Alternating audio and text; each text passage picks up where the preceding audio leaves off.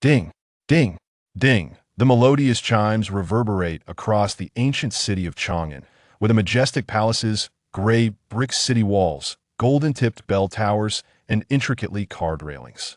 Harmoniously reflect the splendor of the Han and Tang dynasties, as if resurrecting 1,000 years of history. Yet, the elegance of countless generations and the prosperity of millennia have dissipated into the endless expanse of time, leaving only remnants for future generations to mourn. The rise and fall of civilizations. As we exit the old city gate, the view transforms dramatically, liberated from the constraints of the walls. Towering signal towers pierce the clouds, while flights traverse the skies in the distance. A jumble of skyscrapers, staggered elevated roads, and a ceaseless network of highways come into view. However, amidst this modernity, the melodies of traditional instruments and the sounds of celebration are replaced by the clamor of traffic. At the Guantang interchange, in a speeding business vehicle, a police officer in uniform, seated in the front passenger seat, catches a glimpse of his reflection in the towering glass facade of a nearby building. Instinctively, he withdraws his gaze and slowly rolls up the window. As it closes, he hears a voice from the back seat expressing a sentiment. The morning bells and evening drums scarcely reach the ears. The solitary moon and drifting clouds linger long in the heart. It has been decades since we parted. This city is so substantial that I find it difficult to accept the high-tech zone. The speaker is a middle-aged woman in plain attire, her conventional suit indicative of a civil servant's rigidity and formality. However, she seems to be a superior, as the officer in front turns back with a smile, saying, "In our local dialect, we have a more vivid expression. Chang'an has a bell tower, half of it inserted in the sky. Professor Sun, if you have some free time, I can take you to see the bell and drum tower. It has been beautifully restored, albeit a bit crowded. With your esteemed position, I dare not take advantage of public affairs for personal gain. Besides, this is my hometown. I am so familiar with it that it feels rather ordinary." The middle-aged woman replies with a smile. Seated beside her is another middle-aged man, his square face and robust features typical of a northerner. He seems to be suppressing a craving for tobacco, reaching into his pocket only to hesitate and withdraw his hand upon noticing the woman beside him. The officer in uniform is Sun Shaoshuang, the deputy director of the Chang'an City Public Security Bureau. Early that morning, he received a task from the provincial office to accompany Chief Sun Shaoshuang of the Public Security Brigade in observing various public safety control nodes in the city. However, he finds it peculiar that an unfamiliar Ms. Sun has joined them without any introduction, which leaves him feeling somewhat perplexed. As the vehicle approaches the elevated exit, Ms. Sun curiously inquires, "Chief Su, the coverage of the Tianwang surveillance system in Chang'an must exceed 80%, correct?" "Just barely, if we exclude the shanty towns and the old city," Chief Su replies. "What are the results?" Ms. Sun asks. Compared to before, the case-solving rate using video detection technology has increased by about 30%, while the incidence of double robbery cases has decreased by 20%. The results are indeed significant, however. Being a tourist city, when visitor numbers surge, the crime rate tends to rise as well. There will never be enough police force. Chief Su sighs, his face reflecting the weight of years in law enforcement, with deep furrows etched onto his forehead forming a pronounced Chan character. Curiosity piqued within Deputy Director Run as he pondered the presence of guests from the provincial department, questioning whether they would genuinely concern themselves with such minor criminal cases that he inquired, "Director Su, what precisely is the situation? Has a major incident occurred?" "Ha! On the contrary, you are thinking too grandly," chuckled Director Su Shaoshuang. Has a rogue tour guide taken advantage of a visitor?" Deputy Director Ren asked, intrigued. Such occurrences were frequent in Chang'an, where unscrupulous guides often exploited their clients, leading to public outcry or inquiries from superiors, transforming minor issues into city-wide disturbances. Director Su shook his head. "Incorrect. Think even smaller." "Smaller? Could it be that a foreign guest has had their valuables pilfered?" Deputy Director Ren speculated, as such incidents were most likely petty thieves did not discriminate between locals and outsiders. Close. "But we must think even smaller. It pertains to anti-theft operations," Su Shaoshuang replied. Deputy Director Ren audibly paused, seemingly taken aback by the term. As it resonated with his unspoken concerns, he glanced back at the middle-aged woman beside him. Incredulous, as she appeared to starkly contrast with his preconceived notions of someone involved in anti-theft work. Allow me to formally introduce myself. My name is Sun Shaoshuang, a specialist in public safety research. I have been invited by your director Liang to assess the persistent security issues in Chang'an. I hail from the academy, and I hope we can transcend any departmental biases. The organization does not doubt your efforts, but believes we should strive to advance. Further, Director Su, Deputy Director Run, you do not harbor reservations about a mere woman, do you? Ms. Sun Shaoshuang smiled. The two men chuckled, though the meaning behind the laughter eluded them. Su Yujing responded with a smile. How could that be? If you possess effective solutions, we would be most eager to hear them. Your use of the term persistent ailment is quite apartment. I have long wished to be reassigned from this position, yet no one seems willing to take it on. While grand thieves are easily apprehended, the petty ones are much more elusive. With over 8 million permanent residents and more than 2 million transient individuals, during the peak tourist season, daily visitor numbers can exceed 200,000. As a hub of transportation in the Northwest, the surrounding economic development is exceedingly uneven, attracting thieves from neighboring cities and provinces. Unlike coastal regions with abundant opportunities, many laborers here, in time, succumb to a life of crime, Deputy Director Rin remarked, opting for a gentler tone to spare. Director Su's feelings, in old sore, if I may confess without inducing laughter, search online, and you will find that no thieves are as notorious as those here. The ancient charm of Chang'an has been mockingly rebranded as Thief City by netizens, and the existence of thief villages is indeed a reality. This resembles the situations in certain drug trafficking, fraud, or counterfeiting villages. Economic disparity, limited employment opportunities, and rapid urbanization have contributed to a rise in crime rates. But subjectively, we have not been negligent in our duties. Each year, we handle over 40,000 cases of theft, averaging more than 100 cases daily. Yet our efforts seem futile, Su Yujing lamented. What, in your view, is the crux of the issue? Sun Shaoshuang inquired politely and cautiously. In a tone of inquiry, Su Yujing remarked, the rate of recidivism is alarmingly high. Most offenders commit minor transgressions, avoiding serious crimes, primarily targeting the possessions of tourists, such as wallets and smartphones. Most cases do not meet the threshold for formal prosecution at best. They face a few days of detention, only to return to their misdeeds. Some seasoned thieves have been at it longer than I've been on the force, and their new recruits are rising rapidly. Can you imagine the reason behind this? What is it? Sun Shaoshuang inquired with curiosity. It pertains to our enforcement efforts. Consider this. What were once isolated petty criminals, upon detention or custody, are afforded an opportunity to exchange techniques, leading to a rapid proliferation of their methods. Our anti-pickpocketing teams have identified dozens of distinct techniques, and we are currently monitoring a multitude of suspects. Yet, despite our vigilance, we cannot keep pace with their evolving strategies. New methods emerge every month, Su Yujing explained. Such severity, Sun Shaoshuang murmured, her brow furrowing as she recalled. Oh, I remember now. In the report from your division to the provincial office, there was mention of organized crime syndicates. Unlike the traditional definition of gang, these members are randomly assembled. This is a perilous signal. If gangs can also form randomly, it indicates a trend towards organization, specialization, and even professional criminality. This marks a qualitative shift from individual or small gang offenses. Indeed, this is not mere alarmism, Su Yuzhong replied earnestly.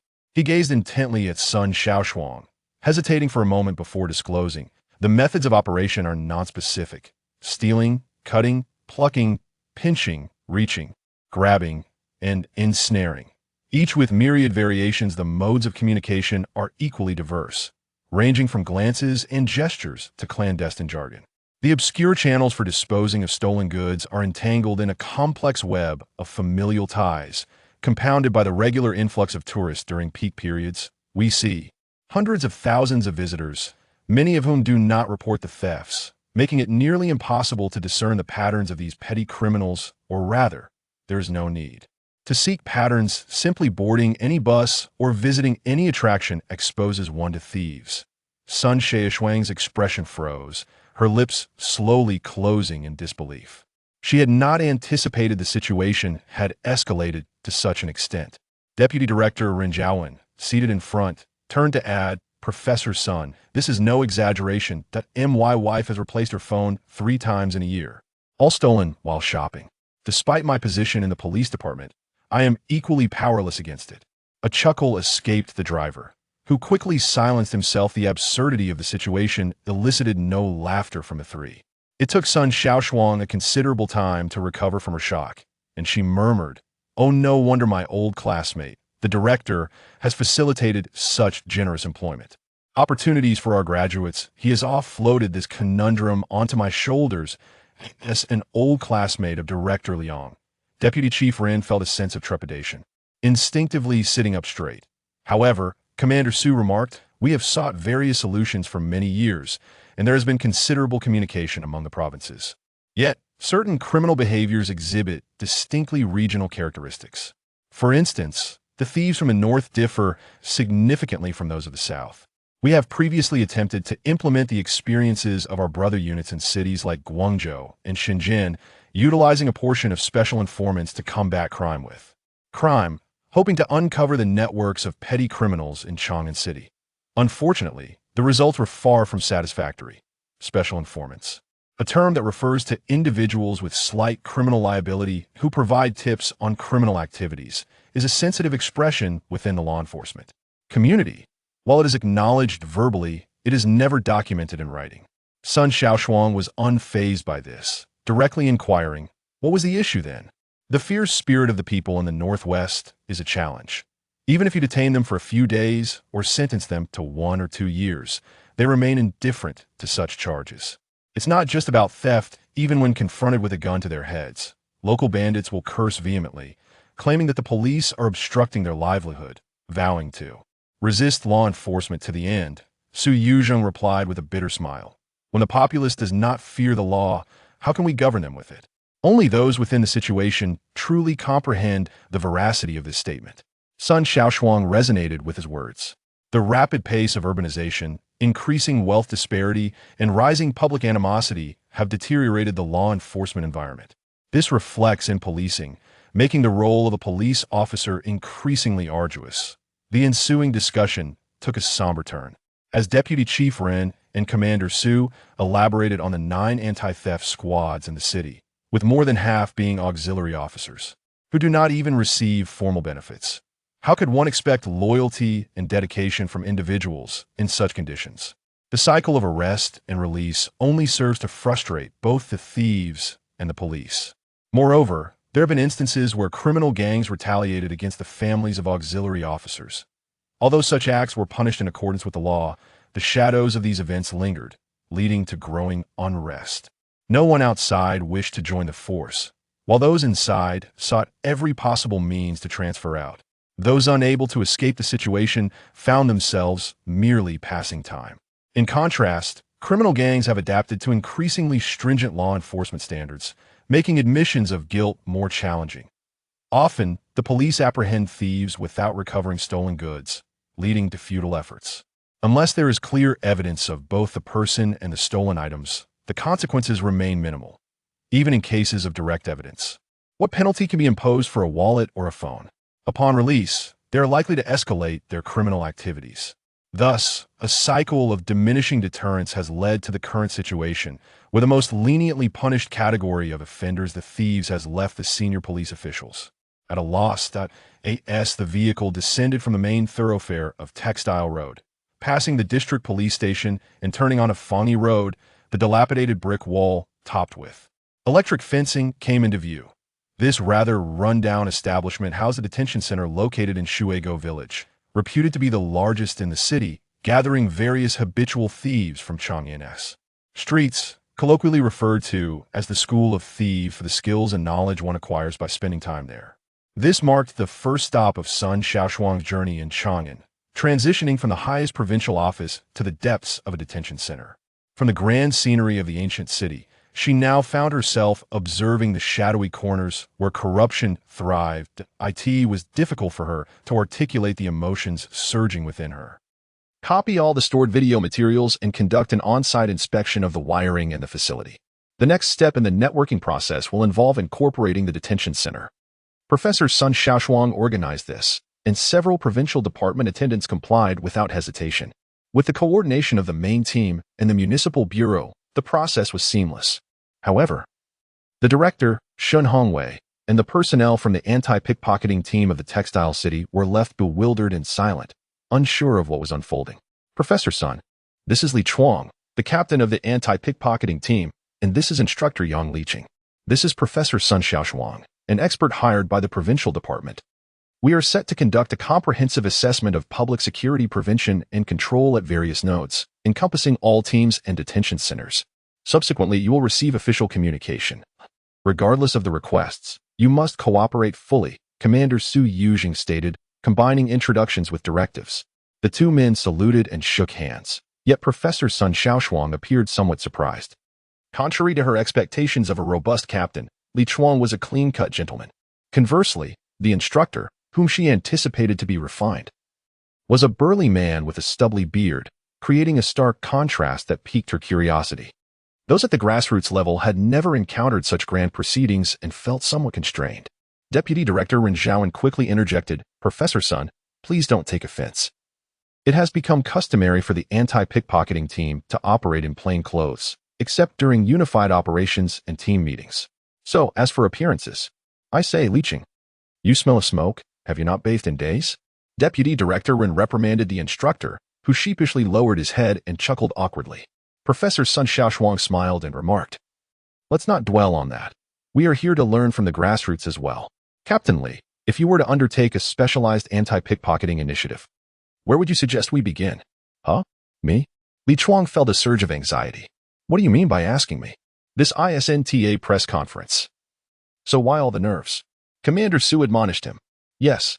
Li Chuang quickly turned to salute, leaving Professor Sun Shaoshuang momentarily forgotten. Su Yuzheng waved his hand, saying, where the leaders are, I will accompany. We must speak freely. You have dealt with thieves for many years. It should come naturally. The authoritative tone of the leader was unmistakable. Professor Sun Shaoshuang interjected with a smile, Captain, we must consider the current level of policing, technical capabilities, prevention and control systems, and our grasp of criminal information comprehensively to provide the provincial department with a report. I want to mince words. You need not be anxious. This is merely our first stop, and there will be many matters requiring your assistance ahead. Not a problem. I'm not nervous about that. Professor, what specific information are you eager to learn? Li Chuang regained his composure, quickly warming to the affable demeanor of the female leader. Certainly. I am interested in the behavioral patterns of this group of suspects, studying the transition from individual to collective behavior, from randomness to regularity, is our primary focus. Professor Sun Shaoshuang explained. That's simple, Li Chuang replied, a look of realization dawning upon him. You should ask Director Shen. Huh, how would I know? Director Shen Hongwei, who had intended to remain a silent observer, was taken aback, glaring at Li Chuang for shifting the responsibility onto him. Li Chuang chuckled, to put it simply. Behavioral patterns are just habits, aren't they, Professor Sun? Indeed, she affirmed. Sun Shaoshuang felt a sense of delight, subtly perceiving that this captain possessed a higher level of understanding than others. Once affirmed, Li Chuang remarked to Director Shen, that's quite simple, Director Shen. If you monitor what these individuals are doing during their break, you'll have a fairly clear picture. Sun Shaoshuang then inquired, shall we also review the footage from our team's law enforcement cameras? Indeed, the young man is quite clever, Sun Shaoshuang praised. Please, this way. Li Chuang led Sun Shaoshuang toward the monitoring room. Shen Hongwei lagged a couple of steps behind, deliberately moving closer to Captain Su, and quietly expressed his discomfort. Captain, is this appropriate? What's wrong? Is there anything inappropriate? Su Yuzheng reprimanded. I have no issues personally, but we're dealing with a rough crowd here. When they're working, they can barely pass for decent people, but when it comes to resting, none of them act like civilized individuals. Our guest is a female leader, Shen expressed with concern. Execute the orders. Spare me the chatter, Su Yuzheng retorted, cutting off further discussion, leaving Shen momentarily stunned. Ren Zhaoan placed a reassuring hand on Shen's shoulder, whispering, if the lady is unfazed, why should you be? Really? Shen was momentarily taken aback, then mechanically led away. In truth, certain unspoken truths existed within the system. Both Captain Su and Deputy Director Ren shared a common mentality. Failure in anti-theft operations tarnished their reputation, a festering wound. However, if such matters were resolved by external hands, it would result in an even larger scar in the future.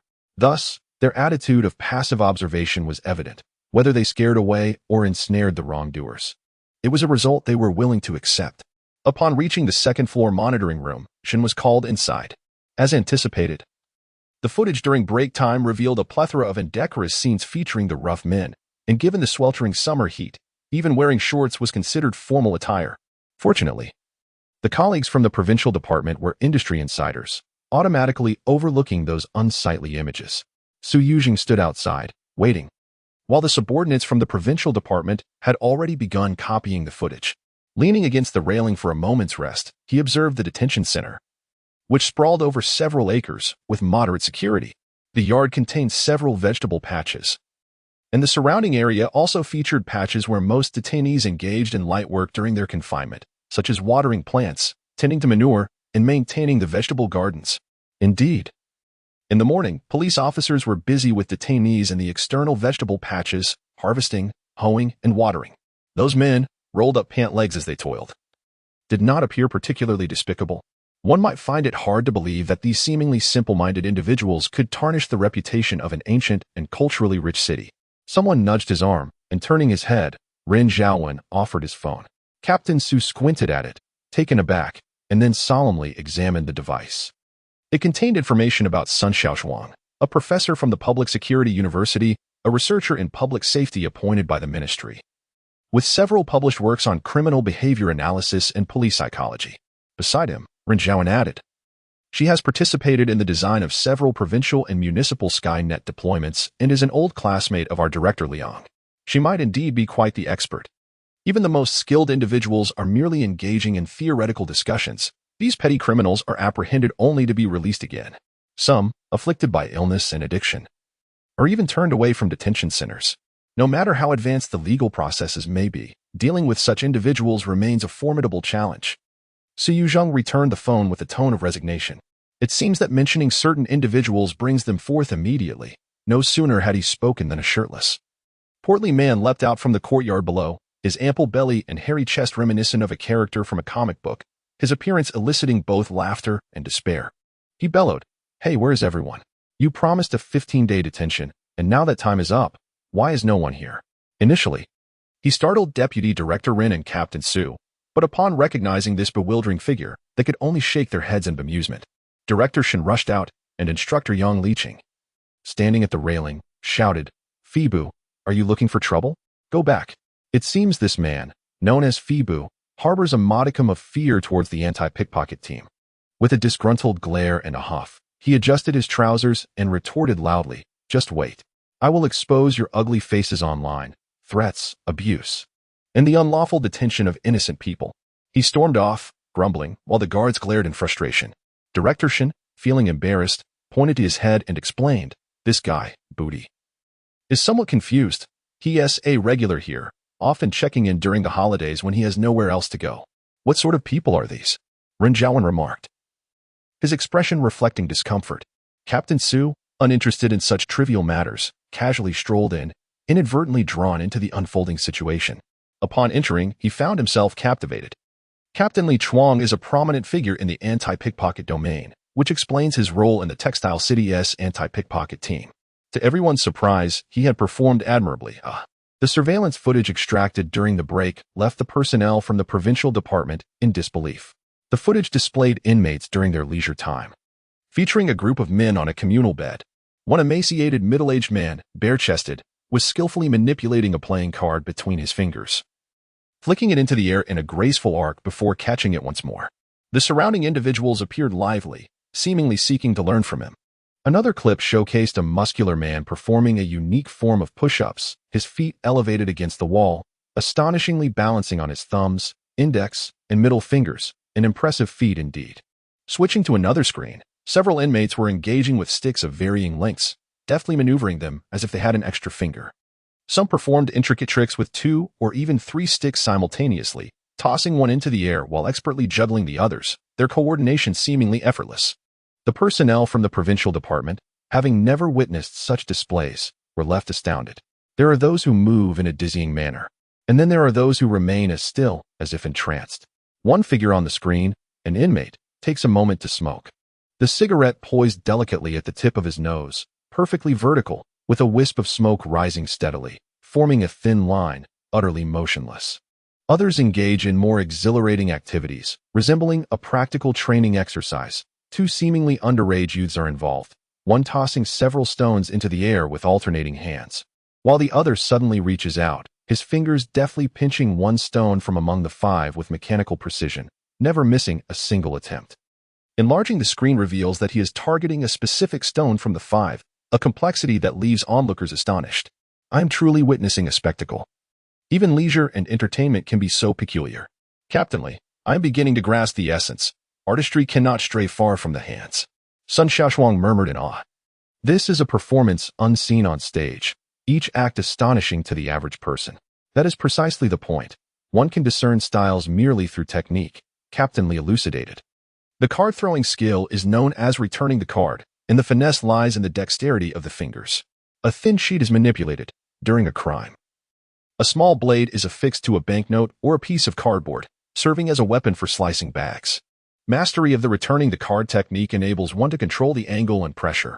An experienced thief, in a lightweight summer shirt, can slice through a victim's clothing without harming their skin, leaving them completely unaware. Oh, Sun Shaoshuang and the 5 or 6 senior officers accompanying her gasped in astonishment. The act of balancing something akin to half a chopstick is, in essence, akin to the use of tweezers. Captainly pointed out to another area. Observe their stick-handling technique. When perfected, it appears as if the stick is glued to their hands, ensuring it will not slip under any circumstances. If they were using metal tweezers, they could accurately poke at a fixed point. Anything placed in your pocket, once touched by the tweezers, whether prodded, lifted, or pinched, could be stolen. Is that what the stone handler is using? Sun Shaoshuang inquired, illustrating a scissor gesture with her fingers. Indeed. Their duel is termed two dragons fighting for pearls, where they wager on pinching a specific stone from the 5. Any mistake counts as a loss, Captainly explained. Another curious officer interjected, is the 3-fingered method for doing push-ups also a way to train finger strength? Yes, those who rely on tools are considered the lesser tier. True mastery lies in those who can steal using only 2 fingers, marking them as the genuine thieves in this profession, Captainly affirmed. What of the cigarette perched on the tip of the nose? Does it hold a particular significance? Sun Shaoshuang asked. He is practicing his vision and composure. It is not readily apparent which technique he excels in. A true expert is someone who can remain utterly still, while novices often succumb to nerves, exhibiting rapid heartbeats or unusual expressions during a crime. Much of our judgment relies on discerning their gaze, but at a certain level, it becomes imperceptible to anti-theft personnel. As is the case with this individual, Captainly noted. Everyone focused intently again, and after what felt like several minutes, the man remained utterly still. The cigarette nearly burnt out, with a long trail of ash and the thin wisp of smoke still rising, resembling a statue, having not moved an inch. Hee. Does it not sound akin to a martial arts novel, where only those who have reached the level of being as still as a wooden chicken are considered masters? A male officer exclaimed, utterly devoid of mockery. It is quite so. Seasoned pickpockets blend seamlessly into the crowd, entirely imperceptible. They do not glance furtively nor cast erratic glances. They require no cover at all. Instead, they search for the opportune moment, and in the very instant they strike, they deftly evade the majority of witnesses' gazes and surveillance cameras. Leaving no trace behind, Li Chuang remarked. Then how did he end up apprehended? Sun Shaoshuang interjected, expressing her skepticism. Is being caught considered mastery? Li Chuang chuckled softly, a knowing smile crossing his face. This carries profound implications, he replied. Instructor Yang Liqing interjected, we apprehended a fence last week, who divulged his identity. His nickname is Ash. His real name being Shi Xiufeng, a notorious figure within our ranks. He has been a thief for 21 years. Having been confined in a juvenile detention center since the age of 15. His longest stint in prison lasted 3 years, and he is often captured once or twice annually.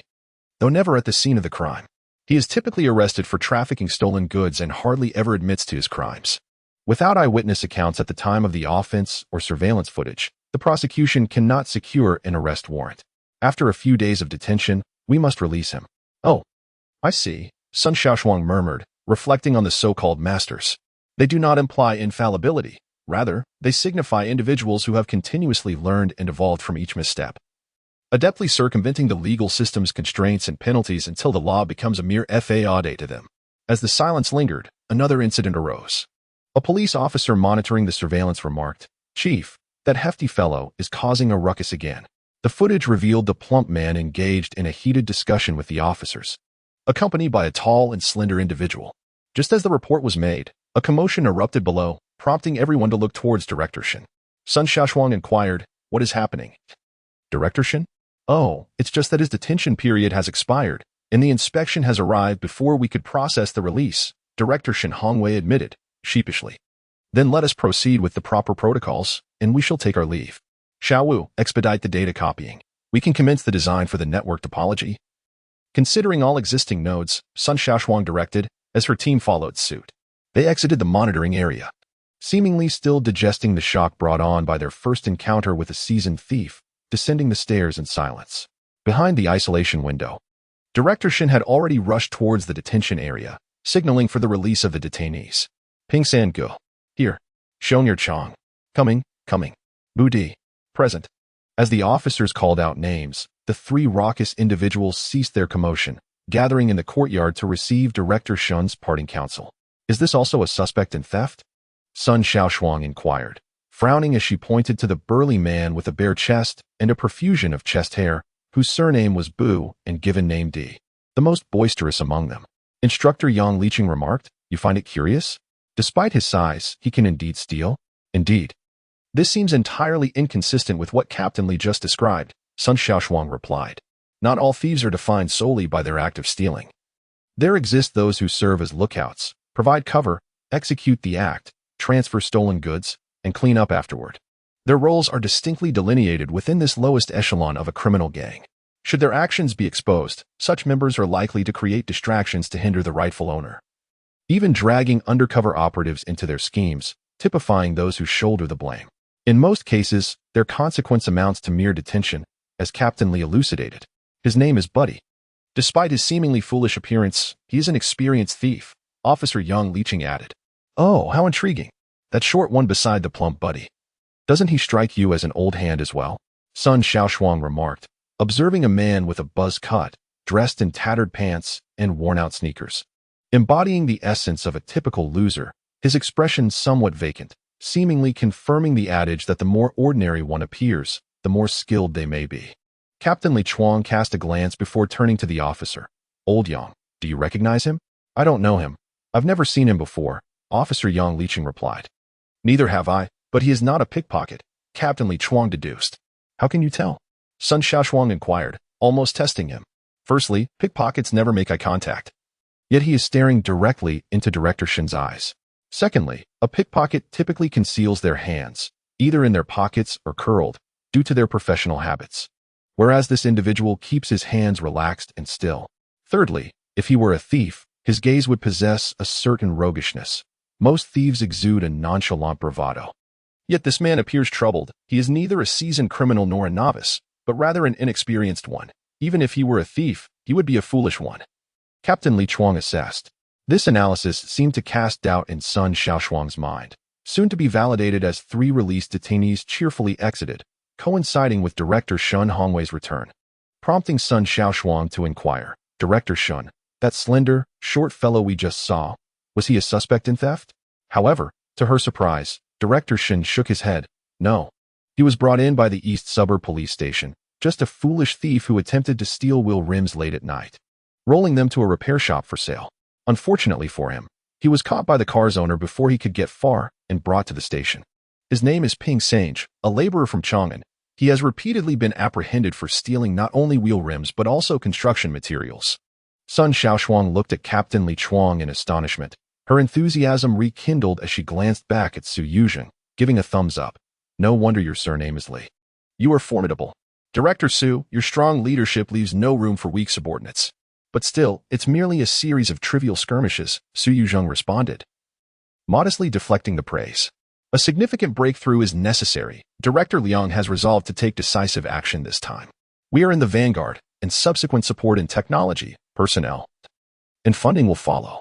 Upholding public sentiment, tackling minor cases, and establishing a positive image are our central strategies. When urban security falters, the populace's sense of safety diminishes, and discussions of happiness indices become futile. We must take action," Sun Shaoshuang asserted, her eloquence providing a needed boost of confidence. The meticulous documentation and monitoring of key points proceeded swiftly, marking the first leg of their mission.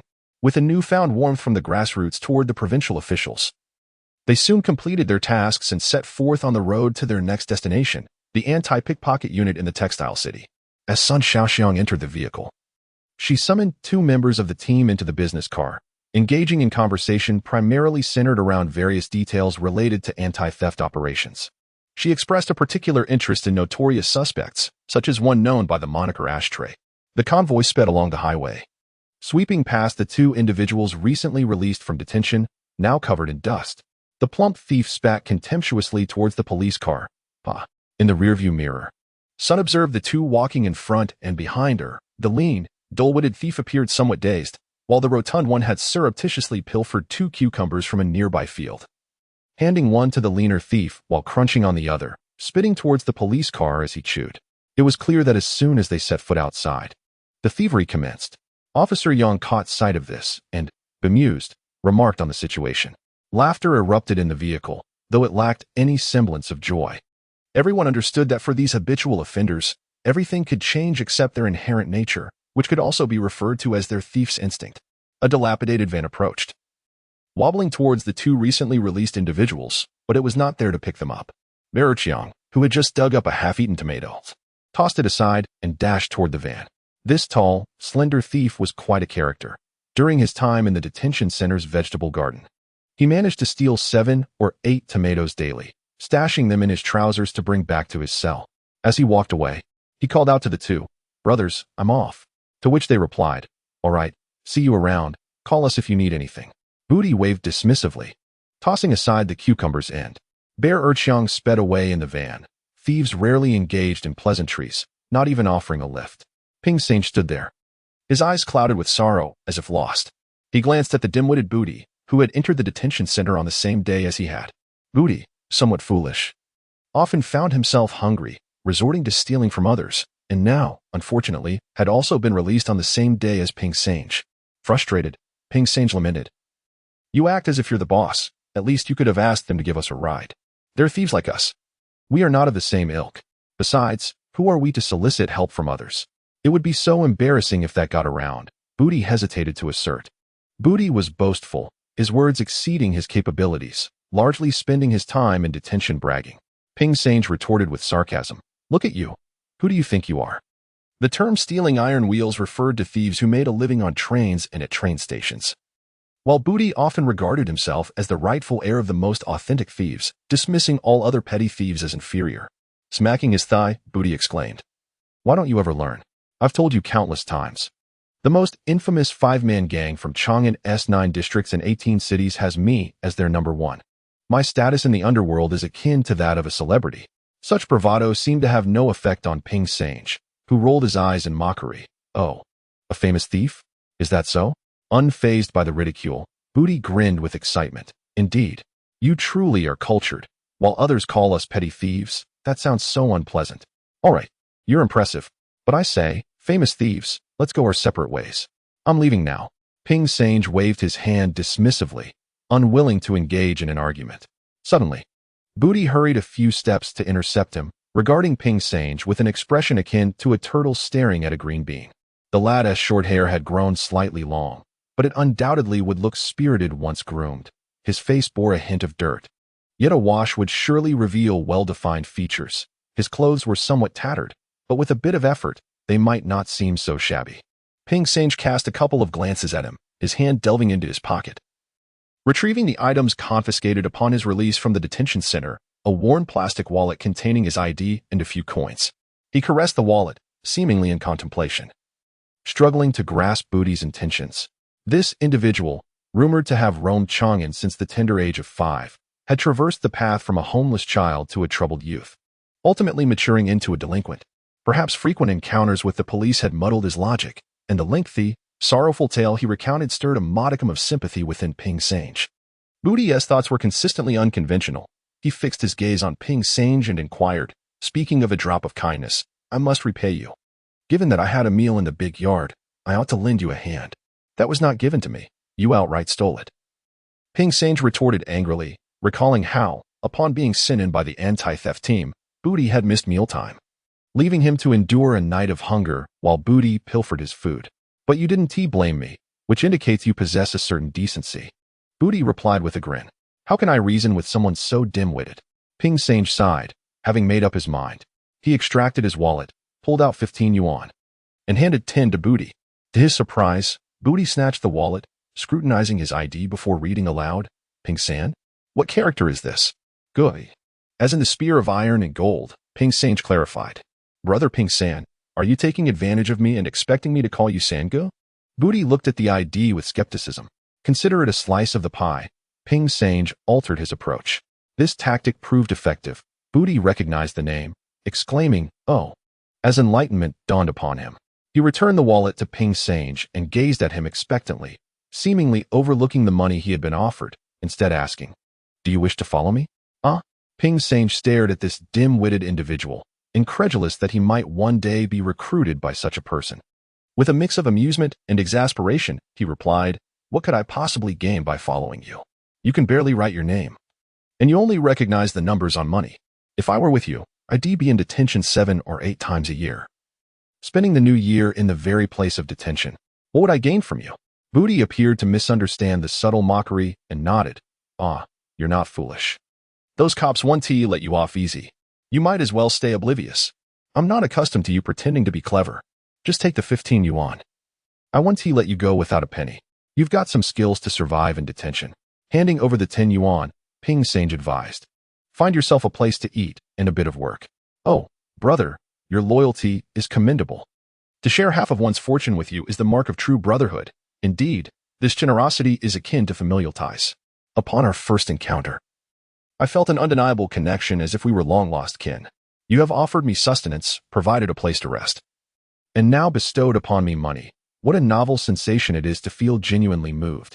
With exaggerated gestures of gratitude, Booty clutched the money, dramatically pressing his hand to his chest as if he had been robbed. Ping Sange, agitated, turned to leave, only for Booty to cheerfully follow him. Could you cease your incessant nagging?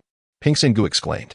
I offered you a place to sleep not out of kindness, but because your snoring and flatulence made it unbearable for me to rest. I pity you, but when we return to the city this afternoon, I cannot fathom how someone of your size could faint from hunger on the street. How can one so portly aspire to a life of crime? I have told you before, my superior says that those who steal with their hands are mere petty thieves. It is those who employ cunning and intellect that are the true masters. Booty, clearly indoctrinated, spoke with reverence of his leader. You pursue your mastery while I seek my livelihood, Ping Sange replied, exasperated. The tasks you undertake are suited only for fools. Laboring to remove a tire for sale is a fool's errand. To be caught in such a foolish act, I've never encountered a thief so inept. Booty retorted. Then, pray tell, how should one proceed? Why not simply steal an entire vehicle? Ping Sange shot back. The suggestion left Booty momentarily speechless. Indeed, if one were to steal a car, where would they go afterward? They would soon find themselves in a detention center, subsisting on state provisions. Forget it, Ping Sange decided, shaking off the burden of Booty and hastening his pace. As he glanced back, he saw Booty standing there, seemingly dejected. With gritted teeth, Ping Sange resolved to abandon this encumbrance and dashed away. This scene did not linger long, for soon Ping Sange returned, breathless, and pointed an accusing finger at Booty. Booty, still grinning foolishly, tossed a plastic wallet back to Ping Sange. At that moment, silence spoke volumes. Ping Sange, typically vigilant, looked into his pocket but could not recall when Booty had pilfered his wallet. Yes, that foolish demeanor serves as a natural disguise. Who would suspect a person so corpulent and simple-minded? I have been navigating the streets since I was 5, with your level of incompetence. You would be ruthlessly victimized on Chang'an Street. I merely wish to offer you guidance, yet you have the audacity to bite the hand that offers assistance, mistaking kindness for arrogance. Booty gleefully proclaimed, what skill does it take to take from a pocket with such a gaping hole? Ping Sange, still unyielding, replied. Perhaps you won't learn until faced with dire consequences. Given your decent character, I shall extend my help. After all, you emerged empty-handed.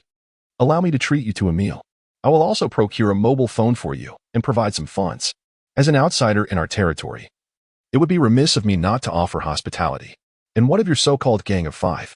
Once released, they do not even come to collect you. Ping Sange scoffed, remarking that the capabilities of such incompetent allies were all too predictable. Typically, it was I who aided others, while those who sought to assist me were met with my indifference. I am a person who may lack decorum and even intellect, but I am not indebted to anyone. Come with me. I have a friend nearby who runs a business. Let us dine at a restaurant first, he said. With that, Booty strode away, sleeves flapping. Pingsan surveyed his own attire, a tattered shirt with a gaping hole, shoes that exposed a toe, and a stomach that grumbled ominously with hunger. Resolutely, he decided to follow Booty, who, after all, might be a kind of benefactor and perhaps had acquaintances nearby who would treat them to a meal. With such bravado, he could not be merely bragging. After a brief walk, they arrived at Siyun Amusement Park, a modest tourist attraction in the eastern suburbs, surrounded by a myriad of restaurants. Booty led Pingsan into the largest establishment, aptly named the Northwest Grand Restaurant. Its rustic tables and chairs, bold decorations, and coarse ceramic pots for cooking created an atmosphere that was both inviting and hearty. The aroma of beef and lamb wafted through the air, enticing the two men who had recently endured a fortnight of prison food. They ordered an array of dishes: fragrant beef, stir-fried lamb, boiled grass fish, and several servings of free-range chicken, devouring it all with abandon. Even in this lively dining establishment, the two appeared particularly conspicuous, as a third of the meal was consumed. Their previously suppressed appetites were unleashed, and their pace of eating slowed. The rich, fatty foods brought them to a state of blissful contentment, allowing for conversation to flow. Pingsan, gnawing on a chicken leg, inquired of Booty, "Booty, I'm surprised you have a friend who owns a restaurant. Surely opening a place in such a tourist area requires a significant investment? Do I look like someone who can calculate expenses?" Booty retorted, rolling his eyes, clearly perturbed by the question, which he deemed overly complex for his intellect. "Fair point." Pingsan chuckled awkwardly, shifting the topic. "We only have 15 yuan between us. I feel embarrassed to let someone else pay for this meal. Are you two particularly close?" As they finished their meal, a twinge of guilt crept over Pingsan. Booty, scooping up another piece of fish, remarked, "Look at you, discussing money while dining with a friend. Such talk will surely offend him. Eat up, eat up." "Ah," Pingsan replied, returning to his meal. Fortunately, it was summer, and their attire did not seem overly outlandish. Still, two young waitresses at the bar were casting glances their way, giggling, spending too much time among the lower classes. Pingsan had grown accustomed to the disdainful looks and sneers of others. Licking his lips, he averted his gaze in mild embarrassment. "What did you do before?" Booty suddenly asked. "What is it to you?" Pingsan was taken aback. This corpulent fellow fluctuated between moments of clarity and bouts of foolishness, often leaning towards the latter, catching others off guard during his moments of lucidity. "You weren't a street thug," Booty remarked, peering sideways with a knowing expression. Pingsan paused, as though recalling painful memories, and sighed softly, "Of course not. Do you believe I attended university? What is there not to believe? You clearly look like someone who spent too much time in school and became a bit foolish," Booty smirked. "You figured that out?" Pingsan replied skeptically, unable to discern whether this man was being facetious. "Of course. Do you think I would rob someone else when I could choose you?" Booty jested. "Why?" In an instant, Pingsan's sympathy for this fellow evaporated. How easily he is bullied. With a gleeful and mischievous smile, Booty, now invigorated and well-fed, leaned toward Pingsan and proclaimed, "In this world, one must possess keen insight. Think of it this way. It's akin to stray dogs encountering one another. When they bark and lock eyes, the one who flinches first is invariably pursued and bitten by the others. The moment I laid eyes on you, I immediately discerned what I could seize from you."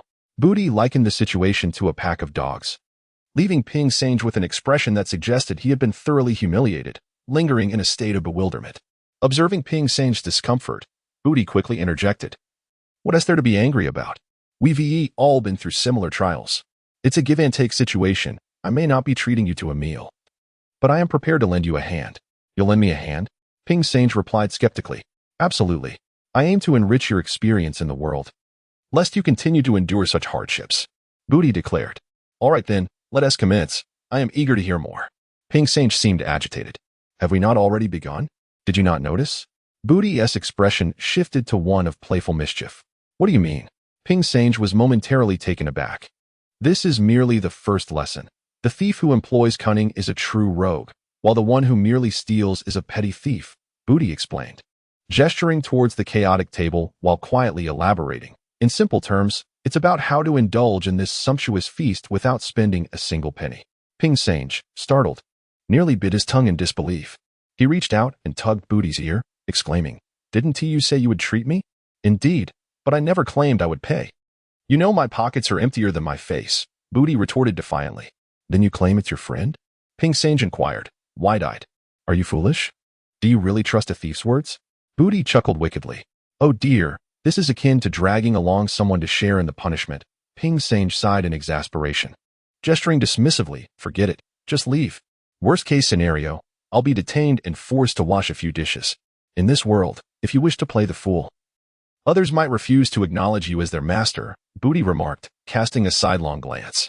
In that moment, Ping Sange realized Booty was eyeing the surveillance cameras, one at the entrance, one behind, both out of sight, but there was another angle behind him.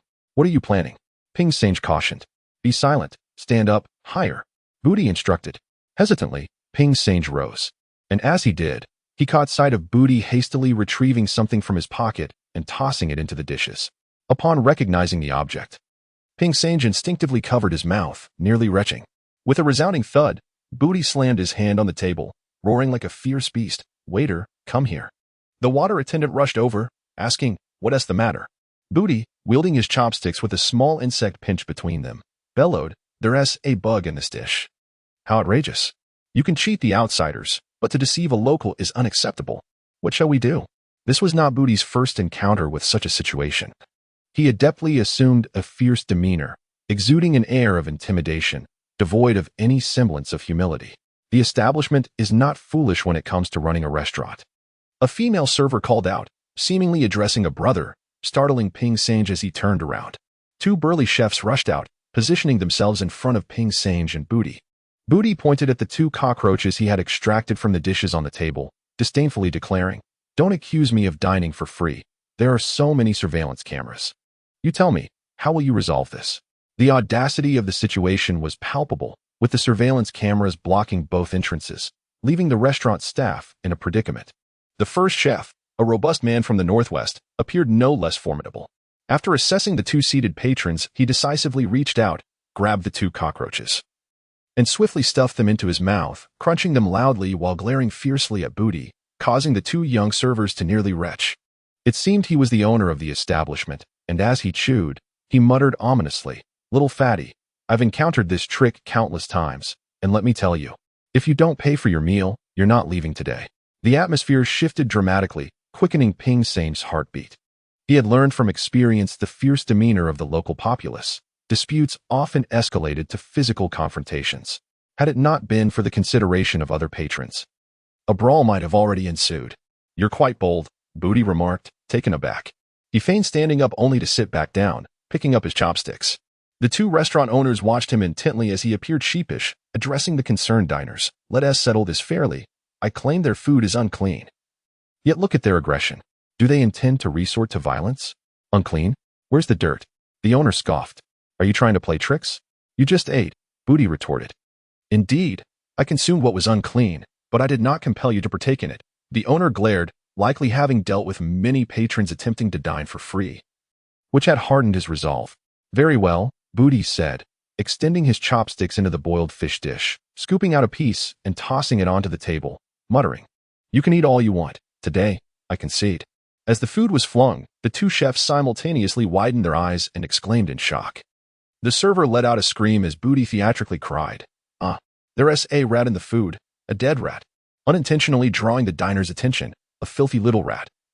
Its body smeared with greasy residue, lay at the edge of the table, possibly poisoned. The sight made the patrons cover their mouths, and Booty shouted, Look, there's a dead rat in their dishes, and cockroaches. You see this? You think you can intimidate us? Come on. The restaurant staff were not naive. One quickly covered Booty's mouth while the other chef, acting swiftly, wiped the dead rat from sight with his apron. Booty continued to struggle, prompting the owner to urgently declare, This meal is on me. This statement was pivotal. Once released, Booty stood up, gesturing, Why didn't you say so earlier? Look at how righteous I am. I want to swindle you. I'm leaving. Ping Sange hurriedly quickened his pace to follow, trailing behind Buddy as he strode out of the shop. Inside, chaos still reigned, with the two shopkeepers wearing forced smiles to appease the patrons, their frustration evident as they watched the two gluttons saunter away. The marketplace is a tapestry of myriad faces, while within the police force, the scene is perpetually uniform. The blue and white walls, police vehicles adorned with red and blue lights, and the bustling officers create a vivid tableau at the anti-pickpocket unit. Situated in the midst of Textile City, this location serves as the second stop for the provincial delegation, who, after inspecting the petty criminals in the detention center, now observe the anti-pickpocket team, almost sensing an uncanny resemblance between the officers and the thieves, as if they were cut from the same cloth. Their uniforms are conspicuously absent. Instead, they don vibrant colors, some with hair dyed in an array of hues.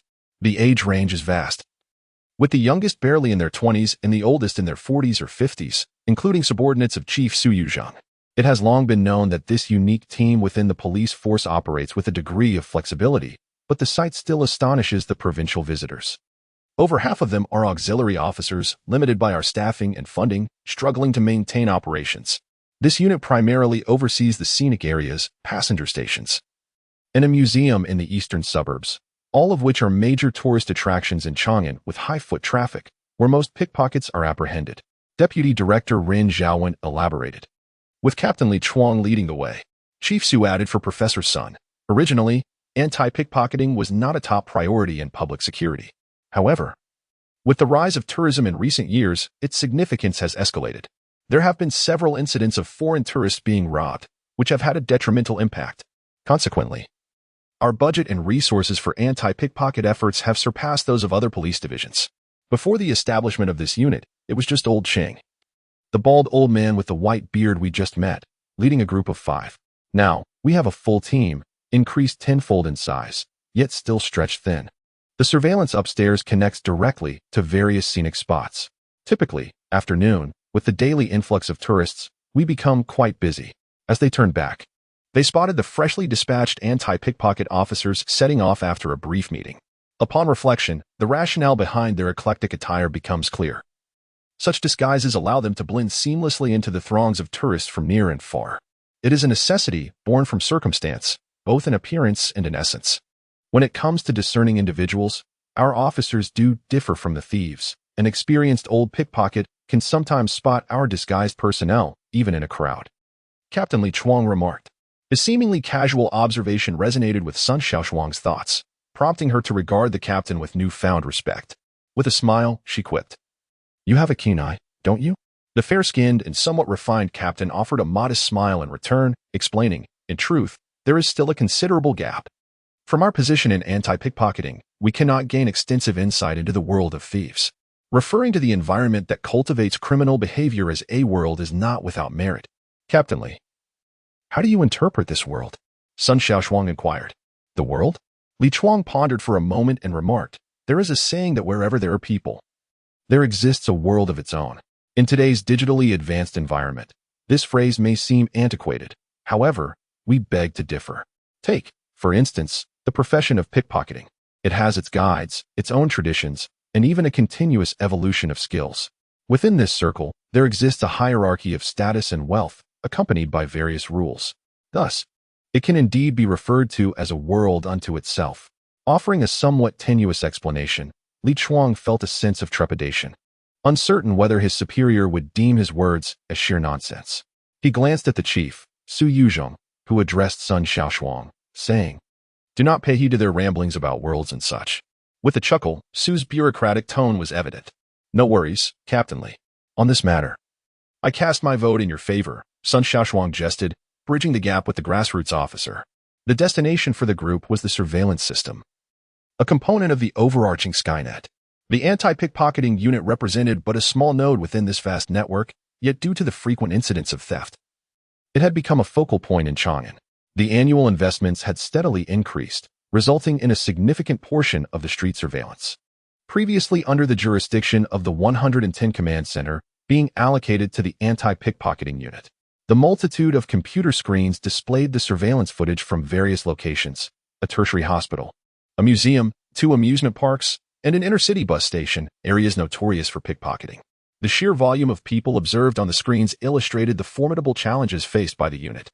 In the densely packed museum, buses lined up 6 rows deep, with tourists from all corners of the nation waiting in long queues. Even with the keenest of eyes, one would struggle to discern the pickpockets concealed within the throngs. As they familiarized themselves with the unit's outdated network topology, they copied the database of suspected individuals.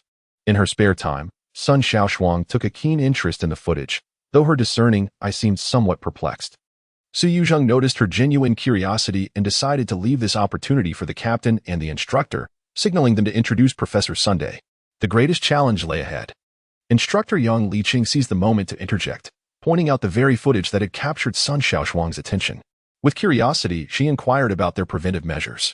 The first task for our deployed officers is to familiarize themselves with known pickpockets. Should the surveillance detect any suspicious activity, an alert is immediately triggered. The museum's security also collaborates with us to address incidents swiftly. Typically, I implement a strategy dictated by the headquarters and city bureau, utilizing a model of one reconnaissance agent and 2 undercover operatives, all in plain clothes. Once a theft is suspected, we promptly follow up. The observation points vary daily, sometimes we are stationed in vehicles, other times atop the museum's floors, Instructor Yang elaborated. Sun Shaoshuang appeared to deliberately challenge him, questioning, yet, the incidence rate remains alarmingly high. Have you investigated the reasons behind it? There are myriad factors at play, making it difficult to pinpoint a singular cause, but the most apparent issue remains unresolvable. The instructor replied, Are you suggesting that the sheer volume of foot traffic is the problem? Sun Shaoshuang probed further. Indeed, it far exceeds the receiving capacity of the museum. Given the population and police force ratio in this area, it is simply insufficient. The instructor spoke softly. This is a prevalent issue. We are here for that very reason. The upgraded Skynet system will introduce a visual search warning function to enhance your anti-theft efforts. Once the suspect database is established, any appearance of these individuals in your jurisdiction will trigger an immediate alert, whether at public transport stations, police checkpoints, or traffic surveillance cameras. Detection will lead to matching. Sun Shaoshuang remarked. Oh, that is splendid. It will save us considerable manpower and resources. The human eye ultimately cannot rival the technological eye.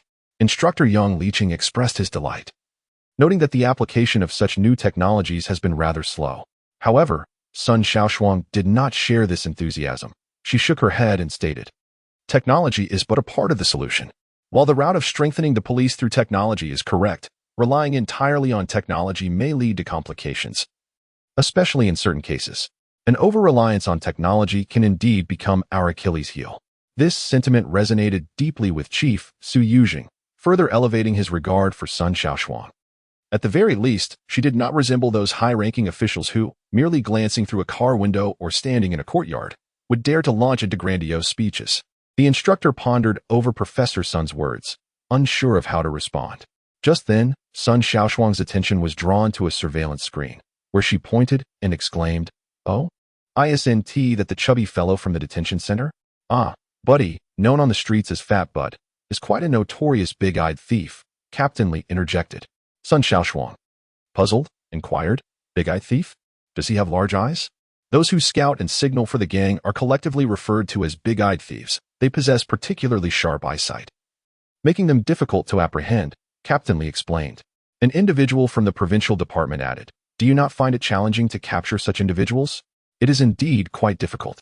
Such suspects typically do not engage in direct criminal acts. They are often used as fodder by their criminal organizations, having nowhere else to go. Capturing them conveniently allows us to provide them with sustenance and shelter, Captain Li replied, wearing an expression of resignation. And what is this individual called? Are they planning to steal something? Sun Shaoshuang asked, as everyone observed the 2 individuals, a stout man and a slender one, strolling in the Tsueyun amusement park, clearly not behaving in a proper manner. His surname is Ping, known for stealing car wheels. He is currently detained by the local police station, Captain Li recalled. Remembering the novice whom Sun Shaoshuang had previously questioned, his memory was jogged by a glance from Sun Shaoshuang, as if she were testing him. What are they discussing?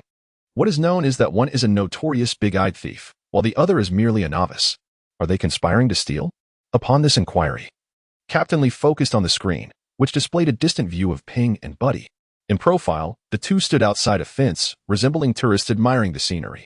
However, what appeared mundane to others revealed much more to Captain Li. He contemplated, the 2 seemed to trust each other greatly, as evidenced by their proximity. It was not a theft in progress, but rather a possible recruitment, what they referred to in their circle as delivery. Occasionally, they seek out drifters or other transient individuals to bolster their ranks. Individuals like Fat Bud, who rely on their keen eyesight to earn their keep, would only seek to draw others into their schemes.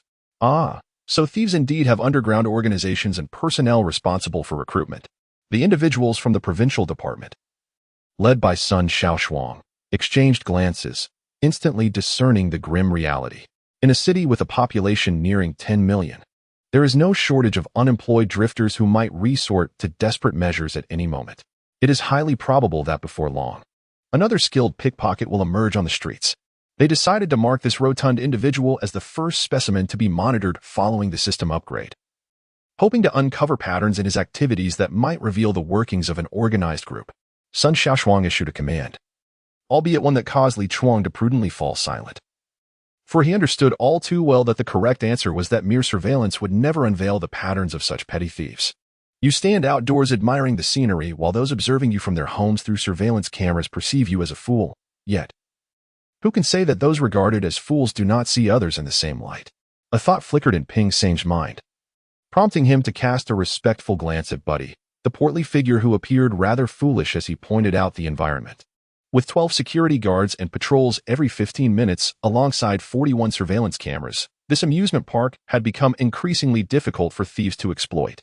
But if that were not sufficient, Buddy continued, look at that individual reading a newspaper by the ticket booth, the couple by the rockery, and the one meandering near the souvenir stand. Can you guess who they are? Who? Ping Seng inquired, perplexed. Undercover officers, colloquially known as flower-faced in the criminal vernacular, Buddy instructed. Ping Seng, feeling a burp rise, replied, so what? Ah, you dolt. I'm teaching you a skill. Don't get caught off guard later, Buddy admonished. Oh, Ping Seng mechanically responded, quickly realizing, wait, what do you mean? Is that person planning to steal something? The notion of theft in broad daylight made Ping Seng anxious. Yet after reconsideration, given the comprehensive monitoring, security, and patrols complemented by undercover officers, it seemed unlikely that theft would occur. Observing the seemingly daft individual, Ping Seng felt reassured. However, he could not help but ask, Buddy, where did the cockroaches and mice in your pocket come from? I caught them. They're not in short supply at the detention center, Buddy dismissed with nonchalance. You're planning to dine and dash, aren't you? Ping Seng queried, bemused. Indeed. It's the truth, Buddy chuckled. Whenever I leave the courtyard, my first meal is always like this. A good horse relies on its legs. A good man on his mouth. To achieve anything without reliance is what makes a true thief. Ha! Have you learned? Why would I learn that? Ping Seng retorted, irritated. Without learning, how can you be a successful thief? For instance, in this situation, if you encounter someone you do not know, with not a dime to your name, yet wish to enjoy fine food and drink, what would you do? Buddy queried. Aren't you a thief? Just steal a wallet, and the problem is solved. Ping Seng replied eagerly, thinking that one must heed the advice of the experts. The expert, however, regarded Ping Seng with displeasure, unable to contain his frustration. You're such a foolish thief. If you attempt to steal here, you'll be apprehended in no time. Look at that individual disembarking from the bus. The one in flowery shorts, he has someone behind him wearing a straw hat. Is that a police officer? Ping Seng asked, alarmed. Fool. It's a thief, Buddy clarified. Booty Dao's eyes sparkled with anticipation, as if he were waiting for this very moment. What moment might that be? Ping Seng glanced around. The two figures, standing several meters apart, resembled a couple of ne'er-do-wells. They were indeed part of the same crew, novices, mere passers-by from the countryside, drawn in to scavenge. The unfolding situation seemed to advance at the pace of Booty's leisurely conversation. Ping Seng observed the two individuals scanning their surroundings, noting how a few plainclothes officers, either intentionally or inadvertently, had fixated their attention on them. Gradually, the two rookie thieves inched closer to the entry line of the amusement park, their demeanor suggesting they were on the hunt for a target. Are you waiting for this opportunity? What are you planning? To catch a thief? Ping Seng inquired, perplexed. Fool. We are thieves ourselves. Why would we catch anyone? Booty retorted. Indeed, we are thieves. What is so remarkable about that? Ping Seng questioned. I'm looking for a chance to sneak into the restroom, but I fear those plainclothes officers might spoil my plan. I need to find a phone to call the boss, Booty murmured, revealing his intention to pilfer a mobile device. Ping Seng cautioned, Fat Booty. Don't get into trouble right after we've just come out. Stealing a phone is futile. They all have lock screens. You don't honestly believe your intellect could decipher a passcode, do you? Thus, one must seize the opportunity when a phone is in hand, Booty replied. How could that be possible? Ping Seng struggled to comprehend this reasoning. You're foolish. Don't be obstinate. What can one accomplish in a restroom stall? Isn't it just playing on the phone, sending WeChat messages, flirting, or snatching red envelopes? Those two have already made their move, Booty said. His gaze fixed on the direction of the entry line. Ping Sange turned back, only to realize that the plainclothes officer's Booty had pointed out were indeed closing in. Suddenly, the officer reading a newspaper shouted, and several seemingly inconspicuous individuals swiftly subdued a thief on the ground. The thief, who had attempted to make a run for it, was blocked by a group of men emerging from a standard Santana, who quickly surrounded him and brought him down as well. The scene unfolded with the criminals apprehended, and the undercover officers promptly withdrew, while the security personnel busied themselves with crowd control. Meanwhile, Booty and Ping Sange had entered the restroom, where Booty picked up a mop, haphazardly wiping his face with a towel he found, and turned on a faucet, stealthily moving into one stall after another. Attention, dear visitors, there's a burst pipe. Please watch your step for any water that may have spilled, he exclaimed, and indeed, there was water. As he pressed the mop into one stall, water gushed forth. He knocked on the door, calling out, "Visitor, there's a leak here. Please open the door quickly to avoid getting your shoes and pants wet." It worked. The door swung open, revealing an elderly man who was startled by Booty's half-masked face. However, the man clutched a roll of toilet paper, but no phone. Booty reacted swiftly, pulling down the towel from his face and grinning. "No worries, I'll clean it for you. Please continue." Once the door shut, the elderly man cursed under his breath. But in an instant, Booty resumed his charade, shouting, "Attention, dear visitors." This tactic proved surprisingly effective, highlighting the civility of the tourist area. At the third stall, the door opened with a click, revealing a young man who looked up and said, "There's no leak here. I have my phone." The significance of the leak had faded. He was fixated on his phone when Buddy snatched it and made a swift escape. The rotund fellow darted towards the door, discarding his face-covering towel, and in the blink of an eye, he was gone. In a fit of desperation, the phone's owner, forgetting his predicament, shouted and bolted outside, his trousers still around his knees. With a loud thud, he collapsed onto the restroom's floor, which was already slick with spilled water. Struggling to rise, he realized that his clothes were drenched, and even his undergarments were exposed. As he attempted to pull up his trousers, he suddenly remembered that he had not wiped himself. To his dismay, he found that the toilet paper was also soaked. Meanwhile, plainclothes officers escorted the suspected thief away, while the security personnel maintained order. It seemed unlikely that the stolen phone would resurface from the public restroom anytime soon. This fortunate lapse allowed Buddy and Ping Sang to board a bus leisurely, making 2 transfers and spending a total of 6 yuan. Though Ping Sang was filled with trepidation, he managed to follow Buddy back to the city of Chang'an unscathed. Using the stolen phone, Buddy attempted to make a call, which went unanswered. However, just as they entered the city, an incoming call came through. After answering, Buddy powered the phone off. They had already disembarked on Chang'an Road. Exercising caution, he knew that the unanswered call must have been a callback. Once off the bus, Buddy turned to Ping Sang and inquired, "Did you notice anything?" "I was just keeping an eye out for any pursuing police," Ping Sang replied nervously. He stood up to chase after Buddy, certain he would fall flat on his face, soaked and embarrassed, with no dignity left to report the incident. "What did you observe on the bus?" Buddy glared at Ping Sang, increasingly dissatisfied with him. "I was too anxious to pay attention. What was I supposed to notice?" Ping Sang asked, bewildered. "Damn it, you can't handle this job," Buddy exclaimed, moving Ping Sang aside. He then whistled a few sharp notes, and unexpectedly, a slender figure approached without warning. "What's going on?" the thin man asked suspiciously. "Is pickpocketing on the bus not going well? Did you not manage to snag anything?" "Who the hell are you?" the thin man retorted, feeling insulted by Buddy's insinuation about his skills. "From the 5-man gang, operating in the West District. Here, take this as a handoff. Make yourself a quick 800, Buddy said, displaying the stolen phone. The thin thief gasped, likely assuming it had been snatched from the bus, and suddenly exhibited a newfound respect. However, he maintained his nonchalant demeanor, rolling his eyes. 500, let me check if it's real." Buddy tossed the phone over. The man caught it and pressed the power button. Upon seeing it was a new model iPhone, he quickly turned it off again, glanced around, then pulled out some cash and handed a few bills to Buddy, as they walked one behind the other. Ping Sang was astonished not only by the swift exchange of goods, but also by the unfamiliar trust that allowed such a transaction to occur so effortlessly. Curiosity piqued, he asked, "Buddy, how is it that he doesn't suspect us at all?" "Fool, just look behind you. If you can't understand, then scram."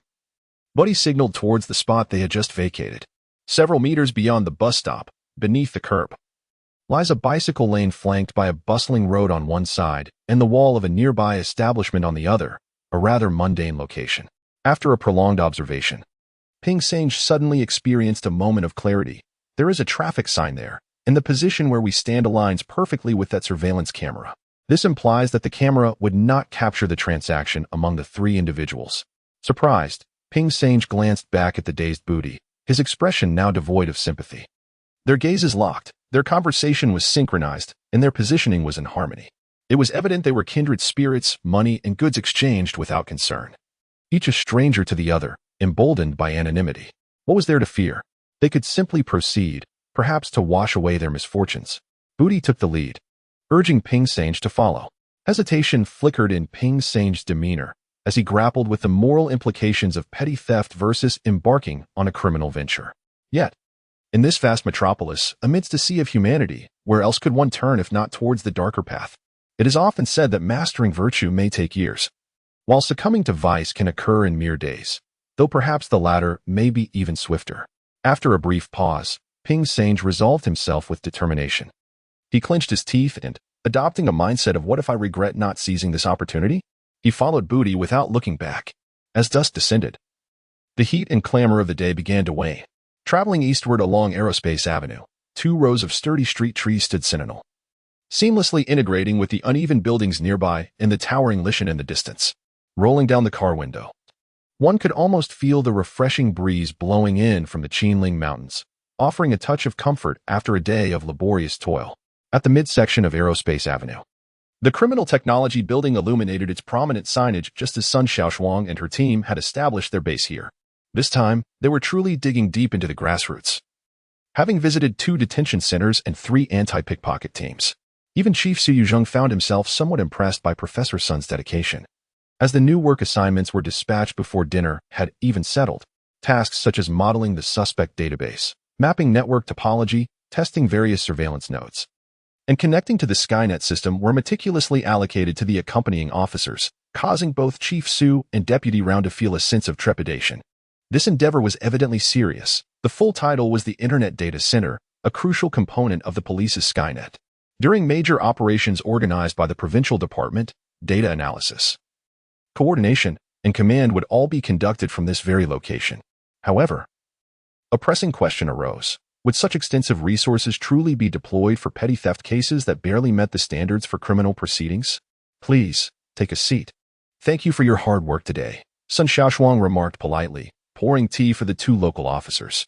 Their curiosity had been piqued, and they hastily denied any intention to dismiss the matter. The ever-inquisitive Su Yuzheng cautiously inquired, Professor Sun, we have indeed received formal communication from the Provincial Department regarding the enhancement of information management. Does this imply that we are now involved in this initiative? In the past, similar technical surveillance communications were merely circulated to our public security team, but this time, we have become the executing unit. Essentially, our concept revolves around embedding an information module within the existing surveillance system, specifically designed for your public security division. This module will primarily focus on inputting data regarding individuals with prior theft convictions, utilizing facial recognition software to enable alerts within a mere 5 seconds, potentially even linking directly to designated police communication devices. Sun Shaoshuang remarked, "Oh, that is impressive." Vice Director Ren Zhaoan expressed his astonishment. Does this not imply that as soon as a thief appears, our emergency services and on-site officers will receive an alert? Indeed, that is precisely the intention, Sun elaborated. The overarching strategy is to establish a comprehensive prevention and rapid response system grounded in the existing Skynet information nodes, supported by facial recognition technology, and extending the capabilities of our emergency services and anti-theft police force. This system aims to address both immediate threats and root causes. As she settled at her desk, Sun activated an interface, and after a brief pause, a blue and white page emerged, titled, Skynet Automatic Alert System.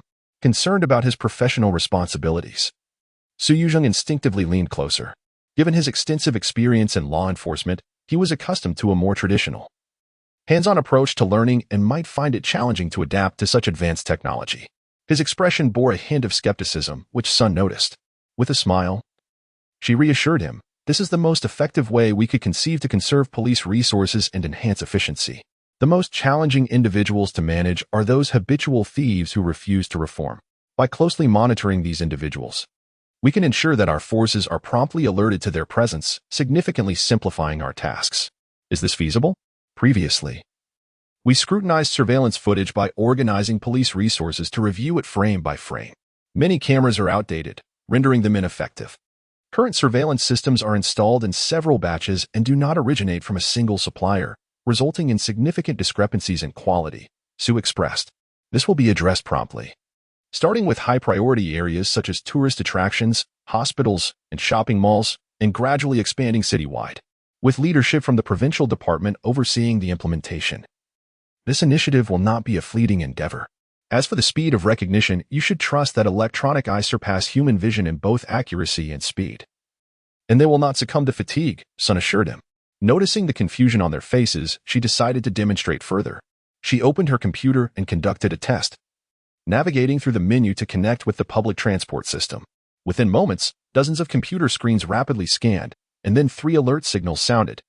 3 selected images were locked in and magnified, corresponding to 2 profiles and 1 frontal scan, revealing the following suspect information. Mao Hongyan, male, 26 years old. Detained for theft in July 2001. Penalized for theft in April 2001. Involved in theft in February 2001. Gao Dajuan, male, 35 years old. Penalized for theft in May 2001. Involved in theft in March 2001. Gong Xiaofei, male, 29 years old. Processed for mall theft by the Taidong police station in April 2001. Involved in theft in 2001. With a simple click of the mouse, facial recognition was matched with the corresponding criminal database, taking just a few seconds. The precision of this matter genuinely astonished Su Yuzheng, as it signified the addition of an omniscient eye to the anti-theft squad. With such insight, one could discern the activities of thieves throughout the city without ever leaving the confines of their abode, an endeavor that would render any effort to achieve less than extraordinary results futile. Indeed, the leadership possesses remarkable foresight. This surpasses the utility of any equipment, Ren Zhaowen concurred. A commendable system can transform wrongdoers into law-abiding citizens, while a flawed system may corrupt even the virtuous. The essence of anti-theft efforts lies not in merely apprehending numerous pickpockets, but in employing our advanced technology and legal frameworks to establish a formidable deterrence, dissuading individuals from committing crimes, ultimately leading them to a state where such actions become inconceivable. Consequently, the entire law enforcement environment undergoes a qualitative transformation, articulated Sun Shaoshuang. This approach is indeed sound. Many citizens may perceive serious criminal cases as distant from their lives, yet minor offenses resonate deeply with the populace. The provincial department's directive this year to address such cases aligns well with public sentiment. For it is these smaller matters that capture the community's attention, Ren Zhaowen remarked. Whether sincere or merely flattering, Sun Shaoshuang smiled, her gaze shifting toward the furrowed brow of Su Yuzheng, the division chief, who appeared to be pondering something, hesitating to voice his thoughts. Sun Shaoshuang pressed, Chief Su. This initiative directly involves you, and we require your substantial cooperation. Let us be forthright. Both your department and ours face numerous challenges, though our issues may differ. Our objectives are aligned. This technical investigative team and its software will ultimately be entrusted to you. Su Yuzheng, seemingly intrigued, fixated his gaze on Sun Shaoshuang, yet refrained from elaborating. She reciprocated his curiosity, unable to comprehend his apparent reluctance regarding this matter, akin to urging a reluctant duck onto a perch. After a brief exchange of glances, Su Yuzheng could no longer contain himself and candidly stated, in all cases, the ultimate determinant of outcomes is not technology or equipment, but rather the human element, which constitutes the predominant factor. Ren Zhaowen was taken aback by this skepticism toward Professor Sun's proposal, as it seemed tantamount to questioning the overarching direction of the provincial department's efforts. If he had reservations, there seemed little necessity to express them so directly.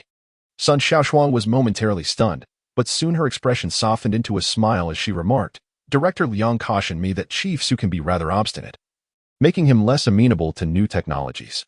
It appears his words hold truth.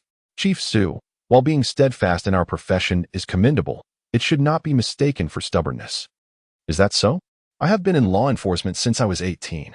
I am now 54, having served for 36 years in our field. Experienced veterans often have valid reasons for their steadfastness. In my view, the so-called wisdom of police officers does not equate to the cunning of criminals, who frequently gain the upper hand, Shaoshuang replied, presenting a theory that seemed at odds with his identity and profession. Is that so? Could you provide me with a rationale? I find myself perplexed by your sentiments, Sun Shaoshuang inquired, intrigued. Let me simplify it for you. If your system can track that notorious thief and reveal his activities today, where he is gone and his current whereabouts, I will wholeheartedly embrace your comprehensive plan, Shaoshuang asserted. Are you referring to that rotund pickpocket, buddy? Sun Shaoshuang exclaimed, surprised that such an inconspicuous petty thief had now entered the discussion for the third time. Indeed, that date is nearly the worst, akin to the moniker Ashen history associated with Xu Feng, whose capture relies not on skill. What is Su Yozheng's principle? Sun Shaoshuang inquired. Perplexed. Coincidence? Luck? Why not give it a try? Observe the heavenly eye and the thief's eye and see which proves superior, Shaoshuang asserted, his demeanor resolute and gaze disdainful. Truly hard to believe. Sun Shaoshuang remarked as she opened her computer, promptly notifying the adjoining cubicle of the testing task. The objective of the newly established information module was to swiftly locate such suspect profiles. Given the extensive surveillance coverage across the city, identifying an individual should be a simple endeavor. Before long, they pinpointed the suspect. From 1420 to 1510, he lingered at the Tsuiyan amusement park, remaining stationary for nearly an hour. Subsequently, footage revealed him entering a restroom, and later, boarding a bus. The search was momentarily disrupted, requiring considerable effort to reconnect, only to discover he had alighted at Chang'an Road. Retracing his steps revealed his puzzling method of transferring buses. Not all buses are equipped with surveillance, and among those that are, many cameras were either malfunctioning or outdated, rendering the captured images scarcely clearer than a mosaic. Continuing the search, the last frame captured was obstructed by a traffic sign, rendering the activities of the recently released suspect, Booty, and another individual indistinct. Further inquiries yielded no results. Yet a backward search unexpectedly uncovered that all images of Booty were mere shadows of the back of his head. The individual he met, accurately identified as a suspect, had a record in the criminal database, revealing him to be a habitual thief. Sun Shaoshuang began to perspire profusely. The mall and bus station yielded no results. She turned to small hotels and street traffic surveillance. If that failed, she would scour the night market and commercial pedestrian streets. Strangely, a figure so distinctly recognizable had vanished from the surveillance footage. This was a facial recognition system capable of processing over 900 frames per second. Even in crowded tourist areas, its accuracy exceeded 90%.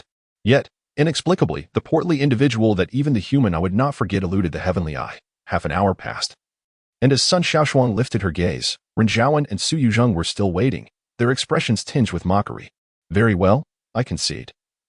Our knowledge of the suspect remains insufficient, Sun Shaoshuang admitted, her earlier confidence doused like a bucket of cold water.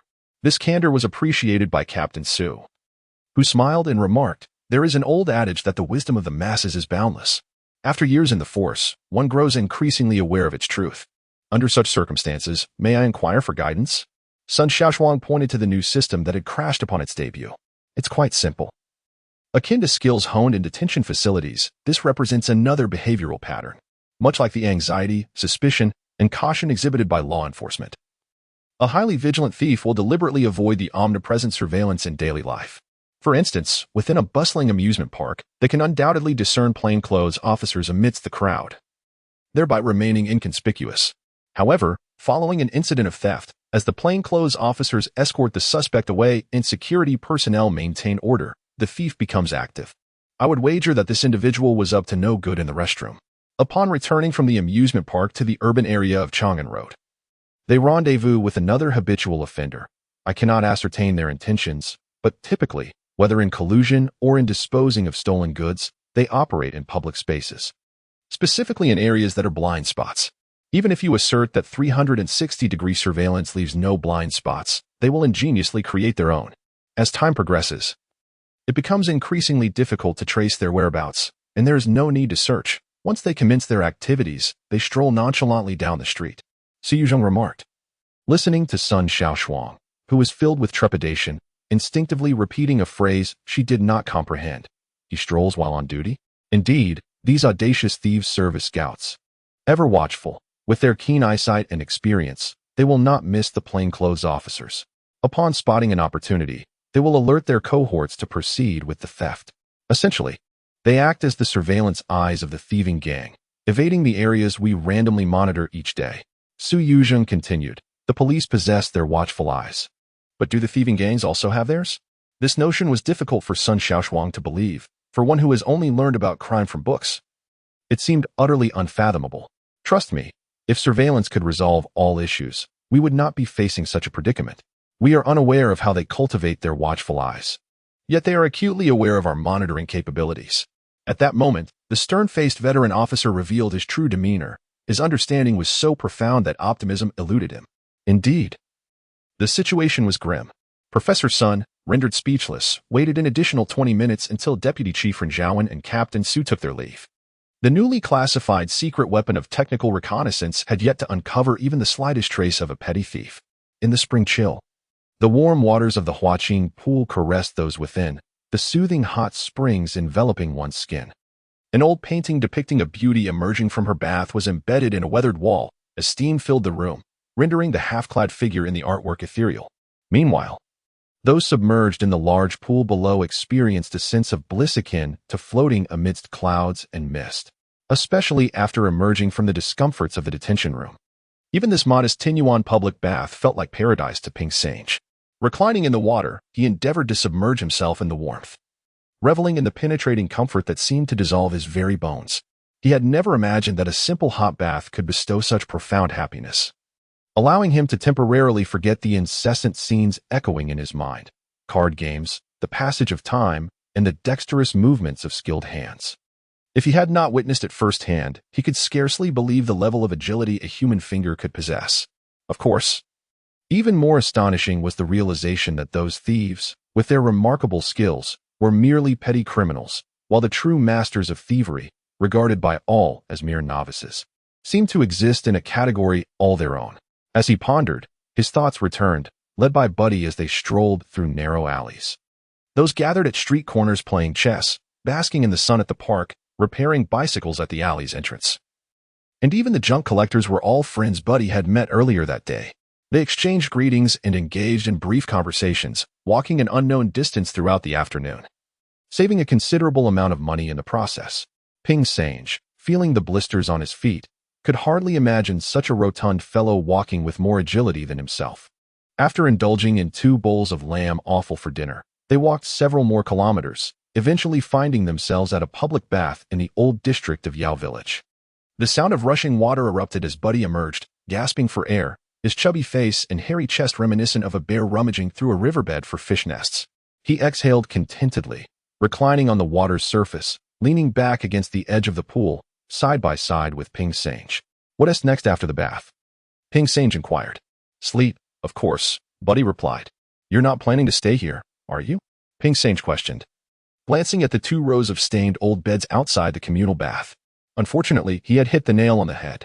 Do you think all thieves live lavishly? We toil just like everyone else. And here, accommodation is free, Buddy retorted. No wonder he traveled so far for a bath. It seemed he was taking advantage of the free lodging for the night. Ping Sange stared in disbelief at this bear-like Buddy, recalling his detestable behavior in the detention center, grinding teeth, farting, snoring, stealing food, and even wiping his feet on others' faces. Even after his release, he remained just as despicable and stingy, devoid of any redeeming qualities befitting a reputed thief. What's wrong? Buddy noticed Ping Sange's intense gaze as he wiped his face. Nothing much, Ping Sange replied softly. We both know what's on your mind.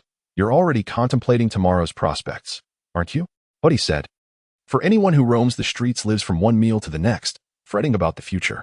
Of course, it was not Buddy who worried, but rather those who possess thoughts without plans. You guessed correctly, Ping Sange tilted his head and said, I'm thinking about more distant matters. Ideals? Do you have any? One must have them, Buddy asserted. What are they? Ping Sange asked with curiosity, noticing Buddy's sluggish response to the topic. He prompted him. Is it that once the police are eradicated, we can do whatever we please? No. You ought to be grateful to the police. If they weren't so vigilant and stringent, everyone would be a thief. And who would you steal from? Buddy countered. To his surprise, Buddy's insights ran deeper than expected. Ping Sange raised his thumb in admiration, remarking, You possess wisdom. I find you increasingly remarkable. Enlighten me on how one can become a master thief. capable of stealing anything they desire. Buddy wiped his face again, fixing his serious gaze on Ping Sange. Stripped bare and cleansed, this young man appeared surprisingly fit. There seemed to be potential. Buddy reached out, lifting Ping Sange's chin for a better look. Ping Sange attempted to evade, but was caught again. As he struggled free, Buddy grasped his hand, noting the long fingers, slender palm, and calloused fingertips, indications of a life of hardship, essentially a struggling nobody, possessing little beyond the hair on his body. What are you staring at? Ping Sange said earnestly. I've stolen many wheels and steel pipes. Let us not exaggerate. You currently possess the skills of a 10-year-old. Buddy released his grip. Ping Sange, taken aback, inquired, You don't seem to have improved much since you were 10. The distinction between foolishness and brilliance is merely a single character, while the gap between a novice and an adept is but a thin veil. However, the divide between those who learn and those who do not is akin to a towering mountain. I fail to see how you possess greater intellect than I do, Buddy. This imbecile has incited Ping Sange's ire, as he glowered at the portly Buddy, whose chubby cheeks and squinting eyes led him to believe he was remarkably astute. Brimming with confidence and self-satisfaction, which was quite humbling for someone as shrewd as myself. Very well, it seems I must humbly seek your guidance. I owe you nothing. But once I acquire the means, I shall treat you. Ping Sange adopted a subservient demeanor, beginning to discern Buddy's temperament. He realized this fellow was a simple-minded creature who required gentle encouragement. In such a spirit of earnest inquiry, Buddy, with an air of mystery akin to a master, remarked, Brother, embarking on this venture is akin to boarding a pirate ship. You must be certain, for while recruiting others may pose little issue, I find it hard to do so with you. It sounded as though there were others vying for my attention besides the brigands, Ping Sange mused. Indeed, however, not everyone is fit to board this ship. My mentor has imparted 3 essential tenets for aspiring artisans. First, appearance. Such craftsmen must possess an unremarkable visage, blending seamlessly into the crowd. For instance, I would not qualify, being too tall and imposing, which tends to raise suspicions, Buddy explained. Ping Sange chuckled. This point requires no elaboration. Your mentor possesses quite the discerning eye. Undoubtedly, this leads us to the second point, perception. There are countless individuals with thieving inclinations, yet few possess true insight. Thus, accomplished artisans like myself are rather rare, Buddy declared with pride. Ping Sange felt a wave of discomfort wash over him. Akin to swallowing a lifeless rat, the world had become so chaotic that even thieves began to wax philosophical about perception, leaving him utterly speechless. This is something you cannot yet comprehend. The third aspect is skills. Skills are ever-evolving. Dedication is paramount, intellect is secondary, and tools are least important. To achieve an artful mastery devoid of trace is what distinguishes a true virtuoso, Buddy elaborated, contemplating deeply. A virtuoso among virtuosos? Ping Sange felt a surge of excitement and anxiety, eagerly inquiring about the nature of one who could elevate technique to the realm of art. Buddy pondered intently before declaring. Ultimately, he is still a thief. Once again, this impressive proclamation circled back to the realm of folly. Ping Sange, exasperated, knocked his head against the water, choosing to drown out Buddy's frivolity. Ah, yet another eager soul yearning for wealth, lacking even a modicum of insight, far inferior to my own youthful self, Buddy sighed. His expression one of profound disappointment, reminiscent of a master disillusioned. Rising from the water, he draped a towel over his shoulders and meandered away, arms flailing, shaking off droplets of water, as if exhausted. Without even wiping himself dry, he flopped onto a resting bed. By the time Ping Sange emerged, Buddy had already reclined, snoring softly, swiftly entering the realm of dreams. Meanwhile, the system upgrade progress bar ascended slowly towards completion, its illuminated flicker indicating that the diligent network operator, having toiled through the night, was nearing the end of his labor. The network cables have been reconfigured, and several computers have been added. The testing, which involved interconnecting vehicles and police mobile devices, has been completed, and by the time the night shift captain arrived for the handover, everything was in order. As the anti-theft team members reported for their early shift, they noticed the changes within the squad. Cyber police colleagues conducted classes, instructing the team on how to utilize the new outbound menu and how to address the alerts that may arise, while encouraging everyone to promptly report any issues encountered during testing. Upon hearing that the alerts from this new facial recognition technology were measured in seconds, the team members could hardly contain their eagerness to try it out. As morning approached, around 8 o'clock, a police vehicle from the provincial department arrived at the anti-theft brigade in the textile city. Instructor Yang Liqing and Captain Li Chuang hurried out to greet the incoming officer. Stepping out of the vehicle was a capable man in his 30s, whom Li Chuang had seen the day before among Sun Shaoshuang's team. After exchanging respectful greetings, the man presented his business card, which bore an impressive title, Zoe Loan from the Provincial Criminal Research Department. Wow, even the Criminal Research Department is paying attention? Captain Li Chuang exclaimed in surprise. Following public sentiment, tackling minor crimes is the overarching strategy for this year.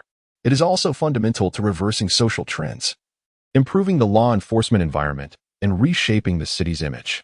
Ignoring it is not an option. The notoriety of the thieves in Chang'an is quickly overshadowing the city itself. I have been assigned to assist Professor Sun, Zhou alone replied, his character exuding a refreshing and sunny disposition. Noticing Captain Li's weariness, he asked with concern, "Have you been on the night shift?" Li Chuang yawned and smiled, responding, "Director Su's order is to maintain strict vigilance. Anyone faltering at this critical juncture will face consequences." Zhou Yilong chuckled at the old-school approach, but chose to change the subject, saying, "The provincial department's investment of time and resources in this initiative is unprecedented. This technology is a key project of the Golden Shield program, officially known as the Large-Scale Dynamic Crowd Monitoring System. The reason it is starting with your team is that it was established later and has newer equipment. We aim to conduct focused testing here and address any vulnerabilities before rolling it out citywide. Thank you all for your hard work." "No problem. It's nothing," Li Chuang replied. "By the way, I received word that you would be joining the team?" "Yes, I am responsible for behavioral description analysis," Zhou Yilong explained. "Professor Sun has instructed me to spend half of my time with the team to provide precise crime behavior assessments as quickly as possible. The task is demanding, and I will appreciate the team's guidance." Captain Li Chuang paused, sharing a mutual understanding with the instructor, and suggested, "How about this?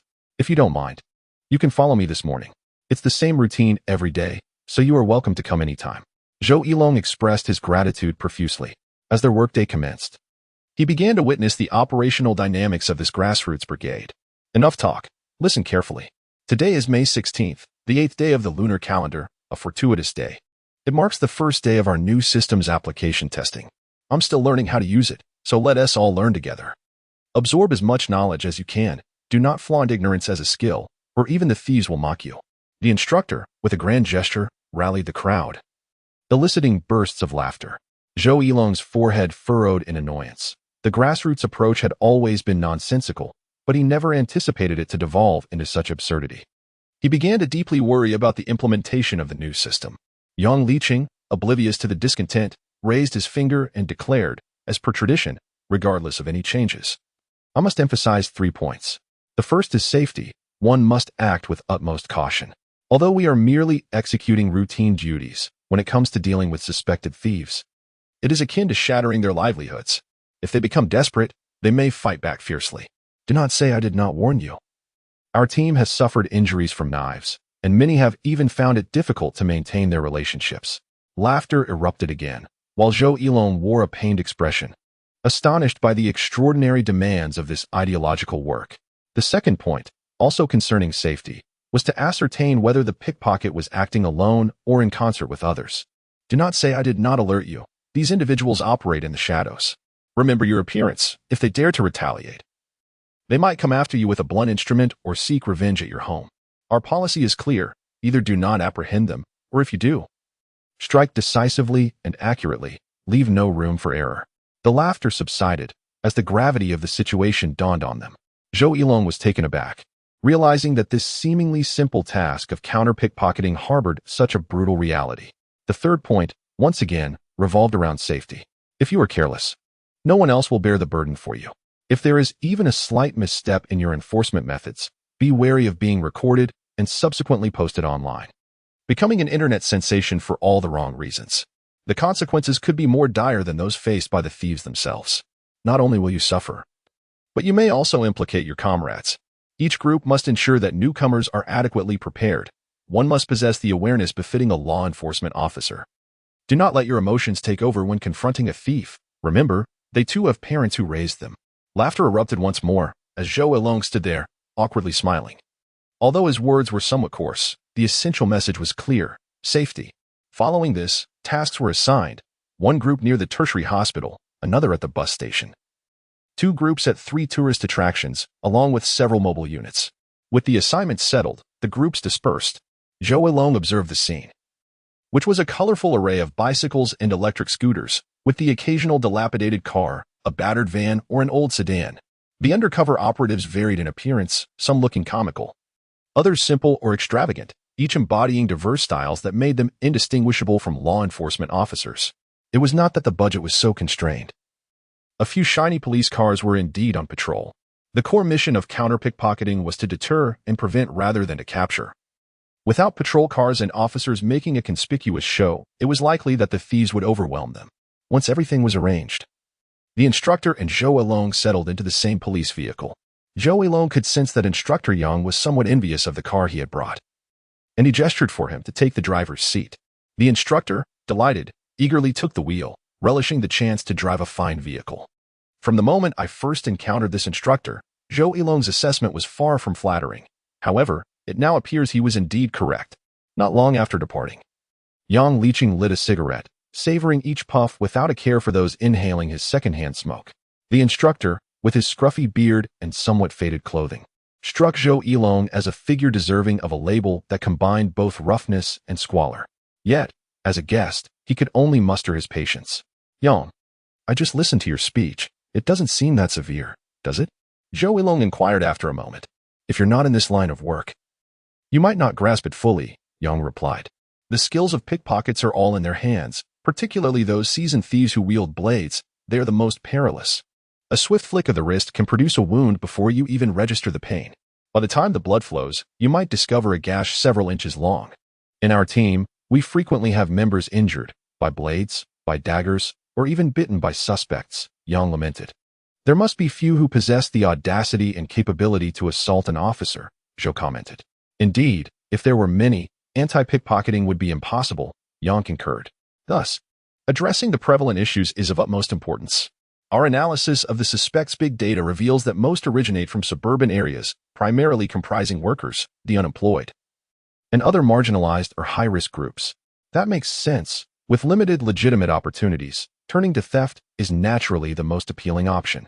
Who wouldn't prefer easy gains?" Zhou noted. Moreover, engaging in theft is akin to drug addiction. It creates a compulsion.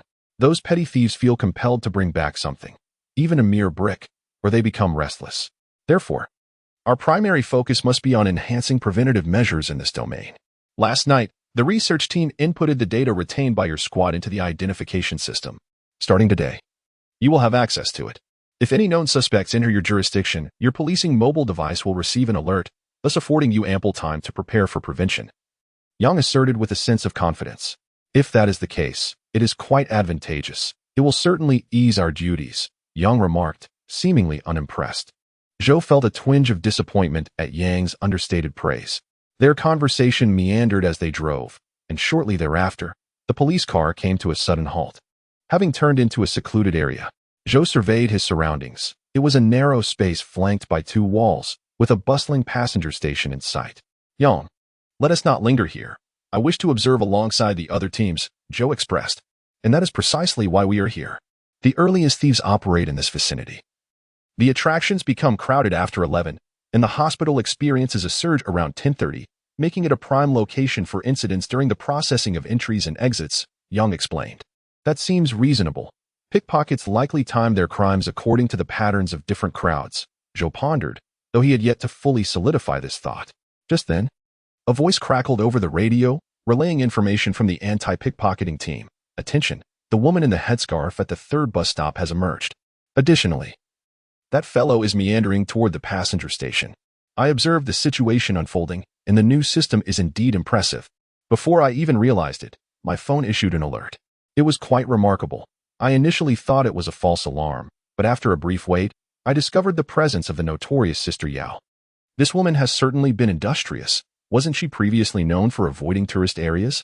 With the summer enforcement and tourist spots being stringent, it's likely she sought alternative locations, coordinating with others to avoid detection. There is no doubt they are bold enough to evade capture." In our discussions, the effectiveness of the system became palpable. Zhou Yilong connected to the central hub and was astonished to find that the software's identification aligned perfectly with Officer Yang's assessment. The first 3 suspects identified were all located at the bus station, with no other sightings reported elsewhere. However, my stomach sank upon hearing the names. Sister Yao, Maogue, and another referred to as the Pope. When Yang Liqing turned his head, he startled Zhou Yilong, who was engrossed in his phone, which displayed real-time footage from the bus station, depicting the 3 mobile suspects with their faces tagged. Wow, this technology is so advanced. Yang Liqing was genuinely astonished. Once an alert is triggered, the system automatically tracks and stores video footage, capturing panoramic views in 1080p quality, allowing for clear identification of tattoos on the suspects. Zhou Yilong swiped across the screen, and the clarity remained remarkably consistent even as he zoomed in. Oh, this is splendid. It's even more discreet than law enforcement body cameras, Yang Liqing remarked, truly beginning to appreciate the power of technology. This advancement could elevate anti-theft operations to a new level. With increased efficiency, the accuracy would also improve, ensuring that instances of theft would not go unnoticed. Unlike in the past when suspects could easily deny their actions without recorded evidence, for Zhou Yilong, this was his first time on site. He curiously watched the 3 suspects maintaining their distance and asked, "Officer Yang, what are these 3 up to? Why are they spreading out? Look. Sister Yao is on lookout duty. If she feels secure, she will signal her accomplices. Maogue is likely the one to initiate the theft, providing cover, while the Pope will take over after the act," Yang pointed out. See? Maogue is approaching the ticket counter, and the Pope is maneuvering closer.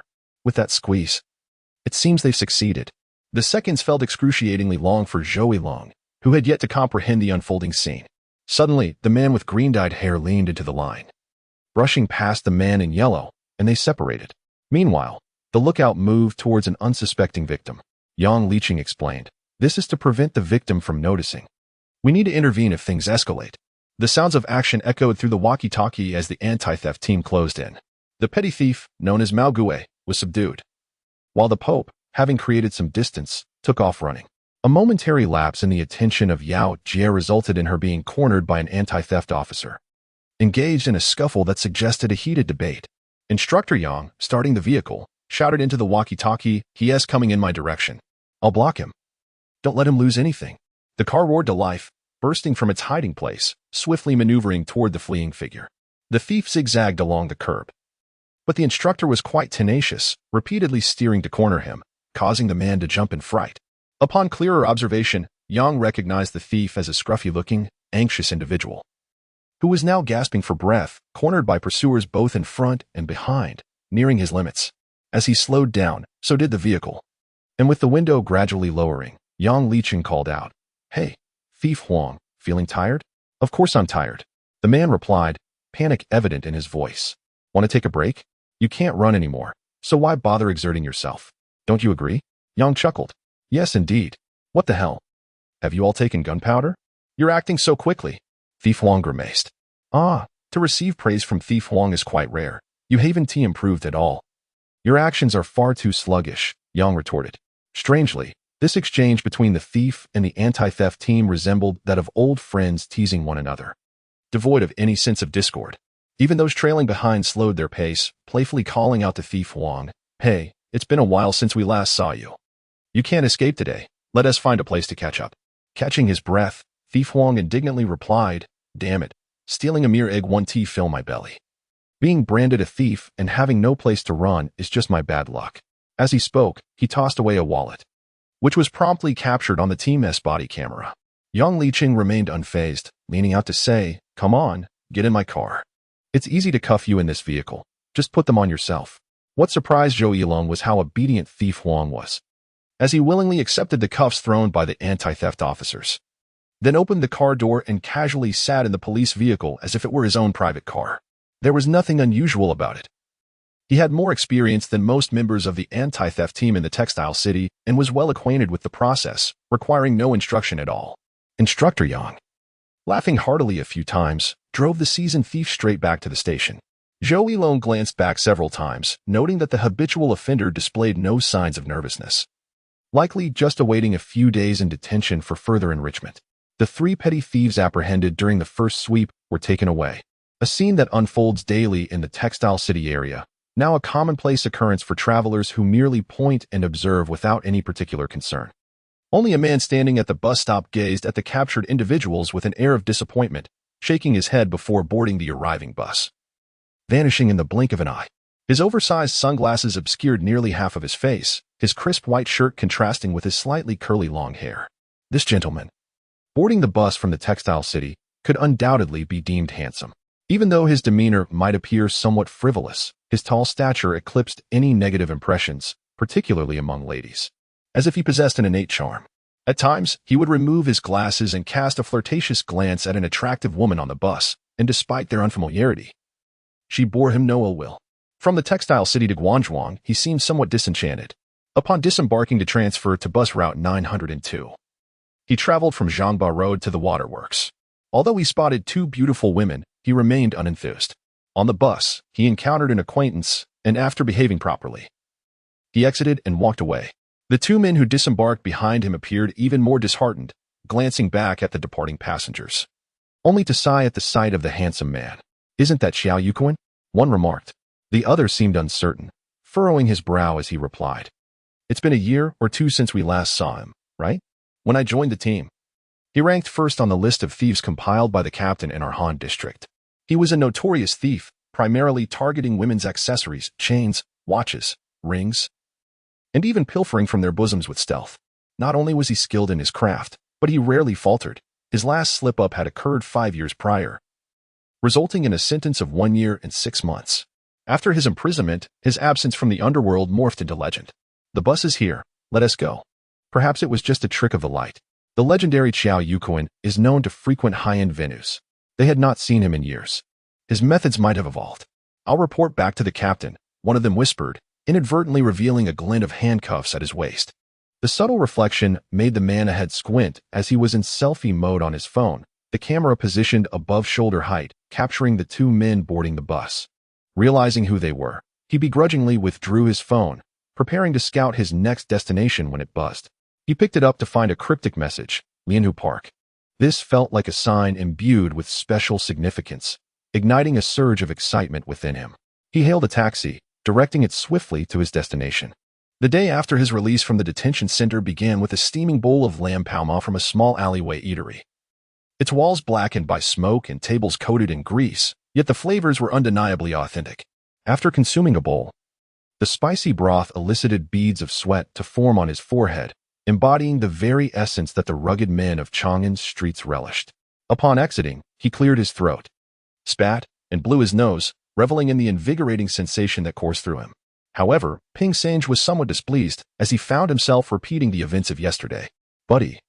This fellow led him through alleys and narrow lanes, insisting on taking several turns when there was a perfectly straight path available. It was as if he were pinching every penny, deliberately wearing down the soles of his shoes. "Hey, fat butt, where are we headed?" Ping Sange finally lost his patience and came to a halt. "I bet the guys have missed me after all this time," Buddy replied.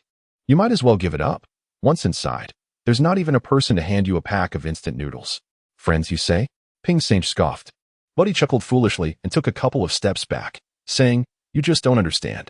A heartless whore and a treacherous thief, talking about loyalty is against the rules. It simply cannot be done." "Surely not. We're partners after all. Can't we have a modicum of loyalty?" Ping Sange retorted, unconvinced. "It's not that there isn't any, it's that there cannot be," Buddy insisted. "Why not?" Ping Sange was baffled. "Loyalty is like a rope. It binds you, preventing you from going far or accomplishing anything significant. This line of work is straightforward. Endure, be ruthless, or walk away," Buddy stated bluntly before swaggering off without another word. Ping Sange, incensed, followed closely behind, muttering, "So what if you're a thief? What else with the pretentiousness?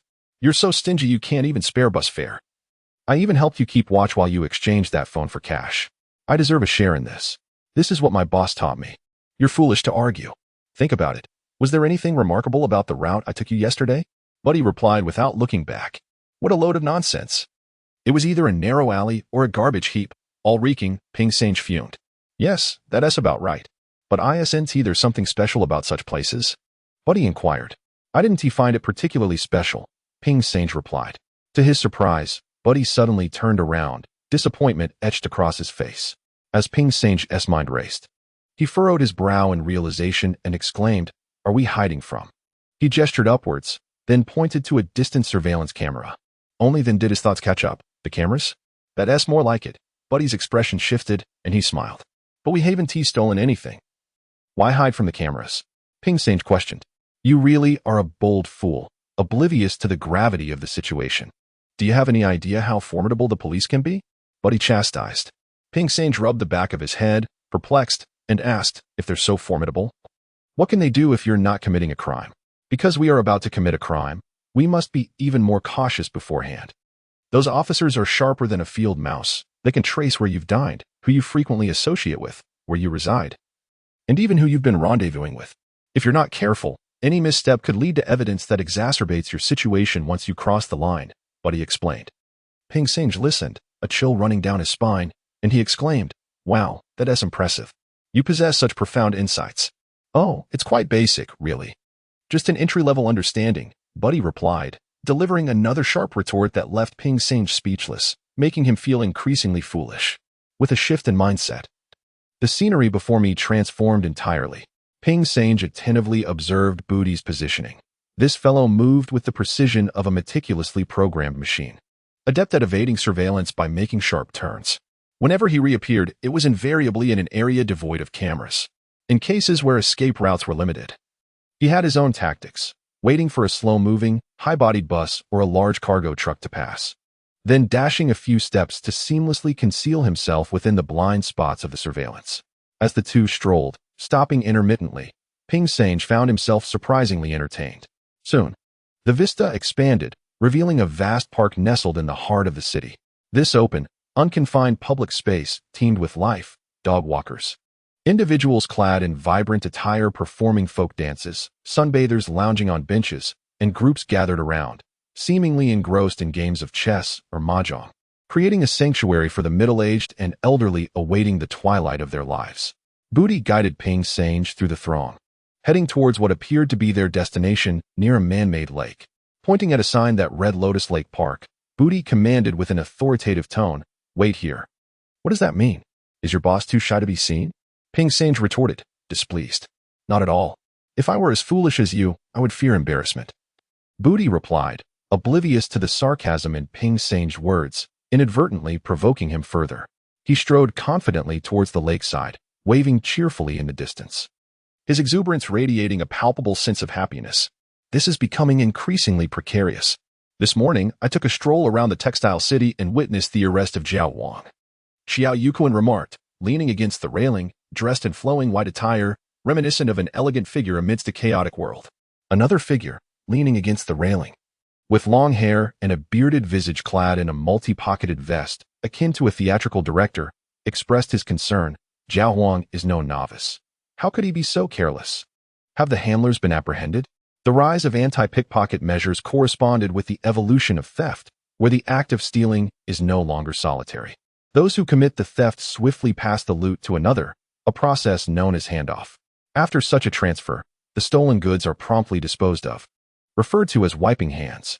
This systematic operation meant that merely capturing one individual would not dismantle the entire network. However, recent developments suggested a shift, as even the handoff perpetrators were being caught, indicating an upgrade in police proficiency. It appears they fell into a trap. It's peculiar. It seems as though they anticipated the three of them would be present. Just as they executed their plan, they were apprehended. Jiao Wang had already fled quite a distance but inadvertently landed in the ambush, Xiao Yuquan explained. It's becoming increasingly difficult to navigate this environment, the director remarked, pressing his lips together tightly. By the way, Xiao Yuquan added, I've taken the bus twice and felt closely monitored. It's not a holiday, nor have I heard of any heightened crackdowns. Why the intense scrutiny? Then tread carefully. When have we ever experienced leniency? Annie said it's better to miss an opportunity than to make a mistake. Last time, Fatbu took the fall. We were incredibly fortunate to escape, the director advised. Oh. Right, director. Where's Fatbu? Without his keen eyes, we find ourselves at a disadvantage, Xiao Yuquan inquired, aware that this peculiar character had recently been released from prison. A vital asset to their group. Ah, he is here, and he has even taken on a little brother, the director chuckled. At that moment, Buddy's voice rang out, and he rushed over, embracing the bearded director enthusiastically. He attempted to hug Xiao Yuquan, but Xiao Yuquan deftly evaded him, expressing disdain. The director inquired with genuine concern. You haven't suffered, have you? Not at all. You should go in next time and experience it for yourself. It's quite comfortable, with good food, Buddy replied, his eyes squinting with delight. His words were laced with irony, prompting the director to pinch his chubby cheek. Xiao Yuquan remarked, "Indeed. This fellow practically went into the detention center to gain weight. Yes, let's first get a phone set up. We can use the old method to stay in touch," the director said, handing him money and a mobile device while offering instructions. However, Buddy's mind was elsewhere, and he excitedly informed his companions, "Hey, I picked up someone. He is officially my little brother now, so you can't snatch him away from me." "Where did you find him?" Xiao Yuquan asked, his tone cautious. "In the detention center." Buddy replied, "Be careful. Don't bring back a traitor and jeopardize us all." "Did he try to ingratiate himself with you in there?" Xiao Yuquan questioned.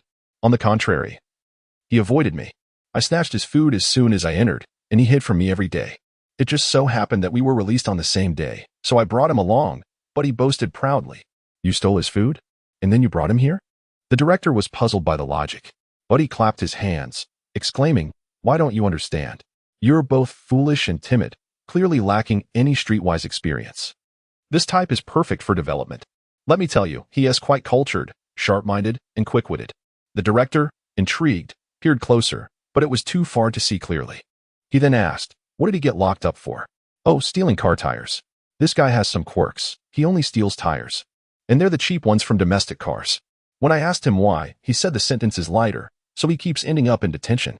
I think he is surprisingly clever. If he dared to steal tires from luxury cars, he might have ended up in a labor camp by now," Buddy remarked, offering an unexpected evaluation of Ping Sang-gu from his perspective. The director glanced at Xiao Yuquan, and they exchanged perplexed looks. Xiao Yuquan finally said, without Big Annie around, "Can we just let anyone join the group? You need to listen to me on this. I brought back the mute, and his abilities surpass both of yours combined. You two are only focused on indulgence and vice rather than honing your craft. Sooner or later, you'll falter. Don't glare at me. That's what Big Annie said.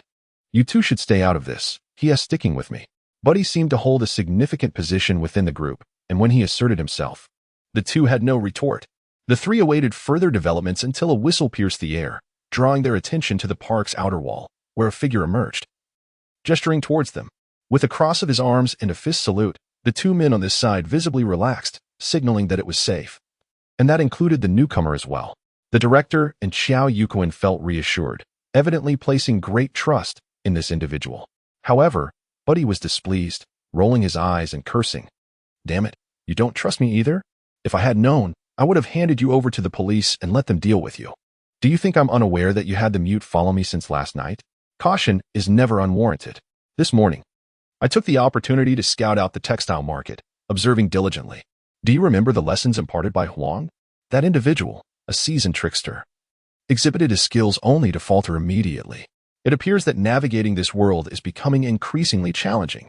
Xiao Yuquan, clearly attempting to divert the conversation, offered a reassuring gesture to the director, stating, "I merely wish to protect you from unwanted attention. Why be upset?" He continued, "Let us meet your associates. I trust your judgment will not fail." "Trust my judgment? There will be no issues whatsoever. Should complications arise, I could simply find someone to pull a plug. How significant could that be?" Budi remarked, seemingly amused by the notion of pulling plugs, eliciting laughter from the two men. The trio strolled directly toward the location where Ping Sang-gu stood, and the sight of this unusual pair made him slightly anxious. Budi, with his unconventional appearance, was already striking. To his left stood a strikingly handsome figure, while to his right was an ambiguous character, neither conventionally ugly nor handsome, his thick beard and long hair, paired with multiple vests, exuding an artistic flair that belied his criminal intent. As they approached Ping Sang-gu, he stared blankly at them, and the director gestured for him to engage, glancing at Xiao Yuquan. Upon recognizing Xiao Yuquan, a smile spread across his face, which was mirrored by Budi. Ping Sang-gu, bewildered, turned his head, confused about what was amusing. After a moment of scrutiny, he instinctively checked his pocket, only to find his wallet missing. In a swift motion, the director produced it from thin air and tossed it back to him, expressing disappointment. "You lack vigilance. Even aspiring thieves require a foundation." Feeling somewhat embarrassed by his own ineptitude, Ping Sang-gu lowered his gaze, only to hear the director instruct, "Air gun, give it a try. Watch how I manipulate my hands." Xiao Yuquan stepped forward, showcasing his elongated fingers. Ping Sang-gu, intrigued, focused intently on his hands, while the director chuckled. In a blink, Ping Sang-gu checked his pocket again, realizing his wallet had vanished. Now in Xiao Yuquan's other hand which he had not been allowed to see. Are you deceiving me? You allowed me to see one hand while pilfering with the other, Ping Sangu exclaimed as he received his wallet back. Feeling both embarrassed and astonished by the swiftness of the act, he had not even sensed it. I am not deceiving a person but rather your attention. As long as I can divert your focus, your possessions will remain unguarded, Xiao Yuquan stated solemnly, patting Ping Sangji's shoulder, prompting a moment of introspection. Yet, in that fleeting second, mischief struck again, and upon checking his pocket, he found his belongings missing once more. Once again robbed. Xiao Yuquan placed Ping Sangji's wallet into his own chest pocket, clapping his hands. As the sound resonated, Ping Sangu instinctively recoiled. Xiao Yuquan continued, perception, awareness, and auditory stimuli. Any element capable of captivating attention can be harnessed for my purposes. The observing director interjected, do not feign ignorance. It is evident you emerged from a den of law enforcement. Are you blind? Even your den of thieves deems me unworthy. How could the police ever apprehend me? Ping Sangu retorted without courtesy. Oh, quite the contrary, the director chuckled. It is indeed true. How could such a foolish individual ever be taken in by the police? His laughter was laced with a lewd quality, while Budi simply pursed his lips, reaching the pinnacle of disappointment. Alas, as Ping Sange absent-mindedly touched his chest, he realized that his sizable wallet had mysteriously vanished once again, only to be returned to Xiao Yuquan's grasp. It dawned on him that the director's words had diverted his attention, and in the fleeting moment of distraction, he had been robbed thrice in plain sight. Truly, Ping Sange was rendered speechless. With such swiftness, how could one possibly steal so many things? Ping Sange, you are utterly pathetic, Xiao Yuquan remarked, inspecting Ping Sange's identification card before tossing it back. The outcome was clear. You speak as if you were born a thief, Buddy retorted. Focus on your studies and strive for improvement, and soon you shall surpass me. Xiao Yuquan chuckled, yet Ping Sange could not muster a smile. Perhaps taken aback by the day, he found himself receiving lessons in thievery. I suppose I must follow your lead. I cannot take the stage yet, the director stated, seemingly resigned to the fate of the newcomer. It is essential. That is precisely my intention. Quick hands, sharp eyes, a nimble mind. Or at least one of these traits will suffice to become an adept thief, Buddy quipped, his laughter growing as Ping Sange's face flushed with embarrassment. The jovial man, patting his ample belly, found amusement in Ping Sange's discomfort, provoking an urge in him to utter a curse. Enough jesting with the newcomer, let us proceed. Since you joined us, we have been in a state of relative calm, and we rely on you to lead the charge. As per our usual protocol, you designate the location, and we will follow your guidance. Without your keen eyes, we would dare not make a move, the director instructed, pointing at Ping Sange, who appeared somewhat uneasy with this added responsibility. Jump straight into action. A seasoned expert's guidance will surpass a decade of self-practice. Off you go. Await my word, Buddy declared, pulling out his phone to coordinate with the director. To Ping Sange's astonishment, they were forming a WeChat group, humorously titled Veteran Drivers Business Group 1. Goodness. These thieves not only steal, but also adeptly utilize information technology? Ping Sange marveled, completely overturning his previous assessment of Buddy as a fool during his time in detention. What are you dawdling for? Let us move, Buddy urged. Bewildered, Ping Sange followed, as Buddy introduced their future companions. From now on, we are brothers. This flamboyant scoundrel is Ergun. Curious why he has named that? Why? Ping Sange mechanically inquired. A gambler and a libertine. He earns a sum, half is lost to others, and the other half is gifted to women, Buddy explained. At this, Ping Sange chuckled, while Xiao Yuquan interjected, you illiterate buffoon. The character in my name that resembles Wang is not pronounced Gun. Indeed, it is Wang combined with Ri. Hence, I lack education, Buddy retorted with mock disdain. Xiao Yuquan, incensed, attempted to confront Buddy but was restrained by the director. Ping Sange remained momentarily stunned, and upon realizing the absurdity of the situation, he covered his mouth and laughed until his stomach ached. Buddy joined in, saying they can call themselves whatever they wish, just don't inquire about their true names. The one in the vest, pretending to be impressive, is called the director, and the other, who speaks more than a living person, I refer to as dumb. You must have a nickname, Sange. How about Little 3? That sounds quite unappealing. I shall be known as Ping Ergo. You wouldn't dare call me second mistress, would you? Ping Sange replied, displeased. Budi was taken aback for a moment, then tilted his head back and laughed heartily, glancing at Ping Sangu with excitement. You're quite humorous. I won't be lonely while working anymore. Ping Sangu was at a loss for words, unable to reason with him, and could only let it go. He seemed more concerned about the nature of the gang they were about to join, so he changed the subject and asked, Fei Bu, is this going to work? Those two are quite displeased with me. Have you forgotten who they are? Bu Di replied. Who are they? Ping Sangu inquired. They're thieves. How could thieves possibly tell you the truth? Bu Di reassured Ping Sangu. If you were quick-witted and had some background, no one would dare to keep you around. It would either be competitors wanting to learn from you or rivals wanting to take us down, which we must certainly guard against. Conversely, those who were completely clueless would be the ones left behind. This logical inconsistency made Ping Sangu uncomfortable, and he stepped forward to press. Are you not just looking for novices to act as cannon fodder? As if not being cannon fodder means you can do something else? Being a good cannon fodder is not easy. Look at me. Why do I have my current standing? It's because all the brothers know I am the best cannon fodder. The police can't do anything to me. When there's trouble, I take the blame, and they have to share some money with me. Bu Di earnestly educated Ping Sangu. This was sincere advice. Otherwise, a thief of such considerable size would likely struggle to flee. While Ping Sangu was still digesting Bu Di's teachings, Fei Bu could not wait any longer and urged him, hurry up. We haven't settled our food and necessities for today. Pies won't drop from the sky. Who do you expect to support you for free? I understand. I need to rely on my own skills to steal, right? Ping Sangu said. Damn it. See what I told you? Quick-witted. Let's get going. Bu Di chuckled. Where's the other brother? Ping Sangu asked again. The mute. You said you were quick-witted. But now you're slow. He joined us last night. If you pull any tricks, he would have knocked you out with a brick, Bu Di replied, laughing lightly, treating such dark matters with a casualness that belied their seriousness. Ping Sangu inhaled sharply, yet he had not noticed another person lurking around. He chased after Bu Di angrily. Why do you not trust me? Why drag me into this? As if you trust us.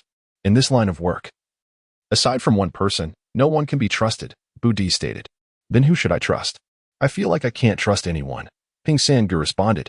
No. This one person can definitely be trusted, Bu Di said, pulling out a 100 yuan note from his pocket, pointing at Chairman Mao's image. Well, that's true. We still share a common belief, Ping Sangu conceded. This person indeed proved trustworthy, and Ping Sangu no longer argued. Being pulled by Bu Di. Feeling anxious and hesitant, he reluctantly took the first step from car wool theft to pickpocketing. A tattered plastic wallet, a few crumpled bills, and an ID card were photographed, recorded for testimony, and returned to the owner, who was a returning resident. Grateful, he left, but not before spitting contemptuously at the thief squatting in the corner. In merely a few seconds, a wallet can be stolen. However, addressing such a case demands at least several hours. The paperwork and testimonies alone amount to a dozen or more pages, and yet the circumstances are exceedingly straightforward. Udamii, known as Sister Kiln, had arranged to meet with Wang Xin, referred to as Mao Gui, and Gao Xiangdong, nicknamed Jiao Wang, to seek some financial gain. They had arrived early at the textile city, with Wang Xin executing the theft, Gao Xiangdong managing the handoff, and Udamii providing cover. The ill-gotten gains totaled 654 yuan, but before they could even warm their hands on the money, they were apprehended. The interrogation of the three captured individuals proceeded remarkably smoothly, and they confessed without hesitation. It is worth emphasizing that this was undoubtedly their first venture into the textile city. Chief Shou Yilong from the provincial department was involved in every aspect of the case, holding a thick stack of legal documents. He began to understand the challenges faced by the grassroots officers. The frequency with which these petty thieves flitted in and out resembled a revolving door, necessitating meticulous handling. Yet, the outcome of such processing does not always bring satisfaction. For instance, in this case, the amount stolen did not meet the threshold for criminal prosecution, thus relegating it to administrative penalties. The options were either fines or detention, but in reality, these pickpockets seldom paid their fines, leaving detention as the only recourse. Was this effective?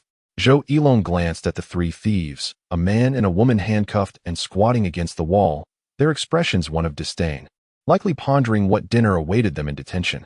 To exacerbate matters, one of the returning anti-theft team members, the older thief known as Jiao Huang, even greeted the officers politely. Zhou Yilong, observing for a while, felt a twinge of discomfort when Jiao Huang jovially remarked, "Officer, you aren't from the anti-theft team, are you? You're quite handsome." This left Zhou Yilong feeling somewhat embarrassed, as if he were the one in the wrong, uncertain whether to respond or to ignore him entirely. A hardened heart leads to a corrupted soul, devoid of shame.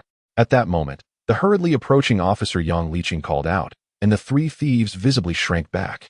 Intimidated by his fierce demeanor, it was indeed a challenging situation.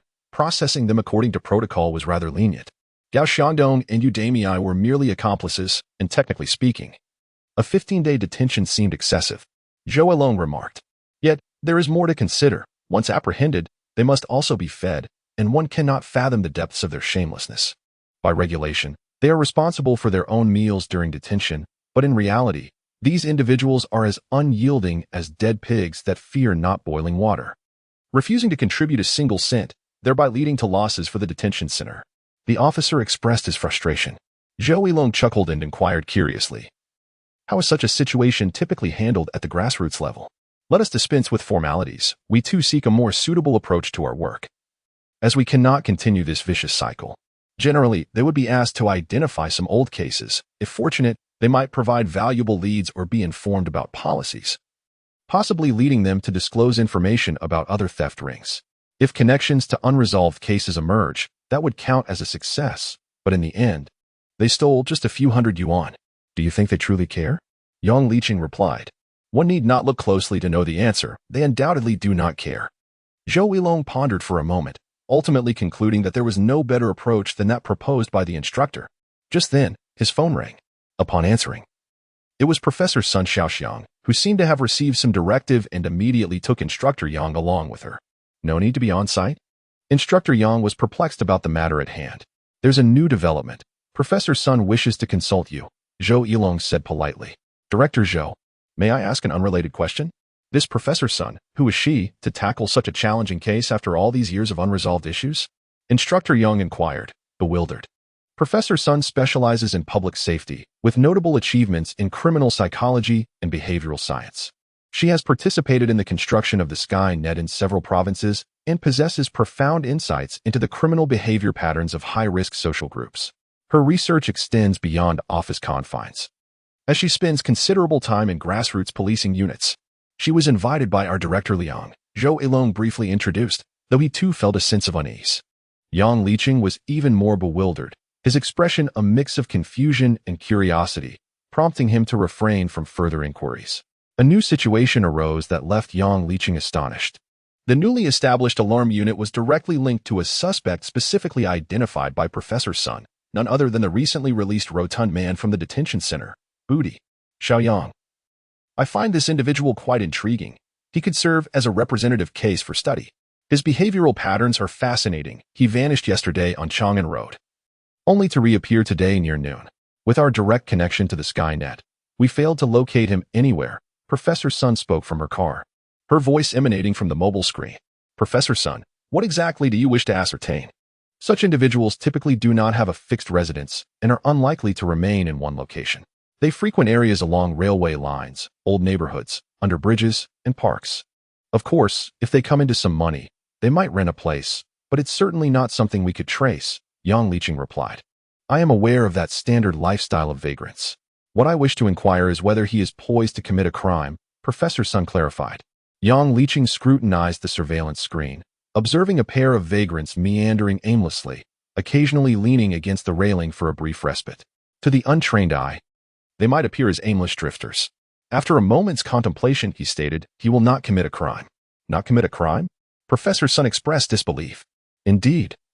Yet he will instruct those hidden in the shadows to act, Yang Liqing explained. What does that imply? Professor Sun asked, intrigued. In typical pickpocket gangs, there are individuals with keen insight. Most have spent their lives on the streets and possess an intimate understanding of various demographics. Once they assess the situation, considering the number of cameras, security presence, the level of vigilance, the appearance of plainclothes officers, and the regularity of patrols, they can pinpoint the most opportune moment and direct their accomplices to commit the crime. Yang Liqing elaborated. This is the distinctive trait of the watchful thief, he noted, observing Professor Sun's surprise as she curiously questioned. Why pursue this lookout to unravel the threads leading to other members of their gang? Yang Liqing's gaze reflected a sense of difficulty. Professor Sun's insinuation seemed to suggest that the anti-pickpocket team had been remiss in their investigations. He helplessly remarked, Professor Sun, you are likely to dismiss my words as mere excuses. How about this? You can monitor him through the Skynet. If you can discern any patterns or establish connections between him and other gang members, we will promptly apprehend him. Huh. It appeared that there was more to the situation than met the eye. Zhou Yilong stared blankly, failing to grasp the implication. Sun Shaoshuang, on her phone, pondered for a moment, seemingly unconvinced, and declared, "All right, you carry on with your tasks. The data center will keep watch. I shall see what tricks he has up his sleeve." With a decisive click, she ended the call. The two exchanged glances, and Zhou Yilong cautiously inquired, "Instructor Yang, what is the situation? Is this fat man more difficult to handle than those seasoned thieves below? Believe me, it's not merely 10 times harder. If those office-bound individuals could manage him, I would shed my police uniform and retire today," Yang Liqing replied, leaving the matter at that. Not wishing to dwell on it further, and turned to exit. Zhou Yilong, however, remained skeptical, keeping watch for half an hour without spotting anything unusual. The two had been wandering aimlessly around the city like tourists until he departed. Eventually, he and Yang Liqing returned to the jurisdiction of the anti-pickpocket team at a tertiary hospital, successfully apprehending several suspects in the act of thievery. Meanwhile, the two continued to meander through the unfamiliar city, where vehicles flowed like rivers and the crowds surged like tides, with each floor seemingly taller than the last. Ping Sang had never anticipated that this rotund individual possessed such extraordinary stamina. They wandered until the sun began to set, with Ping Sang feeling lightheaded and weary, while Buddy remained as enthusiastic as ever. Throughout their journey, he only exchanged a few cryptic messages on his phone, filled with jargon that left Ping Sang increasingly perplexed. For instance, he mentioned the Daming Palace Market at North 3rd Ring Road, remarking on the abundance of black legs. He also queried, "What is the situation at the Shajing bus station? Haven't seen many rolling buses, but there are several suspicious characters aboard. Furthermore," he noted, "there are several strongholds at the first hospital, making it impossible to operate effectively." Occasionally, Ping Sang would pose questions, and Buddy would respond sporadically, explaining that blacklegs referred to patrolling special police, warning him never to be caught by them, for they wielded batons and would not hesitate to beat one mercilessly. The rolling buses referred to the public transport vehicles where pickpockets operated, while strongholds denoted the fixed surveillance vehicles of the anti-pickpocket team. Almost every element of their discourse was cloaked in specialized terminology. Do not presume that this is merely trivial banter. It is, in fact, highly significant. The content of their conversation, should it fall into the hands of law enforcement, could not serve as evidence. Thus, to navigate this underworld, a common vernacular is essential. "Buddy, I'm hungry," Ping Sang said, dragging his weary feet, now cognizant of the challenges of achieving success in thievery. "Endure, we haven't earned a dime yet. So we'll have to settle for dirt tonight," Buddy replied, without turning back. "You're barking up the wrong tree." "Was there a stronghold at the entrance of the first hospital?" Ping Sang queried. Buddy elucidated ahead. "Those impoverished thieves only have a handful of vehicles, which I've come to know well over the years. They never change, and they only manage to catch a couple of careless ones." What the hell? Such remarkable audacity left Ping Sang momentarily taken aback. Upon reflection, it seemed increasingly plausible that if Buddy, this rascal, had been wandering the streets for 2 decades, the anti-theft police would appear as novices in his eyes. He inquired, "If we lack opportunities, shall we continue this search indefinitely?" Buddy replied, "Even tigers doze off. How could there be no chance?" Having grasped the dialectics well, Ping Sang caught up, exhausted, and suggested, "Could I perhaps change my line of work? Would learning to steal be acceptable? Being the lookout and the one to set the scene would surely wear my legs thin. One must eat bite by bite. And skills must be acquired gradually," Buddy remarked, momentarily at a loss for words. Ping Sang interjected, "Are you saying I am overly ambitious, or perhaps too high-minded? A certain elder relative once remarked that it was not my intention to educate you. Those of you with education often feel superior, yet in truth, such knowledge is of little value on the streets and could lead to starvation," Buddy noted. "Please, I am already attempting to learn from those less educated." Ping Sang replied helplessly, complimenting the guide on this aptitude. He urged Buddy, "Do not merely walk ahead. Teach me. I must quickly acquire a skill to escape this impoverished existence." Pausing, Buddy's eyes darted around. Ping Sang leaned in to observe, but could not discern the focal point of Buddy's gaze. Scanning their surroundings, he noted 2 towering office buildings, several intersections, and a pedestrian overpass, with the street between the buildings being closed off, save for a solitary bus stop. Upon closer inspection, despite being somewhat distant from a surveillance point, there indeed was one. Committing a crime in such a location would be tantamount to self-destruction. Yet, It was precisely in such a setting that Buddy sent a voice message for the others to follow, then turned to Ping Sang-gu, leading him beneath the overpass while explaining, "If you wish to learn, we shall start from the fundamentals. Let me teach you a lesson. Do you see that box over there? What of it?" Ping Sang-gu replied, turning his head to see a public utility distribution box connected to the traffic lights. Suddenly, it dawned on him, and he exclaimed, "Are you suggesting I vandalize the surveillance? Ah, your mind is quite sharp. But it is not about destruction. Simply open the box and unplug the blue connector inside. Of course, necessary precautions must be taken," Buddy said, as he crouched beneath the overpass and pulled out a cap marked with a certain power company logo, placing it atop Ping Sang-gu's head. As Ping Sang-gu touched the cap, realizing it was meant to shield his face from being captured on camera, he glanced at Buddy and asked, "Why aren't you going? If I go, you can take off. This is merely a violation of public property, not a crime. At worst, you might face detention for 15 days, and they might not even bother to apprehend you. Nowadays, everything emphasizes teamwork. Seeking to make money alone is exceedingly difficult," Buddy smirked. "Oh, I see now. Concealing a major fault with a minor transgression. This is the wisdom of the adept," Ping Sang-gu exclaimed, momentarily stunned. He gazed at Buddy, clearly sensing that this was not the typical intelligence level one might expect from Fat Buddy. "It is essential, indeed. The level of my esteemed aunt is unparalleled. Even if we were to reincarnate 10 times, we would not be able to match her. Ever since this design emerged, my brothers have been thriving. Unlike before when we were frequently thrown into the courtyard, detention center, to be fed to the mosquitoes. Ah, the time for the organization's test has arrived. Are you in or out?" Buddy inquired, his expression grave.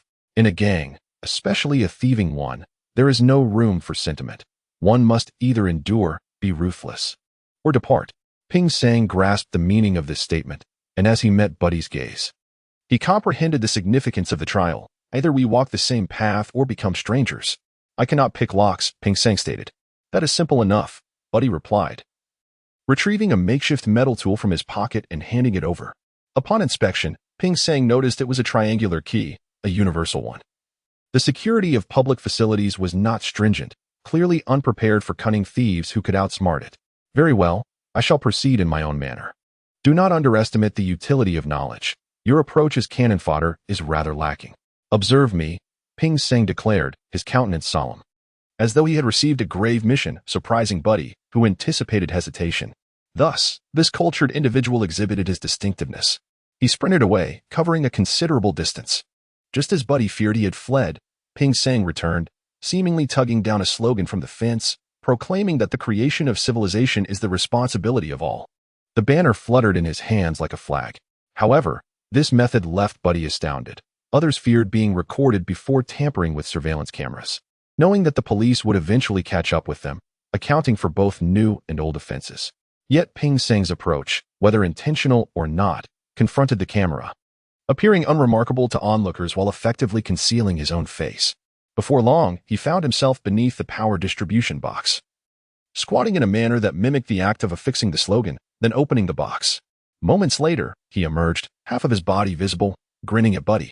"By heavens, this is more skillful than I was in my youth. Have I stumbled upon a genius?" Buddy exclaimed, biting his finger, a hint of concern flickering in his eyes as he regarded Ping Sang, likely pondering whether this apprentice was progressing too rapidly and might outshine his master. "What is happening? What occurred?" At the intersection of CN West Road and Cultural Road, the surveillance footage from Group 4 suddenly went dark. It cannot be mere coincidence. The primary suspect had just been tracked here. Indeed, I was searching, and then he vanished. Contact the Traffic Management Center. Could it be a power outage? The newly established office area of the center became bustling. This unnamed task force had yet to complete data entry, and today's special assignment had rendered everyone drowsy. From 11 in the morning until after 4 in the afternoon, they had fixated on the suspect marked as number 0, only to find that he had vanished into a black screen. "Wait, did he not bring someone along? Are they both up to something?" one officer remarked.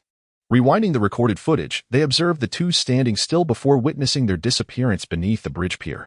The limitations of high technology were reached, as they could not penetrate the concrete to discern what those two thieves were up to. Is it a coincidence? Did they escape? Have you contacted them? Hello? Is this the Traffic Command Center? This is the task force, and our direct contact numbers are 0245 and 0346. Two surveillance cameras have malfunctioned.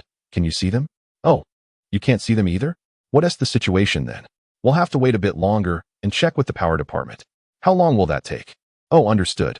The connection was lost, and the officer in charge of communication gestured helplessly, indicating that verification from the power department was necessary.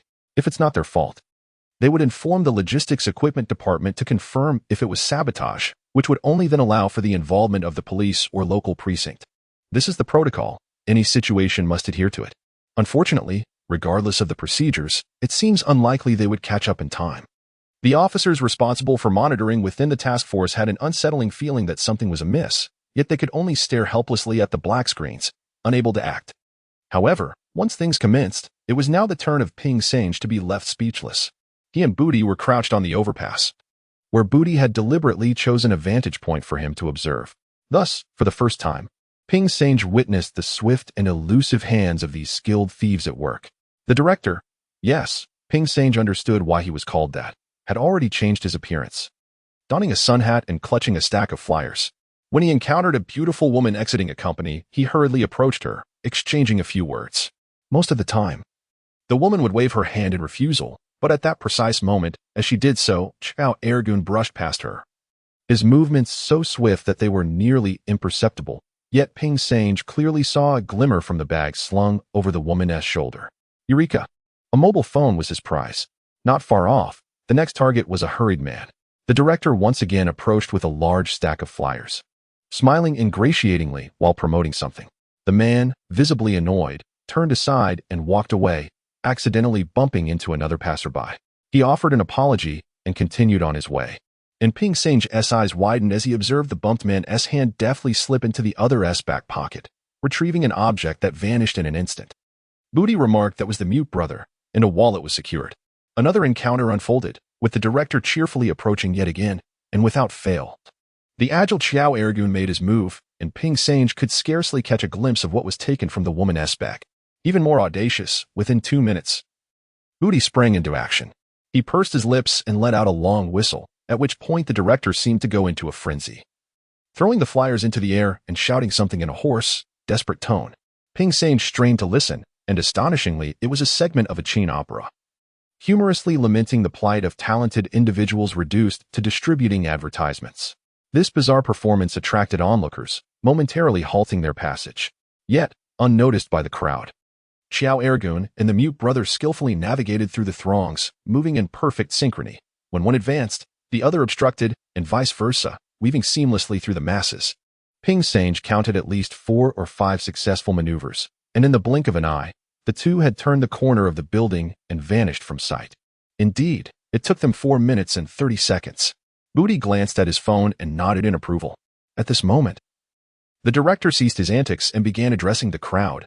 What are you staring at? Can't you see that someone with my talent, a graduate of a prestigious university, has fallen to the depths of handing out flyers? Do you not possess even a shred of compassion? I have fallen into such despair. Yet you continue to revel in my misfortune. Are you aware that this city has witnessed extraordinary individuals like myself? One once uttered a remarkable phrase. When the 8th of September arrives next year, the entire city shall be adorned in golden armor. Await that day, for it will be too late to weep. As I bellowed, passers-by hastily avoided this deranged figure, while Ping Sange observed Booty with a smile, curiously inquiring, have you succeeded? Is this not akin to pulling down one's trousers to relieve oneself? Not quite. We must delay their realization. The first to notice is right over there. Booty pointed to a woman rummaging through her handbag, likely unable to locate her phone. He chuckled. The moment the first discovery occurs marks the end of our endeavor here.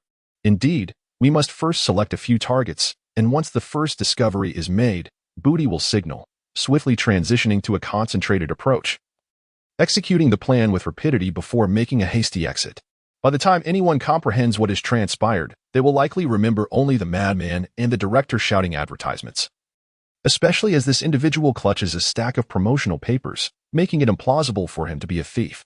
Impressive, remarked Ping Sange, scratching his chin, eyes gleaming with admiration until the pair had vanished without a trace, with the victim unaware of her loss. When she finally realizes and returns in a panic, amidst the throng of people, what hope remains of recovering her belongings? Indeed, the director's words ring true. It will be too late to weep. Not only will there be no tears, but even the means to call for help may be lost. Isn't it amusing? Booty smirked. his shoulders lifting as he held up his chin. Truly remarkable, a level of mastery, praised Ping Sange, giving a thumbs up. Ah, but we are hardly experts. Booty replied with unexpected humility, shaking his head as he continued. Yet, our esteemed elder has imparted wisdom upon us. She once said, a light frost may slay a single blade of grass, yet a fierce wind cannot destroy an entire forest. She also mentioned, soil supports soil in forming walls. And people assist one another in building cities. Do you comprehend the meaning? It seemed a test for Ping Sange, who promptly exclaimed, Unity. You have failed the test. Booty expressed his disappointment, exclaiming, for heaven's sake, must you learn so quickly? In a couple of days, you'll be teaching me. Of course I know. A flock fears separation, and a person dreads being left behind. I have endured much hardship to finally find my place. I must strive to catch up, Ping Sange replied. Recalling this fellow's history of stealing car wheels and getting caught, Booty empathized, giving his shoulder a hearty slap. When hearts unite, the earth transforms into gold. Rest assured. You will be part of it. Wow, that sounds beautiful. Did your elder teach you that? Ping Sange inquired curiously. Not exactly. It embodies our gang spirit. As summarized by the director, Booty declared proudly. How remarkable. It's akin to corporate spirit and culture. Our group possesses such ethos, and we are bound to succeed. Ping Sange exclaimed, astonished, as he applauded the leisurely descending Booty. With such flattery, a multitude of praises condensed into a single declaration, Booty. I have resolved to study diligently and train rigorously. Please teach me the art of thievery, for I would not want to hinder our entire team's progress. Fear not. All I know are thieves, none of whom are ordinary. We must not only learn but also innovate, Booty assured him. To cultivate the skill of thievery to the point of execution is the mark of a petty thief. To harbor the essence of a thief within one's heart signifies a true master, as Booty dramatically articulated. Goodness, what you propose is rather formidable, isn't it? Ping Sange replied with an air of solemnity, now hesitant to question the intentions of the astute Booty. Keep up the good work. I see great potential in you. And I believe your aptitude for thievery will surpass mine in due time, Booty remarked, surprisingly sincere. However, the benchmark set was rather disheartening, leaving Ping Sange with a bitter taste, and he prudently refrained from displaying too much insight, lest he embarrass his guide. The day's aimless wandering was ultimately for just a few fleeting moments of action, from the initiation of their endeavor to the departure of Ping Sange and Booty. Scarcely 10 minutes had elapsed. Once they left the scene, Booty and Ping Sange reverted to their cautious, evasive route. Exiting the crime scene, they opted for an electric tricycle, one of those covered rickshaws that obscured all visibility from the outside. Upon reaching the vicinity of the train station, they encountered other members of their team, who had already disposed of the stolen goods. The director, brandishing a thick wad of cash, commenced the division of the spoils. In a mere 3 minutes, 5 mobile phones and 3 wallets were distributed, amounting to over 13,000 yuan, after which the group parted ways to indulge in their newfound freedom. The gray-painted distribution box clanged open, revealing a dangling blue wire. Here, the 4 circuits supplying the surveillance cameras were severed at this junction. Upon arriving at the scene, Sun Shaoshuang and her team were met with a sense of foreboding. If it were indeed a criminal act, the timing was impeccable. During this particular interval, the Cultural Road area was notoriously congested. Sun Shaoshuang and Su Yuzheng and their team had taken over 2 hours to reach the site, only to find that the surveillance had been blacked out for 2 hours prior. These mischievous young thieves were quite cunning. Having learned from their previous mistakes of being caught on camera, they had either tampered with the wires before their theft or returned afterward to unleash their frustrations, either smashing the distribution box or dousing it with water.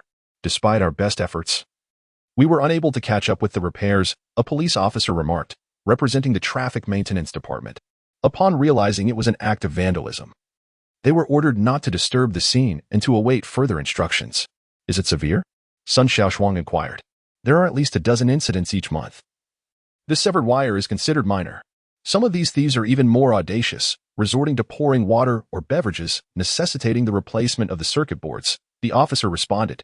Sun Shaoshuang glanced back at Su Yuzheng, who appeared somewhat oblivious to the situation, scratching his nose and rendered speechless, checking her watch while waiting for another group. Sun Shaoshuang noted Su Yuzheng signaling to the officer to restore the surveillance lines. Just as they were nearing completion, another police vehicle finally maneuvered through the crowd. Arriving at their destination, present were Zhou Yilong, Yang Liqing, and an unfamiliar officer, who, after exchanging formal greetings, revealed himself to be the head of the Cultural Road police station. The director introduced. Around 4 or nearly 5 o'clock, 3 reports of theft were received. All from this location known as Gaobao. The victims had called the police, yet the owners had not come to file statements. Given the heavy traffic, it was unlikely they could arrive promptly. Fortunately, an officer had taken a statement from a Mr. Wang, who works nearby, and reported the loss of his Apple phone, using someone else's device to do so. It was not merely about retrieving the phone. He emphasized the importance of the images stored on it. The director continued to ramble, recounting the 3 theft reports with only one victim providing a statement. Glancing at the records, Sun Shaoshuang raised her head and said, "It is imperative that we locate the other 2 victims as well. Thank you for your efforts. You may return. Please contact the center directly with any updates." Such courtesy made the director uneasy, prompting him to salute hastily, eager to depart the scene. Next, Sun Shaoshuang's gaze shifted to Instructor Yang Liqing of the anti-pickpocket team at the textile city. She pondered, "Instructor Yang, first and foremost, I must apologize for my earlier arrogance. Your reminder was indeed valid. Dealing with this hefty individual is quite challenging. Professor Sun, please, do not mention it. I have dealt with such individuals extensively and am well acquainted with their tactics," Yang Liqing replied modestly. "Then I shall unreservedly seek your guidance. Please help me reconstruct the sequence of events during the crime. Precision is not essential. I simply wish to grasp how this transpired." Considering the scene, with buildings flanking the area and a clear line of sight, it hardly seems an optimal location for a pickpocket. Furthermore, unlike in tourist areas or on buses where one can maneuver through crowds, this method of operation has eluded my consideration, Sun Shaoshuang articulated. The study of crime necessitates prior occurrences of criminal acts. Without prior discovery, the understanding of criminal behavior and mentality remains vastly incomplete. The victim's statement indicated that he recalled receiving an advertisement at the time of the theft. When he reached the roadside to summon a ride via his mobile device, he discovered it was missing. I cannot speculate on the specifics, but it seems the advertisement sender may be implicated, Yang Liqing suggested. The sender of the advertisement? Zhang inquired, astonished. The tactics in the streets are ever evolving. They have even impersonated police officers. A thorough investigation by the station, along with inquiries from additional victims, may shed light on the circumstances that transpired, likely involving a diversionary tactic, Yang Liqing explained. A diversionary tactic? Sun Shaoshuang pondered momentarily. This is fundamental to the art of theft. They might deliberately tap your shoulder or jostle you, redirecting your attention to facilitate their actions. I have reviewed the surveillance footage prior to the incident, and it appears that this hefty individual and his accomplice approached this site with the intent to commit theft. Subsequently, the hefty individual vanished beneath the overpass while his accomplice, Ping Sange, who was released from detention yesterday, exited through the bridge's arch.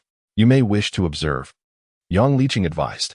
Zhou Yilong, holding a mobile phone, had already conducted an analysis on the way. The individual who charged towards the distribution box to cut wires, despite the absence of a clear facial capture, could be identified as Ping Sange based on big data assessments of height and other physical characteristics. Likely incited to partake in this act. Sun Shaoshuang, with a hint of bitterness, murmured, "The training of underground gangs is astonishingly effective. They are operational within a day. Now, a suspect with a modicum of cunning must first evade surveillance. Once the cameras are blind, the subsequent actions become remarkably effortless. A few accomplices could emerge from the crowd, sweeping through and pilfering a collection of valuables before making their escape, an endeavor far too simple for them." Yang Liqing illustrated this with examples. For instance, one could feign a mistaken encounter at a street corner while another stealthily absconds with your belongings. Alternatively, a group of 3 or 5 might engage in petty provocations or staged incidents, all designed to create a diversion with the singular aim of relieving you of your personal possessions.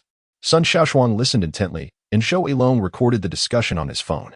Eventually, Zhang remarked, "Professor Sun, I apologize for the oversight. I strive to do my utmost, yet my efforts seem inadequate. You witnessed the chaos of the traffic earlier. During peak commuting hours, these thefts proliferate. The response from 110 is consistently delayed, and over time, public disillusionment has surpassed their hopes. Many choose not to report thefts, as the loss does not warrant the hassle of visiting the police station, and most items are unlikely to be recovered." "How many incidents occurred today?" Sun Shaoshuang inquired. Her curiosity piqued. According to statistics from the 110 Command Center in various precincts, there have been 121 reported cases, with 32 processed. The anti-theft units apprehended 36 suspects on site. I accompanied Instructor Yang in the Textile City area and witnessed 8 arrests by noon, Zhou alone replied. We have commenced citywide crime rate assessments. Hearing these figures made Su Yojing's heart race. Given these numbers, it is indeed the result of explicit instructions to enhance preventive measures across the teams. Oh, if we have managed to thwart a third of these incidents, the outcome is commendable. However, if a significant number of thefts go unreported, this figure is bound to rise considerably. Director Su, have you previously investigated the channels for disposing of stolen goods? Each day, countless mobile phones, wallets, and identification cards vanish. Most of these are smartphones, and pickpockets lack the capability to reprogram or resell them, Sun Shaoshuang queried. We have made arrests, but no substantial networks have been uncovered. The receivers do not directly interact with the thieves, they operate through intermediaries. During a concentrated crackdown before the new year, we dismantled a small operation, yielding only 5 or 6 recently stolen phones, hardly a significant haul, Director Su replied ambiguously, implying that such a yield was negligible. It is challenging to apprehend suspects, for instance. Along coastal areas, there are even stolen goods originating from North America. Without a comprehensive grasp of the entire underground network, no matter which segment we dismantle, the results will be minimal, Instructor Yang noted, subtly alleviating some of the pressure on the director. Sun Shaoshuang nodded, almost as if speaking to herself. Indeed, our knowledge of this underworld remains woefully inadequate. Her words carried a hint of melancholy. Subsequently, this professor, well-versed in public safety, traversed the locations associated with Budi and Ping Sange's crimes, even pinpointing the positions of the rags used by Ping Sange through surveillance footage. It seemed she made a discovery, yet remained perplexed by the underlying connections, departing the scene enveloped in profound suspicion. As the work of the following day drew to a close, Sun Shaofeng summoned his subordinates to collectively review the entire case. They even captured the real scene of the Gao Fortress incident, attempting to create a 3-dimensional diagram. Unfortunately, they lacked the most crucial elements, rendering it difficult to envision how the crime could have transpired in such an unconventional location. When Yang Liqing hurried back to the anti-pickpocket team in the Textile City, it was already past the end of the workday. However, this time was a significant working juncture for the team, and most of the members had not yet departed. Indeed, any suspects apprehended during that time had to be detained on the same day, either at the detention center or the holding facility. According to regulations, unless in special circumstances, the team was not permitted to detain suspects beyond that day. As he disembarked, Captain Li Chuang approached him casually and inquired, "Have you eaten?" "Not yet. I'll eat after finishing my tasks," he replied, tilting his head to ask, "How many do we have left?" "Most have been sent off. But there are 2 that are troublesome," the captain responded. "Are you referring to Jiao Huang and the other?" The instructor inquired. "This pair, who served as lookouts and provided cover, should we detain them? They are out of reach. The principal offender only stole a few hundred yuan. However, if we release them, we cannot bear the thought that they might cause harm again," the captain mused. "Indeed, I have an idea." This pair of seasoned thieves was questioned for an entire afternoon and proved to be more slippery than an eel. "We couldn't extract any information from them," Li Chuang remarked. "Such seasoned criminals are typically well experienced, particularly regarding their dealings with the police. They undoubtedly understand their own insignificance and thus do not take the situation seriously." After walking a few steps, Yang Liqing contemplated and said, "What idea do you have?" "These 2 hail from a village of thieves, and they are not unfamiliar with various criminal activities. Both soft and hard tactics are ineffective against them. Then let us try a method that is neither soft nor hard. After all, we must release them. We cannot simply watch as they go back out to harm others," Li Chuang stated, whispering a few words to the instructor. Upon hearing the captain's thoughts, the instructor couldn't help but chuckle. The plan was swiftly put into action, and 2 vehicles transported the male and female thieves directly to the detention center in Shui Village. They found a moment of peace until they glimpsed the walls of the detention facility. Jiao Huang, perplexed, asked, "Hey, boss, I just switched hands. I can't possibly be detained, can I? How many days will they keep me? If it's too severe, I'll have to appeal." "Ah, quite knowledgeable about the law, aren't we?" Captain Li Chuang turned back with a smile. "Don't be like that. It's just a few hundred yuan. In other teams, you'd probably just get a beating and then be released," Jiao Huang remarked. "Compared to being locked up for a few days, a beating is more straightforward. After all, thieves who feast on meat are not afraid of a few hits." That was in the past. Nowadays, with such strict police conduct and discipline, who would dare to lay a hand on a suspect? Li Chuang replied. Jiao Huang scoffed dismissively. Police don't hit people. Pfft. A thief wouldn't steal if they didn't believe it. Who would buy that? The captain ignored him, sitting upright and subtly probing Jiao Huang. After all these years of fabricating stories, don't you grow weary? How about we have an open and honest conversation this time? Oh please, I always come clean. Yet you never grant me leniency, Jiao Huang retorted. Therefore, I intend to amend my approach. This time, I know you will undoubtedly withhold the truth. But I must provide you with a chance for leniency. Let us discuss. Who is the leader of the thieves in the Dongqing Fengqing area? The captain queried. I truly do not know. After all these years, you should be well aware that we do not even dare to operate in that region, Jiao Huang replied. Gao Xiangdong observed that the enemy's enemy does not necessarily equate to a friend, after all. Foes encountered along the journey are often more endearing than those who are archenemies. Aware of the reluctance to venture forth, there must surely be reasons for such hesitation. He mused, prompting the captain to inquire about the catalyst behind it. It is not due to anyone in particular. The foes over there are far more formidable. They attack outsiders with relentless ferocity, and we cannot match their strength, Gao Xiangdong replied. He articulated that the so-called underworld possesses its own stringent codes, often more brutal and unforgiving than the rules of societal norms. As the vehicle entered the detention center's courtyard and came to a halt, the captain seemed inclined to refrain from further questioning. He turned back to glance curiously at Gao Xiangdong, who bore the appearance of a cunning rogue. With a gesture of camaraderie, he offered a cigarette, lighting it for him. The instructor, Yang Liqing, released his handcuffs while Gao Xiangdong savored a deep inhalation of the smoke, preparing to disembark into the courtyard. Unexpectedly, his shoulder was seized by Yang Liqing, preventing his departure. Leaders, I truly do not know, Gao Xiangdong declared. His smile sardonic, yet his tone resolute. Let me enlighten you, the instructor said, as he clasped Gao's shoulder. The captain pressed a button, and the side window descended slowly. The warden's voice echoed as the detainees from the water village were summoned to line up, 3 rows deep. As Gao Xiangdong's head emerged from the window, he inadvertently locked eyes with Yang Liqing, causing him to instinctively shrink back in alarm, only to be held firmly in place by the instructor. Yang Liqing, sensing an opportunity, playfully tickled him, eliciting a wide grin and an exuberant display that drew the envious gazes of the assembled detainees. As the window closed, the warden bellowed the names of those to step forward, Shi Xiufeng, Wang Wei, and Ma Jianping, who were to be returned to the brigade for further questioning. These 3 suspects, still in custody, were escorted away by another vehicle accompanying the brigade, while Gao Xiangdong's vehicle remained stationary, making a swift departure through the detention center's gates. At that moment, Gao Xiangdong trembled uncontrollably, exclaiming, "This is outrageous. You are being excessively cruel. This is a charade. Most in the detention center likely recognize me and will think I have informed the police. It won't be long before word spreads that I am a traitor. Do not fret. There are several other detention centers. I will ensure your appearance is noted, and we shall deal with those named accordingly. Within a few days, the majority will know that you have turned from darkness to light," the captain chuckled. The instructor added teasingly, "Fear not. I shall make them believe it was their doing, and they will not dare to retaliate against us. Is this not excessively deceitful?" Gao Xiangdong exclaimed, feeling utterly disoriented and trembling uncontrollably. "In truth, this is also a form of assistance to you. At worst, you may suffer a few broken fingers, but you will no longer be involved in this line of work," the captain remarked, while the instructor chimed in, "Do not be afraid. If anyone were to harm you, you must report it. We will ensure justice is served." "Oh dear. My brother, please, don't do this. You are being too harsh. I concede, just don't take my life. I ask, what do you wish to know? I can provide further details. Just lock me up if you must," Gao Xiangdong pleaded urgently, having resorted to a lesser option. "No, today you will definitely be released.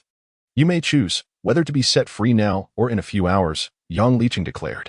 "Now, release me now," Gao Xiangdong insisted fervently. "Very well," the captain said as he abruptly halted the vehicle and turned to inquire, what was the question from earlier? Who is the leader of the thieves in Dongqing Fengqing? "Big watch ant," Gao Xiangdong blurted out. "Is it a man or a woman?" the captain probed. "I truly don't know. We have never met," he replied.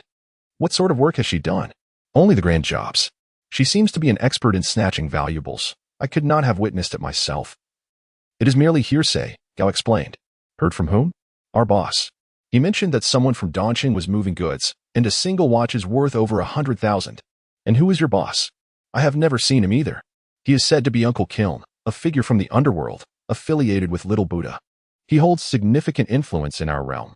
Even without taking action, he can still profit. Gao Xiangdong hurriedly relayed the information, while the captain and the instructor exchanged knowing glances, subtly grasping the underlying connections. The act of snatching jewelry from one's neck, wrist, or body is regarded as a highly skilled and challenging endeavor, typically executed by seasoned pickpockets. The infamous Big Watch Ant had long been under surveillance by the authorities. After a brief pause, the instructor feigned indifference and remarked, "We are already aware of what you mentioned. Be more specific." "How can I be more specific?" Gao Xiangdong stammered, but upon noticing the stern expressions of the two officers, he quickly amended his tone. "All right, let me think. I believe I heard that Big Watch Ant and Little Buddha had a previous encounter. Little Buddha lost a wager, after which he instructed his subordinates to steer clear of Dongqing Fengqing. It is rumored that if one is sincere and fortunate enough to receive guidance from Big Watch Ant, they would be set for life. Then why didn't you seek her out?" the captain inquired. "I did, but I couldn't find the entrance. There was no place to pay my respects," Gao Xiangdong replied, his tone revealing genuine frustration at having missed the chance to meet a legend in his field. "Clarify the details regarding the stolen watches you mentioned. Who told you? When did this occur? Avoid any contradictions. If I find discrepancies upon verification, I will come looking for you again. Now that you've spoken, share more, and I assure you that in the vicinity of the textile city, I will not apprehend you in the future," the captain asserted. "Yes, indeed, it wasn't my doing. It was Steel Egg who informed me," Gao Xiangdong confessed. Steel Egg was also a notorious thief from the Kiln village, which was not surprising, as he likely had numerous thefts to his name, perhaps even beyond his own reckoning. A few minutes later, the car door clicked open, and Gao Xiangdong hesitated before stepping out, nervously glancing back at the vehicle. "Captain, I've told you everything, right? You will keep your word? If I err again, you won't apprehend me?" This promise seemed exceedingly enticing. Could it mean he would be free to steal in the textile city without consequence? "Of course, I shall honor my word." In the vehicle, Captain Li Chuang chuckled and remarked, "I will certainly not apprehend you. However, I have dozens of anti-theft team members at my disposal. Falling into their hands would be quite a different matter, haha." As the door was pulled shut by the instructor, Gao Xiangdong spat heavily, feeling deceived and furious. Through the rearview mirror, he could still see that individual raising his middle finger at the police car. Instructor Yang Liqing smiled and commented, "These individuals fear not the law, but they are wary of the rules of the road. I have heard that their treatment of traitors is quite severe, with the most lenient punishment being the breaking of fingers. Therefore, to dismantle a criminal gang, one must first disrupt its established rules. Most members are blindly obedient and faithful to the gang. Once they realize that the legendary tales are nothing more than mere fabrications, their fear will dissipate," Captain Li emphasized. "But Fengqing is not within our jurisdiction," the instructor replied. "The headquarters has issued a letter requesting the investigation of the clues related to the notorious Big Ant. This time, with Professor Sun leading the probe, the technical resources are quite formidable. It is possible they might assist us in resolving this significant dilemma.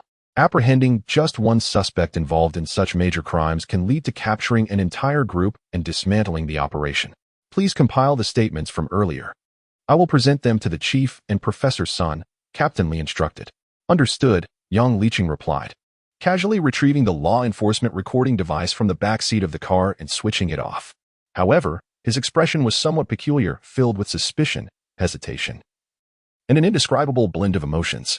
It seemed he was not entirely optimistic about Captain Li's intention to interfere in matters outside his jurisdiction, especially regarding the infamous Big Ant, and he harbored doubts about the leads provided by the Textile City team.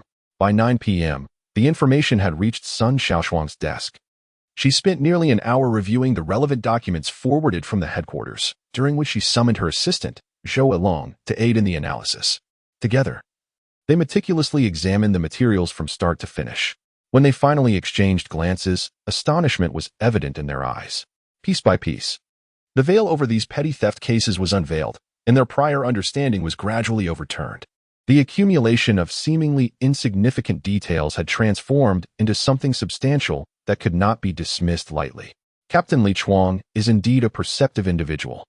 The methods of operation he provided, along with the recorded evidence in the recent information regarding the thieves in Fengqing, hold great value, Sun Shaoshuang sighed, reflecting on the tireless efforts of the frontline officers who labor year after year. "I find it rather ambiguous regarding this so-called Big Ant, according to the case files. It involves a luxury watch lost at Xinjiang Airport, which was inadvertently recovered at a pawnshop in Chang'an where a crime occurred. The suspect who brought the stolen goods to the pawnshop merely provided a nickname, describing the individual as male. The local follow-up yielded no results. The only additional lead comes from the confessions of theft suspects who were detained, all of which consist of mere legends, with even the gender being uncertain, Zhou Yilong remarked. However, this individual, whom we shall refer to as the Great Aunt, undeniably exists. The owner of the missing watch is a traveling overseas Chinese, and his timepiece is a custom-made model valued at $1,400,000. It was discovered missing just before boarding the flight, and the airport police meticulously reviewed the surveillance footage frame by frame, yet to no avail.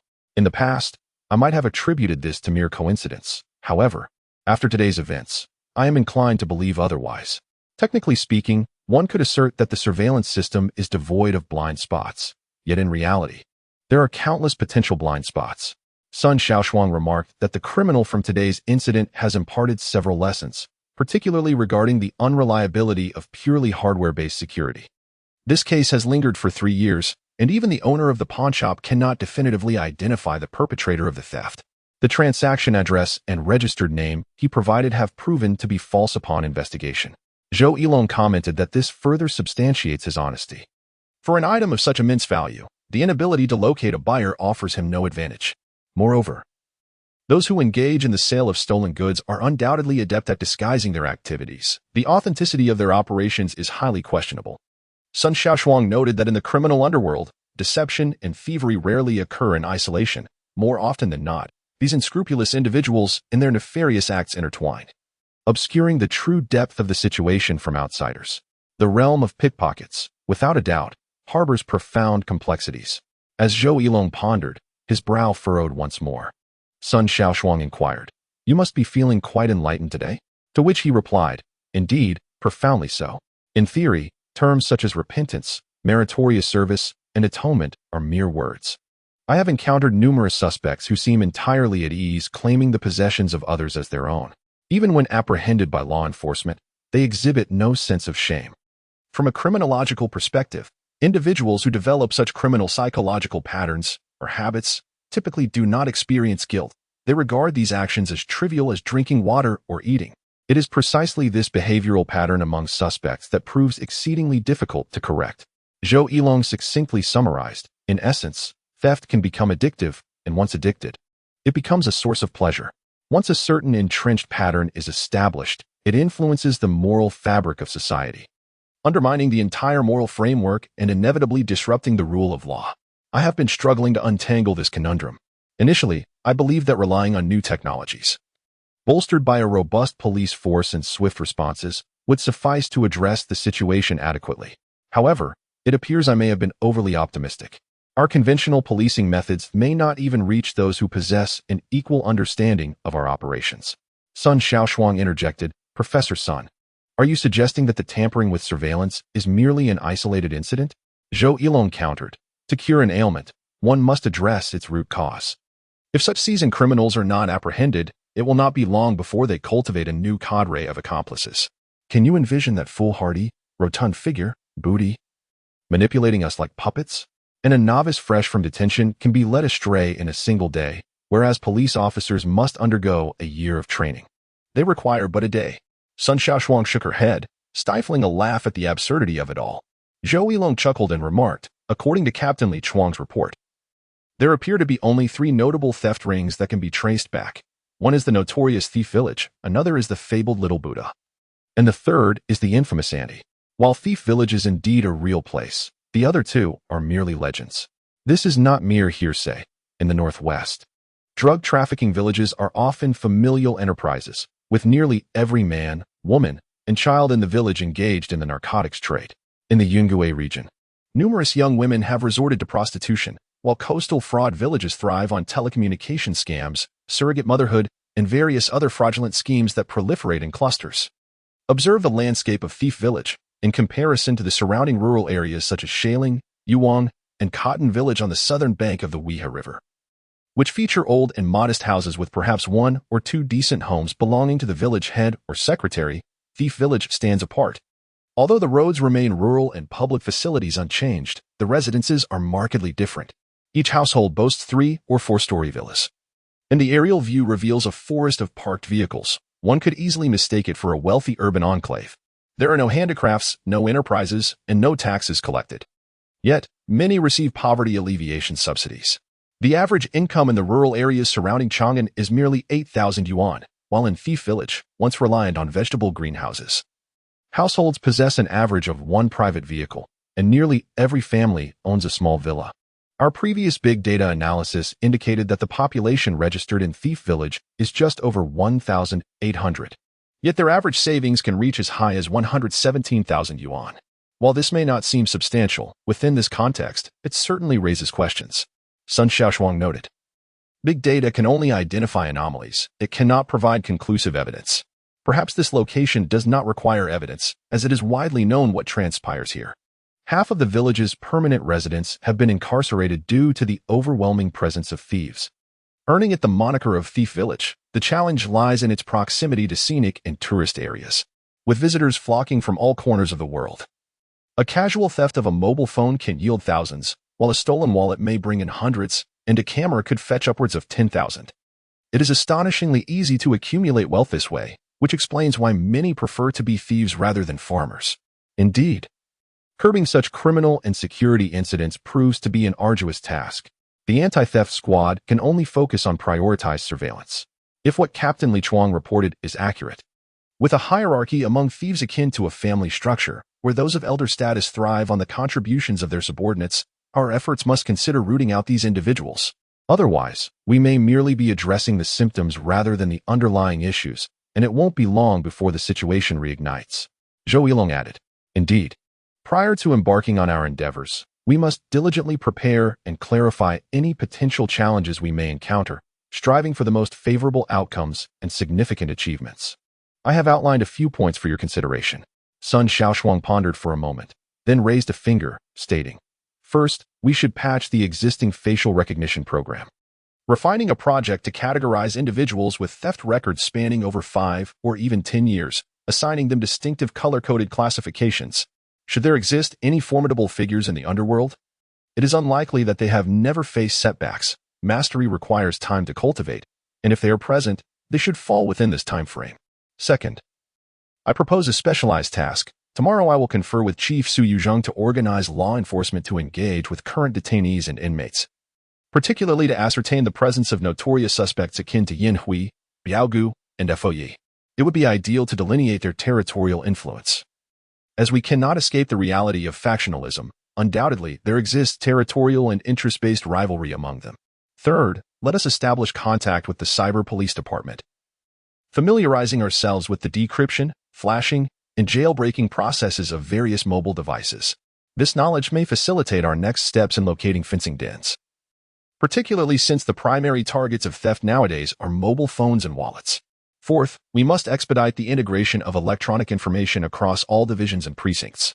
If necessary, we will coordinate to request technical personnel from the provincial department to conduct simulated training for each team promptly, enhancing their practical skills in software operation. In instances like today's intentional sabotage of surveillance, we should refrain from immediate accountability and instead meticulously analyze the myriad of tactics they may employ. At this point, Zhou Yilong chuckled, and Sun Shaoshuang sighed, acknowledging the complexity of the situation. It is somewhat beyond my expectations that such intricate issues would arise in such abundance. It is challenging to ascertain the correct direction. Do you have any further insights? Oh, my only concern is whether we may inadvertently touch upon deeper issues, as that would tarnish the reputation of our allied units. Recently, I have felt as though the grassroots have regarded me as an imperial envoy, Zhou Yilong remarked. On this occasion, Director Liang is determined to perform a thorough and transformative overhaul, rather than merely addressing superficial wounds, without enduring significant discomfort. One cannot eradicate the root of the ailment, Sun Shaoshuang reflected thoughtfully, her expression grave as her gaze returned to the printed report of today's case. The black and white surveillance footage depicted the figures of Bu Di and Ping Sangu walking together, prompting Zhou Yilong to realize that these two petty thieves had indeed provoked Professor Sun's ire. Their actions conveyed a perilous signal: organized, divisioned, and premeditated gang crimes. with individuals like Budi and phenomena akin to Yao Village displaying an unmistakable tendency towards professionalization. The path of a thief is fraught with twists and turns, filled with obstacles and detours. Ping Sanggu had learned this phrase from the renowned thief Budi, applying it immediately. Following his separation from the director, the mute, and the two thieving companions, he found himself in a state of astonishment for several hours. Initially, he believed he had a sufficient understanding of Budi. Yet the more he observed, the more he realized that the depth of the notorious thief's streetwise experience was beyond his comprehension. At 6 o'clock, Budi, accompanied by Ping Sanggu, nestled at the mouth of an alley. Initially, one might have assumed they were lying in wait for an opportunity to commit a crime. But after a while, it became clear that Budi was merely awaiting the arrival of acquaintances, those who emerged from the shadows, scavenging for discarded items. Among them were individuals clad in sanitation uniforms, seemingly familiar with Budi, who beckoned them with a mere flick of his finger. A lively exchange ensued, with haggling over prices of 30, 20, and 25, culminating in a transaction involving a stack of various identification cards. In the span of 2 hours, dozens of cards were collected, prompting a change of location. Ping Sanggu was baffled by Budi's ability to transform ill-gotten gains into a plethora of identification cards. However, before he could voice his confusion, Budi's contact arrived. The stack of identification cards exchanged hands, swiftly morphing into a larger sum of illicit money. The vehicle involved was a locally produced van, an economical choice often favored by those engaging in unsavory activities. The two parties appeared to be long-standing clients. Once the exchange was completed, the van vanished in an instant. Without time to pose his questions, Budi hurriedly purchased several bags of food from a nearby supermarket, dragging Ping Sanggu along as they made their way to the Sanxiao interchange, a 4-level traffic hub. Yet, Budi intended to visit the lower levels of this massive concrete structure, where gaps and manholes seemed to hold a peculiar significance for him. With a sharp whistle, shadows emerged from the nooks and crannies, startling Ping Sanggu. Upon closer inspection, he realized these were not mere shadows, but rather a group of homeless children of varying ages. In that moment, the bags of food became invaluable. Amidst the distribution and eager grabbing, the supplies vanished in an instant. One slightly older child appeared to receive something extra from Budi, and they embraced as if they were family. The group of homeless children then scattered, their next destination unknown. A wave of emotion washed over Ping Sanggu, a twinge of sorrow stirring within him, reminiscent of his own past experiences of wandering the city. He crouched down, discreetly wiping his eyes. Meanwhile, Budi returned, oblivious to the poignant scene, radiating a carefree demeanor that suggested the day's work had concluded. Ping Sanggu hastily dried his eyes and stood up.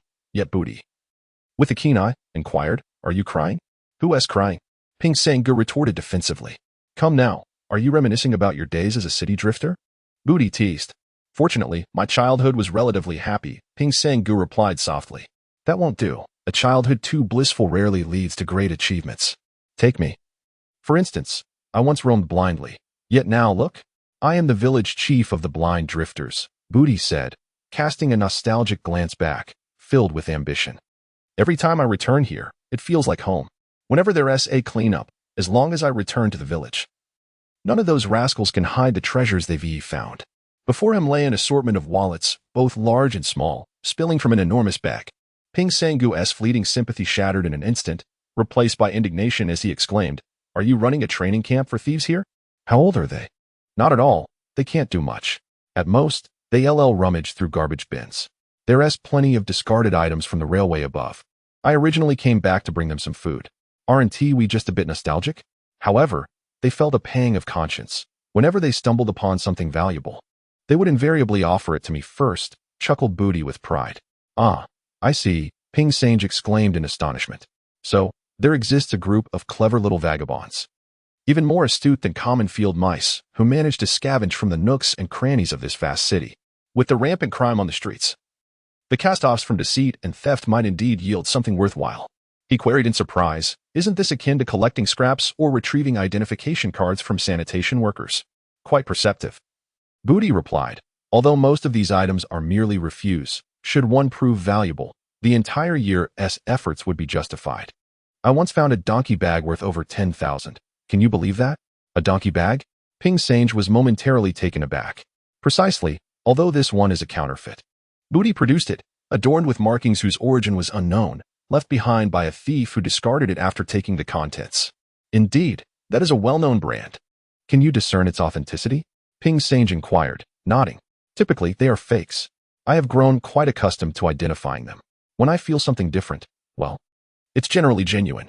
No matter if there's a bargain to be had, I'll seize it. If not, I'll simply take it as a blessing. After all, I hail from these streets. Booty swayed with a hefty bag in tow, not paying much heed to the details. They continued onward, marveling at Booty's uncanny ability to sell even such refuse. At a night market 4 kilometers from the overpass, Booty sought out stalls, bargaining vigorously. The poorly crafted wallets, barely able to masquerade as high-end goods, surprisingly sold well, yielding profits comparable to a supermarket's expenditures. As night deepened, nearing 9 o'clock, the day's work was winding down. Booty, licking his fingers, counted the notes, sheer joy radiating from him as he tucked them into his pocket.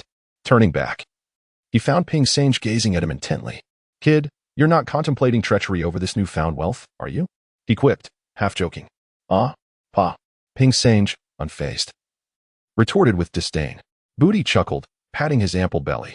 I knew you wouldn't. I have an eye for character. Who is righteous? Who is miserly? Who is ruthless? Who is cunning and who harbors darkness? I can discern them all with ease. And what do you see when you look at me? Ping Sange asked, anticipation evident in his voice. You, my friend, need not be scrutinized. Your misfortune is clear, you lack discernment, Booty assessed, leaving Ping Sange momentarily speechless. After a moment, he managed to retort with a heavy paw. But for the sly Booty, such jest rolled off him like water off a duck's back, intensifying his mockery. Yet, as they approached a mid-sized restaurant, Ping Sange opted not to engage further, diverting the conversation. Have you had dinner yet? Are you sure about this place? Chin Fong Dumpling King, Booty noted, eyeing the bustling faade filled with patrons. The large dumplings here, coupled with hand-pulled lamb, are a true delight. I must treat myself well. Let us go. You're not planning to dine and dash again, are you? You seem to have quite a bit of cash now. I can see you have several thousand in your pocket, Ping Sange remarked. Of course, a generous soul like me cannot rest easy with money in my pocket. Furthermore, I must ensure that if I ever encounter the police, I appear utterly destitute, so they have to support me, Booty declared with pride. Ping Sange chuckled heartily, nodding repeatedly as he exclaimed, Ah, this is splendid. I do appreciate those who are generous. Several thousand, you say? That is an abundance indeed. Ah. The difficulty in earning money is indeed palpable, but spending it poses no challenge whatsoever. Come, once we finish our meal, I shall escort you to the renowned fragrant orchid city for a night of indulgence. Just by looking at you, one can tell you're too impoverished even to partake in such pleasures. Am I wrong? Booty strolled into the tavern with an exaggerated gait, exuding an air of superiority. Ping Sange paused for a moment, reflecting on the stark contrast of his circumstances, from confinement to freedom, from destitution to revelry, how dramatically life had transformed in a single day. Particularly with Booty's mention of fragrant orchid city, a well-known establishment for indulgence. Could it be that they would truly venture to such an upscale locale for merriment? Ah. I must confess, I have never engaged in such activities. Have I truly revealed my shortcomings to you?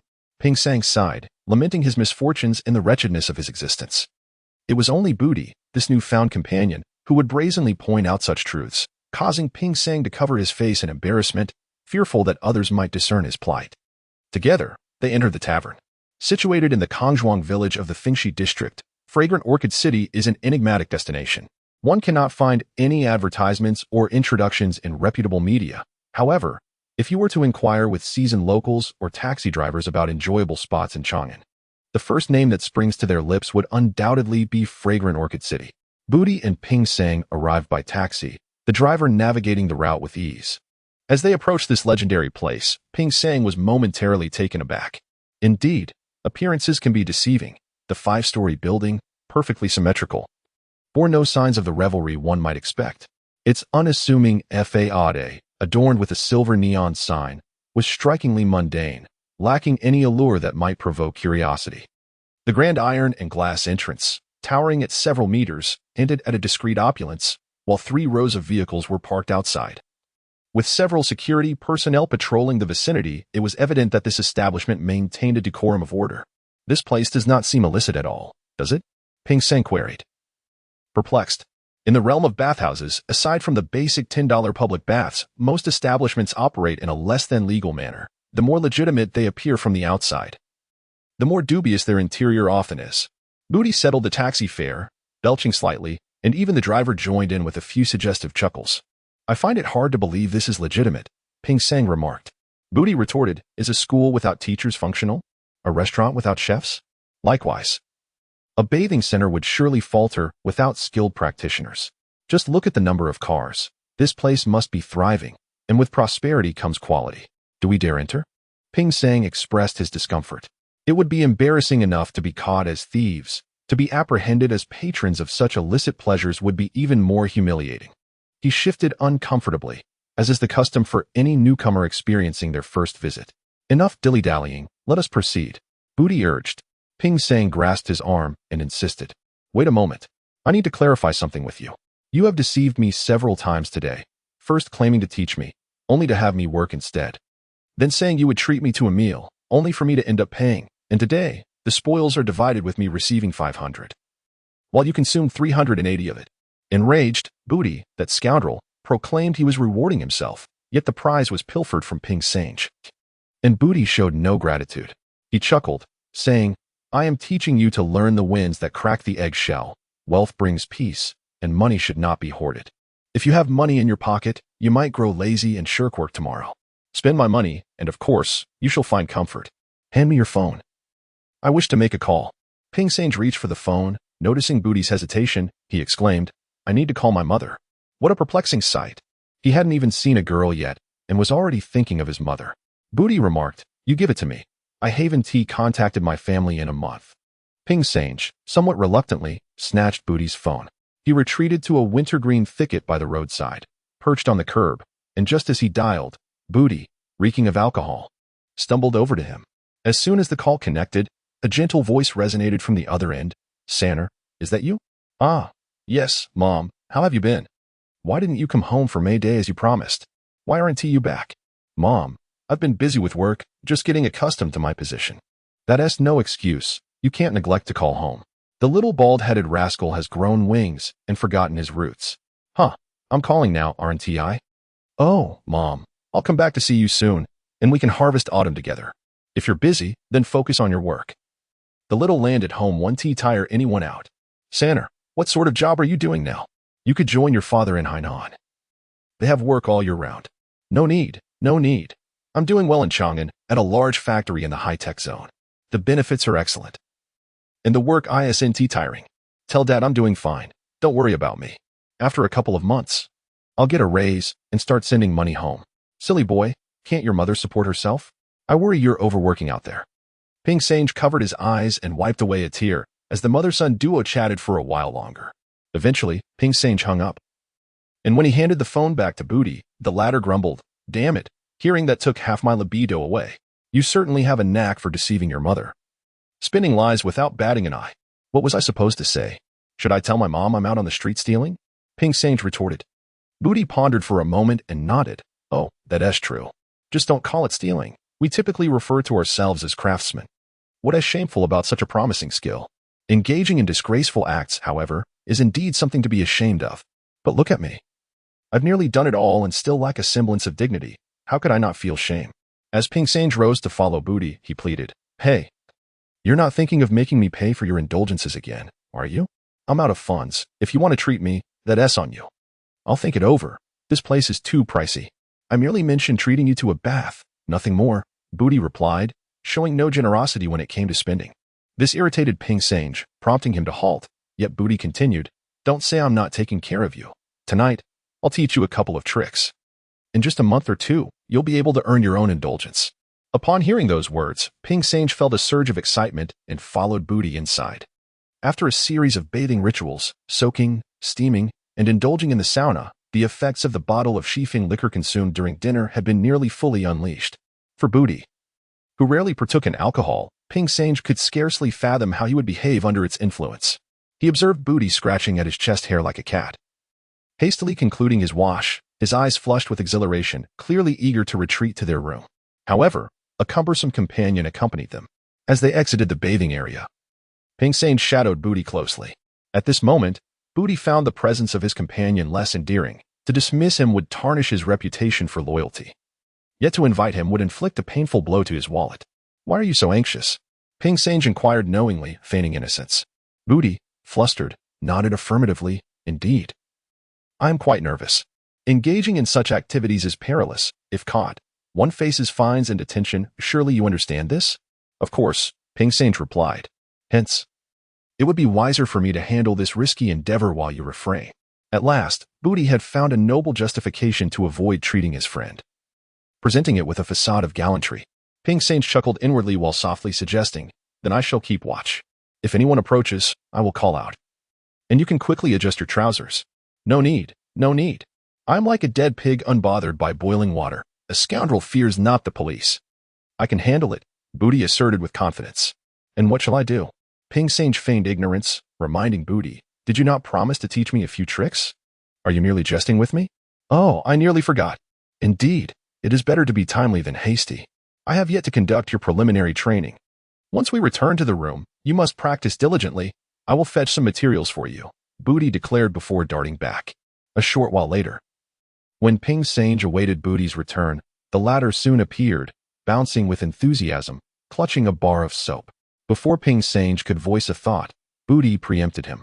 Do not misinterpret this. I have no interest in you. This is not for picking up soap, but rather teaching you how to grip it. Head to the restroom and fill it with hot water. As Booty sliced the soap, Ping Sange prepared warm water in the basin. Soon, Booty returned with an array of square soap pieces, standing there to test the temperature. Without uttering a word, Ping Sange cautioned. I have heard of this technique in the detention center. Inserting soap slices into hot water is basic training, though many have abandoned it for being slow and cumbersome. Patience yields quality work, Booty retorted. Can you execute it? Ping Sange countered, stating, you are deliberately cutting the soap slices thin to challenge me, aren't you? Do not assume I am unaware. Many pickpockets have abandoned this method. Yet, those who truly master it undoubtedly possess swifter hands than the average person. Booty fell silent, handing the soap piece to Ping Sange to check the water temperature, and after warming it slightly, he boasted, throw it. If you cannot grasp it, I shall consume it all. Let us see what skills you possess. Ping Sange was stirred by youthful enthusiasm. Before his words had fully escaped his lips, a sharp sound pierced the air as a handful of items splashed into the water. To his astonishment, Buddy, that rotund fellow, seemed to have eyes on his fingers. With a deft pinch, he plucked a piece of soap from the water with remarkable agility. Come again, come again, Ping Sange urged, tossing in pieces with increasing fervor. Trying to capture Buddy's attention, he hurled 2 pieces, then 7 or 8 more, all splashing into the water. However, his initial excitement soon transformed into profound astonishment. As quickly as he threw, Buddy responded with equal swiftness, snatching the glistening soap pieces midair, each falling gracefully into his outstretched left hand, without a single one escaping his grasp. In a final mischievous act, Ping Sange threw 2 pieces simultaneously, but Buddy effortlessly caught one between his index and middle fingers, another between his ring and little fingers, displaying them triumphantly, leaving Ping Sange utterly dumbfounded. In a moment of heated anticipation, poised for an impending escapade, Ping Sange nearly bit his tongue in disbelief. He had always perceived this big-eyed rogue as merely boastful, never imagining he possessed such remarkable skill. At that moment, Buddy playfully tossed a piece towards Ping Sange, who, skeptical yet eager, attempted to catch it himself.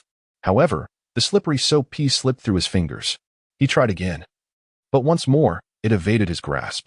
Practice gradually. This is the simplest technique, Buddy advised. I heard from my cousin that seasoned artisans can catch coins thrown at them with their eyes closed, deftly seizing them as they fall. Mastering a craft requires diligence and perseverance. Ping Sange, nearly missing another catch, shivered at Buddy's words. Who taught you these phrases? He asked, half amused. My cousin, who is far more cultured than you. Do you know how many 3-character thieves there are? Buddy replied. What 3-character thieves? Ping Sange queried, puzzled. At that moment, their conversation was interrupted by a light knock at the door. Buddy, who had been waiting eagerly, hurried to answer. Entering was a girl with a small bag, dressed in a short skirt, her sweet appearance reminiscent of a neighborly girl. With an innocent demeanor, she asked Buddy, Big brother, are you offering services? Finally, I've been waiting anxiously. Let's change the room, Buddy replied. Both noticed Ping Sange peeking from the bathroom, and as the girl turned to leave, Buddy rushed outside. Flashing a smile at Ping Sange as he reassured him, study well, I'll check on you when I return. Oh.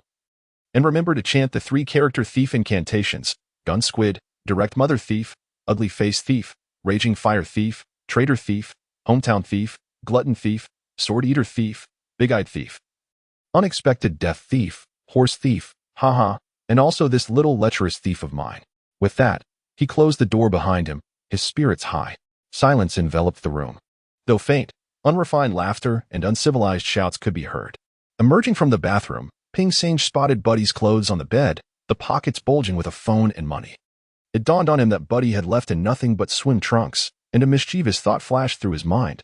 What if he took the phone, clothes, and money and boldly walked out? After all, that foolish fellow would certainly be too preoccupied to notice. Uncertain whether it was a mere fleeting thought, Ping Sange's expression exhibited a subtle excitement. He even ventured a few steps closer to the pile of clothing, only to halt, seemingly caught in hesitation and inner turmoil.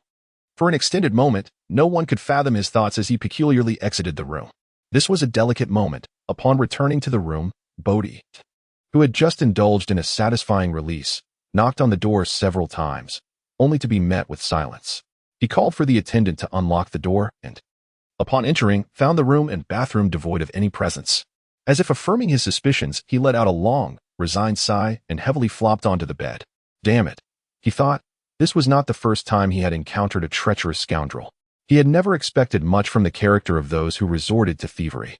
Each encounter left him either with a few coins swiped or nothing at all. He felt something hard beneath his legs, resting on the clothing, which surprised him. He quickly sat up to check his belongings. His phone was intact, and his money remained as well. Everything was there. Nothing had been taken. This revelation bewildered him. And he muttered, what a fool. How could he be so dim-witted as to leave everything untouched? If he had stolen something of the masteress, it wouldn't he have surprised him, but the absence of any theft left him perplexed. Just then, the sound of the door broke his contemplation. He hurriedly padded to the door, and upon opening it, he found the foolish Ping Sange re-entering, seemingly refreshed and wearing a cheerful smile. This startled Bodhi, who nervously remarked, Damn, you've also called for a girl, and that's certainly 1 tea suffice for the payment here. They might just beat you senseless if caught. I didn't tea call anyone. I went back to the bathhouse to practice, Ping Sange replied with a grin, casting a sidelong glance at Bodhi as if he could see through his thoughts. Bodhi froze for a moment, realizing that he still held his money and phone. Embarrassed, he awkwardly tucked them into his waistband. Ping Sange chuckled and asked, Fat Bodhi, did you think I should have stolen your money and phone and slipped away? I wouldn't be surprised if you encountered that before. But your foolishness is astounding. I gave you the chance, and you didn't take it. That truly puzzles me. Stop it. With your cunning and sharp eyes, leaving things here must be a deliberate test to see if I could notice, Ping Sange pointed out. Bodhi laughed and replied, Perhaps so, but if you don't act, you'll never have the opportunity again. To make money, one must take matters into their own hands. Regardless, thank you. Deep down, you possess a kind heart, fearing that you might truly drag me down with you, and that weighs on your conscience, doesn't it? Ping Sange patted Bodhi on the back as he entered the bathroom, leaning against the doorframe. Bodhi contemplated for a moment before separating half of his money and offering it to Ping Sange, saying, Here, take this. What do you mean? Ping Sange declined the offer. I'm glad you didn't leave. If you had, I wouldn't have been upset. Maya once said that in this line of work, one must be willing. Forcing someone into it may breed enmity that could last a lifetime. You have a family and a mother, unlike me, who has nothing to hold on to, Bodhi expressed, as he observed the glimmer in Ping Sange's eyes, which didn't reflect the cunning of a thief. If I had met you a day earlier, perhaps I would have left, but now it's too late. I have made my decision. On the Ping Sange road, he smiled as if he had already come to terms with the vices of the corpulent fellow. What has been decided? Buddy inquired curiously. Ping Sange remained silent, handing Buddy a soap slice from the wash basin. Confused, Buddy hesitated, but Ping Sange urged him, Give it a try. Sometimes, cultured individuals can create miracles. Do you believe it? I have already embarked on my journey. What a boast. Buddy scoffed. As he received it, he flicked the soap slice with one hand, sending it arcing gracefully into the freshly prepared wash water. In an instant, Ping Sange transformed, swiftly reaching into the water and triumphantly revealed 2 fingers, between which was precisely clutched a soap slice. Buddy's eyes widened in disbelief, and with a swift motion, he tossed another slice into the water. Ping Sange's left hand dove in effortlessly, retrieving the item without hindrance. Undeterred, Buddy continued to hurl the slices into the water, while Ping Sange, with remarkable precision, plucked each one from the warm water and placed them on the countertop. He rubbed his hands together, smiling at Buddy. Although his movements were slightly less agile and not as graceful as Buddy's, he was, after all, a novice. Buddy could hardly believe his eyes. Staring incredulously at Ping Sangu, "Are you the reincarnation of a cunning thief? If you can't explain this, I might just run away in fright. Touch it." Ping Sangu extended his hand towards Buddy. Upon touching, Buddy found it oddly rough, even the soap liquid felt coarse. Furrowing his brow in confusion, he asked, "What is going on? This level of grip is difficult to master, too light, and it slips away, too heavy, and it won't hold. You must find the perfect balance to grasp it. At least a month of practice is needed to achieve such roughness. I can't believe you cheated." "Indeed. I might not have mastered the grip immediately, but I could have altered the texture of my fingers, making it easier to grasp. As long as I can hold it, it can be retrieved. One need not strictly adhere to tradition. There are countless ways to adapt. I've observed such techniques in the detention center, and really, it just requires boldness and meticulousness, coupled with what I learned today, diverting others' attention. In the art of thievery, the principles remain constant, devoid of any profound mystery." Ping Sangu explained. "How did you manage that?" Buddy continued to probe, still unable to comprehend. "I procured some disinfectant containing sodium hypochlorite, known for its corrosive properties on metals and fabrics, and of course, it affects the skin too. I thought, if I could corrode the outer layer of skin, the sensitivity of my fingers would heighten, making them rough and coarse. This would facilitate grasping slippery soap slices." Ping Sangu elaborated. Buddy examined closely, noticing indeed that Ping Sanji's fingers appeared reddened, as if a delicate layer had been stripped away. "Have you considered that this provides a quick method for acquiring pickpocketing skills? The shedding skin enhances sensitivity significantly, possibly enabling even a novice to accomplish various tasks." This revelation left Buddy momentarily speechless, his gaze fixed on Ping Sanji's fingers, drooling in awe and foolishly asking, "What tasks can be accomplished? What do you think?" With a smile, Ping Sanj inquired, leaving Booty perplexed. Following Ping Sanj's gaze downward, Booty's expression shifted to one of acute embarrassment. The money he had just tucked discreetly at his waist had, in a moment of distraction, found its way into Ping Sanj's hands. Ping Sanj raised his hand to capture Booty's attention, successfully outsmarting this seasoned individual, much like he had been toyed with by the director earlier that morning. "Ah, a genius. Truly a genius. In the midst of a simple health session, a notorious thief has emerged. Remarkable, simply remarkable. Come, let me share the intricacies of this trade with you. We must engage in a few impressive ventures, and once we amass some wealth, we can reside in the fragrant city of Xiangshulan, enjoying standard rooms daily and indulging in extravagant health services every night. Ha ha ha." After his initial shock, Booty was overcome with elation. Pulling Ping Sanj back to the bed, where he animatedly recounted tales of the art of thievery, how to design, how to conceal, how to execute. They delved into the details. Of course, with intentions that were far from pure, likely aimed at realizing his dream of nightly indulgence in health services. Ping Sanj listened intently, fully aware of the implications.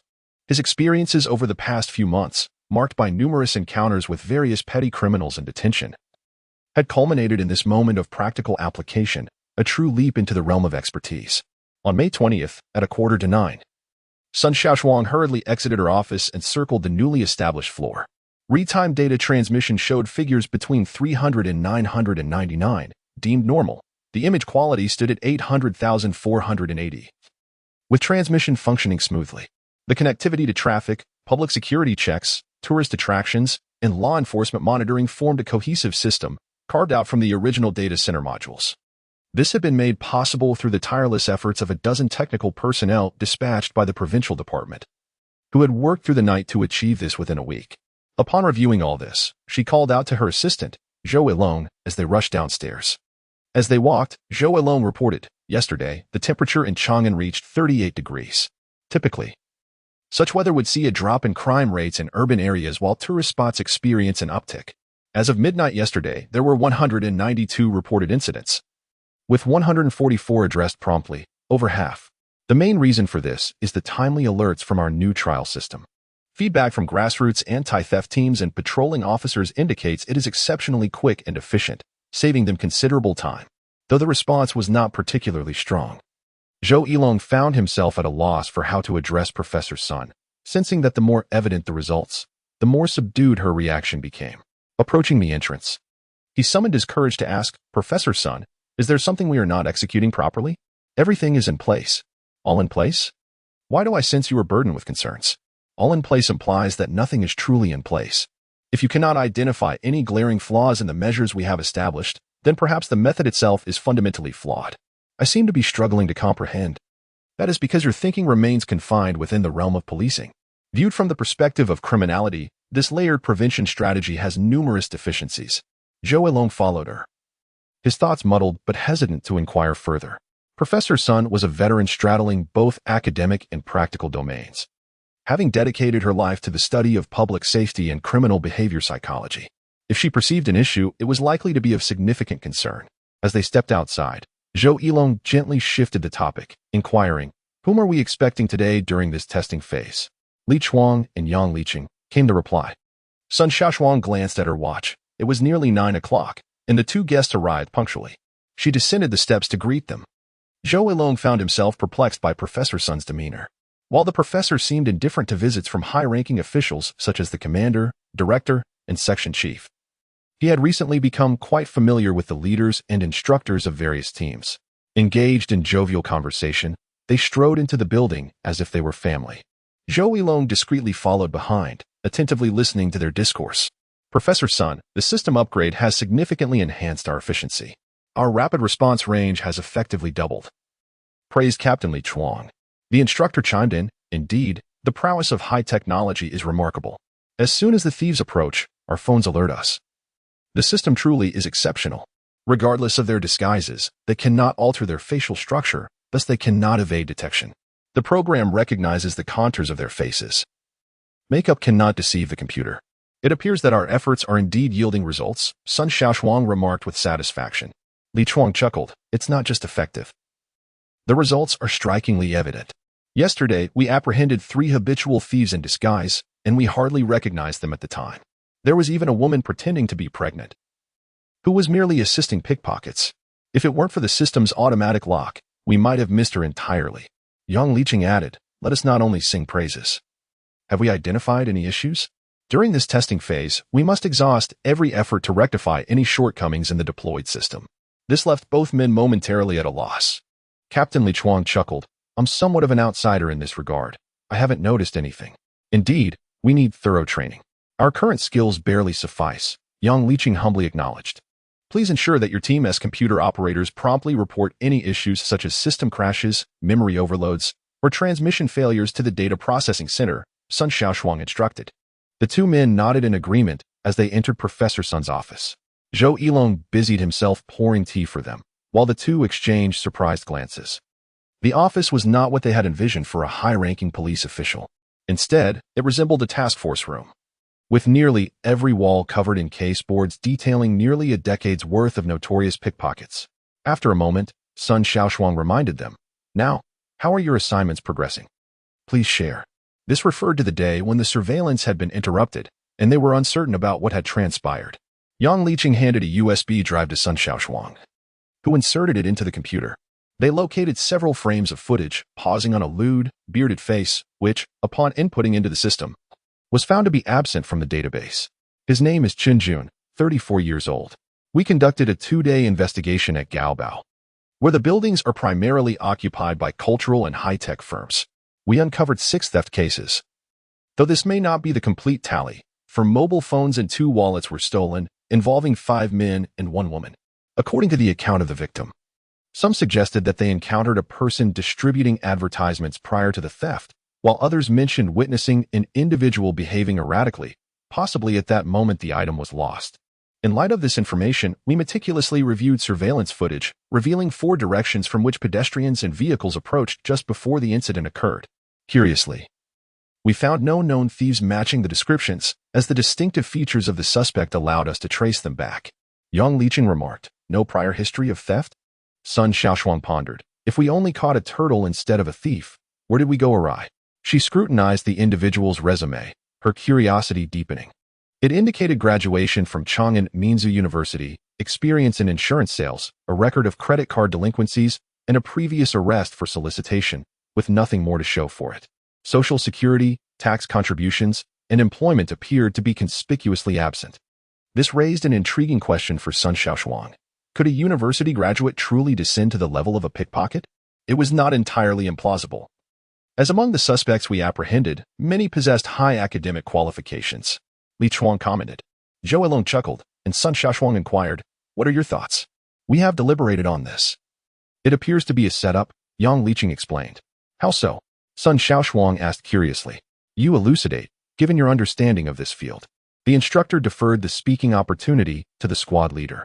Li Chuang gestured and articulated, likening it to a pickpocket operation on a bus where some individuals create a commotion while others facilitate the theft, generating opportunities amid the chaos. Their discussion concluded that this Qinjun functioned as bait, drawing attention. According to the victim's description, his erratic behavior attracted a crowd, providing the perfect opportunity for his accomplices to strike. A pickpocketing gang capable of orchestrating such setups operates at a higher echelon than those who merely execute the theft and hastily flee. Li Chuang summarized this insight. Sun Shaoshuang then queried, "How does this individual compare to the legendary Big Ant or Little Buddha? If such legends truly exist, they would likely fall short. At that level, there would be no need for setups. The necessity for a scheme arises from a lack of confidence in one's skills. A master who can discreetly steal high-end watches at an airport would disdain the need for a ruse," Li Chuang replied. "It stands to reason, in every profession there are standout talents, and the realm of pickpockets undoubtedly has its exceptional figures," Sun Shaoshuang mused to herself. Instinctively, she rose, paced a few steps, and found herself standing before the caseboard, where the notorious pickpockets were ranked by their number of offenses, with the uppermost positions curiously marked only by question marks. The distance to that level remains significant, as Li Chuang thoughtfully reminded, "We are currently investigating the detained individuals. However, the multitude of opinions makes it challenging to ascertain the truth. There are many legends surrounding the Little Buddha. Some say he has been imprisoned. Others claim he has made a fortune and retired, while some suggest he has fled abroad. It is indeed difficult to determine the facts. Yet, the individuals you have listed can be relatively confirmed. Yin Hui, Shi Xiufeng, Uncle Yo Zhengjun, Razor Ma Erjuan, Bridge Master Gu Fengqing, and the thief known as Bodhisattva Shui Lanying. Excluding Yin Hui, who has only recently entered the scene, Uncle Yao has vanished from public view. Razor suffered a severe injury that rendered him incapacitated, and the once famous bridge master has spent several years in prison and is now partially paralyzed. As for the thief nicknamed Bodhisattva, she is still serving her sentence." Li Chuang recounted the fates of these individuals with remarkable familiarity, leaving Sun Shaoshuang astonished. With such foundational work accomplished, it is no wonder that Captain Su Yujing prioritized the anti-pickpocket team in the textile city. She commended, saying, "The groundwork is commendable. Speaking of which, I truly wish to inquire of both of you." In a moment of hesitation, as if grappling with something, Yang Liqing cautiously asked, "Professor Sun, what clues are you searching for?" "These are merely tales of the past." "Transmission," Sun Shaoshuang replied, instantly finding the term remarkably apparent. She elaborated, "Yes, transmission. Since this is a realm of its own, it ought to possess a lineage. If we can clarify its connections, our future endeavors will yield greater results with less effort." This posed a challenge for Li Chuang, who uncertainly remarked, "There are indeed cases of apprenticeship, but pickpocketing is hardly a noble profession. Even if there is a lineage, it remains a closed circle, making it difficult to discern its intricacies. Moreover, some seasoned pickpockets, possessing certain skills, can be exceedingly unpredictable. For instance, the Razor you listed as sixth is a notorious pickpocket. It is unclear what transgression led to his being attacked by his accomplices, resulting in the loss of 8 fingers across both hands. So ruthless?" Zhou Elong was taken aback. Yang Liqing understood his confusion and explained, "There will be no reports filed. These matters belong to the underworld. If you seek resolution through the police, you will become a public enemy. Let us set that aside for now. My current thought is as follows. I seek your expertise. First, at the top of the hierarchy, we have the elders, uncles, and aunts, those veteran pickpockets."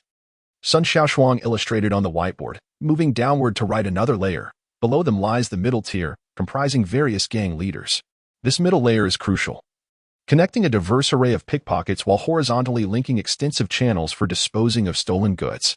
Setting aside the upper echelons, even if we cannot apprehend those highly skilled experts, it is not a significant issue. The greatest threat likely resides in the middle tier. What do you think?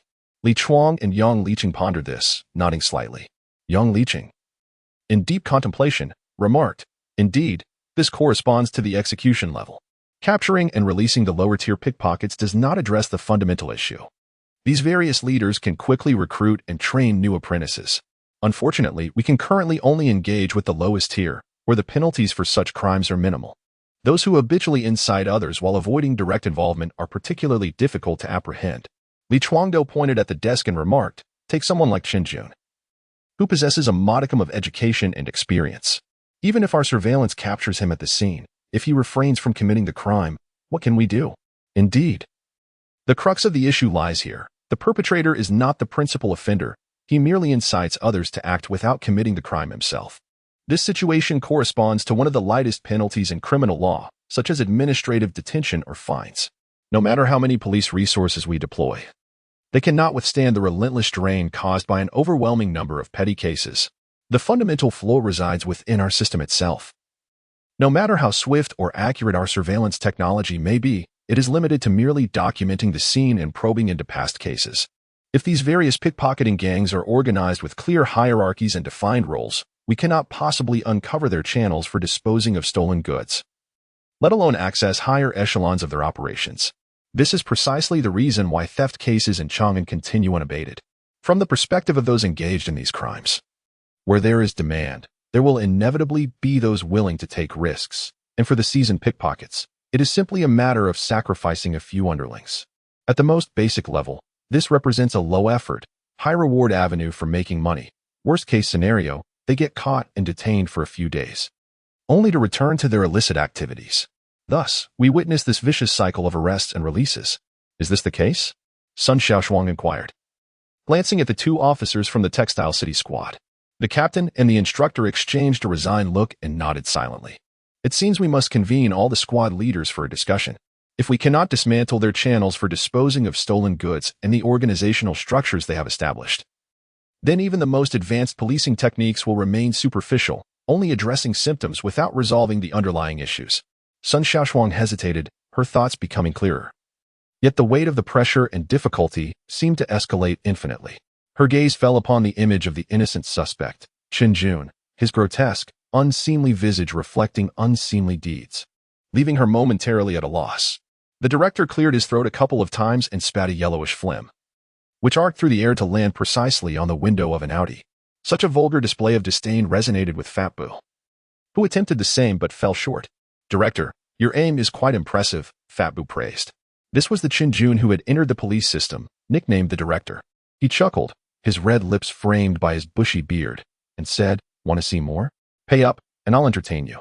"Not interested. You're too hairy," Budi replied, shaking his head and grinning at the director's unkempt face. "How about you give me that person? I'll treat you to a couple of outings in the perfume orchid city." The director perked up, pointing to Ping Sange, who was rushing to buy ice cream. "That's out of the question," Budi retorted with a smirk. "If you have the skills, go find your own. Stop poaching my connections.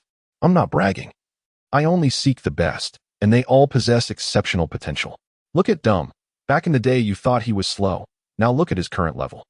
When it comes to discerning character, the director considers himself quite adept. However, he invariably falls short of Budi's talent for delegation, leaving him puzzled as to why. For instance, this time, Pai Sengu, whom Budi picked up, demonstrated an uncanny ability to grasp concepts rapidly, exhibiting remarkable intuition. After just a day of practice, he mastered the art of finger movements and, with a brief instruction, swiftly honed his eyesight. When it came to speed, he quickly grasped the key techniques and proved no less capable than others. Upon further inquiry, it was revealed that this individual had previously battled an internet addiction and had a penchant for gaming. The director, taken aback, arranged a match with Pai Sengu the previous night, engaging in his beloved games, King of Fighters, only to be defeated 28 times in a row, leaving him in a state of disbelief. Goodness, even an extraordinary individual like that can be unearthed, the director mused, observing as Pai Sengu returned cheerfully with several ice cream cones.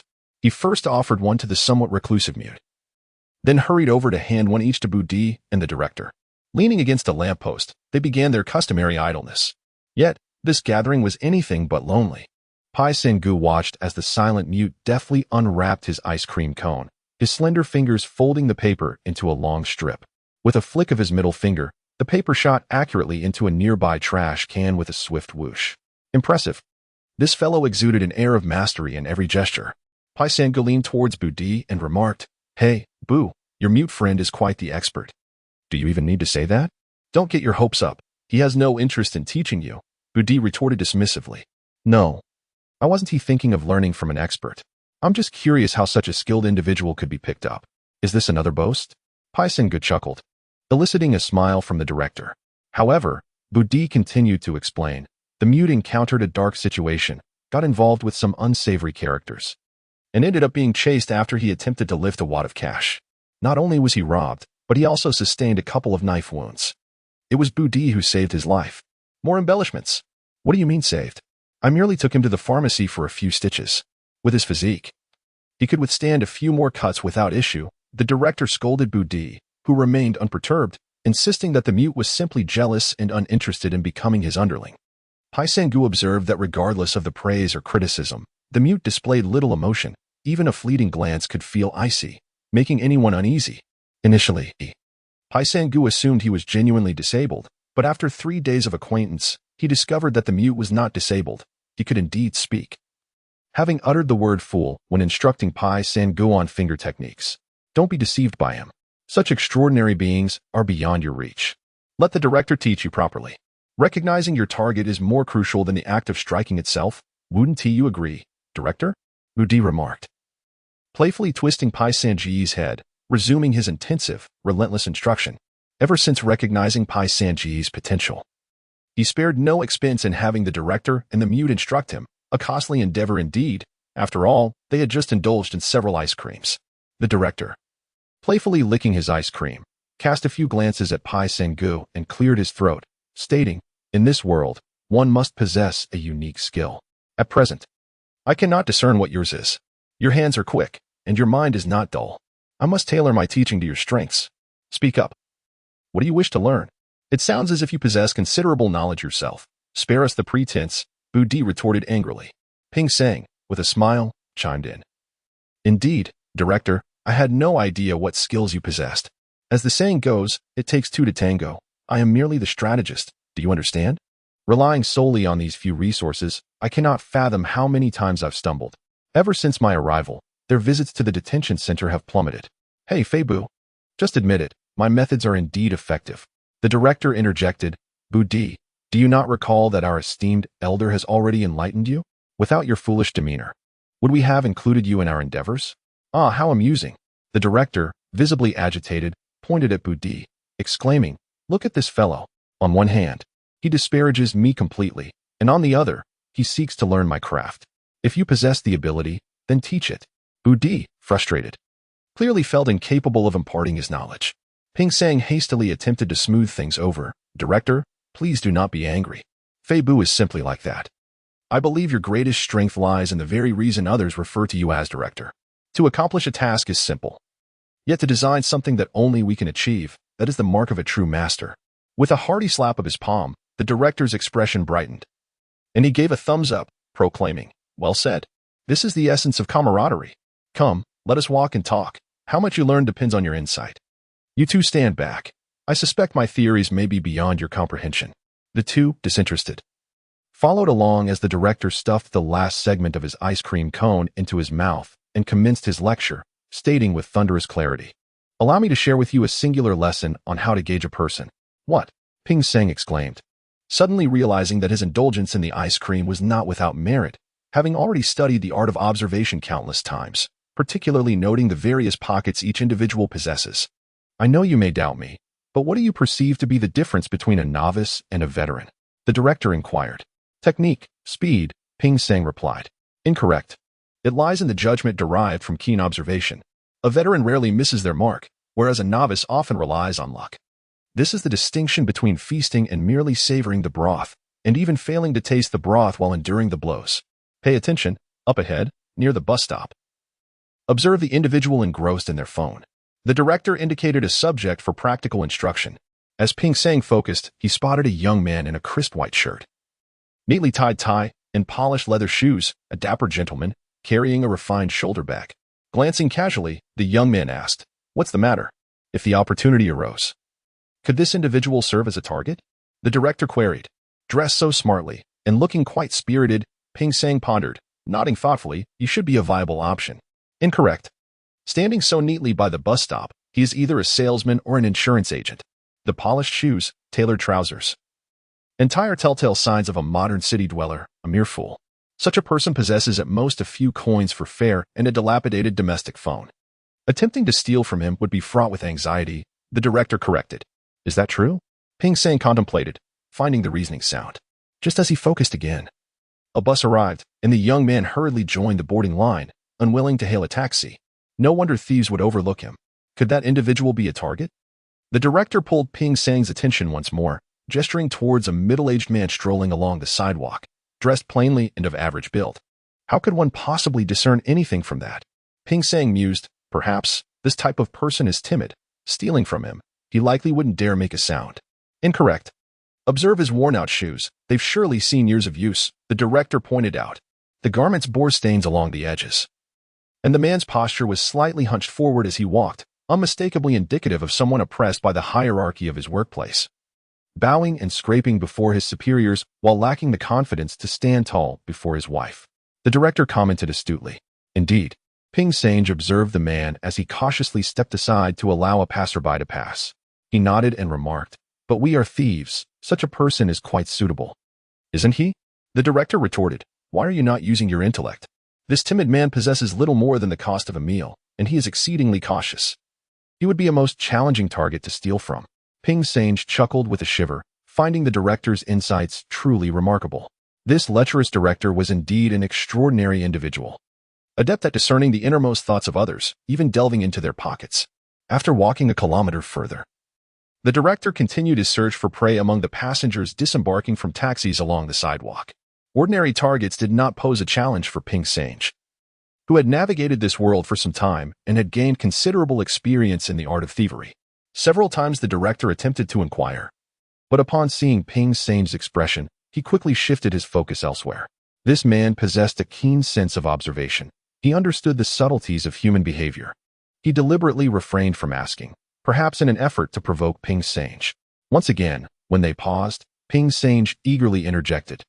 Are you wondering about that fellow in the checkered shirt as a potential target? All right, let us hear your thoughts on him. The director responded. Are you jesting? That man is a fellow thief, a pickpocket on the bus. His eyes dart about, and he is holding a cover. I can ascertain he is part of the Tweezers gang, not a skilled artisan, Ping Sang articulated. This revelation astonished the director, who stared at Ping Sang, taken aback by such perceptiveness. Ping Sang chuckled, covering his mouth. Do not be surprised. I have encountered that fellow in the detention center, where he would play with chopsticks while picking pockets daily. Oh. Now I understand. You have quite the insight, the director exclaimed. It seems I must impart to you some of my most guarded secrets. Listen closely. For I shall only teach this once. The key lies in observing from afar and scrutinizing closely, while keeping your distance and being observant. The director, with the seriousness of a theatrical performance, instructed Ping Sang, explaining that shape refers to one's stride and actions. A person who walks with a timid gait, craning their neck to read signs and check for vehicles, is likely an outsider, easy to deceive and steal from. Someone who strides hurriedly is a busy worker, who, despite having little money, often possesses an expensive smartphone to flaunt. Leisurely walkers are usually locals, sometimes unapproachable, and stealing from them poses a significant risk of retaliation. Those who twist and sway as they walk are often ostentatious women, frequently found in shopping malls, beauty salons, and pedestrian streets. Such individuals are not only easy targets but also indifferent to the loss, as the funds are not their own. The director spoke vividly, not only conveying the theory but also demonstrating various walking styles to Ping Sang. Upon reflection, the subtleties he detailed were indeed accurate. Clearly, the elevation of the skill set among practitioners was imperative, and it was no wonder the director led this group of local thieves with such success. Upon discussing the art of thievery, the focus swiftly shifted to the significance of one's visage and gaze. A closer examination reveals that any semblance of suspicion must be meticulously avoided. This circumstance compels pickpockets to present themselves as virtuous individuals. The director illustrated this point by referring to Buddy's lack of progress, attributing it to his appearance. It is evident to all that he resembles a common brigand, making it improbable for him to succeed in his endeavors, which is why he remains merely a lookout. In contrast, Xiao Ergun frequently thrives due to his handsome demeanor, rendering him less likely to attract suspicion. If one does not perceive wariness in the expression of their target, the crucial final step remains, the approach. During the fleeting moment of closing in on the target, it is imperative that the opponent remains oblivious to any impending threat. Thus, one must fixate on the target's eyes. Should any hint of caution be detected, it is prudent to withdraw. Conversely, if the coast is clear, one may proceed with their nefarious intentions. Having conveyed this, the director patted Ping Sange on the shoulder in encouragement, proclaiming, "I have faith in you. Your appearance is unremarkable, neither ugly nor handsome, an archetype of the quintessential thief. Our group is in dire need of fresh talent. The mute resembles an abnormal human, while Buddy hardly qualifies as ordinary. I, however, am a standard individual. The future may very well depend on you." Hearing this, Ping Sange felt a surge of anxiety and responded, "Director, please do not place such lofty expectations upon me. The pressure is overwhelming." Transform that pressure into motivation, the director bellowed, beckoning Feibu over. "How about a practice session?" he inquired. "Absolutely. Without practice, one cannot hone their skills," Buddy asserted. "Let's proceed further ahead. The old city gate area is less guarded, with many aged neighborhoods," the director suggested. "Indeed. This area is equipped with antiquated devices, making it difficult to capture clear images from a distance. Be nimble. It is nearly midnight, and we have a window of opportunity," Buddy remarked as he checked his phone. Ping Sange's eyes widened in trepidation, realizing that the theory had not yet been fully absorbed and immediate practice was on the horizon. "Wait a moment. I need more practice. The other day, using 84 disinfectant left my hands sore," he protested. "The three masters have imparted their ultimate techniques. Even a novice should be able to grasp them," Buddy retorted angrily. The director, with a smile, advised, "The traits of a thief, slyness, cunning, and stealth, are trivial. What truly matters is the audacity to act. Have you heard of thief's courage?" To which Buddy interjected, "Nonsense. Just yesterday, you spoke of lustful courage. Both are valid. But the distinction lies in the fact that now we must roll up our sleeves and act, rather than merely fantasize. Come on, my friend. If you desire to feast, you must not fear the blows," the director encouraged, while Buddy urged, "Look at you. You mastered the art of handling soap slices swiftly. And with tweezers you outpaced the director. You have triumphed over us in countless games. Your dexterity and intellect are formidable. What could be challenging about this?" The two exchanged supportive banter, pushing Ping Sange toward the path ahead. Engaging in thievery is akin to intimacy. Once experienced, one discovers the thrill, one proclaimed, while another added. Stealing is far more exhilarating than mere dalliance. Once you master it, there will be no turning back. With encouragement and deliberation, they stealthily approached an antiquated neighborhood, prepared to seize the moment as they awaited their target's appearance. From a distance, the indifferent mute brother shook his head, exhaling a sigh that suggested a mix of disdain for the novice's inadequate skills and a hint of reluctance to drag the newcomer into the fray. Nevertheless, such considerations were rendered moot as the novice embarked on his journey, approaching a woman with a satchel slung over her shoulder. Both Booty and the director sprang into action, marking the commencement of the novice's practical experience. The blaring alarm, with its sharp beeps, pierced through the cacophony of the buzzing machinery, drawing the attention of an operator who anxiously grabbed the phone upon noticing the alarming data on the display. The surveillance captured two faces, displaying a similarity of 75 and 84. These figures corresponded to two key suspects flagged in the system following the High Castle incident, one named Booty, a habitual offender, and the other Chinjun, a newcomer without a criminal record. Just after bidding farewell to Captain Li Chuang, Sun Shaoshuang hurriedly arrived, making a beeline for the computer screen that displayed the captured footage. The operator magnified the image, but the poor quality hindered the facial recognition software's accuracy. Furrowing her brow, Sun Shaoshuang inquired, "Why is the footage of such poor quality?" The external surveillance project had commenced a decade ago, and the Liyuan community was among the earliest to implement traffic monitoring. Just less than a kilometer to the northwest lay a cultural preservation site in the ancient city, where subsequent construction approvals had stalled. The operator explained. Given the objective constraints, Sun Shaoshuang's mind raced with additional thoughts, which were echoed by Zhou Ilong. Could they be deliberately targeting areas with outdated surveillance to commit their crimes? Indeed, it seems unlikely they intend to engage in anything virtuous. "How long has it been?" Sun Shaoshuang queried. "Approximately 5 minutes. The distance is considerable. The facial recognition has only just captured the image, and this is the least favorable similarity. However, judging by the physique, this hefty individual appears to be the one in question. The blurred image reveals that Qin Jun has a prominent beard, which could also affect facial recognition," the operator elucidated. Sun Shaoshuang remained silent, her gaze fixed on the screen as if searching for something elusive. Zhou Weilong prompted, Professor Sun, should we notify the nearest police station to dispatch officers? Without any actions taken, what would be the point of notifying them? By the time they act, it will undoubtedly be too late. Moreover, if they do act, will it be these two? Which accomplice is involved? Or perhaps there are multiple? Sun Shaoshuang pondered, momentarily stumped. The screen displayed a distant scene with pedestrians wandering about, occasionally interspersed with tour vehicles heading towards the cultural preservation site. The challenge of identifying other accomplices amidst such a mosaic-quality display was formidable. What should we do then? Zhou Weilong asked softly. Nothing for now. Let us observe how they execute their crime. We have yet to grasp the modus operandi of this small group, Sun Shaoshuang replied. As a seasoned expert in the realm of criminal study, she felt an unexpected thrill akin to a hunter spotting prey. She arranged to project the footage across all computer screens, inviting everyone to join in the scrutiny and even to speculate on how they might proceed. Her fingers trembled slightly, and she vigorously shook them, chiding herself for the uncharacteristic anxiety. After taking just a few steps, her leg oddly cramped again. Indeed, when a thief possesses a resilient psychological fortitude, the inaugural act of theft resembles the experience of a first intimate encounter fraught with tension and trepidation, yet imbued with exhilaration and thrill, a veritable cacophony of complex emotions that few hearts can endure.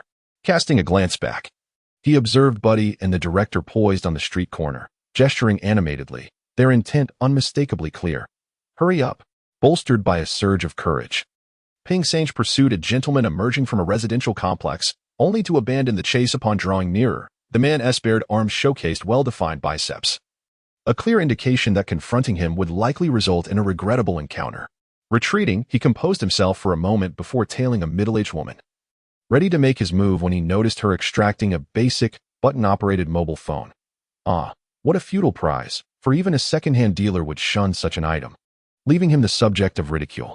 He withdrew yet again, this time trailing a young man, only to discover that the lad was equipped with earbuds connected to a phone in his pocket, and to complicate matters, another individual approached from the opposite direction, rendering any attempt utterly impractical.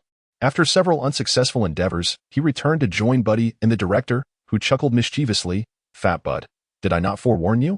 The first hurdle is the most challenging. The distinction between mere practice and actual execution is profound. Buddy reproached Ping Sange. Goodness, why are you so lacking in resolve? Today is merely practice, irrespective of value. You must procure something. Any small success will bolster your confidence. Do you not understand? If you do not take action, your hand shall remain forever idle. Gesturing with his own plump hand, he instructed Ping Sange, who hesitated. What if the first one is sturdier? What if he strikes me? And the old lady? Buddy inquired. She had an old Nokia, clearly a device belonging to a humble farmer's wife. I could not bring myself to act against her. Ping Sange replied. The director burst into laughter, muttering to himself, how amusing. A harlot speaks of chastity, and a petty thief speaks of conscience. How hilariously ironic. What is so funny, director? What should we do? This fellow is reluctant to begin. We must push him past his threshold, Buddy remarked. The most arduous aspect of training newcomers lies here. Once one transcends their moral boundaries, there are no further limits, yet breaching this initial barrier is exceedingly difficult. Now, let me ask you plainly, do you truly wish to pursue this line of work? The director solemnly queried Ping Sange. With a serious expression, Ping Sange affirmed, of course. I desire it. Yet my past endeavors were always conducted under the cover of darkness. I have never attempted anything in broad daylight. That is inconsequential. As long as you harbor the desire, it becomes manageable. Here is the plan. We will provide you with cover. If you manage to steal something, we will depart together. And should you fail, you may walk away unscathed, the director stated gravely. The rules of this profession are as follows. Either be ruthless, endure, or leave. All right. I refuse to believe that even being a petty thief is so arduous, Ping Sange declared defiantly, striking himself across the face. After a brief consultation among the trio, Ping Sange crossed to the opposite side of the street. Before long, he spotted a woman with a handbag exiting. He whistled to signal his accomplices to prepare for cover, and they gestured in readiness to commence. The act of watching and stepping on plates relies on keen eyesight, while providing cover necessitates a certain level of synergy. As Ping Sange began to tail, he noticed Fei Bu moving with an uncanny precision, his pace slightly hastened. Just as Ping Sange approached, Fei Bu dashed toward the center of the street, dramatically collapsing before an oncoming van with a loud exclamation. The van driver, startled, slammed on the brakes. Still several meters away from the hefty figure sprawled on the ground. With a grin, he leaned out of the window, shouting, "Hey, you fell too early. You're still so far away, trying to stage a scam? How unprofessional. If you get too close, I fear you might actually hit me. Don't even think about running away. You're the one who is going to crash into me." Feibu, lying on the ground, bellowed back at the driver. The driver, fuming, retorted, "What the hell? You have no professional ethics. You want money without even making contact? I just started in this business. Can't you at least make it believable? Do you really think I do want to hit you?" Feibu sat up abruptly, his foolish expression eliciting both laughter and tears from the driver, while bystanders erupted in laughter. Feibu, too, chuckled, catching sight of Ping Sange approaching a woman who was doubled over with laughter. In her mirth, her handbag swung backward, revealing a substantial portion of its contents. As Ping Sange reached out, the director called out from a distance, "Hey, chubby guy, why don't you crawl a bit in front of his car?" "Ah, what a splendid idea," Feibu replied, inching closer to the vehicle. The driver, alarmed, immediately shifted into reverse, his head protruding from the window as he shouted, "So you're trying to pull a fast one, huh?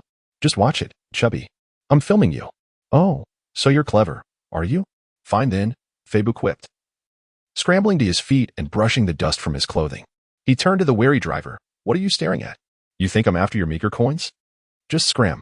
The driver, infuriated, slammed the door and got out of the car, only for Feibu to sense the impending danger and bolt away, making faces as he ran, even pulling his pants to reveal half his backside, inciting a wave of laughter from the crowd.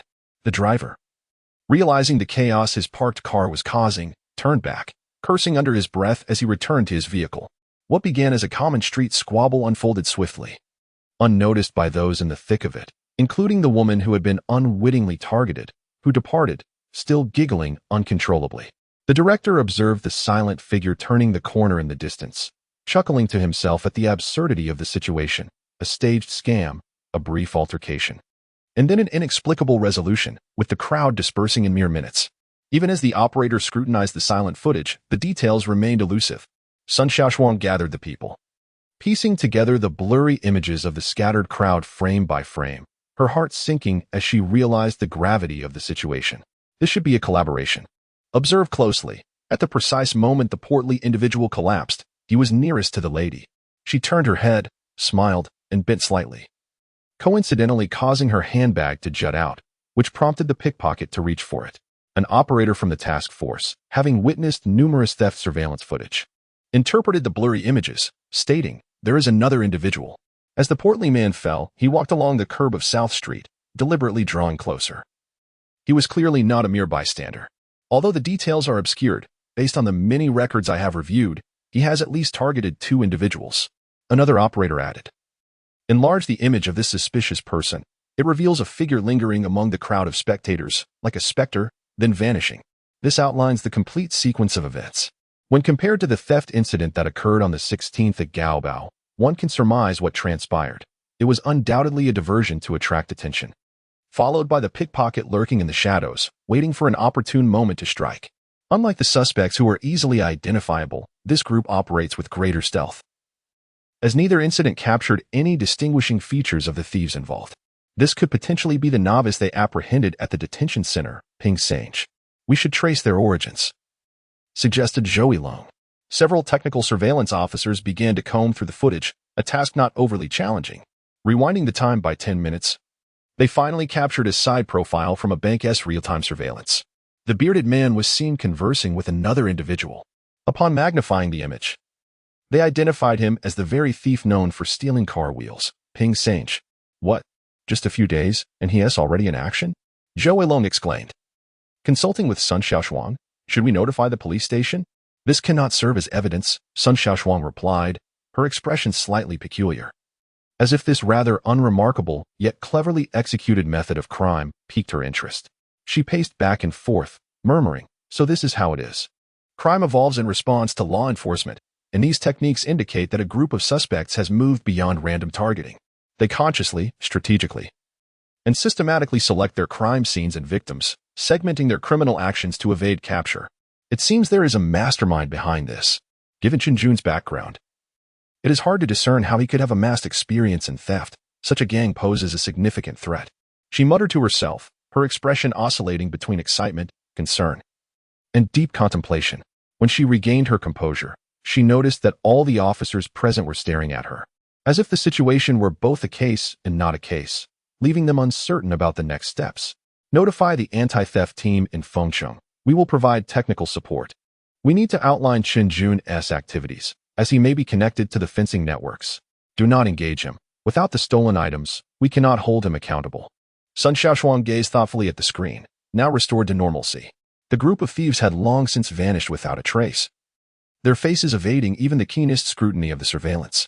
I dashed into the old residential area, my heart racing with an exhilarating thrill that surpassed even the effects of a powerful stimulant.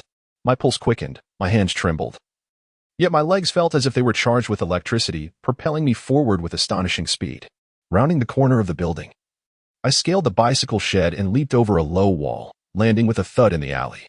Not far from there, I would find another street. Suddenly, someone appeared in the alley, calling out sharply, startling me into an involuntary retreat before I turned back, panting as I faced the person blocking my path. It was the elusive mute, his face, rigid like a carved statue, long and unappealing, devoid of expression. He extended his hand toward me, and in a moment of excitement, I offered him the stolen item, a smartphone adorned with pink stickers. However, to my dismay, the mute frowned, pressed a button on the phone, and promptly switched it off. With his other hand, he delivered a sharp slap across my face. In my haste to flee, I had forgotten the cardinal rule of pickpockets: a stolen phone must be turned off immediately. I chuckled nervously and asked, "How are you doing, my mute brother?" He smacked his lips, casting me a pitiful glance. With a flick of his wrist, he produced another mobile phone from his sleeve, then retrieved yet another from his waistband, and, astonishingly, 2 wallets from his pockets. I stared in amazement at this slender figure, bewildered at how he managed to conceal such treasures. My mind drifted back to the detention center, recalling the notorious Bear Urchiang, who used to hide tomatoes in his trousers. I gasped, "Is there more?" "Certainly. There is still the best hidden stash yet to be revealed," he replied, reaching into his trousers to extract 2 more phones and a wallet, all of which were surprisingly large. I was left utterly speechless, my lower lip bitten in disbelief, overwhelmed by the sheer volume of his haul. A whistle pierced the air, and the mute responded with a nod. Just then, the director with his lecherous grin materialized at the alley's entrance, brandishing a black plastic bag. The mute tossed all his possessions into the bag, and the director swiftly departed. As we exited the alley, we saw the director hailing a taxi, making his escape. With the stolen goods out of sight, the tension, excitement, and fear dissipated almost instantly. We stood at the curb, the mute brother continuing to rummage through his pockets.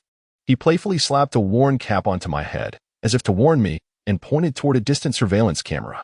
His method of disguise was peculiar. He stretched his arms back, shedding his outer clothing, which he flipped inside out, transforming its color, and donned a thin hoodie that obscured his face entirely. Without uttering a single superfluous word, he swiftly departed from the scene, akin to a hurried passerby. The mute, as if endowed with sight all over his body, seemed to perceive even the slightest movements of Ping Sang-gu, who, upon raising his head momentarily, was startled into lowering it again when the mute reached out to tap the brim of his hat. "Hello, mute brother. What is your name?" "I cannot keep calling you mute forever," Ping Sang-gu inquired softly, attempting to engage him. "Casual," replied the mute. Ping Sang-gu feigned surprise. "Oh, your name is Casual?" "Indeed," the mute affirmed, responding to the name readily. "There's no remedy for this," Ping Sang-gu thought, hastening his steps before pondering aloud. "Why is it that despite my diligent practice, I still feel nervous when it truly matters?" "An impure heart leads to unclear vision," the mute remarked. "What did you say?" Ping Sang-gu failed to comprehend. Unexpectedly, without lifting his head, the mute tossed several coins, which Ping Sang-gu quickly caught, only to discover that his own money had mysteriously vanished. Unable to restrain himself, he exclaimed, "Impressive. Your reflexes are remarkable, mute brother. You just mentioned, an impure heart leads to unclear vision?" "Indeed," the mute responded lightly as he continued walking. "What does that mean?" "This is too profound, as a newcomer. I cannot grasp it." Ping Sang-gu sought to understand. The mute halted, pulling Ping Sang-gu behind a newspaper kiosk, and without warning, thrust 2 fingers directly toward Ping Sang-ji's eyes. Instinctively, Ping Sang-gu leaned back and raised his hands to shield himself, though he was not struck. The fingers merely brushed against his palm. The mute then swiftly snatched Ping Sang-ji's hat, placing it upon his own head, pulled low enough to obscure his eyes. Gesturing for Ping Sanggu to poke him. What does this signify? Ping Sanggu was perplexed. This silent individual possessed a depth far surpassing that of the loquacious Fat Boo. We are all mere mortals. I am not significantly faster than you. I simply do not rely solely on my eyes to see, hence I perceive more clearly. Poke me, the mute stated, his voice hoarse, exuding an air of solitary mastery. Well, I refuse to believe you can outdo Fat Boo in this pretense, Ping Sanggu thought, feeling invigorated by the challenge posed by the seemingly youthful mute. Surely, if he covered his eyes, he could not truly see everything else, could he? In a flash, Ping Sanggu made his move. Having practiced for several days and possessing a background in stealing bicycle wheels, his strike was swift and decisive, 2 fingers aimed directly at the mute's face. Ouch! He exclaimed as pain shot through his fingertips, having been swiftly jabbed by the mute's hand, which felt as hard as steel, leaving him wincing. What just happened? Ping Sanggu mused, rubbing his fingers. He feigned emotion with his right hand, then, in a split second, struck out again. Only for the mute to unexpectedly seize his fingers, twisting them painfully, causing Ping Sanggu to bend over in discomfort. As the mute gathered himself, Ping Sanggu rose, defiantly launching a series of strikes, moving up and down, left and right, each jab aimed at the mute's face. Yet, the brim of the mute's hat obscured his eyes, making him seem as if he possessed a third eye elsewhere on his body, allowing him to block each thrust with uncanny precision. Every time Ping Sanggu lunged, his fingers were met by the mute's dexterous defense, creating an almost choreographed exchange. However, with each attempt, Ping Sanggu grew increasingly alarmed, eventually pausing to catch his breath. His fingers aching from the effort, never once touching the mute's visage. Gradually, the mute removed his hat, revealing a face devoid of expression. While Ping Sanggu's countenance transformed into one of profound admiration, he inquired, "How do you accomplish this? You barely move." The mute grasped his arm, illustrating the motions of his jabs, explaining, "The hem of your garment shifts, your body moves. I need not see your upper body to discern the position of your hands. If your ears were more attuned, you could even hear the sound of the fabric in the wind." With the mute's guidance, a series of subtle movements unfolded, an outstretched hand, an elevated elbow, a tilted chest, a shifting hip, each indicating that Ping Sanggu began to comprehend. It was indeed a matter of peripheral vision or acute hearing, picking up the whispers of the fabric's movement. Yet, it seemed almost unfathomable. Could such minute sounds truly be discerned amidst the clamor of the world? Human attention wavers in fleeting moments, often shorter than a second. In that ephemeral instant, one could accomplish many feats. Not only could one steal an object, but a swift bullet could pierce one's flesh unnoticed. To become a master, one must seize that fleeting moment. Timing is everything too early or too late, and one would betray their opponent's awareness. The mute continued, his other hand flipping over, and in that moment of distraction, Ping Sanggu's money had once again slipped into the mute's grasp. "Thus, your heart must remain tranquil," he advised, returning the money to Ping Sanggu's pocket. Glancing down in astonishment, Ping Sanggu stared at the mute, who remained expressionless as he stated, "A calm heart leads to keen sight. In our line of work, the third eye is more challenging to hone than the third hand. Your mind is troubled, isn't it? You harbor unresolved matters." "Ah, can you discern that?" Ping Sanggu asked, taken aback. "Of course," the mute replied, swiftly revealing Ping Sanggu's money once more. A flush of embarrassment washed over Ping Sanggu. In a mere moment of subtle tension and wandering gaze, he had been deftly robbed again. The mute continued to restore the money to him, scrutinizing him as he spoke. "You must either release your inner turmoil or relinquish your current task. A human heart is too small to multitask effectively." "That makes sense. Knowing is not as good as doing, and doing is not as good as enjoying," Ping Sanggu pondered, realizing that the art of thievery seemed to resonate with a greater truth, akin to a craftsman's dedication to mastering a single endeavor. Indeed, quick hands are no match for quick eyes, and quick eyes are outdone by a quick heart. "I cannot tell what hinders you, but you must let go to progress," the mute said. As he extended his hand once more, Ping Sanggu's focus shifted entirely to the mute's movements. In that instant of enlightenment, Ping Sanggu's eyes sparkled. Fully immersed in the moment, his mind free of distractions, as if an indescribable intuition was guiding him to anticipate the mute's next action. Unexpectedly, the mute smiled faintly, his hand instinctively reaching out to adjust the brim of Ping Sanggu's hat before he turned and departed, leaving no further words. "Oh, esteemed mute brother. Thank you for your guidance," Ping Sanggu exclaimed excitedly, trailing after the mute. The essence of the matter was likely beyond comprehension for one not immersed in it. No need for thanks. I am merely aiding myself. You are too inept and will one day drag us down, the mute replied without looking back. I've only just entered this field.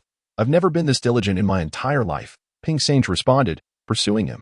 Diligence is of little use in this line of work. It relies on intuition. You lag behind, buddy. Practice slowly, the mute remarked as he advanced, already spotting Buddy, who appeared somewhat dazed, leisurely sucking on an ice pop. To suggest anything else was acceptable. But to say that his insight was inferior to that of the rotund Buddy was truly disheartening, leaving Ping Sange feeling a blend of embarrassment and self-reproach. Nonetheless, for the sake of rapid growth and integration into this organization, he endured the pangs in his heart and quickened his pace to catch up. Suddenly, a shrill train whistle shattered the morning tranquility. As the train approached, the shanties and homes lining the track swayed as if shaken by an earthquake. Dust cascading from their rooftops. Inside a nearby room, 3 upright cigarettes began to tremble on the table. In the fleeting moment the train passed, an invisible gust swept through, causing one cigarette to lose its balance and roll off the edge, tumbling to the floor. In an instant, a pair of fingers reached out, deftly pinching the filter of the fallen cigarette. Soon after, the second cigarette also began to roll. The hands flipped, the ring and pinky fingers grasping the filter with precision. And the person holding the cigarettes looked upon the 2 half-burned ones with delight. It was Ping Sange, whose hands had endured countless blisters but had finally managed to complete the task assigned by the mute with a fair degree of certainty. He placed the cigarettes back on the edge of the table, standing them upright, and watched as delicate wisps of smoke began to rise, allowing his thoughts to slow and settle. He adapted his breathing to the rhythmic pattern taught by the mute, a measured and tranquil manner that would expand his awareness to even the slightest changes around him. For instance, the buzzing of mosquitoes became strikingly clear. The beads of sweat felt acutely pronounced, the scurrying of a rat could be seen swaggering around the room, and the wisps of smoke would dissipate almost upon reaching the ceiling, the deep blue hue gradually fading to gray, then to colorlessness. Life offers no alternatives. In truth, that itself is a choice. Living with nothing at all is, paradoxically, a form of possession.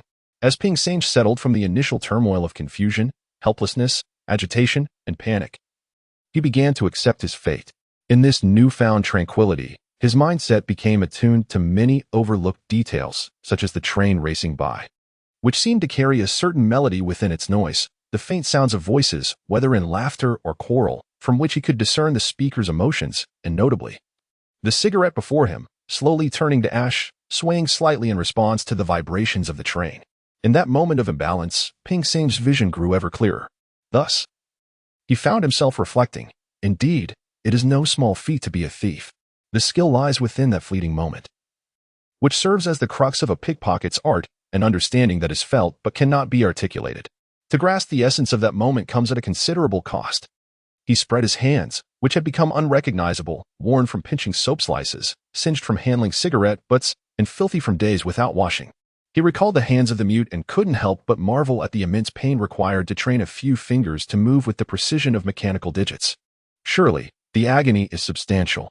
After just a few days, his hands were nearly claw-like.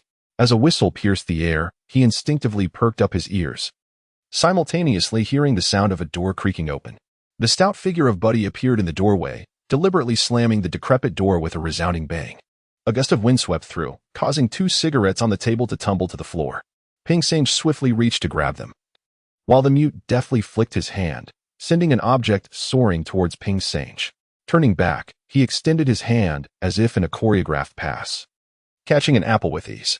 Once again, he reached out, this time supporting his hand with his fingers pinched, the index and middle fingers clutching one item, while the ring and pinky fingers grasped another, curling his hand as his thumb and index finger secured a third. 3 items, 3 fleeting moments, all captured. See, I told you, Buddy exclaimed excitedly. This is what it means to be born for thievery.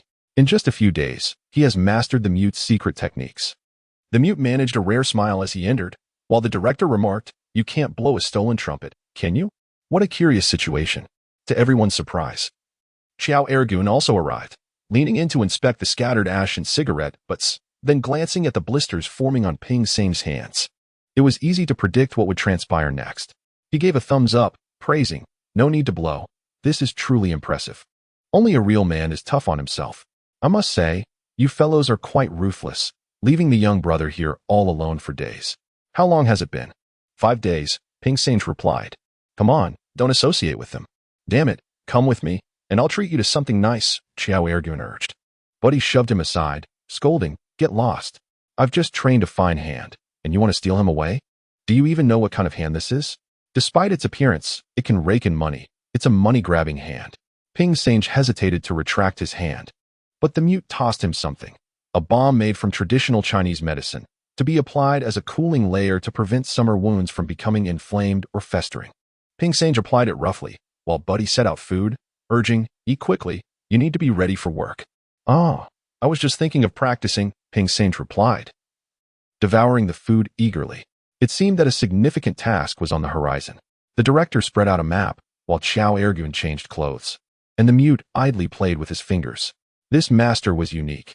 As long as he was awake, whether his hands were in his pockets or out, they were in constant motion.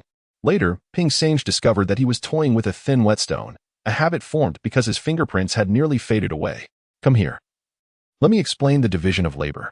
This operation can only be executed on the 8th or 9th of the month. By then, there will undoubtedly be many plainclothes officers around. Every year, we lose dozens of thieves. We must not tempt fate, the director advised. The map of Dong'an district, particularly the areas around Shuangkizhai and Kyojibeo, is said to host a farmer's market for the exchange of agricultural goods, which initially was a rural gathering. However, urban expansion has now transformed this area into a suburban locale, suggesting that it is time to take action there. Upon joining the gang, Ping Sange discovered that this group of thieves was far more adept than he, a mere novice. Their modus operandi dictated that no approach be repeated within a month. Nor should they target the same location within 3 months. Should they sense danger, the principle was to let go rather than engage, thus allowing them to remain undisturbed for an extended period. The worst incidents involved Buddy being detained for tampering with surveillance, yet with his textbook-level antisocial personality. It was unlikely he would cooperate with the police. The street spanned 6 kilometers, and I spent 2 days surveying it, 18 alleys, 27 twists and turns, and 9 dead ends. You must remember the locations. We will focus our efforts on several key alleys: Liuotiao Alley, Yangtzuan Alley, Feng'an Alley, Shaoshuang Alley, and Chichai Alley. I found a vantage point at the starch factory, directing everyone through WeChat. Buddy, you are responsible for monitoring the target. Ensure you keep a close watch according to the director's arrangements. Ping Sange stared at him, realizing that his layout and command abilities resembled those of a director. Got it. No need to sound so intimidating, said Xiao, urging. Buddy expressed doubt, remarking, this place doesn't seem to be very lucrative. It's good enough. Let us get a sense of it. The police are cracking down hard in the city. I estimate that with the notoriety of the Yao village thieves, they must be close to a police raid. We need to stay discreet, extremely discreet. Pack your things, Fat Bud. Your den is surprisingly intact, the director remarked. These individuals acted swiftly, changing clothes and stowing away belongings, as those engaged in significant undertakings would deliberately disguise themselves. They ensured not to carry excessive items or valuables, as a precaution against being apprehended by the police, allowing for plausible denials. Moments later, the gang of thieves, having hidden for several days, was on the move again. May 21st, Fengqing District Anti-Theft Team Information Brief. 2 theft reports from Liyuan community were filed on this day. 2 mobile phones and a wallet containing approximately 820 yuan in cash have been recorded. May 22nd, suspect Sun Shaoshuang, nicknamed Ash, was released after his detention period expired. The stolen mobile phones recovered from Chang'an District Xingda Electronics did not match his statements, and lacking other evidence, he could only be released. May 23rd, no incidents reported. May 24th, preparatory meeting for the anti-theft team leader and advisor, inviting the general team to attend. Tentatively scheduled for the 28th. May 25th, system testing completed, ready for acceptance. The system has not yet been named. May 26th, today. Sun Shaoshuang flipped to today's date on the calendar, then back to review his notes, uncertain of what to write. A frown settled on his face, as if burdened by an inextricable dilemma. Yes, there must be something. He had initially thought this would be a straightforward task, yet it felt like sinking into quicksand. The world of pickpockets appeared deceptively simple, yet the deeper he delved, the more unpredictable it became. What he had presumed to be reliable tracking tools often proved ineffective in numerous situations, locations, and even among various individuals. Sun Shaoshuang understood that cases posing a collective threat to public safety could not be resolved without addressing their root causes. Much like the anti-theft forces in Chang'an trapped in a cycle of apprehending and releasing suspects, unable to break free, while imitators proliferated like mushrooms after rain. Telecommunication fraud, drug trafficking, prostitution, counterfeiting, and other similar crimes share a common characteristic. None of the prior experiences seem applicable. Unlike the persistent pickpockets of Chang'an, these criminals may have already established a clandestine network that spans from theft to the distribution of stolen goods. To combat such crimes, one must delve deep to eradicate the source. However, she increasingly finds herself at a loss, unable to identify a single point of intervention.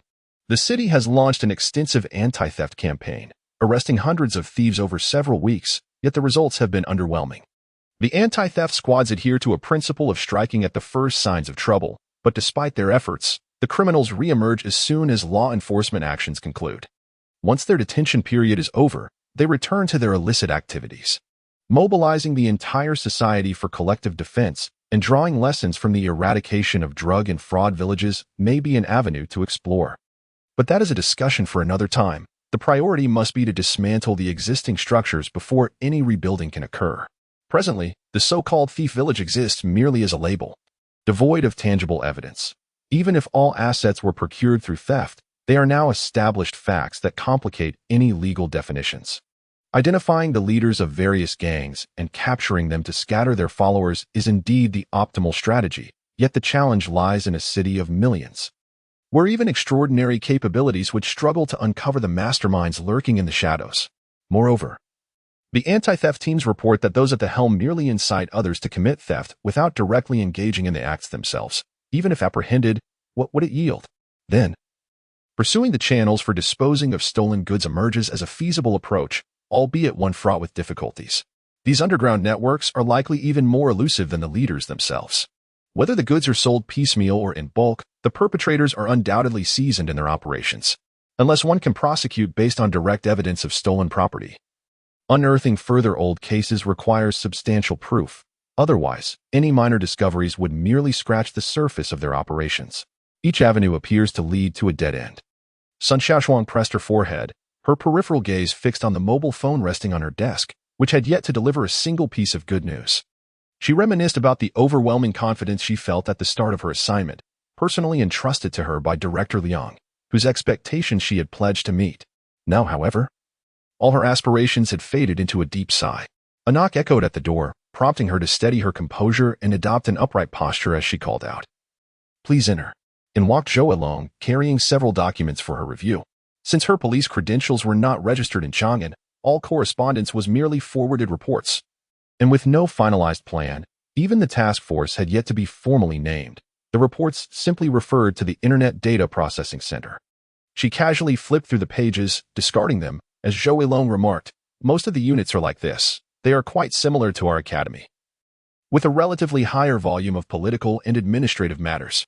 You needn't deliver these. Aside from those pertinent to our operations, you can handle the rest yourself." "Have you located the individual?" Sun Shaoshuang inquired. "What we seek is Buddy," the plump thief recognized as soon as he disembarked. "This thief has now become a nightmare for everyone in the center. We have searched diligently, turning the earth upside down for several days without success." Zhou Yilong shook his head and remarked, "It's quite strange.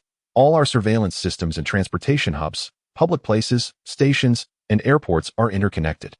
His appearance should be recognized in less than 10 seconds, yet we have found no trace of him. Could he have left Chang'an?" "Unlikely," Sun Shaoshuang replied, offering no further explanation. Noticing the discontent on his superior's face, Zhou Yilong contemplated withdrawing, yet his curiosity compelled him to ask, "Professor Sun, may I pose a question? You wish to inquire why I am fixated on this rotund individual?" Sun Shaoshuang preemptively answered, "Indeed, in light of the comprehensive citywide initiative we are to undertake. Focusing on just 2 individuals seems rather futile," Zhou Yilong stated. "Then let me ask you, from where should we begin our citywide anti-theft campaign?" Sun Shaoshuang inquired. Zhou Yilong paused, momentarily at a loss for words. "We have deliberated extensively, yet our plans have been repeatedly dismissed. It is not that we cannot devise a plan. Rather, we are at a loss as to how to proceed. Have you considered the underlying reasons?" Sun Shaoshuang probed. "Perhaps I previously underestimated the severity of the issue and did not anticipate the potential technical and investigative blind spots," Zhou Yilong admitted. "Hence, this is why I am focused on this brazen thief." Several notorious pickpockets are either deceased or incapacitated, and the only one of notable repute, Sun Shaoshuang, known as Ash, was released 2 days ago. Yet, like Buddy, he has vanished without a trace. I increasingly realize how little we know about these individuals, Sun Shaoshuang lamented. Oh. I begin to grasp the necessity of thoroughly analyzing a case study, Zhou Yilong responded. Precisely. Consider our formidable technological capabilities, yet, with such strength, we cannot track this petty thief. Even during the incident on the 20th at Li Yuan Community, a cohort went unrecognized. The anti-theft team spent 40 hours only to produce a brief report identifying the van driver, who described the incident as a fool attempting to extort him.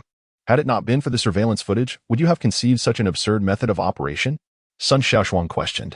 Zhou Yilong chuckled in disbelief. While other thieves merely test one's limits, this one challenges one's intellect as well.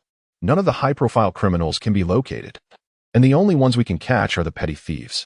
Without delving into that particular underworld, we cannot treat the ailment effectively. Sun Shaoshuang's gaze drifted once more to the case board they had reviewed countless times, where many photographs remained absent and numerous descriptive features were marked with large question marks. Indeed, if only we had an undercover agent or an informant.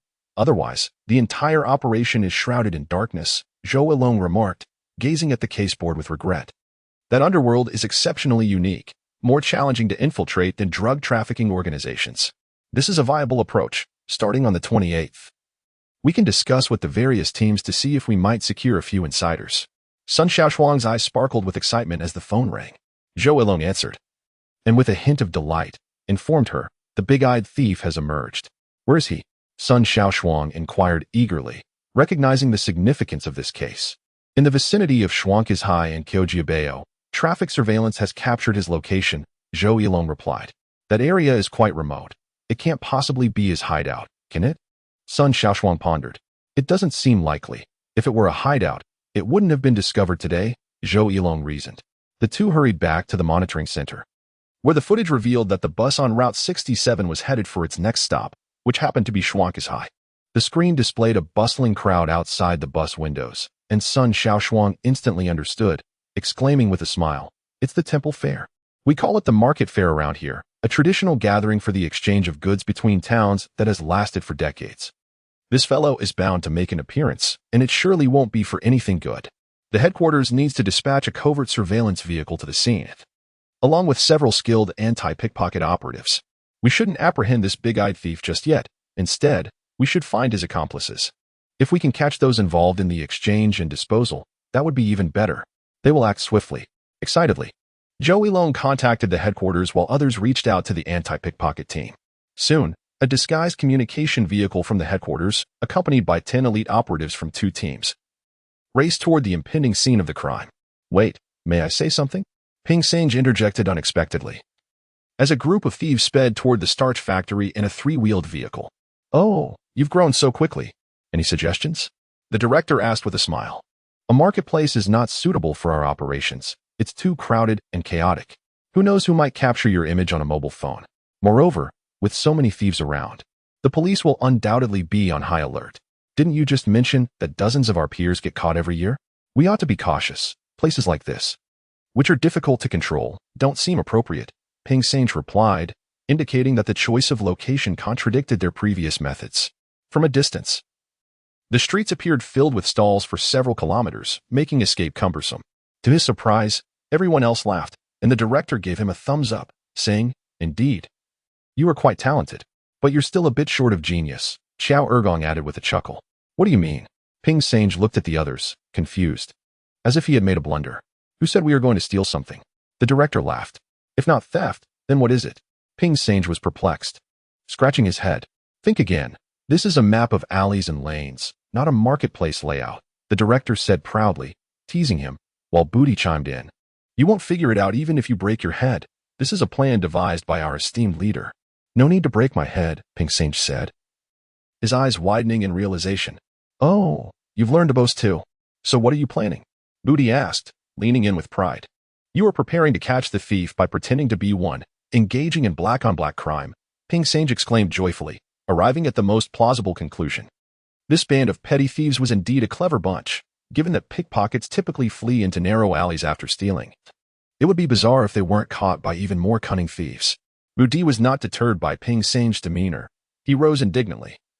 But upon observing his companion's astonished expressions, he regained some confidence and pointed at Ping Sange, exclaiming, "Are you convinced now? This is what we call forcing someone to swallow bitter medicine. There's no other choice. Damn it, in a few days, you will have to assume the role of the leader." The director responded with a hint of resignation, gesturing emphatically, "Feibu, you are tasked with identifying the target. Signal me once you find someone to take action against. Ergun, Indyaba, you two will keep watch. It would be best to herd San Air into the alley. Do you see this red line? I've marked it on the wall of the alley.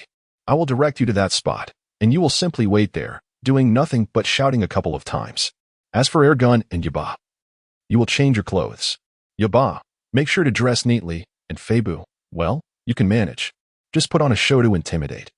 He tossed 2 plastic badges, and Ping Sange nearly choked upon seeing them. It was a habitual move from the training of anti-theft plainclothes officers, where badges are tucked inside clothing.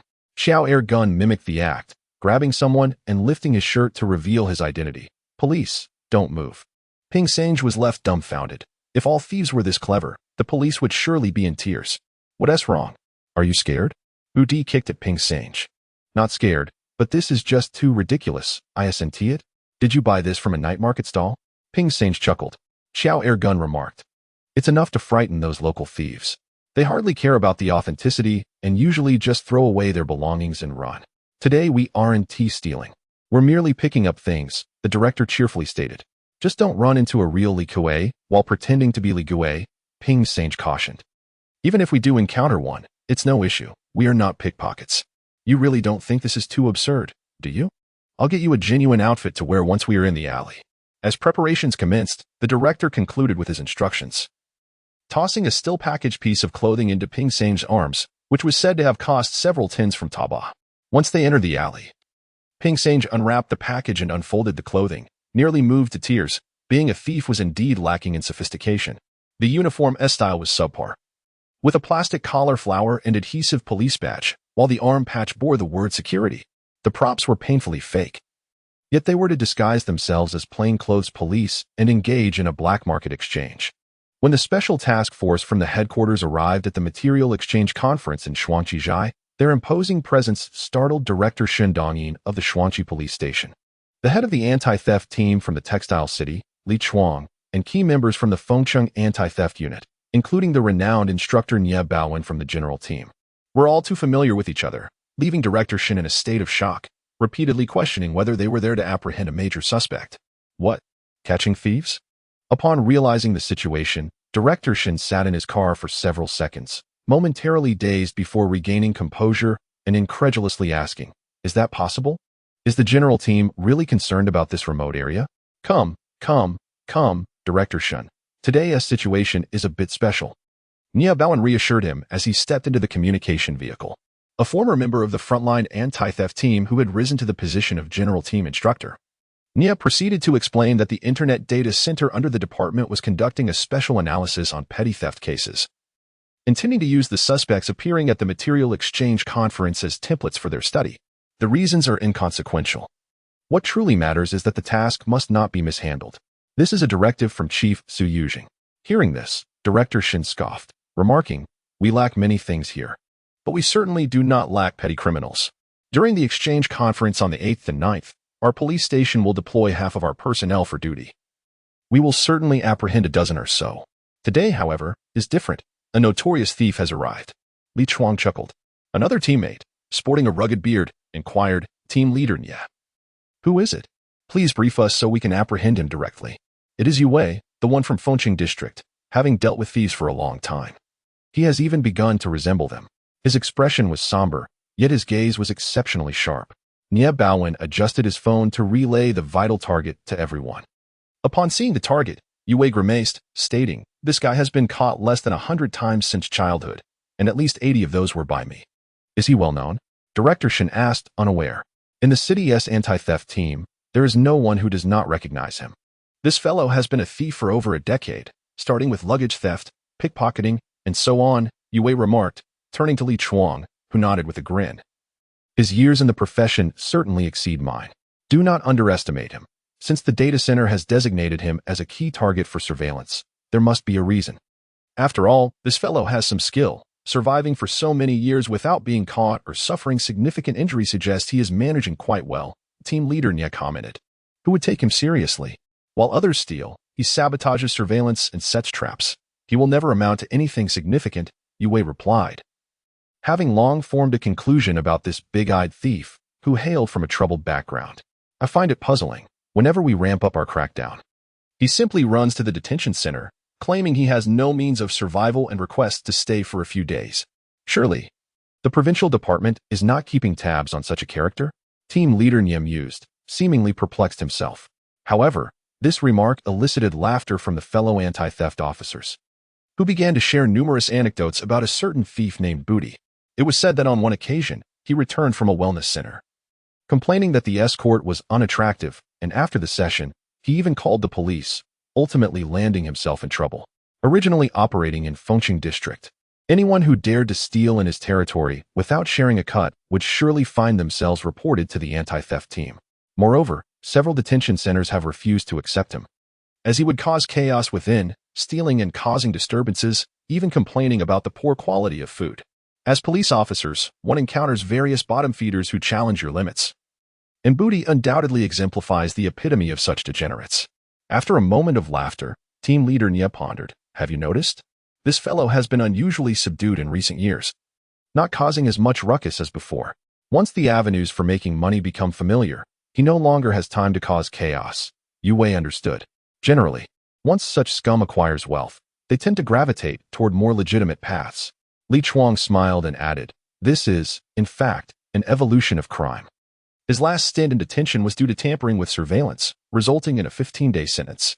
During interrogation, he only admitted to the surveillance tampering. The thefts that were not captured on camera left us with no evidence to prosecute him.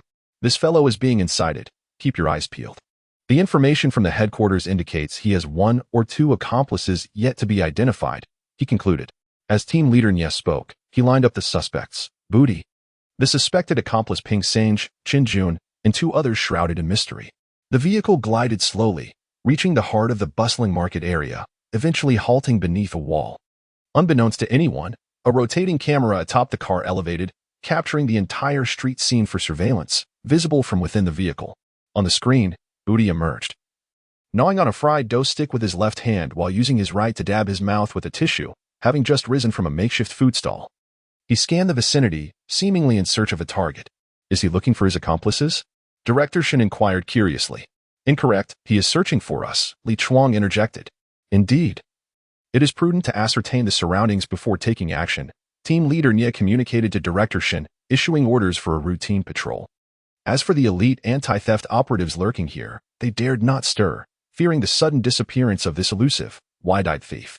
Booty continued his walk while relaying information through his phone, which, when it reached the ears of the director atop a distant roof, transformed into this intelligence. 2 plainclothes officers to the east, 3 more stationed to the north, a police vehicle waiting behind the food stall.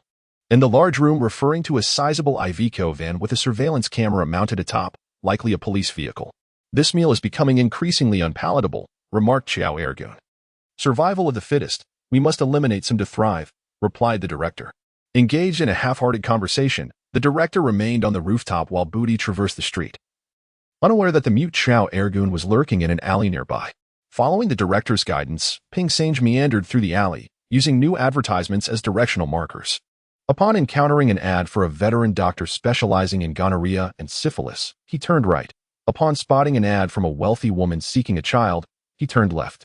And if he encountered an ad for honest loans with a phone number ending in 4 fours, he would not turn at all, as that would lead to a dead end. This absurd method of navigation left Ping Sange in awe. It was likely that an outsider could never fathom the subtle hints embedded within these details. This streetwise approach, combined with the gang's coded exchanges, truly minimized the risk factor. So long as no one betrayed the group, the intricacies would likely remain hidden. Many are gathered, but now is not the time. We must wait. Booty relayed. No worries, the moths will emerge when the time is right, the director responded. Very well, we shall wait, echoed Xiao Ergun. Ping Sange understood the implication. Booty had identified a total of 18 plainclothes officers, with 10 on the lookout and 8 in pursuit. The director remarked that as noon approached, more petty thieves would emerge. Colloquially referred to as moths in the industry, Ping Sange chuckled at the vivid imagery, thieving moths drawn to the flame, reminiscent of his own past struggles to break through barriers. Now, having ascended to a higher level, he felt a surge of emotions. He found a clean spot to crouch down, entering a phase of idle waiting. Each moment before action demanded prolonged patience, a form of cultivation for pickpockets, for the opportunity to strike could yield substantial rewards or lead one straight to incarceration. In that fleeting instant, at this moment, Ping Sange resembled a man entranced, still savoring the obsessive training of recent days. He observed a green-headed fly darting about, fixating on its flight path, sometimes swift, sometimes languid, at times hovering, and then suddenly ascending. In a swift motion, he extended his hand, and just as the fly hovered, he caught it in his grasp, feeling the buzzing sensation in his palm. With a quick thrust, he inadvertently severed one of its wings, rendering it unable to fly, and tossed it to the ground. At last, the arduous months had not been in vain. He had achieved a modicum of success. He mused to himself, gazing at his battered hands, hardly able to believe that these were once the hands that danced across a mouse and keyboard. In that moment of clarity, his mind became unburdened as he reflected on the myriad peculiarities he had encountered over the past months, now making perfect sense. For instance, the exercises involving stone gripping, the dexterity of picking up chopsticks, and the three-fingered push-ups all were preparations for capturing that fleeting instant. Ironically, the individual who understood this moment best was the one who nearly missed it. He recalled the day he left the detention center with Buddy, even feeling sympathy enough to give him 10 yuan. It was hard to fathom how, in just a few days, the situation had completely reversed. The once astonishing pickpocket had revealed himself to be merely a petty thief, while the individuals once deemed fools turned out to be masters in the art of thievery. A notification interrupted his thoughts, and he pressed the device to hear the director calling. Old 3, don't doze off. I'm here. Why haven't the moths arrived yet? Ping Sange inquired playfully. There have already been some drops. Just wait. It won't be long, the director replied. Though the happenings at the market were hidden from view, Ping Sange could easily surmise what Buddy would do. He would likely wait for a thief to act, get apprehended by the police, and then seize the opportunity to strike. Just as he had done after being released from the detention center when he snatched a mobile phone from a public restroom amidst the chaos of anti-theft officers. A thief does not necessarily have to steal. In fact, a skilled thief is not confined to any single method. Reflecting on his current endeavors, Ping Sange wore a wry smile, realizing that he had not achieved enlightenment by letting go, but rather was still entangled in inner turmoil. As midday approached, the market buzzed with increasing crowds. Old textiles, outdated fashion, and affordable daily necessities flourished in this urban-rural nexus, always boasting a vast market. Vendors shouted, selling items for 2 yuan each, while others at their stalls clamored hoarsely for 10 yuan per piece. There were individuals squatting in the throng, wielding cleavers and chopping through wire, silently dubbed the dumb knife. Even more astonishingly, a street performer had set up a stage outside, with the resounding clang of a gong attracting onlookers in droves. The ideal environment and opportunity for thievery gradually coalesced. Inside the communications vehicle, alerts from the new system rang out incessantly, indicating the presence of suspects. This seemingly inconspicuous market had attracted 10, no, 15, perhaps even 19 individuals with previous pickpocketing records. Ultimately, made their way in, leaving Li Chuang speechless with frustration. The very individual he had released that day, Huang, was likely here again, accompanied by someone else, preparing to earn a little pocket change. The elite anti-pickpocket team, concealed within the vehicle, exchanged glances, pondering how to manage the situation with so many thieves present. It was still before noon, and the number of potential targets for the day remained uncertain. I suggested that we remain still and allow the local police to take charge. Li Chuang concurred, instructing, all right, send down 5 individuals to coordinate with the police. Director Shin, please inform them to lead the operation. Anyone who acts recklessly should be swiftly subdued. Director Shin communicated the orders, and the rear door of the vehicle swung open, allowing several anti-pickpocket officers to exit. Meanwhile, those inside the vehicle remained fixated on the large-eyed thief, anxiously watching for any signs of wrongdoing. Curiously, the inept thief meandered about, seemingly searching for a target. Yet after over an hour of wandering, he had accomplished nothing, instead settling down to watch a street performer. Could it be that the data center had miscalculated? Such a transient character could easily be found loitering about. Comrade Yu Wei from the anti-pickpocket unit in Fengcheng, drawing from his extensive experience, mused that an hour prior. Few would have believed it, but now doubts were beginning to surface. This individual hardly appeared to be there to commit a crime. Suddenly, the situation shifted. Stay alert. Focus on that individual in the striped pants, came the command. The officers zeroed in on their target. A decrepit van nearby housed police officers equipped with body cameras, scanning the bustling crowd for a thief poised to strike. The culprit, pushing through the throng, fixated on a woman who was indecisively lingering. He moved in several times, searching for an opportunity, while she remained blissfully unaware as she browsed her goods. In an instant, the seasoned officers captured the pivotal moment. The instant the thief snatched the belongings represented the ideal opportunity for apprehension. The thief, caught off guard, had no time to switch hands or conceal the stolen goods. Any delay could result in the items changing hands, and these brazen rogues would undoubtedly deny any wrongdoing. The thief made a move. The officers only caught a glimpse of his shoulder twitching, and at that precise moment, the command was issued. Halt! A shout rang out just steps away from the thief. The young man, startled, bolted. But the watchful officers anticipated his escape route and quickly pursued him. He narrowly dodged one officer, only to be confronted by another. In that fleeting moment of distraction, several plainclothes officers apprehended the struggling thief, pinning him firmly to the ground, restraining his arms and securing him with handcuffs. In the thief's possession was a small dagger, and upon further inspection, he had stashed the stolen goods, a bulging pouch filled with cash, which, when opened, revealed a thick wad of bills totaling several hundreds. My money. The victim, a robust woman, stormed forward in fury. The anti-pickpocket officer, who had just apprehended the thief, was momentarily knocked back as she charged, her ample frame pushing him aside. With all her might, she stomped down on the thief, who cried out in desperation, "It's just a few hundred. Are you really going to take my life for this?" A crowd of onlookers surged forward, their collective disdain manifesting in a torrent of spittle directed at the petty thief, who scurried away towards the undercover officers, unwittingly becoming the target of their derision. "Quick, take her away, madam. Come with me to record a statement." The officers, escorting the suspect, swiftly dispersed the gathering crowd. Not far off, Booty crouched, his gaze not fixed on faces but on legs. With a seasoned experience, he discerned that amidst the chaotic pushing and shoving, it was the opportune moment for a seasoned thief to strike. While all eyes were on the police apprehending the pickpocket, he spotted a pair of athletic shoes, laced tightly, with pant legs that didn't brush against the shoe tops, an unusual fastening method ensuring that they remained secure while running. The narrow cuffs of the trousers allowed for stolen goods to be discreetly concealed. Indeed, he had identified his target. Booty's expression brightened as he observed the man clad in a tattered long-sleeved shirt and a worn straw hat. At first glance, one might mistake him for a simple farmer from the outskirts, but the sweltering heat made such attire implausible. Furthermore, the neck exposed beneath the hat showed no signs of sun exposure, hardly the mark of a laborer. As the man squeezed into the throng of spectators, Booty's certainty solidified. He spoke into his phone, the man in the straw hat.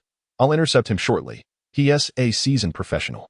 Indeed, only such an adept thief could execute a theft with finesse, unlike the petty criminals who pilfer meager sums and cry for help. Booty watched as the man approached a small vendor, feigning interest in the commotion. A smile crept across Booty's face. The moment was approaching. It was impossible to discern the precise moment of theft amidst the crowd, whether it was a deft reach, a pinch, or a slice. Such actions were fleeting, cleverly masked by the throng. Yet, when the man hurriedly retreated, Booty recognized the signal of success. He sprang to his feet, hastily maneuvering to intercept the thief. At that moment, a woman shouted, directing her ire at the petty thief. Simultaneously, Booty raised his hand to his mouth, emitting a barely audible whistle. The seemingly nonchalant man halted, startled, his gaze locking onto the jovial figure of Booty, a mere 10 meters away. The thief's eyes widened, a flicker of malice igniting within them. However, Booty remained undeterred, lifting his shirt to reveal a hand resting on his waistband, his demeanor serious, as though poised for a confrontation. The man, momentarily perplexed, wondered if Booty was a police officer. Such a figure could not possibly exist in this world, but ruled it out, recognizing the absurdity of a police officer resembling him. Was he a fellow thief? That too seemed improbable, for thieves weren't typically of such girth. Booty grinned mischievously, beckoning with a gesture. Realizing he was not alone, the man made a swift decision, sidestepping and crouching low to slip beneath a stall, darting towards a narrow alleyway. This was perilous. The victim would soon realize their loss, and with the police still present, the thief dared not linger. Remarkably, This seasoned criminal had been led into a trap, and Booty, with a flick of his wrist, revealed a fan concealed at his waist. Leisurely fanning himself as he updated his superior via text, he entered the alleyway. This is a significant catch. Take a break, the director instructed. He deleted the call log, put away his phone, and began to fan himself. Not far away, a thunderous wail pierced the air. My money. My money is gone. The onlookers, now transformed into victims, were frantically crying and shouting as they chased after the plainclothes officer, tugging at him in desperation. Meanwhile, several police officers were left bewildered. Moments ago, they had been surrounded by a crowd, and with their body cameras on, capturing the excitement of catching a thief. They had no chance to film the pickpockets' actions. Engrossed in the thrill of apprehending the criminal, none had considered that they, too, had been targeted. The loss was painfully evident, for a significant sum of money had been taken from the concealed pocket of his trousers. A gash from a hand's length marking the spot where it had been. Ping Sange, pressed against the wall, heard faint yet hurried footsteps within 10 seconds of the director's signal. His months of experience in stealing car wheels, coupled with his time spent in detention, told him this was an experienced thief. The sound of heavy breathing rushed past him like a gust of wind. He leapt out, shouting, "Stop." The thief turned to see a man in police uniform pursuing him, and, startled, he cursed under his breath and ran even faster. In this peculiar land, the police had no inherent advantage in chasing thieves. They could only rely on raw speed and determination. However, the officers trailing behind were evidently lagging. As one could be heard over the radio, "Hey, Team 3, he's fleeing this way, down Liuqiao Alley," requesting backup. The thief, upon hearing this, quickened his pace, while Ping Sange, in a moment of urgency, halted in his tracks, not running at all. Suddenly, a leg shot out from the entrance of a narrow alley, catching the old thief off guard. Despite his agility, he stumbled and was sent tumbling several meters before scrambling to his feet. In a reflexive motion, he swiped behind him, revealing a glimmering weapon. It was a defensive instinct to prevent being caught. Yet, when paths crossed, it was a matter of strength. The leg that tripped him belonged to a mute who disdainfully glared at him, then flicked his clothing to reveal what resembled a police badge. With a fierce gesture, he commanded, "Get down." In response, the old thief retaliated by kicking up a half-brick and hurling it at the mute. Without pausing, he bolted, narrowly dodging the mute's grasp. As he turned down another alley, he was unexpectedly confronted by a striking young man with thick brows and bright eyes, who bellowed, "Stop." Startled, the thief's heart raced. More so than from his earlier stumble, he came to an abrupt halt. Gazing up at the towering alley walls, he realized escape was unlikely. Should he scale the walls? He risked being caught. Feeling a moment of vulnerability, he panted, rummaged through his pockets, and tossed his money to the ground, saying, "You can have the money. Just let me go." That money was stolen, and it must be returned to the state. "Put down the weapon," commanded Xiao Ergong sternly, gesturing in the opposite direction of the alley. "Captain, he's here. We've cornered him."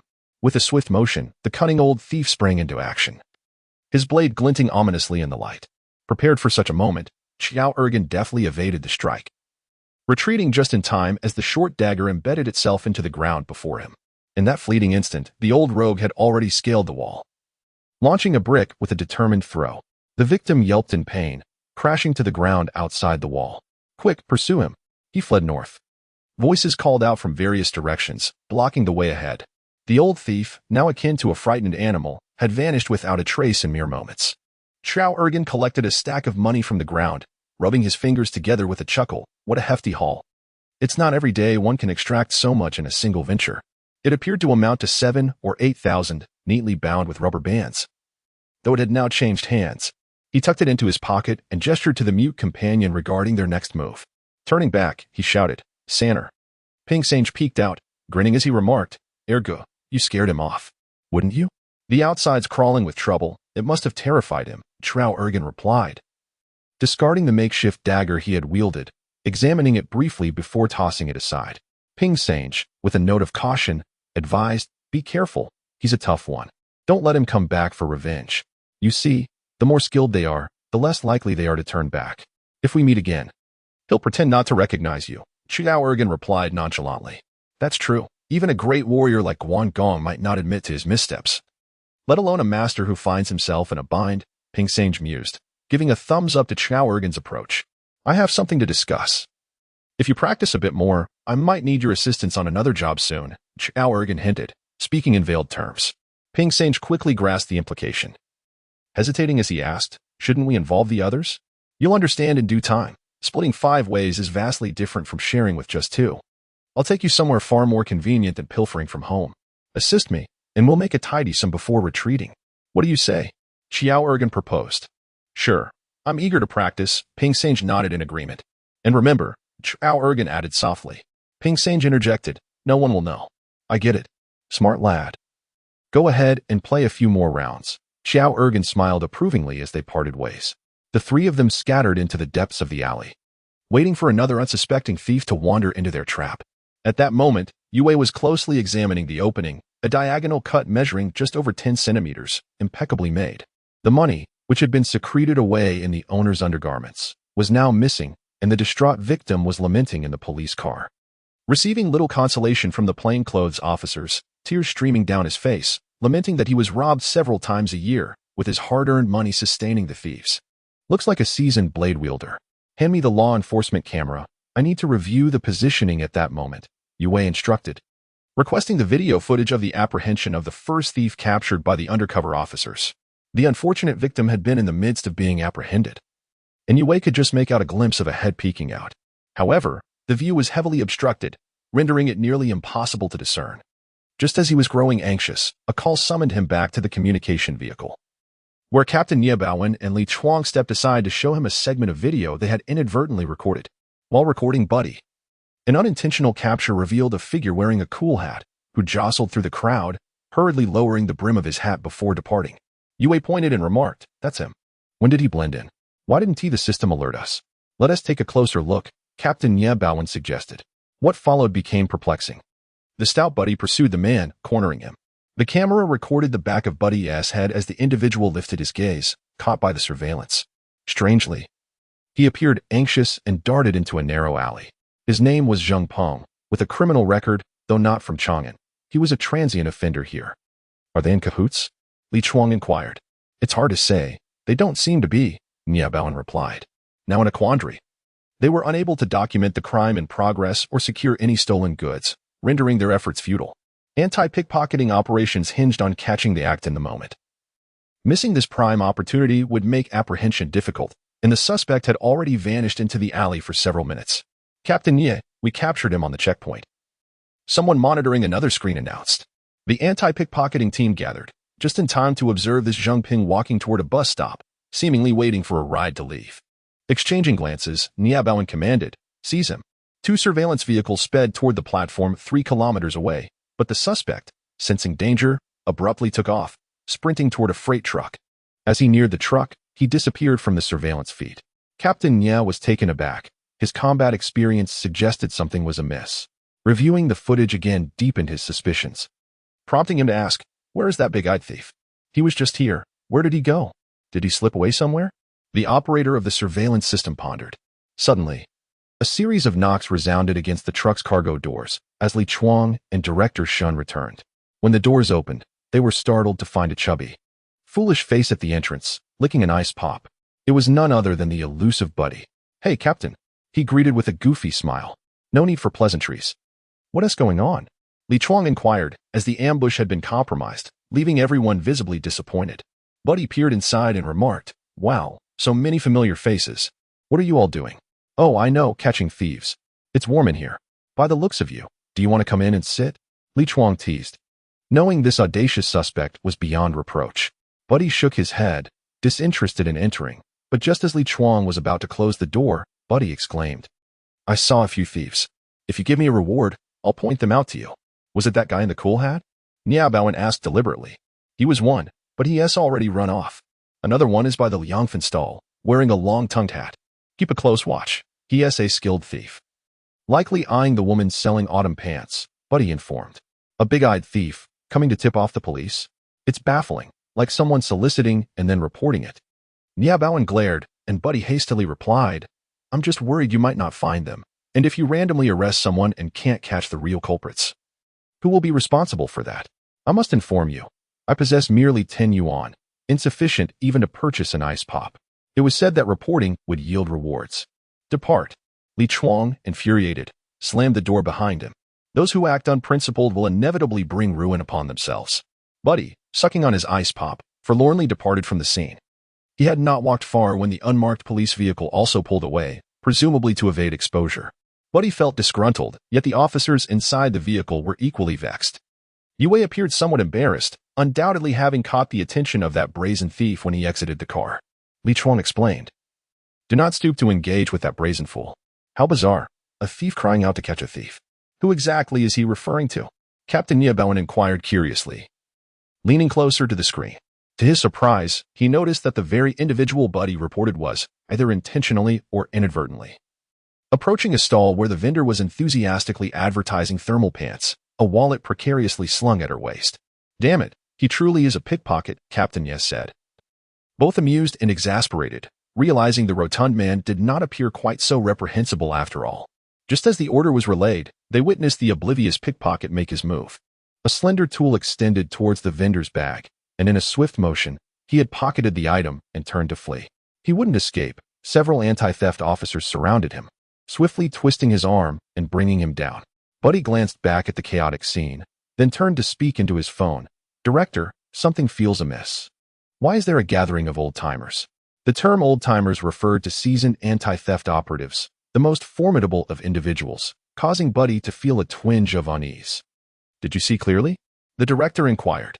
Of course, I reported him. Is this some sort of game? Buddy replied. Perhaps we should withdraw, suggested the director. Wait. It's just getting interesting. Those seasoned veterans will certainly take advantage of the chaos to pilfer from Yansuan Alley. I intend to scare them off, Buddy declared. As he prepared to retreat, he spotted two individuals emerging from the crowd amidst the turmoil. He hurried back, forgoing subtlety, and shouted, Hey, onlookers, has anyone lost money? There's a pickpocket. At this proclamation, people began to check their pockets, and a scream erupted. Someone had indeed lost money. Buddy halted and called out to the two culprits. There are two of them. To his astonishment, the pair, previously feigning nonchalance, could no longer maintain their ruse and swiftly darted into an alley. Buddy, grinning, spoke into his phone, Yangtze and Alley, apprehend that duo and withdraw quickly. This place is too perilous. He hung up, and chaos ensued as several victims began to report their losses, pockets rifled through, money gone, and even a stolen phone. The bewildered anti-theft officers struggled to manage the situation, detaining the recently apprehended thief while questioning the victims.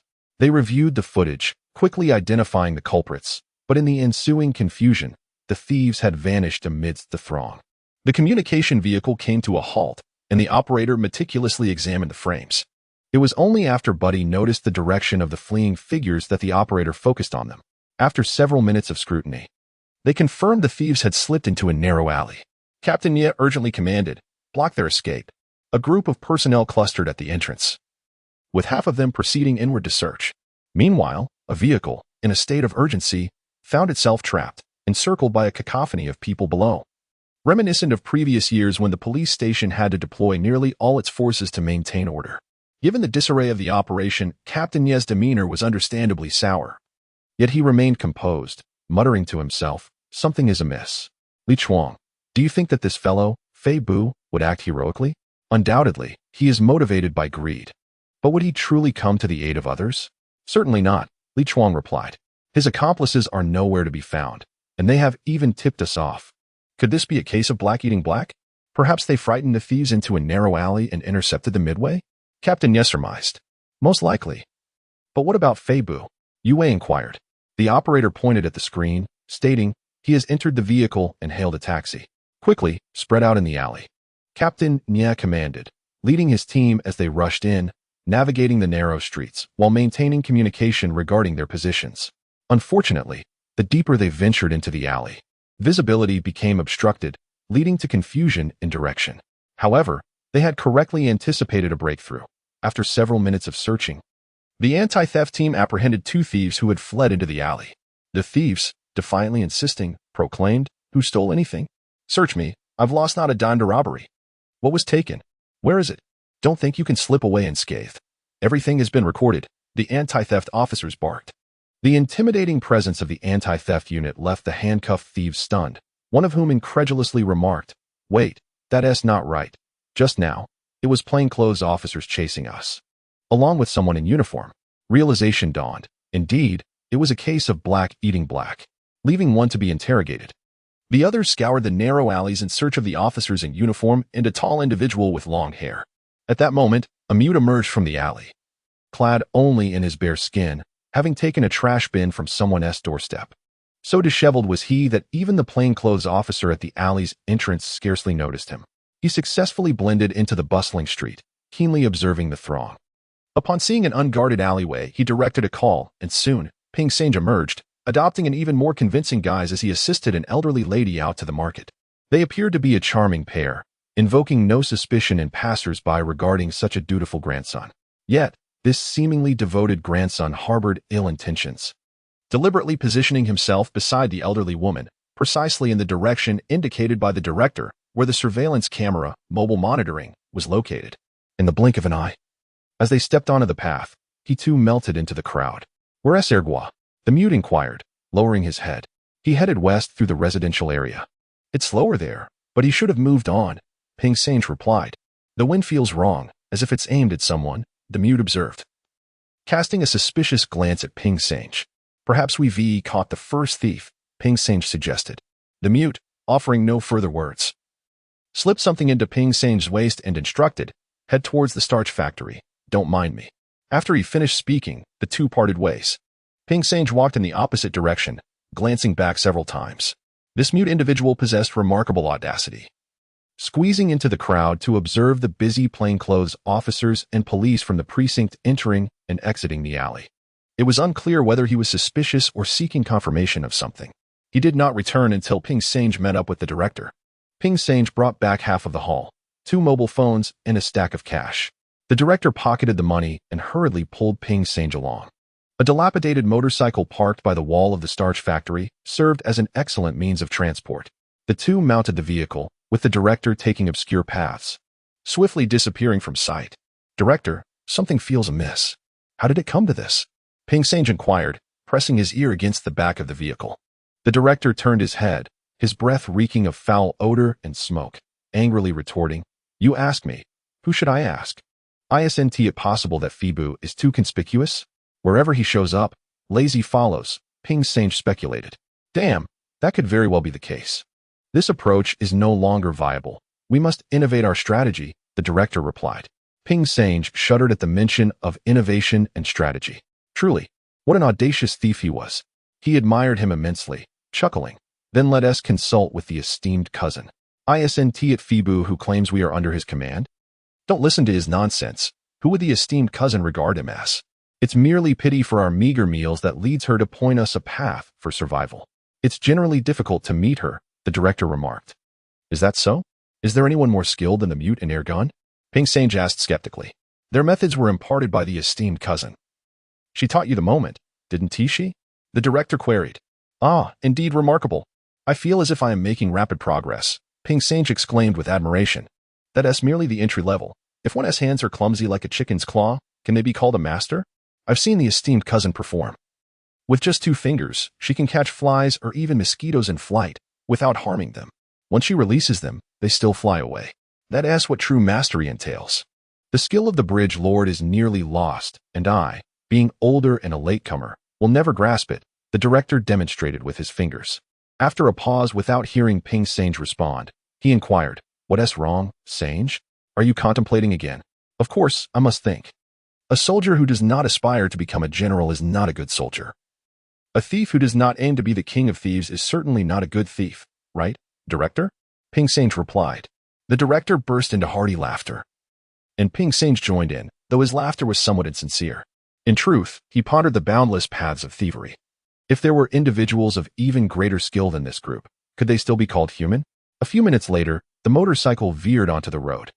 As Ping Sange turned around, he fortuitously observed the intersection where the surveillance camera of the police inspection station had been overlooked.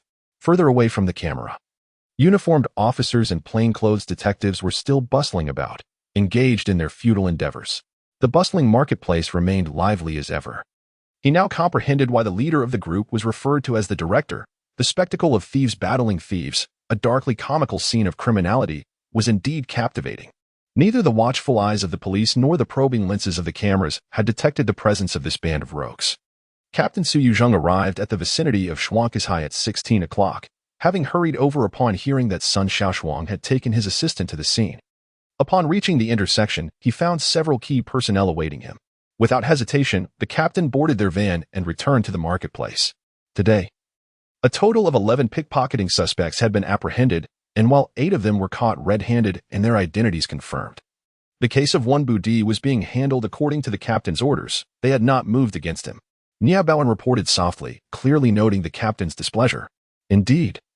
Su Yojing's countenance was grim as he mockingly remarked, "He has you all dancing to his tune, and you dare to confront him? It is he who has manipulated you." Niabaoan refrained from replying, fully aware that the captain was known for his strictness in disciplinary matters. Rewards were uncertain, but punishments were unequivocal. He continued, "I fear you might embarrass yourselves, having allowed a few of our brigade's capable officers to be so easily outmaneuvered. This little farce unfolded right under your noses. A case of dark against dark." Silence ensued, for how could such an outcome have been anticipated? Moreover, the large-eyed fool of a thief had become accustomed to his ways, and it was utterly unforeseen that he would suddenly exhibit intelligence. "Speak up. How many were involved on the opposite side?" Su Yuzheng inquired. "At least 3. Budi was on lookout duty." According to the 2 apprehended pickpockets, he shouted a few warnings, which frightened them into an alley, where there were at least 2 more waiting. Niabaoan replied, "Have their identities been confirmed?" Su Yuzheng pressed. Stunned, Niabaoan dared not meet his gaze, muttering, "Not yet. Our only surveillance point here is our communication vehicle, and the recorded footage is incomplete. We are currently searching for more." Captain Su wore a pained expression. Several hours had elapsed since the incident, and they still had not secured a confirmation. Furthermore, even if they did, it would likely be of little consequence. Witnessing the thieves without the stolen goods was tantamount to a fruitless endeavor. They would have to wait for the next crime to apprehend the culprits together. He then posed a counter-question: can the victimized associates recognize them? They're all unfamiliar faces, so identification is currently impossible. Moreover, the suspect who committed the major offense is a transient criminal and remains silent, denying any involvement in the theft, Niabaoan stated. As Yue hastily presented a tablet with the suspect's information, Captain Su glanced at it but displayed no interest in continuing to read. A thief's bite often leaves a deeper mark. Those apprehended were more cunning, and one could hardly expect a confession from them. Moreover, when Zheng Peng was caught, he had already been thoroughly robbed, and it was unlikely he would allow himself to be further victimized by his peers, only to be repressed by the police later on. Alas, how can I express my thoughts on your performance? Our anti-theft team, renowned as the 3 Musketeers, has been supplemented with 10 skilled individuals. Yet we have encountered the most embarrassing incident in history. I have heard that a thief managed to knock on the disguised car door and reported you. This is indeed a most mortifying affair." With a surge of courage, Li Chuang spoke, "Captain, it is true that we have been rather negligent. However, the suspect we are monitoring is exceptionally elusive. He has been navigating Chang'an Street since childhood, with more experience than I have in my years of service. Our team members, from various squads, are recognizable to him, and he observes us with far greater ease than we do him. Furthermore, this area comprises 18 major alleys and over 20 narrow lanes, including some dead ends, rendering our limited police force utterly incapable of containing the situation." With a dismissive smirk, Su Yuzheng replied, "Indeed, there are numerous objective factors at play. Yes, while there are many such factors, they do not excuse our failure. Grant us a day or 2, and we assure you we will apprehend the entire gang involved in this black market operation," Li Chuang insisted. "Such is the nature of the police force. One stumbles and then rises again. Yet today, there seems to be a shift." Su Yuzheng shook his head and remarked, "I am not here to pressure you into making a military decree. Have you considered what would happen even if we apprehended the culprits? Buddy is merely a lookout. And should we capture his accomplices, he would simply seek out another gang. What of his former associates? A mere few thousand yuan, and within a year or so, perhaps even less, they would be back on the streets, continuing their unlawful activities. We must reflect deeply on how to fundamentally curb such criminal behavior. We need to understand how these gangs are organized, how they develop, who the masterminds are, and how they plan their operations. If we remain unaware, we can expect a surge of imitators. Our efforts will yield little, and we will find ourselves exhausted, risking our very lives." The captain rebuked them, while Yu Zhongin remained seated. Thankfully, the vehicle arrived at the scene. Considering Professor Sun, the captain angrily exited the car. Not far into the alley, he encountered Sun Shaoshuang accompanied by his assistant Zhou Yilong. Approaching from a distance, he extended a courteous handshake, apologizing. I am truly sorry for the trouble this has caused you. Trouble? Sun Shaoshuang paused, and the captain gestured toward a few individuals standing at the alley's entrance, saying little more. Yet Sun Shaoshuang chuckled. Old Su, I believe this is where you went awry. Me? Su Yuzheng was perplexed, still failing to recognize the error. This area spans 2 to 3 square kilometers, with numerous major avenues and winding alleys that ensnare even me. Do you expect a mere handful of officers to effectively contain it? While having high standards is commendable, excessively stringent demands may dishearten those below, Sun Shaoshuang advised. Very well. Professor Sun, I appreciate your fairness. I shall defer to your judgment, Su Yuzheng expressed with a sense of resignation. Then let us temporarily set aside your authority and engage with them. There is a distinction between our academic approach and your practical experience. Would you like to witness our capabilities? Sun Shaoshuang proposed. Su Yuzheng's eyes widened.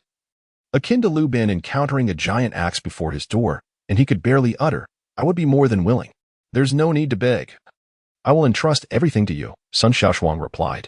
Let me introduce Sun Shaoshuang, who wears a gentle smile, and Li Chuang, Yu Wei, and Nie Baoan who exchange handshakes. Without delay, she addresses the matter directly. I have just criticized your team leader. This location cannot even maintain a special police unit. However, your efforts have been commendable, having apprehended 11 pickpockets. Compared to the numerous theft cases in previous years, this is indeed a remarkable achievement. The trio appears somewhat embarrassed. Sun Shaoshuang then shifts her tone. Yet, I must continue to criticize you. Merely enduring punishment without learning from it is the mark of a foolish thief. To suffer setbacks without gaining wisdom is not the hallmark of an astute police officer. Tell me, how many individuals are in today's black market pickpocketing gang? At least 3, replies Nie Baoan. Or perhaps 4, adds Yu Wei, with one keeping watch, ensuring that the others can easily ambush the unsuspecting victim. It's safer to have 2 or 3 against 1, but not too many. And the team leader? Sun Shaoshuang inquires. Li Chuang ponders for a moment. 4. Incorrect. You have overlooked a crucial piece of information. I ask you, within the alley, visibility is obstructed. Those who enter may not even be aware of their own bearings. The pickpockets can escape through the alley's entrance at random, but how would the lookout know? How could they effectively block off the escape routes? There are several dead ends in this area, Sun Shaoshuang asserts. They must have scouted the area beforehand, Nie Baoan responds.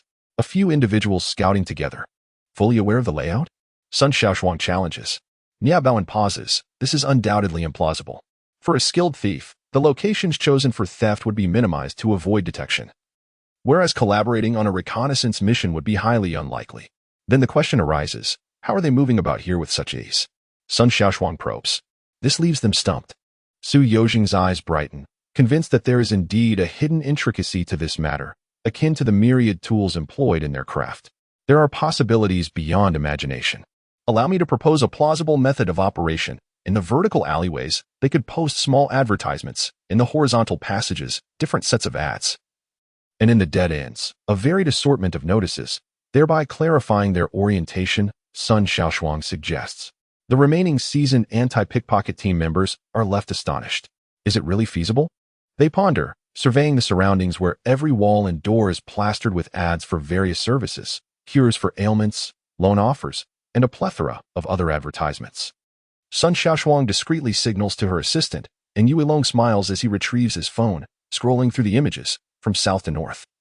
The vertical alleys are filled with ads for veteran doctors, marked with numbers from 1 to 18, corresponding to the 18 great alleys, each labeled with prominent digits. Furthermore, every dead end is adorned with the same lone advertisement featuring identical phone numbers. Observe, all are newly posted, as the screens of their phones reveal the evidence. Disbelief washes over the group, their expressions turning serious as they grasp the implications. This bears similarities to residential burglary cases. Those on lookout often mark the locks of homes.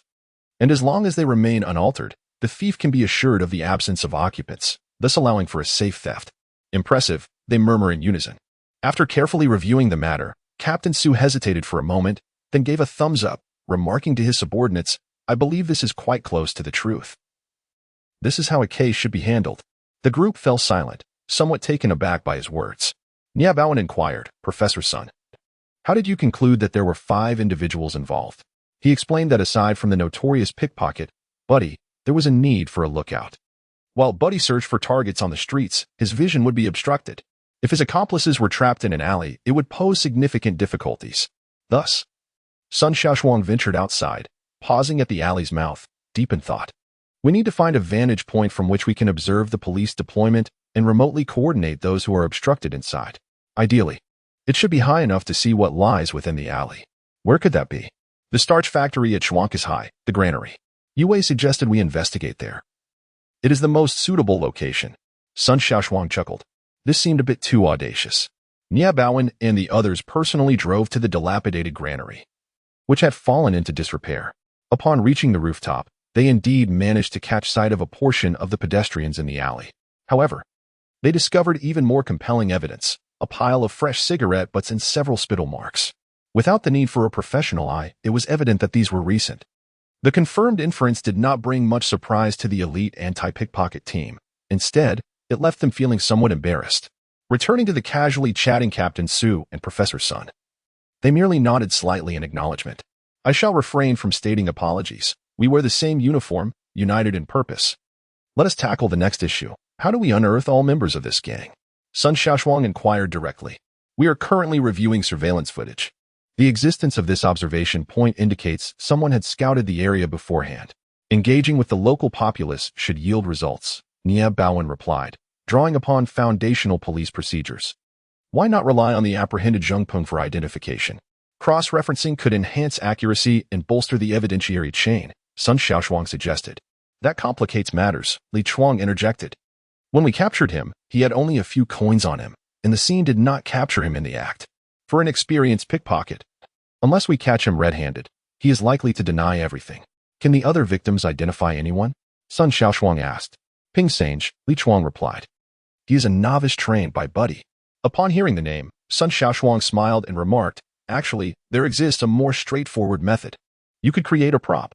What was the approximate amount lost, and what was its shape? Roughly similar will suffice.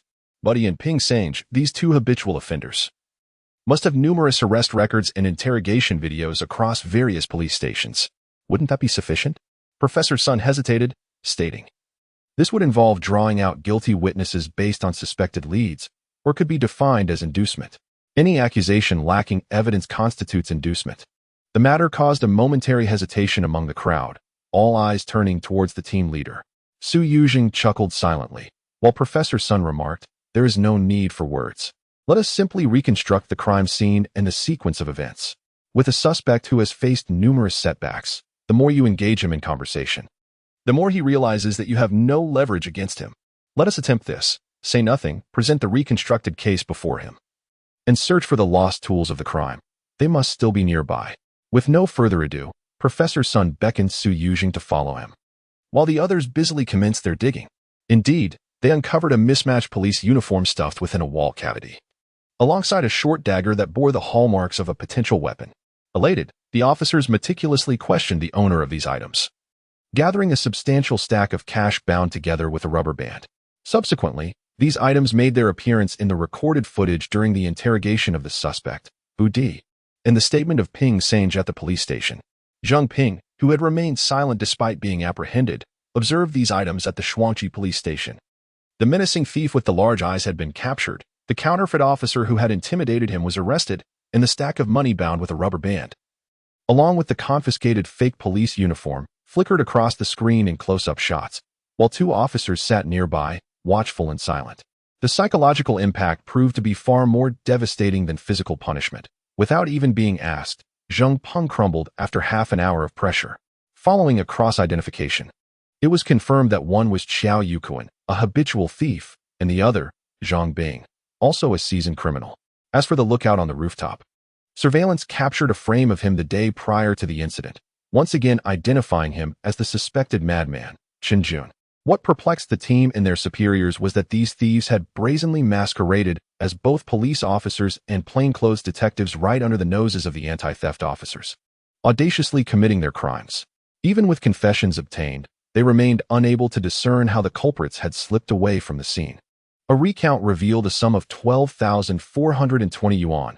However, upon reevaluation, the total adjusted to a neat 11,000 yuan. The stolen phones had been tucked away by the director himself, while the leftover change was divided between the mute and air gun, with the remainder being the spoils of their collaborative theft. An experienced thief is always able to cheat a novice, and the director counted out 3,000 yuan, contemplating.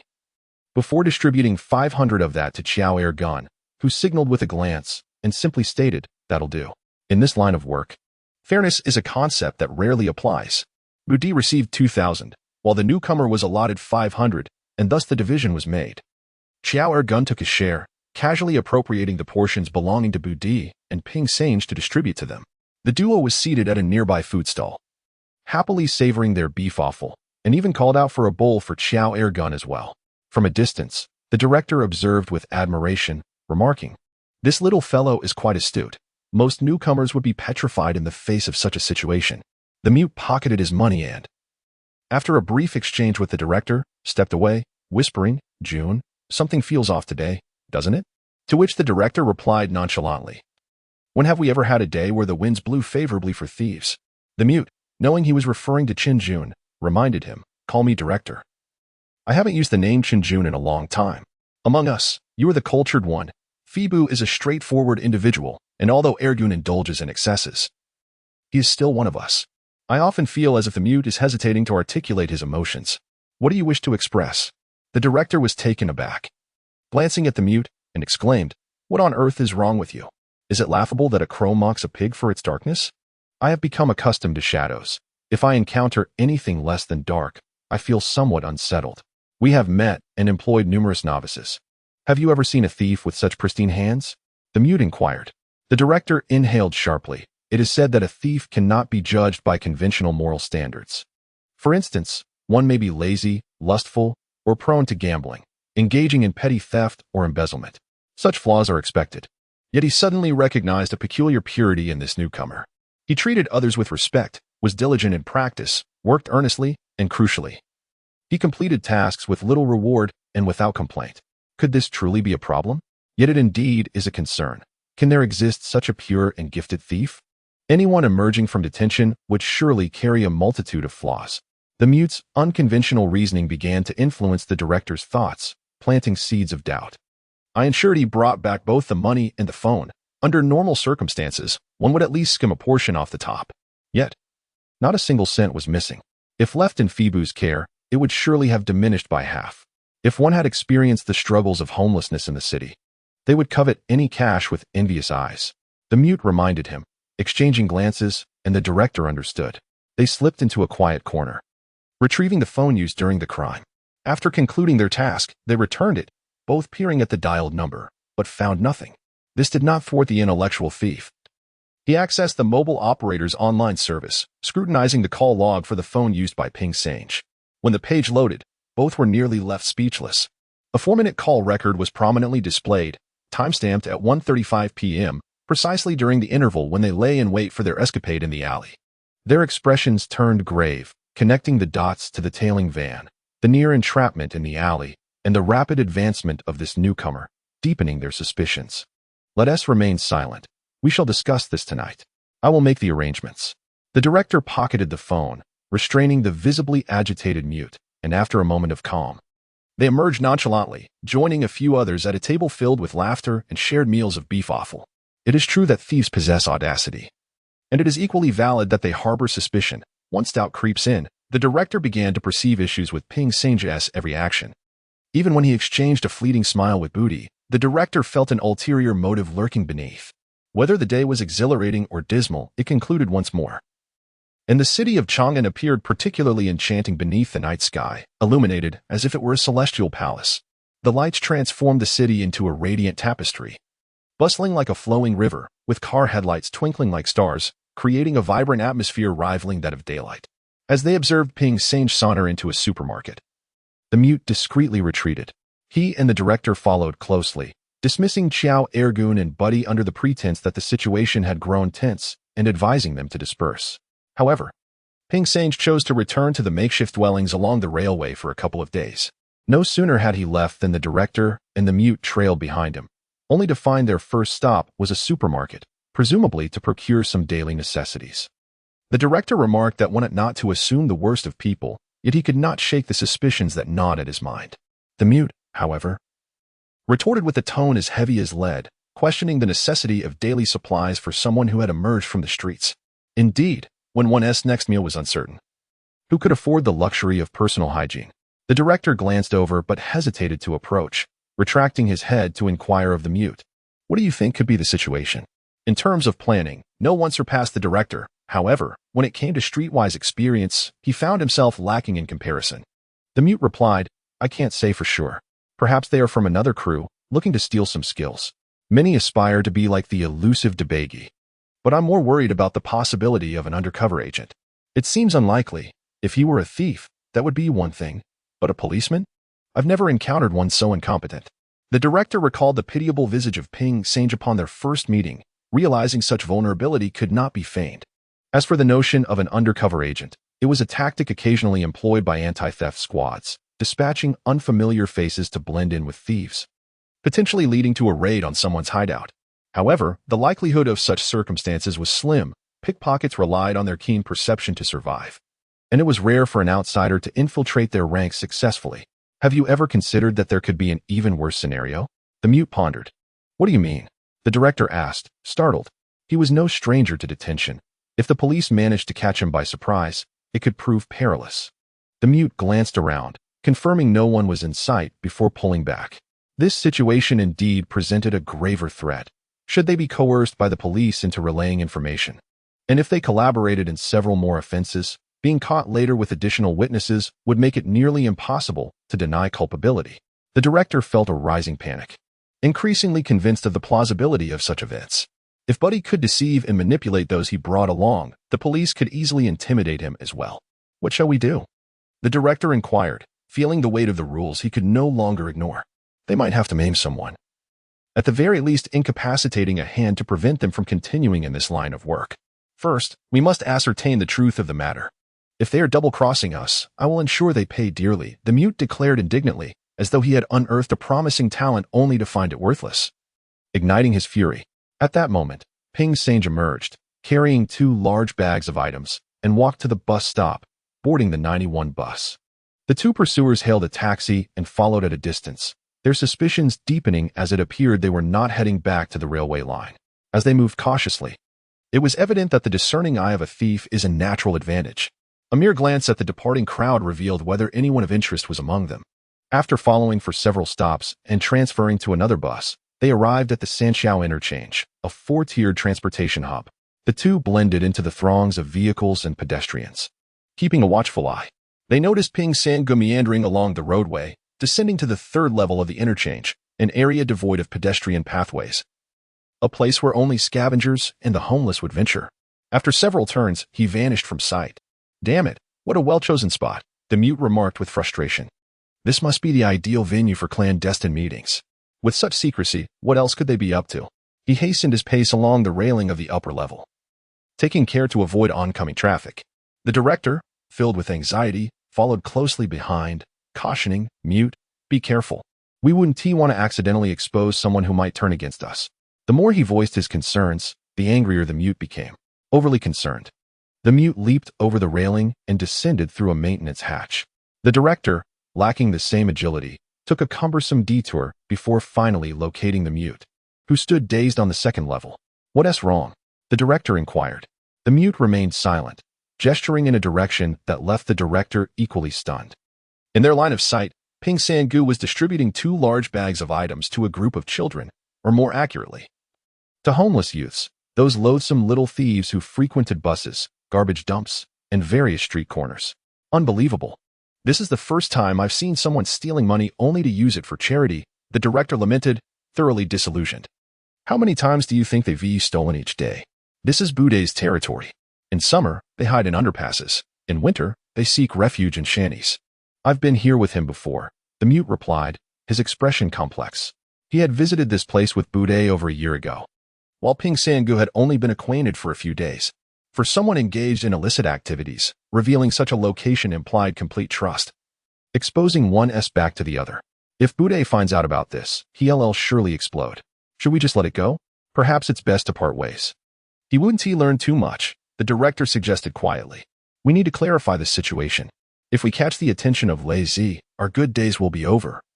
The mute responded, his anger subsiding but still unable to find peace. The 2 watched as Ping Sange lingered with the group of homeless children for a while before rising to depart. This time, He was indeed heading back towards the railway, transferring twice and riding 20 stops on the bus, only to walk an additional 2 kilometers to reach the makeshift structures near the railway outside the city. Following closely into a secluded area proved challenging, and it appeared that Ping Sangu had grown alert, glancing back several times before quickening his pace, as if fearing someone was on his tail. The door was rarely locked and could be easily opened, offering no treasures even for a mouse. To sleep, one would merely prop a stick behind the door. In a flurry, Ping Sangu rushed back to the shanty, barricading the door with a frame. A sense of unease crept over him. Just as he began to catch his breath, he sensed something was amiss, as if someone were inside.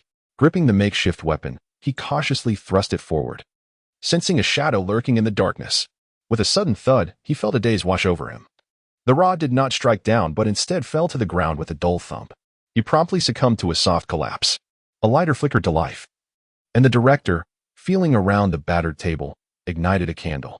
The newcomer, still rather inexperienced, was so engrossed in the shadows before him that he failed to notice the silent figure behind him, a mute with an expressionless face, who stealthily kicked Ping Sangu, signaling the director to approach.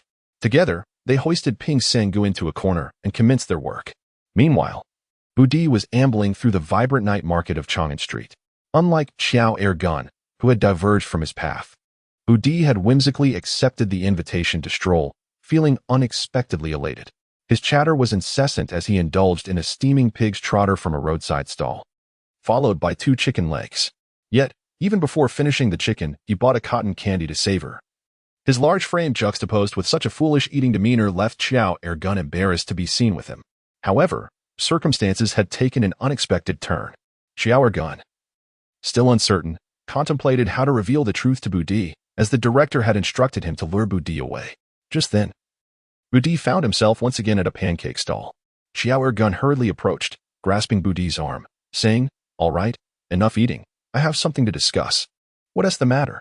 "I don't need your mouth to eat," Budi retorted, still munching on the cotton candy. Noticing the unusual seriousness in Xiao Ergun's expression, he casually inquired, "What is up? You look like your wife has been unfaithful. Why the long face?" "Despite my charm, I've never had the misfortune of wearing such a cap myself. But I called you out to share something unexpected," Xiao Ergun replied gravely. "How coincidental." Budi chuckled. "I also have something unexpected to tell you. You think I genuinely wanted to come out with you?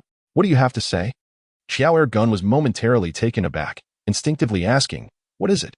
"You go first," Budi insisted. Without hesitation, Xiao Ergun blurted out, "The mute and the director have discovered something amiss with San Air. Do not panic. Let me finish. In the past, our endeavors were smooth sailing, appearing without a trace. Have you not noticed that things have not been going well of late? After the incident at Gaobao, barely any time passed before a swarm of police cars arrived, blocking us before we could even start. If it weren't for our quick thinking, we might have lost 1 or 2. I must admit, I find some truth in what the mute has said." Budi listened intently, his eyes widening in surprise. Xiao Ergun, well aware of Budi's usual playful demeanor, knew he was serious when it mattered. He continued, "This newcomer learns quickly, is grounded, and keeps his hands clean. He never complains when it comes time to share the spoils. He does whatever is asked of him, truly too obedient. Is that a problem? Must one gamble recklessly like you, or indulge in debauchery like me to be deemed normal?" Budi countered, "That's not the point. If one were to indulge in vice, I might even find that acceptable," Xiao Ergun clarified. "What do you mean then?" Budi inquired, visibly displeased. "Being so docile and timid, we could easily manipulate him, and the police could handle him too. However, if he is being fed information by lazy, we would be in dire straits. I find it entirely plausible." Xiao Ergun expressed, "Is it solely based on his progress? Are you afraid someone might take your job?" Buddy exclaimed in anger. "Not really.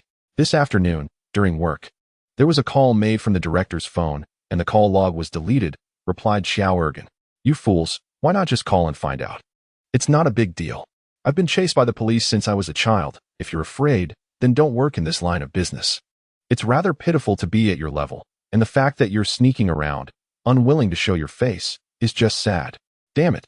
Now you even doubt your own people," Buddy admonished. "I meant well, but I didn't expect this outcome," Xiao Ergun quickly interjected. "Let us wait until the director confirms before we discuss this." "What do you have to say?" Buddy responded. "What I am telling you is quite similar to what you just said," Xiao Ergun replied. "What? You know too?" Buddy asked, surprised. It's the same matter. It's just that someone is watching your back. At the ice cream stand, there's a skinny man in a blue coat. Don't stare too long. Just take a glance. Buddy said while awkwardly munching away. Following his advice, Xiao Ergen glanced over and indeed spotted a remarkably thin man dressed in a blue coat and gray pants. Wearing cloth shoes, indistinguishable from many others on Chang'an Street. The man's face was hard to discern, somewhat unfamiliar. Who is he? Xiao Ergen inquired. I'm not sure. He seems to be in the same line of work, Buddy replied, gesturing with his leg. Pull out my phone and check the pictures. Xiao Ergen hesitantly took Buddy's phone. Opened the interface and, following Buddy's instructions, accessed the photo gallery. To his surprise, the phone was filled with risque images. Among the few distinct pictures, he found several that made his hand tremble and his heart sink, causing him to stop in his tracks. Keep walking, don't look back, Buddy said dismissively. What is going on? Why does it look like he's involved in something illicit? Xiao Ergen asked. This guy was caught by an undercover officer while working at the textile market. His entire group was apprehended. He used to be someone significant around the textile market, but has since fallen into hard times, Buddy explained, and Xiao Ergen felt a wave of anxiety wash over him. Buddy's phone had captured a likeness of a person dressed in a red shirt during the incident at Shuang'ai earlier that day. This person was later seen at a newsstand a kilometer away wearing white clothes, yet his distinctive sharp features remained unchanged. Oh, that makes sense. They're targeting fresh faces among the newly apprehended to trade information about others and get their own matters dropped. This is the first time I've seen him. And I've always felt he resembled a colleague. However, he has been fixated on me instead of others. I noticed him at Shuang'ai, which is peculiar. When we regrouped and parted ways, I saw him again. I suspect we might be exposed in our operations. He seems to be trying to lure us into a trap. Buddy stated. The practice of using long lines to catch big fish is universally applicable, based on years of experience in battling the police. If they have set their sights on you, it bodes ill, Xiao Ergen said, feeling increasingly flustered. Why didn't you say this sooner? I was just testing the waters. Who knew you would follow me? Buddy retorted. Goodness, fat bud, are you trying to get me caught? Who doesn't know you're a notorious thief? If they connect you with me, the next time we get detained, it won't be so easy to get out, Xiao Ergen fumed. Lacking Buddy's nonchalant attitude when faced with law enforcement. Terrifying, isn't it? The goods have been sold, the money squandered on indulgences, and without any incriminating evidence. Who could possibly hold you accountable? Humph, Budi Dao, when it comes to being unperturbed by boiling water. Those who have navigated the streets of Chang'an since childhood possess an inherent advantage. Unlike Xiao Ergen, who merely dreams of being a thief reveling in riches without considering the consequences of capture and punishment, such fortune is hardly attainable. Glancing back, Xiao Ergen noticed no sign of anyone. Clinging to a shred of hope, he quietly inquired, no one's around. I suppose it can't be as dire as you suggest? Thus, he resolved to test the waters. You lot are blind as bats, unable to discern the predicament, seeking a way out behind San Air, veering into the mall. Behind the trash bin, Budi remarked, and as they rounded the corner, just as he had predicted, they found themselves near the mall entrance. Behind a recessed area where sanitation workers gathered, the two hastened their pace, swiftly concealing themselves. Before long, a shifty-eyed man emerged, craning his neck. Scanning the traffic and the throngs of night market patrons, his expression one of frustration. He had certainly lost track of his targets. This realization weighed heavily upon him. He wandered aimlessly, pondering how to navigate this predicament. Indeed, it was the notorious Jiao Huang, a man once revered in the textile district, where many of the local female workers, now fallen into disrepute, had once paid him protection fees. He had fancied himself a godfather of sorts. But due to the nature of his illicit endeavors, he frequently found himself at the mercy of the authorities, earning him the derisive moniker of Jiao Huang. The truth of the matter is, the underworld is a fickle realm where fortunes can shift dramatically. Neither the crackdown on vice nor the relentless pursuit of criminals spared him. After numerous run-ins, this former figure of authority had descended into such a state of disarray. The struggle for survival had become increasingly arduous. Having taken up thievery as a novice, his skills were lacking, yielding little reward, and he often fell prey to undercover officers. Once apprehended, the interrogations became relentless, compelling him to divulge not only his own misdeeds, but also ensnaring him in a web of others' transgressions. To refuse to comply would be untenable, for the pressure of scrutiny and deceit would prove unbearable. Given Jiao Huang's checkered past, a return to confinement for another 2 to 3 years would be no surprise. This time, He had managed to evade incarceration, thanks to the leniency of the anti-theft unit's captain. Reflecting on this, he glanced at his phone. Confirming his observations, this large-eyed thief was unmistakable, yet remarkably vigilant. Despite his excellent hiding skills, he had not escaped detection. Indeed, Zhao Huang found himself somewhat admiring this individual, who managed to pilfer right under the noses of law enforcement without consequence. Compared to his own meager gang, this thief was leagues ahead. In his discontent, he pondered how to explain the loss of his quarry to the police should they return. The most prudent course of action was to remain hidden, allowing the storm to pass before resurfacing. Suddenly, an unexpected pain shot through his ear as someone seized him. He turned to curse, only to have his mouth covered, silenced with a muffled grunt as he was dragged behind the trash bin. "Don't move, or you'll incur the wrath of Fat Master. I'll ruin you," came the voice of Budi, transforming from fool to fierce predator in an instant. With a grin and a raised brow, he gripped Zhao Huang by the neck with one hand while indulging in a cotton candy treat with the other, abruptly releasing Zhao Huang. The latter seized the opportunity and fled like a liberated soul. With a swift kick, someone sent him flying back, eliciting a yelp of pain. Budi chuckled, remarking, "Fool. Unable to see through such a feigned act? Do you truly think we would let you go?" The assailant, Xiao Ergen, bent down, seized the fellow's hair, and with a vicious tug, tore at his 2 wisps of beard, delivering a resounding slap while berating him. "With such a scrawny frame, do you even need makeup? Even if you plucked every hair from your body, you'd still be nothing but a thieving monkey. Tell us, why are you following us?" Big brother, esteemed sirs. I am Gao Xiangdong, merely admiring you two and hoping to find some work," he pleaded with a sycophantic tone. Chiao, I remember you from the textile city. We crossed paths before. They called me Zhao Huang. Stop the nonsense. I saw you getting arrested at the bus station that day. I was right there beside you. You think we didn't notice you trailing us from Shuangqi village to here? Xiao Ergen retorted sharply. Zhao Huang was momentarily stunned, realizing he had been discovered. In that fleeting moment of distraction, Budi menacingly urged, "Brother, stab him." "Got it." Xiao Ergen, with a sleight of hand, produced a hard object from his waist and lunged toward Zhao Huang, who, alarmed and panicked, scrambled away while pleading, No, it was Timmy. There's a painted face who instructed me to keep an eye on this hefty fellow. I swear, I didn't say anything. I don't even know what's going on. What were you watching him for?" In the darkness beneath them, visibility was poor, but the hard object was now pressed against Zhao Huang's midsection. Shivering, Zhao Huang replied, "He told me to watch who he was with and where he was staying. I haven't said anything. I haven't even had a chance to meet anyone. It must be that Lee from the anti-pickpocket team at the textile city, right?" Budi remarked. "That's a formidable adversary. No need to speculate." Zhao Huang nodded nervously. While he could bluff in front of the police, he dared not do so among his peers. Most of the time, police intimidation was mere bluster, but when it came to rivals, they often dealt with matters in a very physical manner. At this point, he was trembling so much that his legs shook uncontrollably. Xiao Ergen glanced down.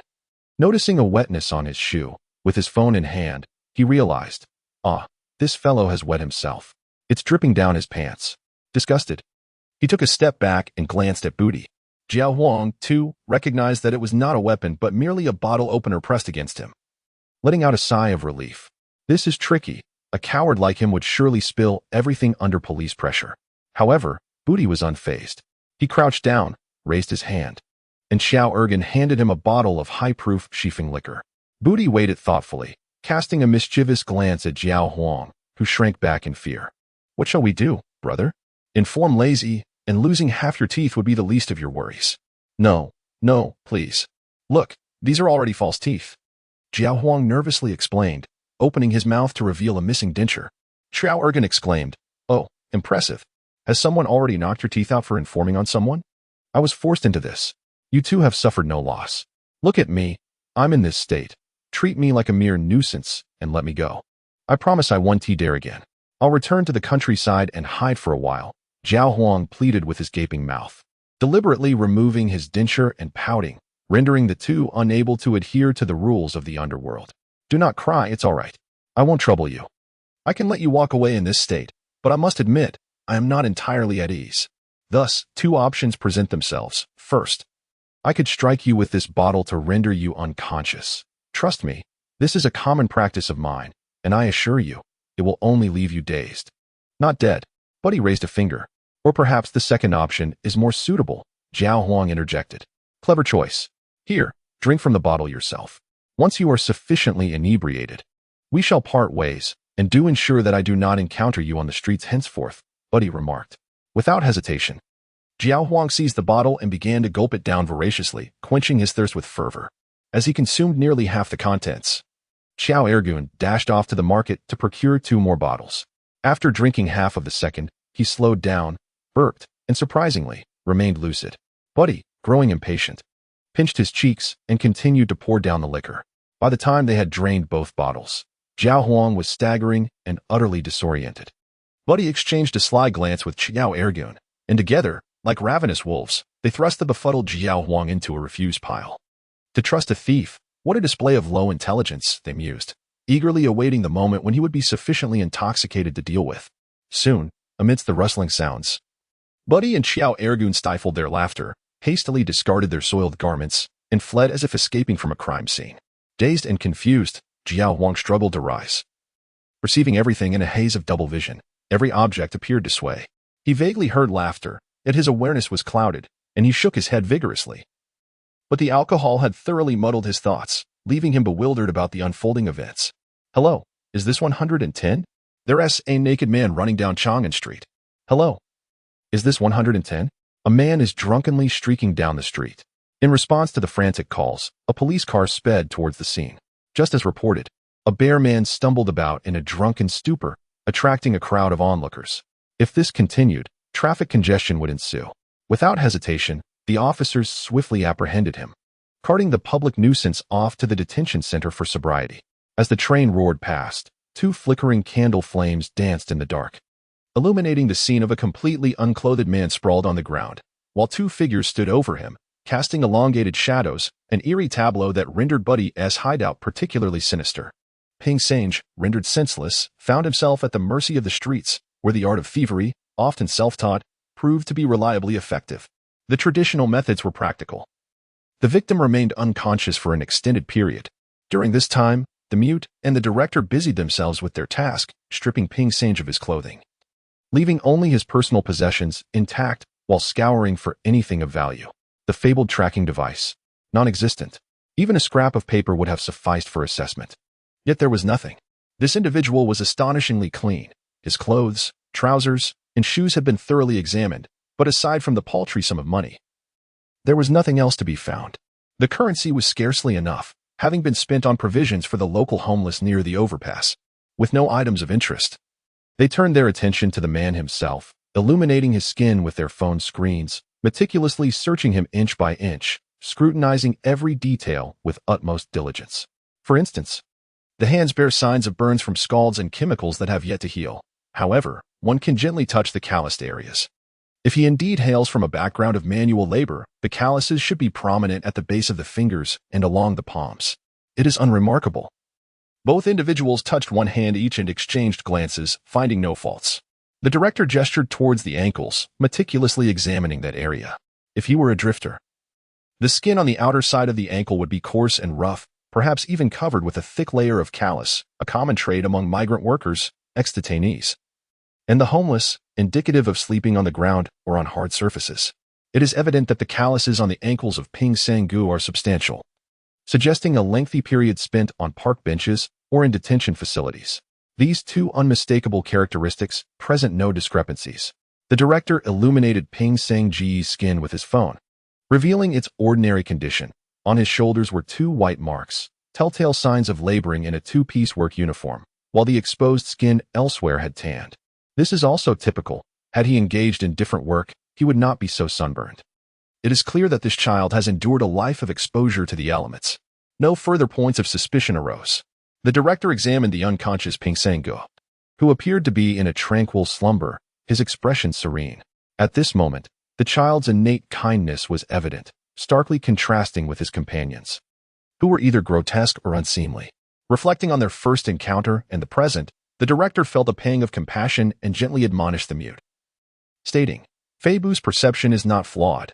This is a standard example of a life altered by institutional education, reduced to a state of wretched poverty. Look at this poor child. He must have suffered greatly." It was surprising to discover that the mute possessed a sense of empathy. The mute's gaze was fixed, unable to find fault, rendering him speechless. The director, feeling disheartened, mused, seeing those who share similar plights inevitably stirs compassion. I once aspired to reach the shores of success. Who would have imagined I would find myself aboard a ship of thieves? This remark, tinged with dark humor, failed to amuse the mute, who merely rolled his eyes in silence. Generally, the mute would not speak lightly, and upon doing so, fell silent again. Observing his hesitation, the director crouched down, shining the phone's light on Ping Sang-gu's peacefully sleeping visage, and thoughtfully remarked to the mute, "Perhaps we should let him fend for himself. Even if he is indeed serving as an informant for the police, it is likely against his will. This child is kind-hearted and unlike us." The mute did not contest this. The scene beneath the overpass flickered in his mind, like a halo in the darkness, subtly drawing him to explore further, to understand the essence of this peculiar newcomer. Thus, he countered, "Are you not the least bit curious? He grasped your teachings almost instantaneously. Today, once you finish your explanation of the alleyway, he will comprehend that it is a matter of black eating black. Is it a flaw for his parents to have given birth to a clever child?" The director expressed disbelief. "Indeed, how can one be so intelligent, yet suffer such misfortune?" The mute posed a pointed question. "Yes, if he is so clever, how has he come to such a dead end?" The director paused, his irritation dissipating. He stated resolutely, "Let us simply wake him and inquire directly. If there are issues, you can handle him as you see fit. After all, he has already committed many wrongs, so this one more will not matter." The two individuals ceased their entanglement and rose to seek an object capable of rousing Ping Sang from his stupor. Naturally, they opted for a straightforward approach. Fetching a basin of water, they doused him, prompting the unconscious Ping Sang to begin groaning. Buddy and Xiaogang had not ventured far. These two rascals had taken advantage of the situation to intoxicate the hapless Jiao Wang with 2 bottles of liquor. Seizing the opportunity while he was inebriated, they stripped him bare, only to discover that he still retained a semblance of awareness. To their astonishment, he staggered from the refuse, bare-bottomed, singing and dancing in the street. Notably, upon encountering a group of middle-aged women gathering to dance in the square, one of them shouted, "Beautiful lady," which elicited laughter from many passers-by. This farcical display did not endure for long, yet it attracted a considerable crowd. Officers from the police department struggled to secure the unruly Jiao Wang in their patrol car. As the crowd dispersed, Xiaogang, seated on the curb, was laughing so hard he nearly lost his breath, while Buddy, overcome with mirth, clutched his stomach, shaking uncontrollably. "Damn. You truly are ruthless," Xiaogang remarked, still chuckling. "A little cruelty is necessary to deal with such scum. Do not be deceived by their pitiful facade. They are fully aware of their actions. If we were to strike them hard, they would certainly report us to the authorities for a few infractions." But he concurred, asserting that one must never show leniency towards those who betray the tenets of thievery. One should exploit them as much as possible. At that moment, Buddy began counting the items he had pilfered from Jiao Wang, a battered phone and a handful of coins. It is often said that a thief does not despise even the smallest of spoils, and indeed, such a meager amount was stashed away. The damaged phone lacked a password, and as Buddy perused the contact list, he found nothing of interest. However, upon viewing the phone's images, he handed it to Xiaogang, who, upon seeing the photos, erupted in furious expletives. Indeed, there were traces left behind, images from their escapades at Shuangqi Zhai to their dining venue, and even their strolls along Chang'an Street. Returning the phone, Xiaogang inquired curiously, "Given our swift movements, how could he possibly tail us? Shuangqi Zhai is over 10 kilometers from here." "You are rather naive," Buddy replied, gesturing to his own eyes. "We rely on our keen observation, while the police depend on surveillance technology. Once they focus on an individual, they can swiftly summon their informants. They merely seek to uncover our hideout to dismantle our operations. Goodness, the police have become increasingly formidable. Just a few years ago, one could roam about Chang'an with impunity. But now the majority of places are off-limits. If you commit a crime, they are right behind you." "Indeed," Xiaogang echoed, expressing his agreement. "At our age, it is too late for a career change. It seems we must relocate and lay low for a few days." Buddy nodded in agreement, recognizing that frequent offenses in one area, coupled with a high frequency of particular methods, would inevitably lead to mistakes. Rising and brushing off his trousers, he called out to Xiaogang, "Let us disperse and commence our vacation." "Yes, let us rest for a few days, and the brothers can explore other avenues," Xiaogang replied. The unexpected turn of events heightened his alertness. There was but one optimal course of action, to escape the watchful eyes of the anti-theft police. He then recalled that the two phones were out of service, exclaiming, "Oh no. They are still dealing with Sanner and have turned off their phones. What? Why the hell didn't you inform me sooner? Sanner is one of my own." Wu Di was incensed, gripping Xiao air gun tightly. Xiao air gun urgently pleaded, "Hold on, let's hurry back. The mute's hands are dark. We mustn't let Sanner be struck with a brick or face a few blunt blows. It would be too late to lament." Upon hearing this, Wu Di abandoned any further debate with Xiao air gun, and the two hastily ran to the street, hailed a taxi, and sped towards the suburban railway. As another bucket of cold water was poured over his head, Ping Sangu finally regained consciousness, groaning softly. He shook his throbbing, dazed head and slowly opened his eyes. The blurry figures before him gradually came into focus. On his left was the lewd, bearded face of the director, and on his right was the expressionless visage of the mute. The four eyes were fixed upon him, scrutinizing him with the meticulousness of investigators examining a crime scene. Ping Sangu exclaimed, sitting up, only to realize he was completely bare. His clothes tossed aside.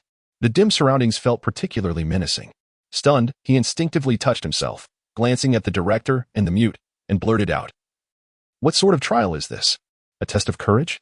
"You don't need to test your courage. It's already considerable," the director replied. "That doesn't mean you should knock me unconscious. What I have to fear when I regain consciousness? I remember now. You two followed me back, didn't you?" Ping Sangu rubbed the swelling at the back of his head, glaring at the mute and cursing, "I took you for a brother. How could you go that far?" "I have a tendency to act rashly. I asked you a few questions, and if I said something wrong, I would have acted," the mute replied. Ping Sangu paused for a moment, his expression unchanged, and simply said, "Ask away." "Wow, this guy really does have some nerve," the director remarked in astonishment. "I already know what you want to ask, even without you asking. It's just a matter of having kept a few things to myself. Is that so unforgivable? As if your hands are clean in all this. This group needs a reform. It's not poverty that's the issue, but inequality. If it weren't for Budi's righteousness and not holding it against you, this partnership would never have lasted," Ping Sangu asserted. Upon hearing this, even the mute was taken aback. "You have hidden things? There are still undiscovered items? And how did this lead to their faces losing composure?" The director glanced back at Ping Sanji's discarded clothing. Puzzled, "You've only done this once in the past few days. What did you hide?" "I knew you would overlook it," Ping Sangu chuckled, explaining, "This afternoon, that old thief rushed past me in the blink of an eye. In that split second. As he darted by, I immediately jumped out and shouted. During that fleeting moment, I managed to slip my hand into his pocket. He was so distracted he didn't even notice."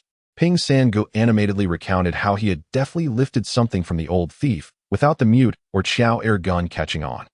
This incident seemed to fill him with a sense of pride, causing him to forget his pain.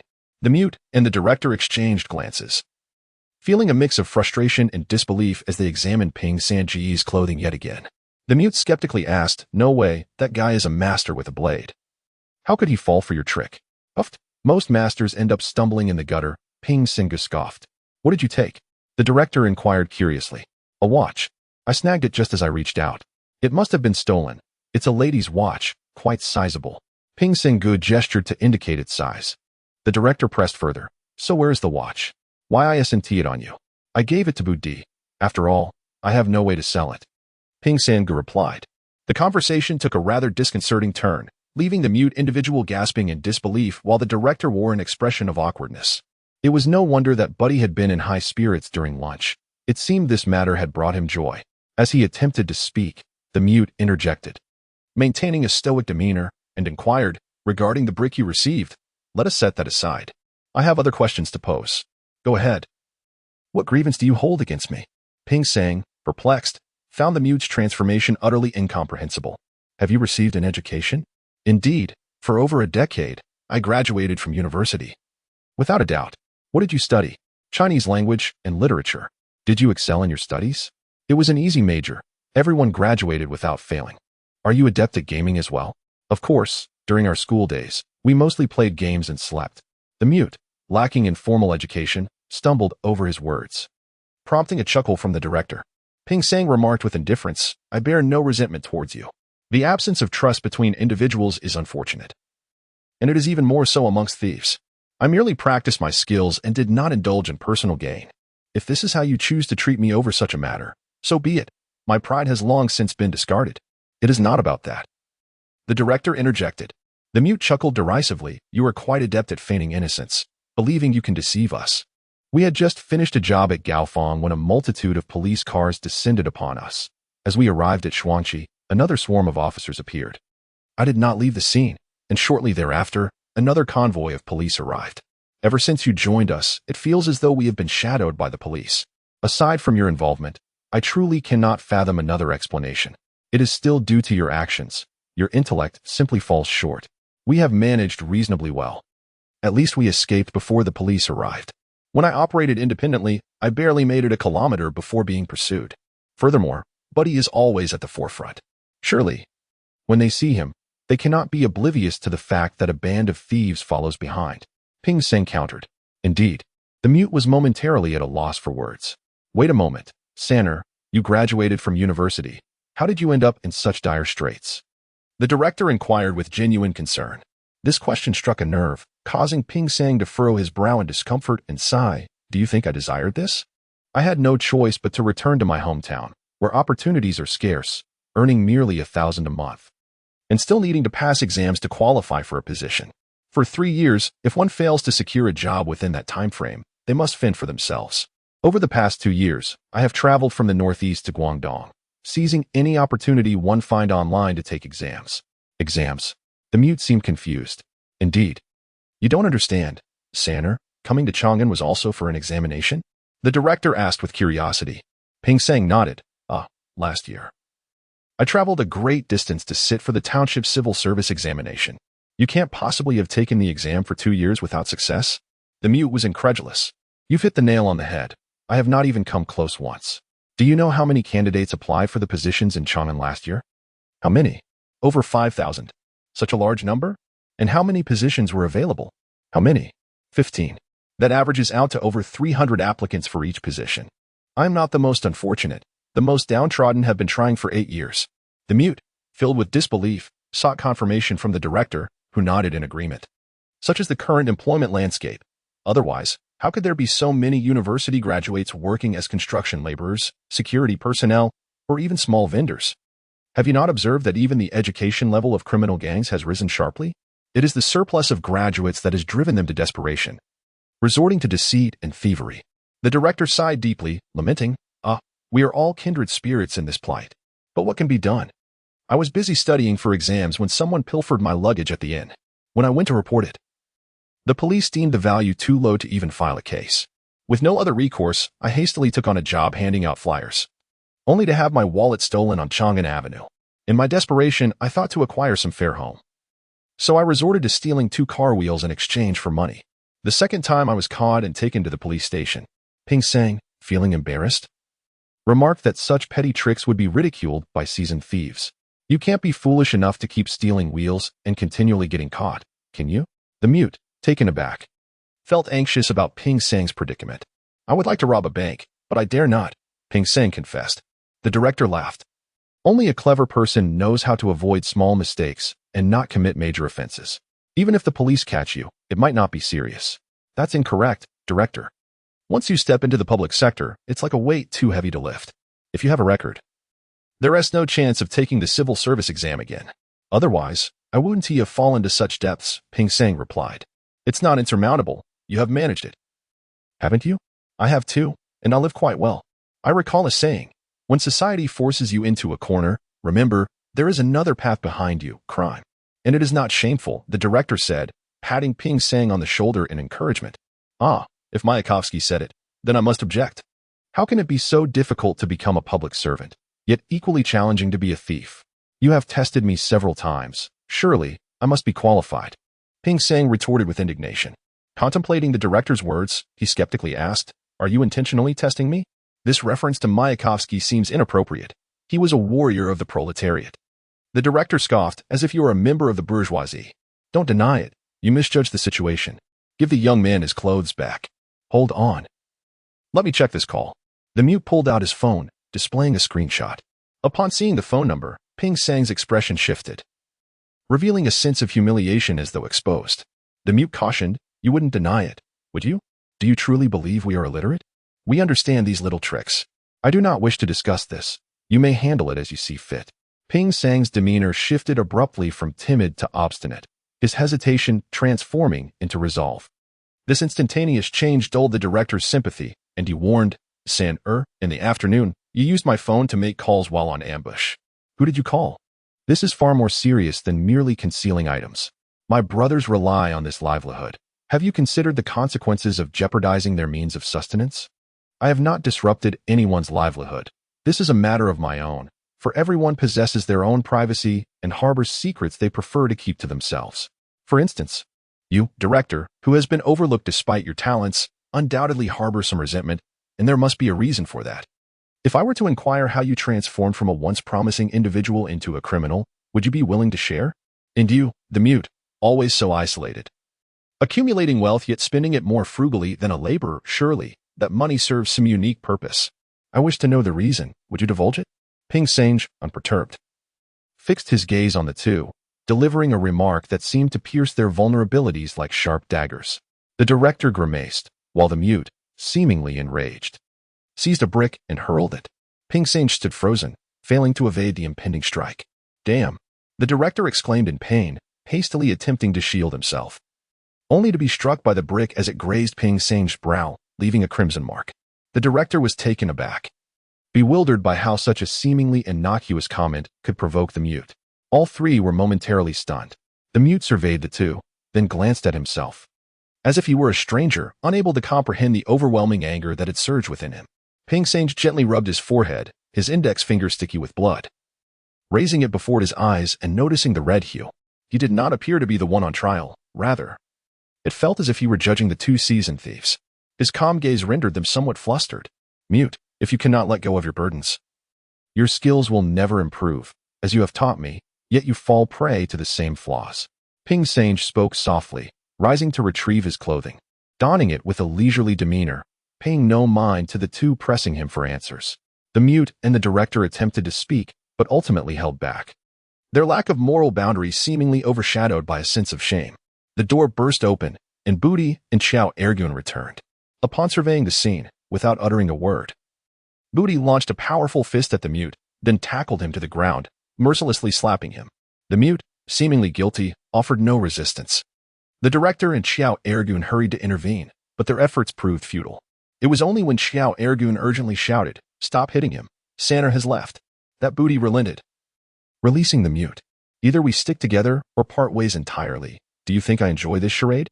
Booty exclaimed angrily, releasing the mute, while Xiao Ergun hastily pursued Sanner. After a few steps, Booty returned, his face flushed with indignation, pulling out a delicate women's watch from his pocket, declaring, "This is my stolen property. Don't think I'm naive. If you pocket more than your fair share, I couldn't care less. I'll bear the blame and take the beatings. But do you truly consider us brothers? Is this how you treat family?" No, Booty, don't be angry. It was just a phone call out of the blue. And the mute is worried about you, the director explained with a pained expression, surprised by how things had escalated. A phone call, huh? Booty scoffed, retrieving his phone and inputting a number, then revealing it to the two. Is this the number? Huh? How did you know? The director was taken aback, while the mute stood in shock. All right, shut your mouths and open your eyes wide. Are you truly thieves that you no longer regard yourselves as human? Booty blew the horn, alerting the two men. As the horn echoed, a peculiar scowl faded from his face, replaced by a foolish yet blissful expression. With the speakerphone activated, a gentle voice emerged. Sanner, is that you? Auntie, it's not him. He's working overtime. Listen, the train just passed. Our factory is near the train station, Booty replied. Oh, the chubby one. How's Sanner? Why isn't he called? The voice inquired. The factory has strict rules. They don't allow phones, Annie. He did call you during lunch, didn't he? Booty asked. Yes, he mentioned he was doing well and wouldn't he be coming back for a while. I wondered if he was deceiving me. He is so honest and used to being bullied at school, never speaks up when he returns. Little chubby. You all need to look out for each other while you're out there, the voice on the other end said. The mute and the director were utterly astonished. They were eavesdropping on a family call, and Booty had joined in, pretending to be Sanner to deceive the old lady. Yet this ruse was filled with warmth, revealing a charming side of Booty. The lies he spun conveyed a delightful sense of happiness. After the call ended, Booty hung up the phone, his expression lost somewhere in confusion. He contemplated seizing the opportunity to reprimand the mute, but ultimately refrained. With a few sighs and a hint of disappointment, he remarked, "The situation is tense. The police are watching me and Ergun closely. We should all scatter. If trust is lost, there is no way to proceed. Let us part ways." He uttered a harsh farewell and stormed out, leaving the director and the mute feeling guilty and unable to follow. Moments later, Xiao Ergun returned, complaining that the two had acted too hastily. The issue had not originated from Ping Sange, but rather from that troublemaker Huang. The confusion of the situation became evident, and the director and the mute felt deeply ashamed as they hurriedly left the makeshift studio, setting off to search for Booty and Ping Sange together. It was late, and given Booty's familiarity with the city, he could easily evade capture, making it difficult for the three to locate him even by midnight. The police, having laid eyes on him, were equally late. By the time Captain Li Chuang and Officer Yang Liqing arrived at the 4th Detention Center in Fengcheng, it was already 11 o'clock at night. The informant, Huang, had indeed proven useful. He recognized Xiao Yukuan, nicknamed Ergun, and Zhang Bing, known as the Mute. He even recounted the incident where the Mute and Uncle Yao's gang had been injured, initially thinking Zhang had exited the scene, only to find him entangled in a more covert organization. However, their efforts fell short. They had hoped Huang would lead them to the gang's hideout, but instead, he had made a fool of himself. There, before them, he lay on the cold concrete floor of the detention center, stretching his arms and legs, his mouth spilling out a tuneless melody. From the sound of his voice, it was evident that not only had his clothes been stripped away, but likely his dentures as well. Let him wake up first," Li Chuang suggested, pulling the officer aside, realizing they were out of options. Yang Liqing looked at him, a mix of amusement and confusion on his face, hesitating to ask, "How did this happen? Did he get drunk and get stripped of everything? I've been in anti-theft for nearly a decade, yet I still can't comprehend what goes on in the minds of these petty thieves. What we cannot conceive is precisely what they intend to execute. I find it perplexing. Just a few years ago, Bu Di was merely a brash youth. Yet in these past 2 years, his growth has been astonishing. To think he could ally with a master like Xiao Ergun, who is no ordinary thief, specializing in pilfering at high-end venues. It is curious how he has found himself in their company." Li Chuang mused. The world of martial arts is often foreign to those in the court, yet being in the court does not mean one comprehends the intricacies of the martial realm. The challenge of dealing with skilled adversaries lies precisely in this. When they are at work, you cannot catch them, and even if you do apprehend them, without tangible evidence or confessions, the matter reduces to a mere few thousand yuan. Even if Zheng Peng, who was caught today, could identify them, it would not eradicate such small gangs unless substantial evidence of their thievery and fencing operations is obtained. Director Li, do not be hasty. Let us concentrate our efforts on the periphery for a while and focus on apprehending the main members of this gang. The rest will be of little concern." Officer Yang reassured him. "You are overly optimistic. Throwing stones will not illuminate the path, but may instead frighten the thieves away. Let us wait and see when they might regroup," Li Chuang remarked, casting a disappointed glance back as he exited. His words were confirmed when the 5 individuals, whose identities had been painstakingly established, all vanished without a trace. Starting from the second day, despite the city's hundreds of thousands of surveillance cameras and a facial recognition system capable of responding in under 10 seconds, not a single person was located. Even the newcomers appeared to have disappeared alongside them. Time passed. On May 28th, a meeting was convened regarding the anti-pickpocket special task force. Zhou Weilong recorded this entry. Yet for the next hour, he did not write another word. The gathering included over 10 leaders of various anti-pickpocket teams from Chang'an, along with instructor Su Yuzheng, the deputy director of the municipal bureau responsible for public security, Ren Zhaowen, all attentively reviewing a comprehensive report on suspected thieves compiled by Professor Sun over the past few days. The document was exceedingly detailed, synthesizing over a decade's worth of electronic records related to similar crimes in Chang'an, meticulously extracting and categorizing the information based on the methods employed in the crimes. In its preparation, it also incorporated testimonies from detained suspects. Roughly calculated, a considerable amount of police resources had already been mobilized, with the city bureau even reallocating inspectors and internal staff. The beginning is always the most challenging. This initial phase took over half a month, and those in the know had begun to express their grievances. In the past, a significant operation could sweep away the petty thieves from the streets in a matter of days. However, this time, under Professor Sun's leadership, the task force had not only achieved no results, but had also faced setbacks, as the few targets they had zeroed in on slipped away. The suspect data center established to support this task force had been idle for 2 days, with most of the work still reliant on the grassroots teams, which continued to oscillate between capturing and releasing suspects daily. The first to set aside the report was Sun Shaoshuang. He regarded Sun Shaoshuang, silently giving a thumbs up, as if to indicate his approval. "Chief, you might want to commend them. It was indeed no small feat to compile this report," Sun Shaoshuang remarked, prompting quiet laughter among the other team leaders around the round table. However, one must acknowledge that this review is indeed of considerable caliber. Su Yuzheng smiled rare and remarked, "You need not praise me. If there were no substantial content, they would have long succumbed to slumber."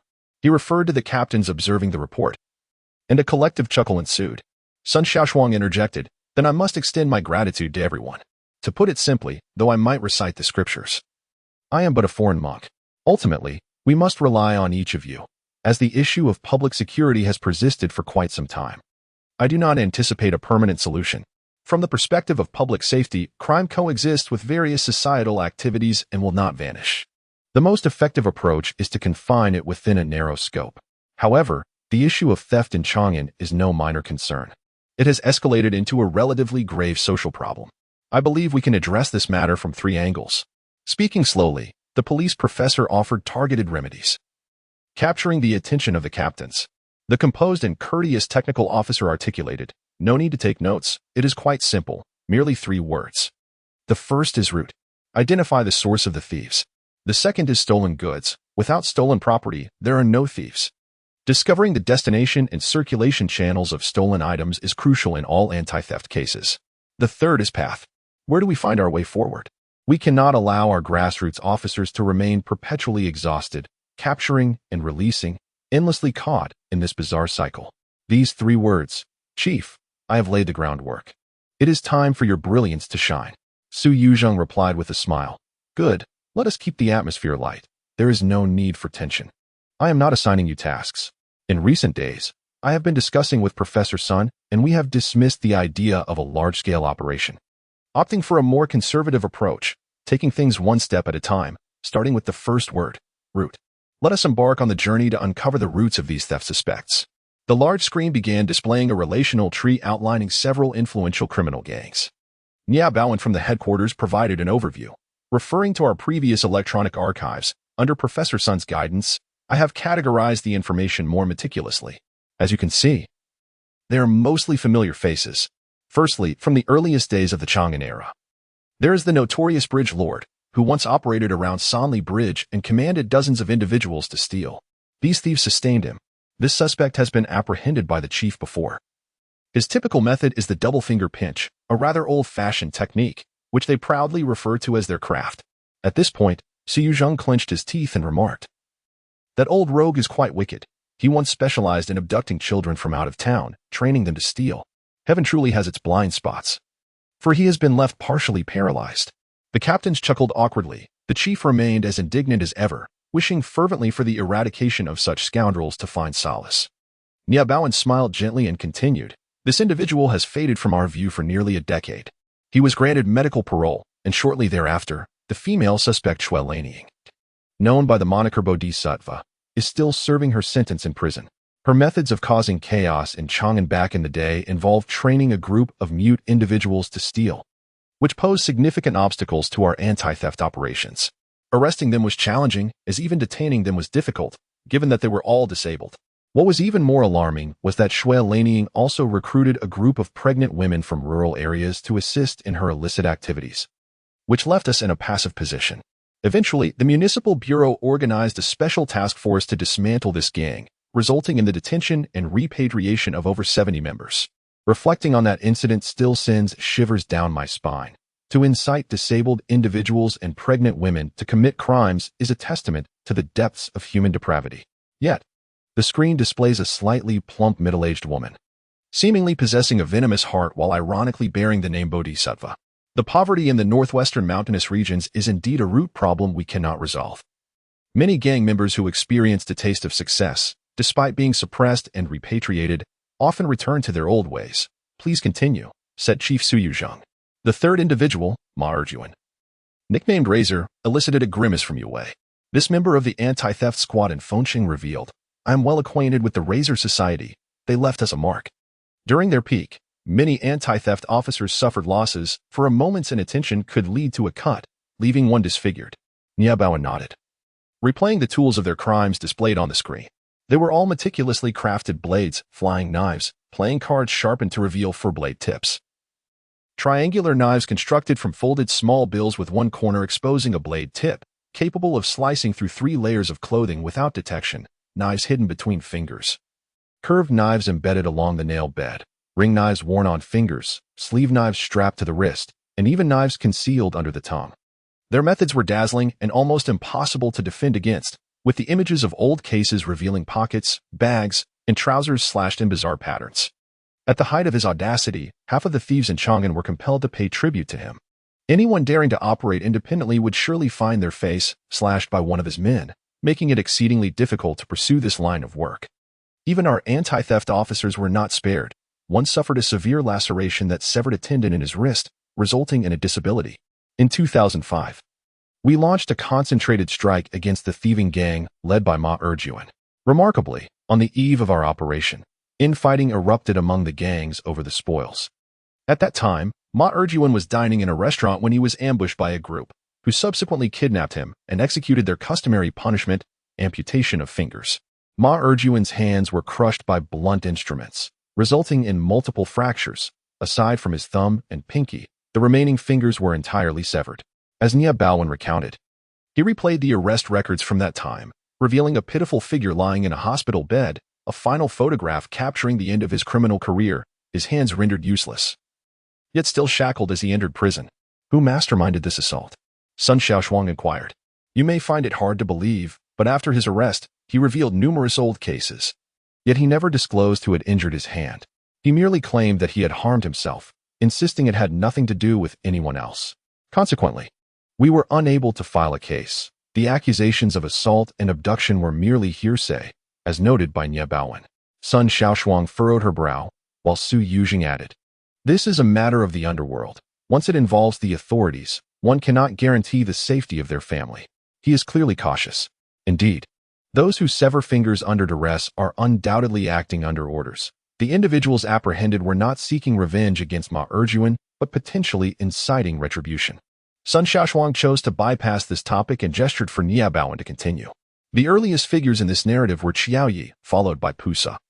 And then after the Razor had been incarcerated, the rise of Yaozuan began. It is rumored that the leader was known as Uncle Yao, Zhang, a name of considerable renown, yet we have been unable to ascertain his true identity or gather much evidence of his criminal activities. Conversely, with the advent of tourism, this village has become a breeding ground for skilled individuals. Strangely, unlike the previously connected thieves, it is challenging to trace their origins. Professor Sun, based on behavioral patterns, methods of operation, and associations of the cases, has managed to identify a range of individuals, including former associates of Qiaoyu, Pusa, and even Razor Ma Erjuan. Of course, the majority are villagers from Yaozuan. Let us speak candidly. In Yaozuan, the notion of prospering through theft is no longer a mere slogan, but has become a reality.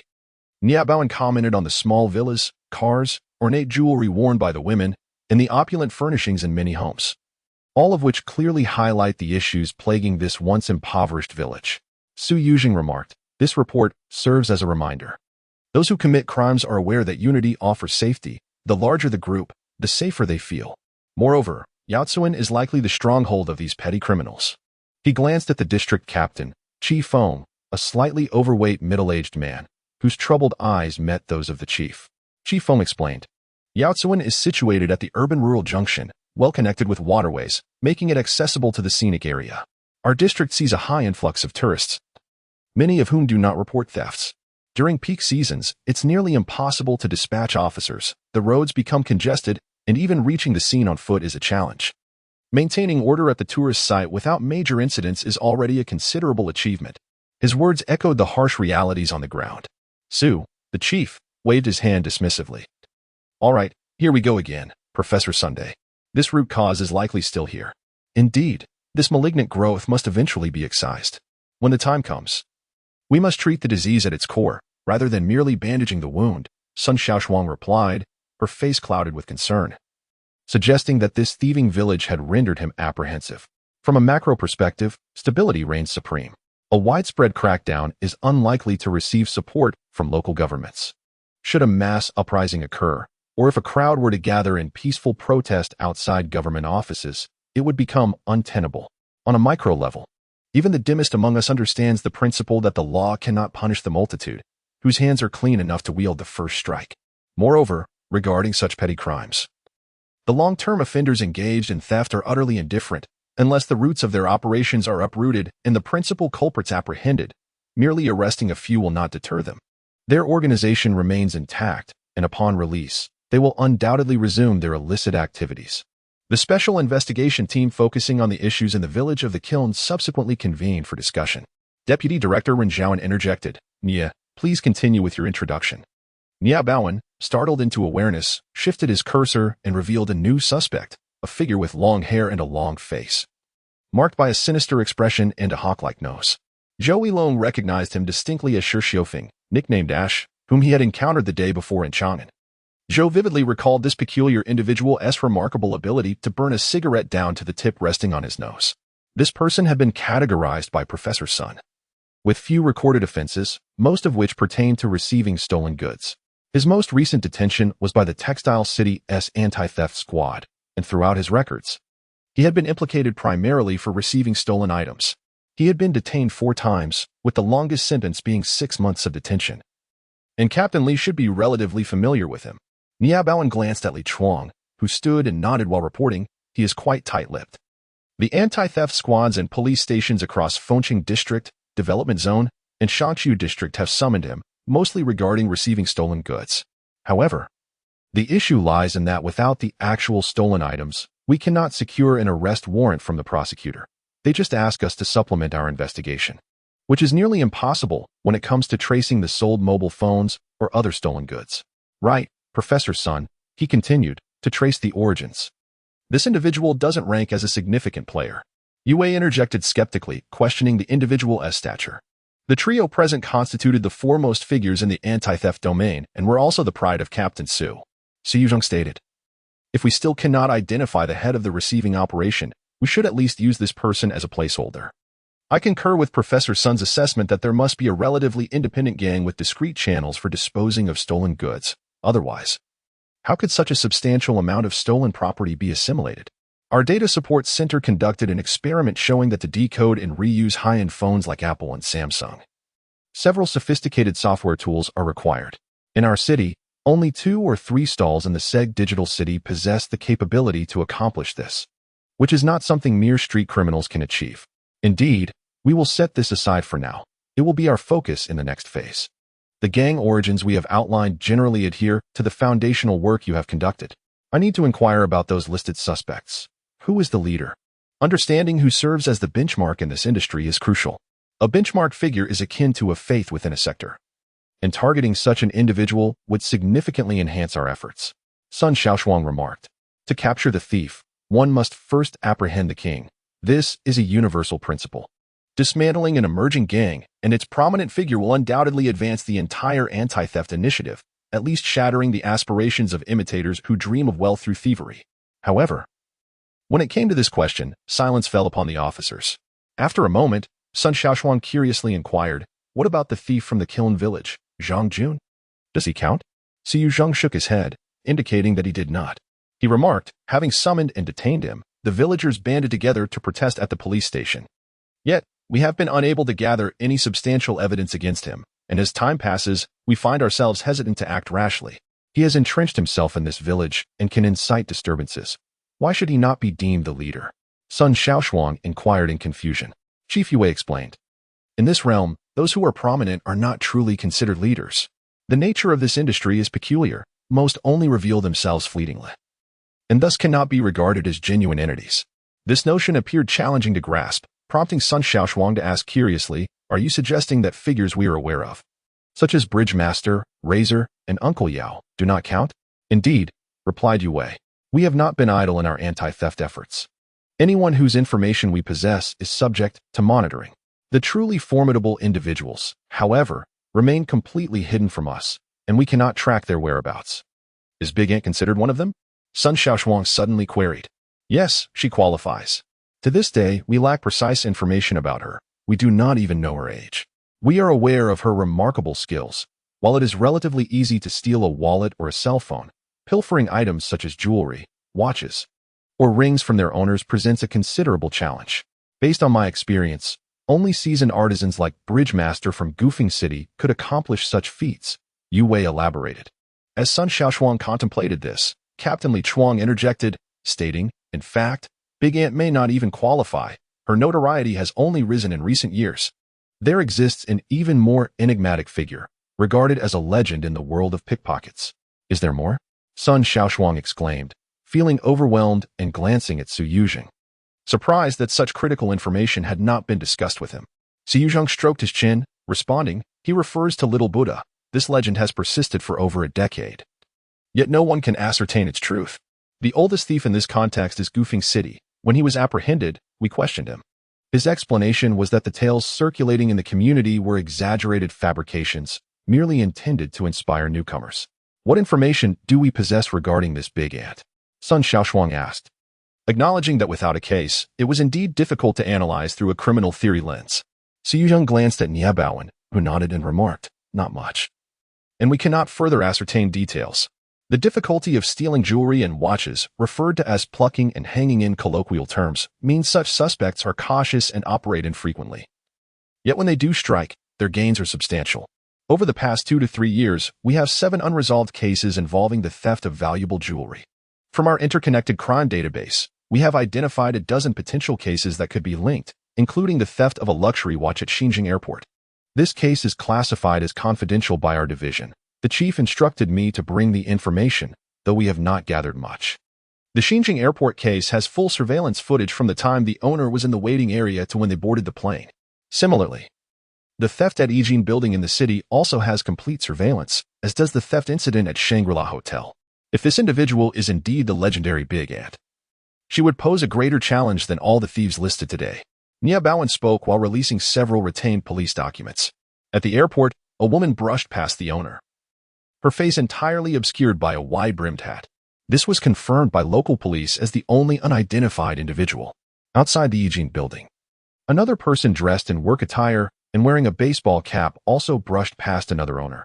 This was a record found in traffic surveillance, yet their face remained unseen. At the Shangri-La Hotel, a waiter holding a food tray passed by the owner of the day, but the hotel confirmed that this individual did not exist. Curiously, the tray resembled a hat, concealing the perpetrator's face. Among the surveillance evidence extracted regarding the suspected assailants, the only verifiable detail was that the individual was a woman, approximately 172 centimeters tall and of slender build. The uncertainty stemmed from the Long'an gang's hierarchy. According to their rules, a person referred to as aunt should be a direct descendant of a uncle, and it was rare for women to carry on this lineage.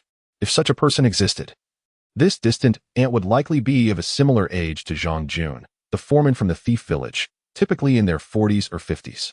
However, the surveillance footage and the owner's recollections suggested a young woman, rather unremarkable, and thus easily overlooked. Nie Baowen eloquently explained, and the various captains present began to comprehend the intricacies of the investigation. This was a methodical unraveling, tracing back through the annals of the thieving underworld to identify the core figures controlling these modern gangs.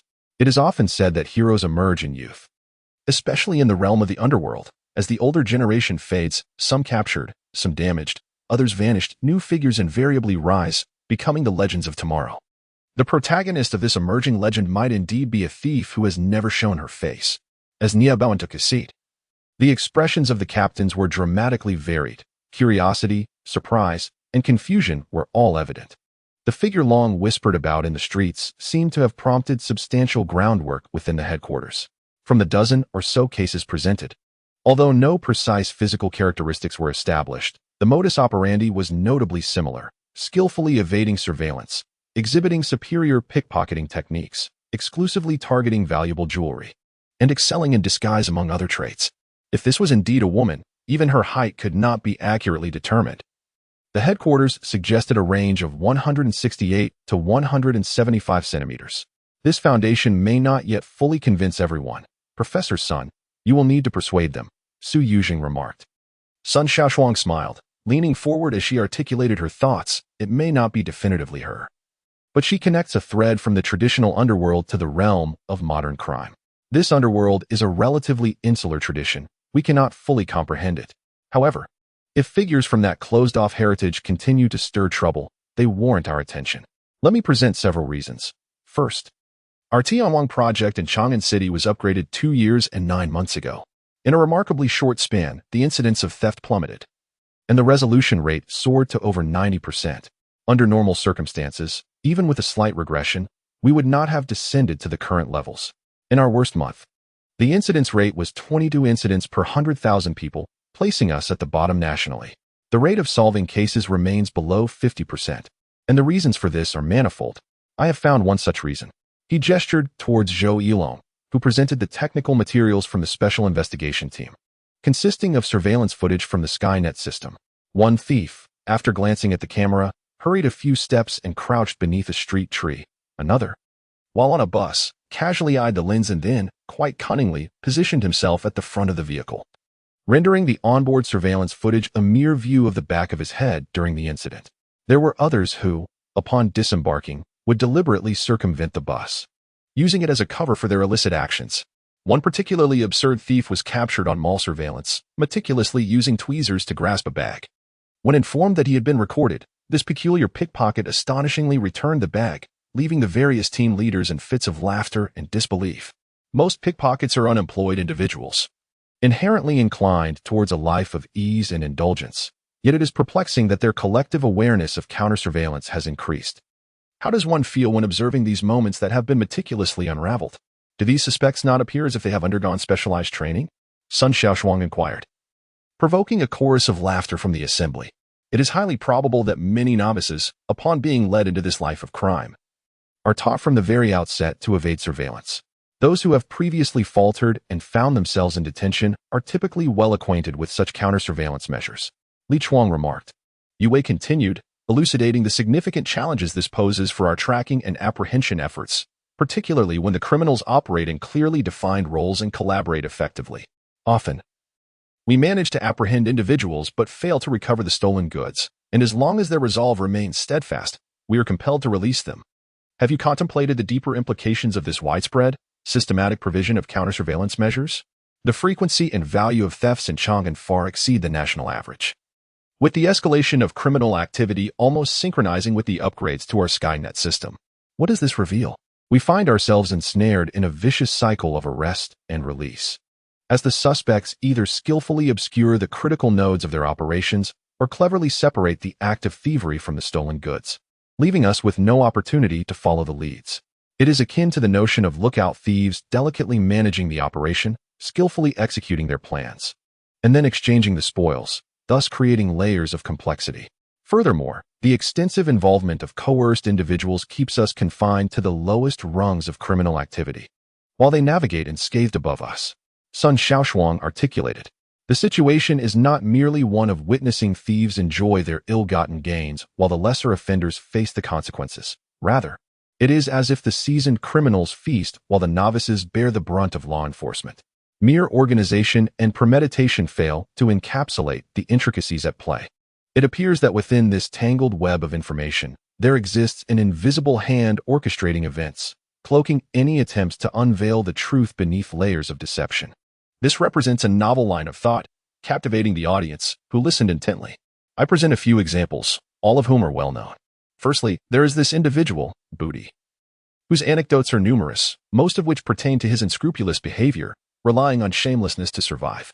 His thievery showed little advancement, at least until the upgrades of the surveillance systems. His cases were caught one after another. However, with the monitoring footage we have now, as explained by Sun Shaoshuang, comparing the old records with the current footage reveals a stark contrast. Previously, he had sufficient cunning, yet still fell into the hands of the law. Now, however, he has evolved. Instead of stealing, he has taken to serving as a lookout, disabling surveillance systems. Consequently, there is no reason to apprehend him. Then there's Qiao Yuquan, who formerly engaged in petty theft in high-end venues. Strangely, he has seemingly changed his ways, associating with street ruffians like Booty. Additionally, we have Chen Jun, who has no prior criminal record and does not engage in theft, yet finds himself entangled with this gang. There is also a slender fellow named Zhang Bing, who, according to reports, has previously been attacked by a subordinate of the notorious Yao Shu, and now he too has joined this group. Lastly, we have a recent acquaintance from the Textile City gang, known as Ping Sange. When we first arrived, he was still in detention, yet by the 26th, he had already commenced engaging in black market dealings alongside this gang. According to Zheng Pong, a pickpocket who was apprehended, it was this newcomer, Ping Sange, disguised as a police officer, who frightened him away. Interestingly, just half a month prior, Ping Sange was merely involved in stealing car wheels, and now, these disparate individuals have formed a gang, evolving at a remarkable pace. Wouldn't you find that intriguing? Sun Shaoshuang inquired. One of the captains present expressed confusion, remarking, "We have previously apprehended this hefty individual. How has he become so formidable now, engaging in black market dealings?" With skepticism, Captain Li Chuang responded, "On the 26th, I dispatched an informant in hopes of locating their hideout, but they discovered him. Can you guess their method? This guy, alongside Xiao Yukuan, threatened the informant, forcing him to consume 2 bottles of liquor. Under the influence, they stripped him bare and sent him running through the streets, only to be detained by the police." The captains listened in astonishment, their expressions a mix of disbelief and restrained amusement, struggling to contain their laughter. "I believe I understand now," Nia Baoan broke the silence, stating, "Professor Sun's intention is to concentrate on several points, then unravel a few lines, ultimately transforming the entire situation." "Precisely," Sun Shaoshuang affirmed. "I have been seeking an individual capable of connecting the underworld's legacy, one who could involve existing criminal domains. Looking back several decades, I could summarize it thus. When the bridge master fell, the bodhisattva arose. When the bodhisattva fell, the razor took its place. When the razor collapsed, the Yao village emerged again. However, in my view, the issues of Yao village are not particularly challenging to resolve.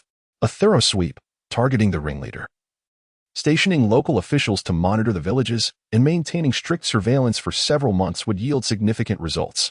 From their methods, they appear even less sophisticated than booty. Their operations rely solely on familial connections, seemingly disconnected from the others. Am I correct?"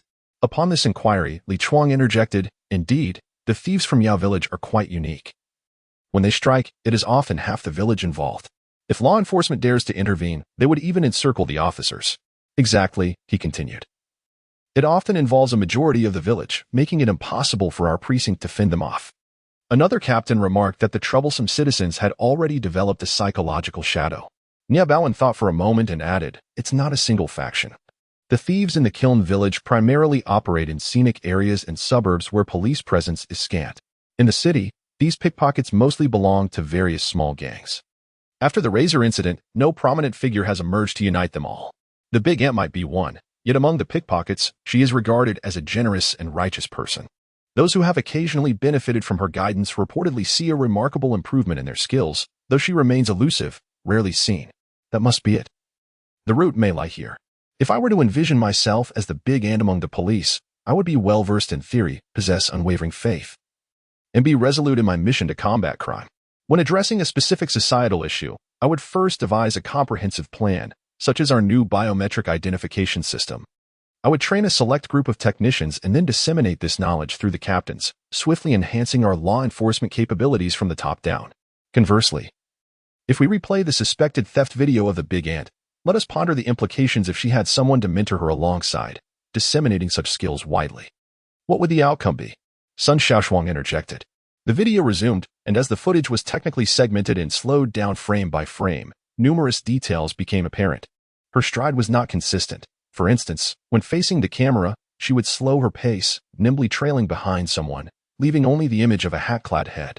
When viewed from the side, she would either accelerate or decelerate her steps to match the pace of a nearby individual, effectively using that person as her best cover. Even when there was no concealment in the restaurant during the theft, she cleverly utilized a food tray to obscure her face. As the footage transitioned, it showcased the evasion techniques of Budi, Chinjun, Xiao Yukuan, and others, revealing striking similarities. "Professor Sun, it seems you have convinced everyone," Captain Su Yuzheng murmured softly. The astonished expressions of his subordinates indicated that these details extracted from big data were far more persuasive than theoretical analysis. "Well, if you all believe in me, I assure you that both Captain Su and I will jointly lead this task force. Within a month, we shall locate this Big Ant and eradicate the first malignant tumor.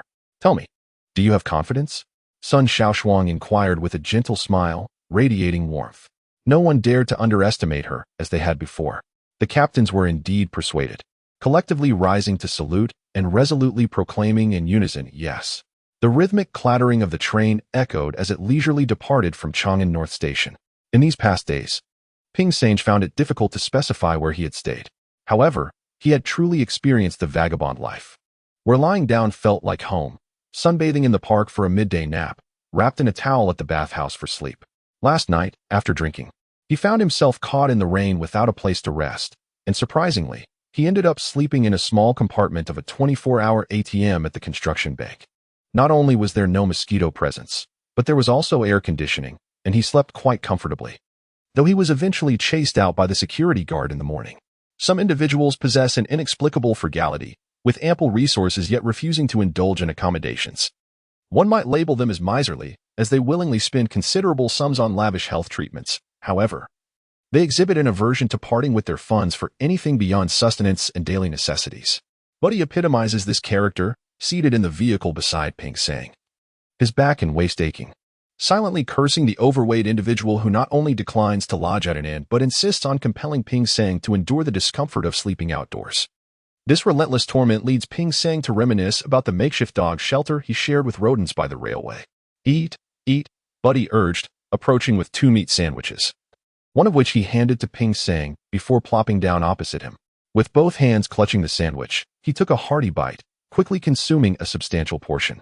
Noticing Ping Sang's lack of appetite, he mumbled, "What's wrong? Are you really so delicate that you've lost your appetite?" "Not at all. I'm merely perplexed by your insatiable hunger. You devoured a mix of sheep and beef offal for breakfast, enjoyed red braised meat for lunch, and now you're indulging in barbecued delights for dinner. How can you possibly digest all of that?" Ping Sang inquired, astonished. Buddy grinned broadly, slurping as he chewed. "I fear I won't have enough to eat. Not that I worry about digestion. Hurry up and eat. We have quite a journey ahead. I need something lighter for lunch. If I keep up with your meat consumption, I might be unable to relieve myself for 2 days," Ping Sang lamented. Yet he succumbed to the temptation and took a bite of the sandwich, which was delightfully rich and flavorful, albeit a bit heavy on the stomach. In contrast, Buddy appeared unfazed, washing down the meat with cold water, burping as if he had barely eaten enough. When Ping Sang offered him the remaining half of his sandwich, he accepted it without hesitation, devouring it with gusto. This foolish, gluttonous creature remained unchanged since their first encounter in the detention center. Yet Ping Sang found himself growing fond of him, occasionally glancing his way with a hint of anticipation. The words remained unspoken. "By the way, the 5 Thieves gang has fractured, and the fate of the 3 members remains uncertain." Buddy, ever indifferent, casually inquired about them, dismissing concerns with a flippant remark. "It's possible they might get caught, but it's improbable they go hungry. Thieves certainly 1T starve." Yet the prospect of capture weighed on Ping Sang, prompting him to discuss returning with Buddy. However, Buddy shook his head with unwavering resolve, suggesting that the gang members were inconsequential and destined to fail eventually. Fail implied a downfall, potentially at the hands of law enforcement or rival criminals. In this context, being apprehended by the police could be seen as the most favorable outcome. As Ping Sang idly listened to Buddy recount the tale of the mute Zhang Bing, he learned that Zhang was a younger brother to the infamous Ma Erjuan.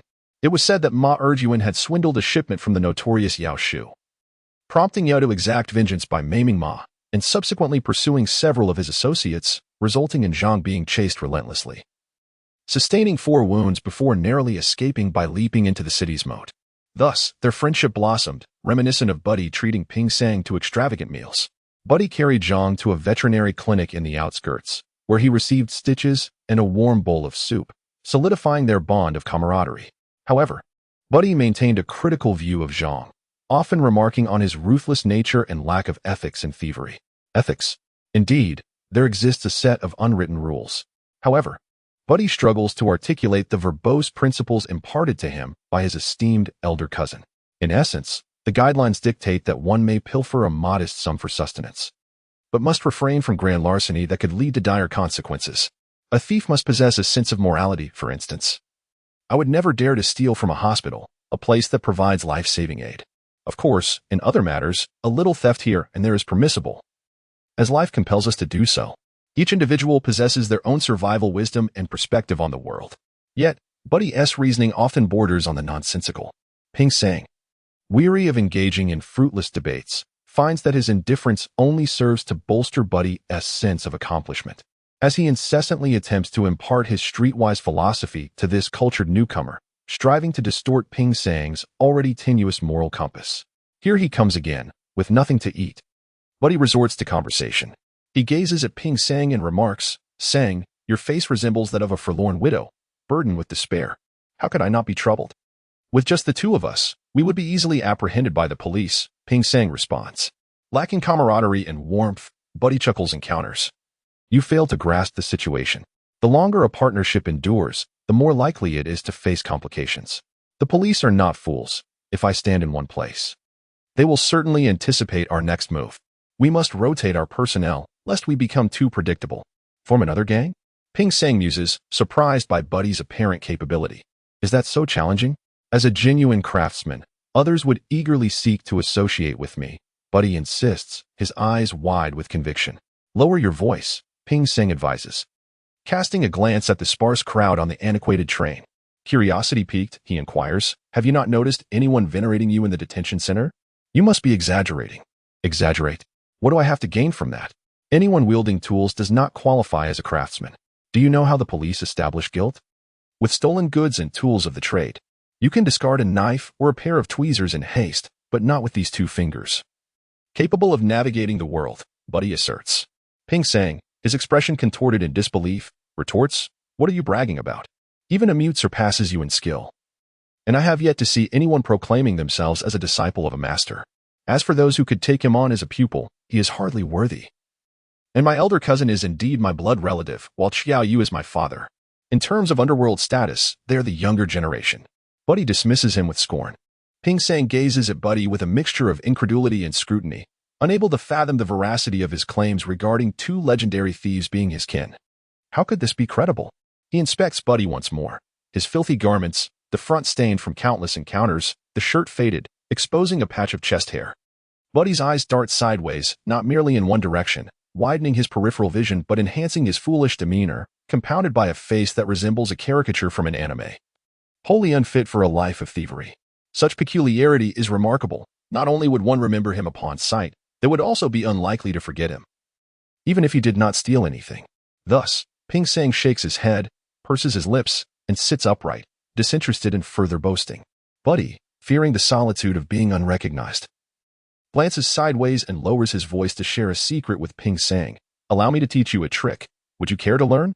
Your skills are already within my grasp. It is merely a matter of time," Ping Sang replies. As Ping Sang spoke, he gracefully waved his hand, causing a thin shard of stone to fly forth. His hand had nearly regained its former dexterity, and the fine stone was beginning to yield results. His fingerprints had become almost indistinguishable, as if he were deliberately showcasing his skills. With a rhythmic flick of his index, middle, and ring fingers, he propelled the shard into the air, and it fell back precisely between his fingers. Meanwhile, Buddy, who was preoccupied with his keen eyesight and the food, had fallen behind, for his hands were too clumsy to match Ping Sang's finesse. However, he was not here to discuss that. Instead, he gleefully informed Ping Sang that he had spotted a thief and would soon acquire a little accomplice. Though Buddy's eyes were somewhat askew, his perceptiveness was remarkable. As Ping Sang glanced around, he noticed that the thief was indeed behind Buddy, rummaging through a large snakeskin bag in search of a seat. Clad in tattered work attire and wearing a safety helmet typical of construction sites, he resembled a laborer returning home. Yet upon recognizing the face, Ping Sang chuckled. It was an acquaintance, Xiong, the one who often hid tomatoes in his pants while at the detention center. "He is a wheel pusher. He is not one of us," Ping Sang whispered. Buddy replied softly, "We are both lost souls in this world of thievery. Perhaps we could join forces." "Is that another lesson from your esteemed teacher?" Ping Sang bit his lip, suppressing laughter, for Buddy had been educated by a motley crew of rogues. Buddy shook his head. "No, it was the director who taught me. He said it was Tang poetry." "What else did he teach you?" Ping Sang inquired, astonished, suspecting the director was merely teasing Buddy. Buddy pondered while biting his finger, recalling. To capture a thief, one must first seize the leader. To insult, one must first address the mother. Unable to contain himself, Ping Sang burst into laughter, startling the thief, who paused, his gaze fixed on Ping Sang. Upon recognizing him, he stared intently, while Ping Sang beamed with a smile. Buddy turned and also smiled at him. gesturing with 2 fingers in a manner of mutual acknowledgement. Xiang averted his gaze, suddenly acting as if he were a stranger. Hey, what does your gesture mean? Ping Sange asked. Buddy replied quietly, it's to assure him to carry on. I'll keep an eye on him. After we disembark, he should follow me. Ping Sange's eyes widened in surprise. Wow, can you speak in sign language? Yes, Buddy replied, but it's not exactly sign language. It's the language of thieves. You've been in the game too briefly. With time, you'll learn it. For instance, a tap on the forehead signifies caution. A thumb turned outward indicates a plainclothes officer is watching, and a bent hand signifies a split of the spoils upon meeting.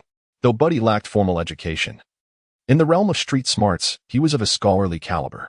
Ping Sange, aware of Buddy's credibility, glanced at Xiang and quietly asked, There are 1/3 of the seats empty in this carriage. How can so few steal much? Indeed, there were not many passengers.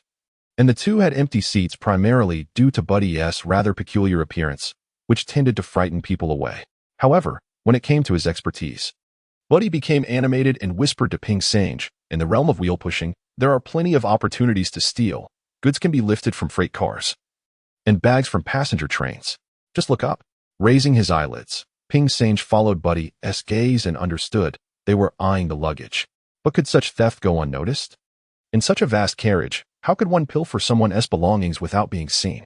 Just as he pondered how to execute such a theft, Buddy asked, Have you figured it out? This fellow's boss has been caught. He'll soon recruit a little brother to educate, and he's quite the skilled hand. He is from the construction site and has worked as a bricklayer. How do you know he has worked as a bricklayer? Ping Sange was perplexed, surely.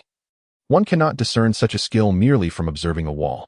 He toiled in the detention center, meticulously tending to the vegetable garden with greater precision than the wall itself. His back and legs were bent from years of labor, undoubtedly a bricklayer, with a back that could not straighten after years of laying bricks. It was quite convenient for concealing items in his trousers. How do you know his leader has been apprehended? Ping Sange inquired once more, harboring a profound admiration for the exceptional capabilities of Budi. A man emerges to work, targeting the least lucrative green train. Is it not a sign that his leader has been captured and he is left without a place to go? Just wait and see. If you take him along, he will follow you. At this juncture, Ping Sange realized his lack of education. Budi possessed an uncanny ability to discern subtleties. He chuckled awkwardly, conceding to this insight. Meanwhile, Xiang was glancing around in a disoriented manner, not unlike a thief in the vegetable garden of the detention center, hesitating to find a suitable target. Curiosity piqued. Ping Sange leaned in and asked, How does one go about this? Set a trap, ensnare the unsuspecting, Budi replied. A trap?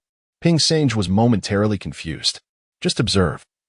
It is a skill easily learned. Pedaling a bicycle is the simplest of tasks, yet look at their pathetic attempts at thievery, Budi remarked, losing interest in the conversation. If Budi had not spoken, Ping Sange would not have probed further, but he was eager to learn. He squinted as if dozing, intently watching Xiang's movements. After walking several kilometers, Xiang sprang into action, hoisting his tattered bag onto the luggage rack. Initially, Ping Sange assumed he was about to make a move. But he was mistaken. Xiang merely secured his belongings and settled down for a nap. After a considerable interval, when Ping Sange was nearly asleep, the train's announcement echoed, signaling the nearing of their destination. At that moment, he noticed Xiang stirring, preparing to make his move. As the train came to a stop and the doors opened, Xiang rose, approached the luggage rack, and, to Ping Sange's surprise, he tugged on the zipper of a bag that was not his own, revealing it to be empty. He then nonchalantly placed someone else's luggage into his own bag and walked away as if nothing had transpired. Passengers disembarked, some dozing, and none noticed Xiang carrying another's belongings. In fact, no one seemed to pay attention to this laborer at all. It was astonishingly simple. So much so that Ping Sange was left dumbfounded. He had not anticipated such a method of thievery, simply placing another's luggage into his own bag. How convenient. Let us go? Budi urged, leading the way. Ping Sange followed, still reeling from the shock. Much like the first time he witnessed Xiang extracting 5 or 6 tomatoes from his trousers without even wiping them off before biting into them. And indeed, one could not deny the simplicity of this approach. By the time they disembarked, no one had noticed. Likely because the owner of the luggage was sound asleep on the train. The two hastened to catch up with Xiang. Taking positions behind him as they exited the station, Budi pressed on with questions. Xiang, is it true you have nowhere to go? Who says I have nowhere to go? I am on my way to accomplish something significant. This does not concern you, Xiong replied. Running as a fearing Budi aimed to claim a share of his spoils. Budi remarked, "You fool, there is nothing of value in there. What do you think you can steal on this train? It's too risky. I wouldn't dare." Xiong responded impatiently. "Come find me. Your boss has fallen. Do not venture out alone to seek money. It is perilous," Buddy expressed with concern. Xiong paused, turning back with a wary inquiry. "How do you know my boss has fallen? It's written all over your face. You clearly bear the visage of a widow bereft of support. Otherwise, would you be foolish enough to venture out seeking work?" Buddy replied. Xiong felt a wave of despair wash over him. Buddy, akin to a mentor guiding Ping Sange, placed a reassuring hand on his shoulder and asked, "How did it happen?" "The Iron Police raided our hideout. Alas, after months of hoarding goods. It's likely my boss will be imprisoned for several years," Xiong lamented. Indeed, he had lost his support. His boss specialized in stealing cargo trucks, and after numerous losses, they drew the attention of the Iron Police. Just days after his release from detention, their hideout was raided. Thankfully, he had just emerged to rest. Otherwise, he too would have been caught. Fearing the past would resurface, Xiong dared not return home, thus becoming a wandering thief in dire straits. In a moment of desperation while rummaging through his belongings on the train, he reached a secluded area outside a small station and hastily opened a suitcase. Toiletries were discarded as they were of no use. He had sufficient clothing, which he tossed to Buddy, knowing the latter's ample build would render them unwearable. Before passing them to Ping Sange, a few books, which he could not read, were also abandoned. After sifting through, only a power bank and 2 packs of cigarettes remained. Leaving Xiong in utter dismay, it appeared this thieving endeavor had been fruitless, failing to resolve his immediate plight. "Come with me. How can you be so foolish? Truly unaware of the art of thievery?" Buddy invited. Xiong retorted with indignation. "Are you calling me an idiot? If I follow you, will you support me?" "Brother, allow me to show you the ropes. Let me demonstrate how one truly engages in this craft." "Do you doubt my capabilities?" Buddy declared, producing a stack of cash from his pocket, momentarily flashing it before stowing it away. Xiong's eyes widened in astonishment, while Ping Sange chuckled at Buddy's antics. Clearly amused. With a flourish, Buddy revealed a pack of cigarettes, which Xiong recognized as those he had just stowed.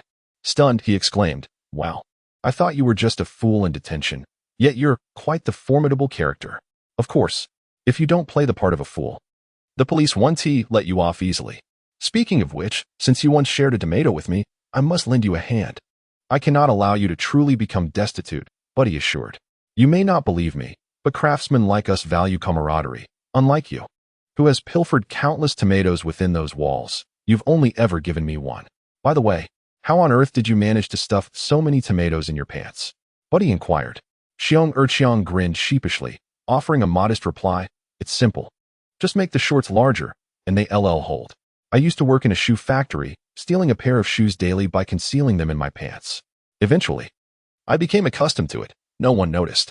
If you wish to learn, I can teach you. No need to learn from you. I am currently instructing you. Where shall we go for our next endeavor?" Buddy asked. "How would I know? I dare not go. I fear the police are on the lookout for me." Xiong responded, lost and uncertain. "Let us go. The next station has a high-speed train. I'll teach you a trick to dispel your doubts about my credibility," Buddy proclaimed.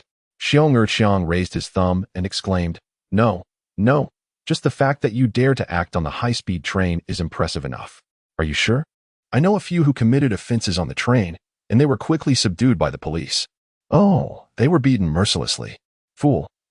Those who steal with their hands are mere petty thieves. It takes intelligence and cunning to be a true master of theft. You cannot proceed like this. You must exert yourself. The path of the thief is paved with diligent effort, and the sea of stealing is boundless. One must toil to navigate it. Do you understand?" Buddy educated. Xiong shook his head, bewildered, and confessed, "I do not understand." "I knew you wouldn't. Study hard, will you? Hurry up. Can you learn anything by just standing there?" Buddy admonished.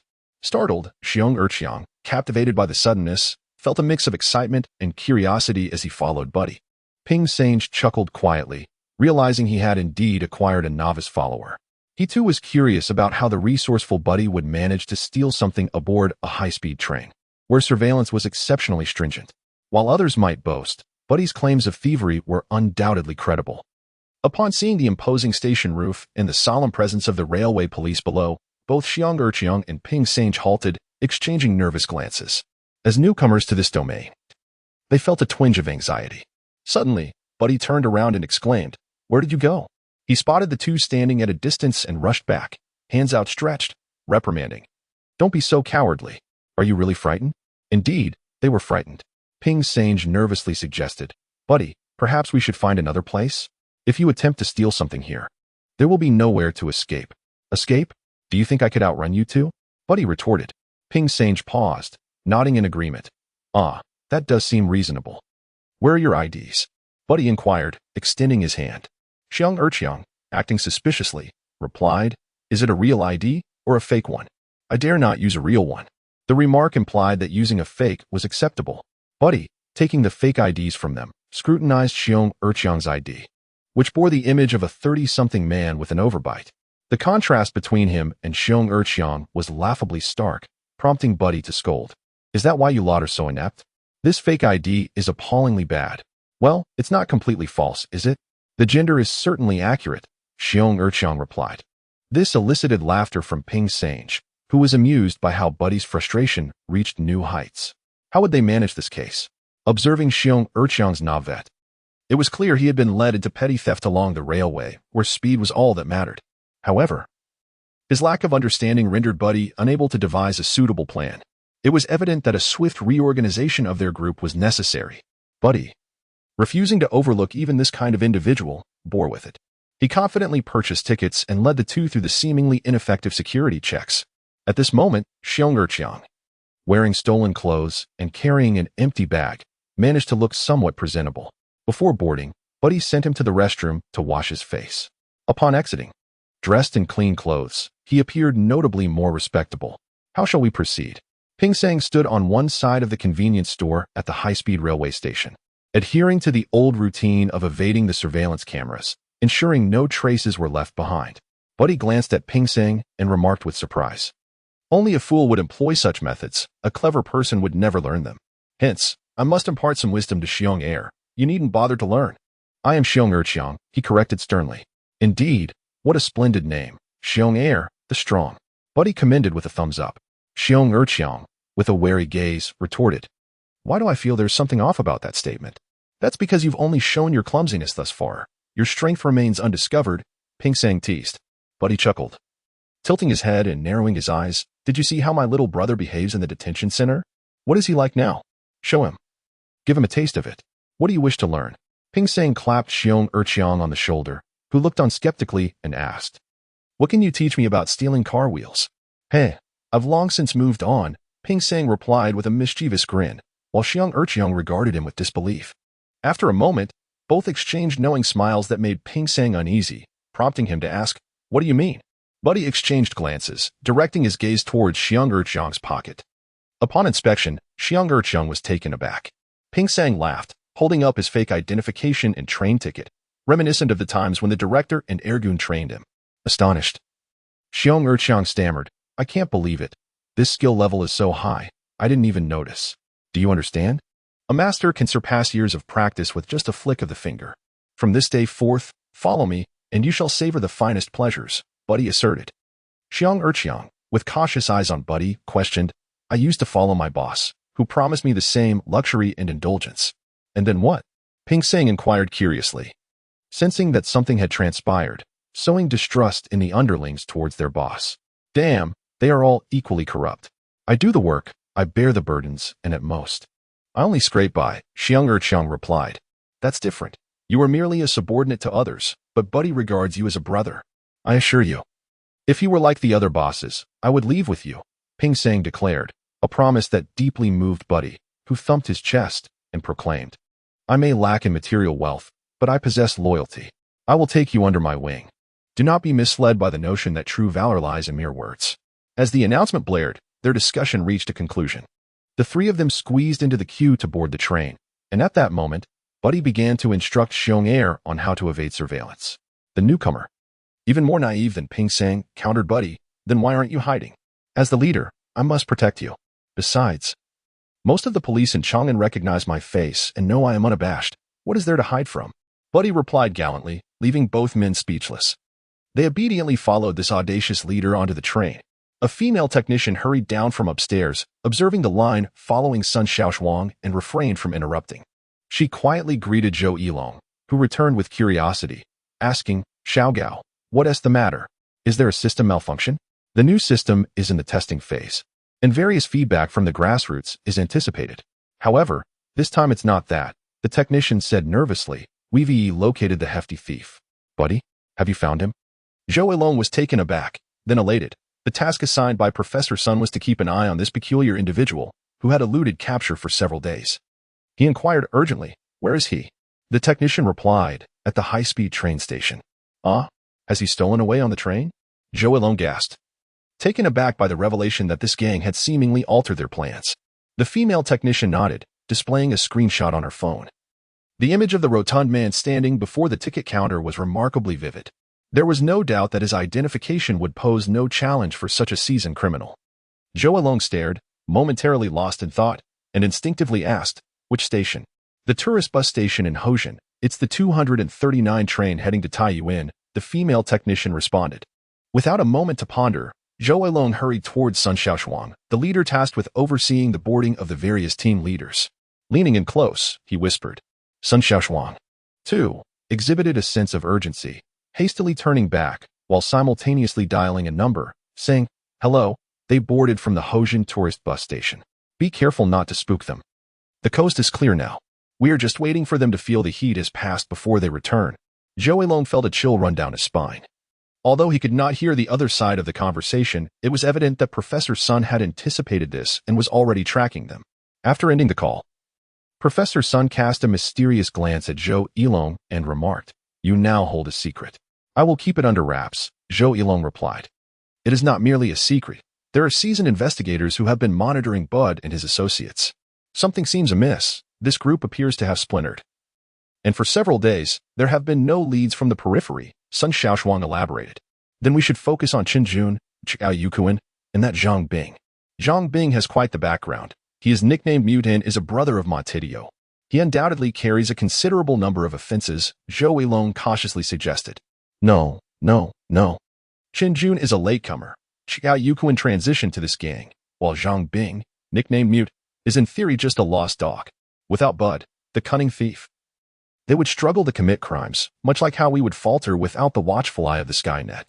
Therefore, we must keep a close watch on him. The others will surely return, Sun Shaoshuang stated. "Are you so certain?" Zhou Yilong sensed a change in Sun Professor's demeanor, which seemed less anxious than in previous days. "Of course. Count the experience of these individuals. Who among them has been a thief the longest?" Sun Shaoshuang inquired. This reminder struck Zhou Yilong with clarity. It had to be Bud, whose earliest records of thievery date back to his childhood. Though he may be young, the majority of his life had been spent in criminal pursuits, and indeed, no one could match his longevity in this trade. With the fall of Qiaoyi, the Bodhisattva, and Ma Tidio, many have faced sentencing or turned away from crime over the years. With a span exceeding a decade, finding someone who has remained a thief throughout the evolving landscape of law enforcement is rare. Perhaps he is the key to unlocking this realm of underworld dealings. Sun Shaoshuang mused, quickening his pace until they reached the data center. The thief, who had vanished for several days, reappeared on the screen. Due to the facial recognition features not being linked to the high-speed train network, the transmission and scanning of data packets experienced delays. And it was the technician responsible for big data analysis who inadvertently uncovered Bud's visage. The transmission also experienced delays. The suspect's identification was located in the 9th row. As the cross-section transmission appeared on the screen, the figures of Budi and Ping Sange were nowhere to be seen. In that seat, only a beautiful woman could be discerned. Her half-face illuminated as she engaged with her laptop. "Professor Sun, 3 tickets were purchased, and there is an unfamiliar face. Let us investigate this individual," Zhou Yilong remarked. The 3 tickets indicated that Budi and Ping Sange occupied window seats, while the other occupant was someone entirely unknown. After a few seconds of the search software working, the individual's details surfaced. Xiong Erqiang, male, 24 years old, of Han ethnicity, he had previously been criminally detained for theft in 20XX. With an extensive criminal record preserved in the Railway Police's crime information database, Zhou Yilong stared in disbelief, questioning the likelihood of a thief straying from familiar environments. Yet this thief had ventured into uncharted territory. Sun Shaoshuang, connecting the dots, chuckled softly, murmuring, "Oh, it seems we have stumbled upon an accomplice. Have we not encountered him before? With a bit of training, a proficient expert will emerge." However, her words bore an odd tone, not befitting a police officer witnessing a crime. Strangely, this expert in criminal behavior appeared almost gleeful, fixated on the screen, concerned not to miss even the slightest movement. Yet, there was no movement at all. The three individuals remained elusive, likely intentionally hiding from view. The screen displayed only a striking woman engrossed in her high-end Apple laptop. Booty craned his neck to glance back. Ping Sange had already slipped into a feigned slumber. As a rapidly improving newcomer, Booty had little left to teach him. Finding himself distracted, Booty muttered under his breath, "That damned fellow is surely eyeing the woman with the laptop." Sitting upright, the anxious Xiong lamented the situation. They had traveled several dozen kilometers, and aside from indulging in 2 ice creams and nibbling on 3 sausages, Booty had done nothing. Cautiously, he inquired, "Fei Buo, fat brother, there's no way to manage this. The seats are packed, and the stewardess is stationed at the entrance. This isn't like a green train." They all seemed dazed, and even if you carried him away, no one would notice.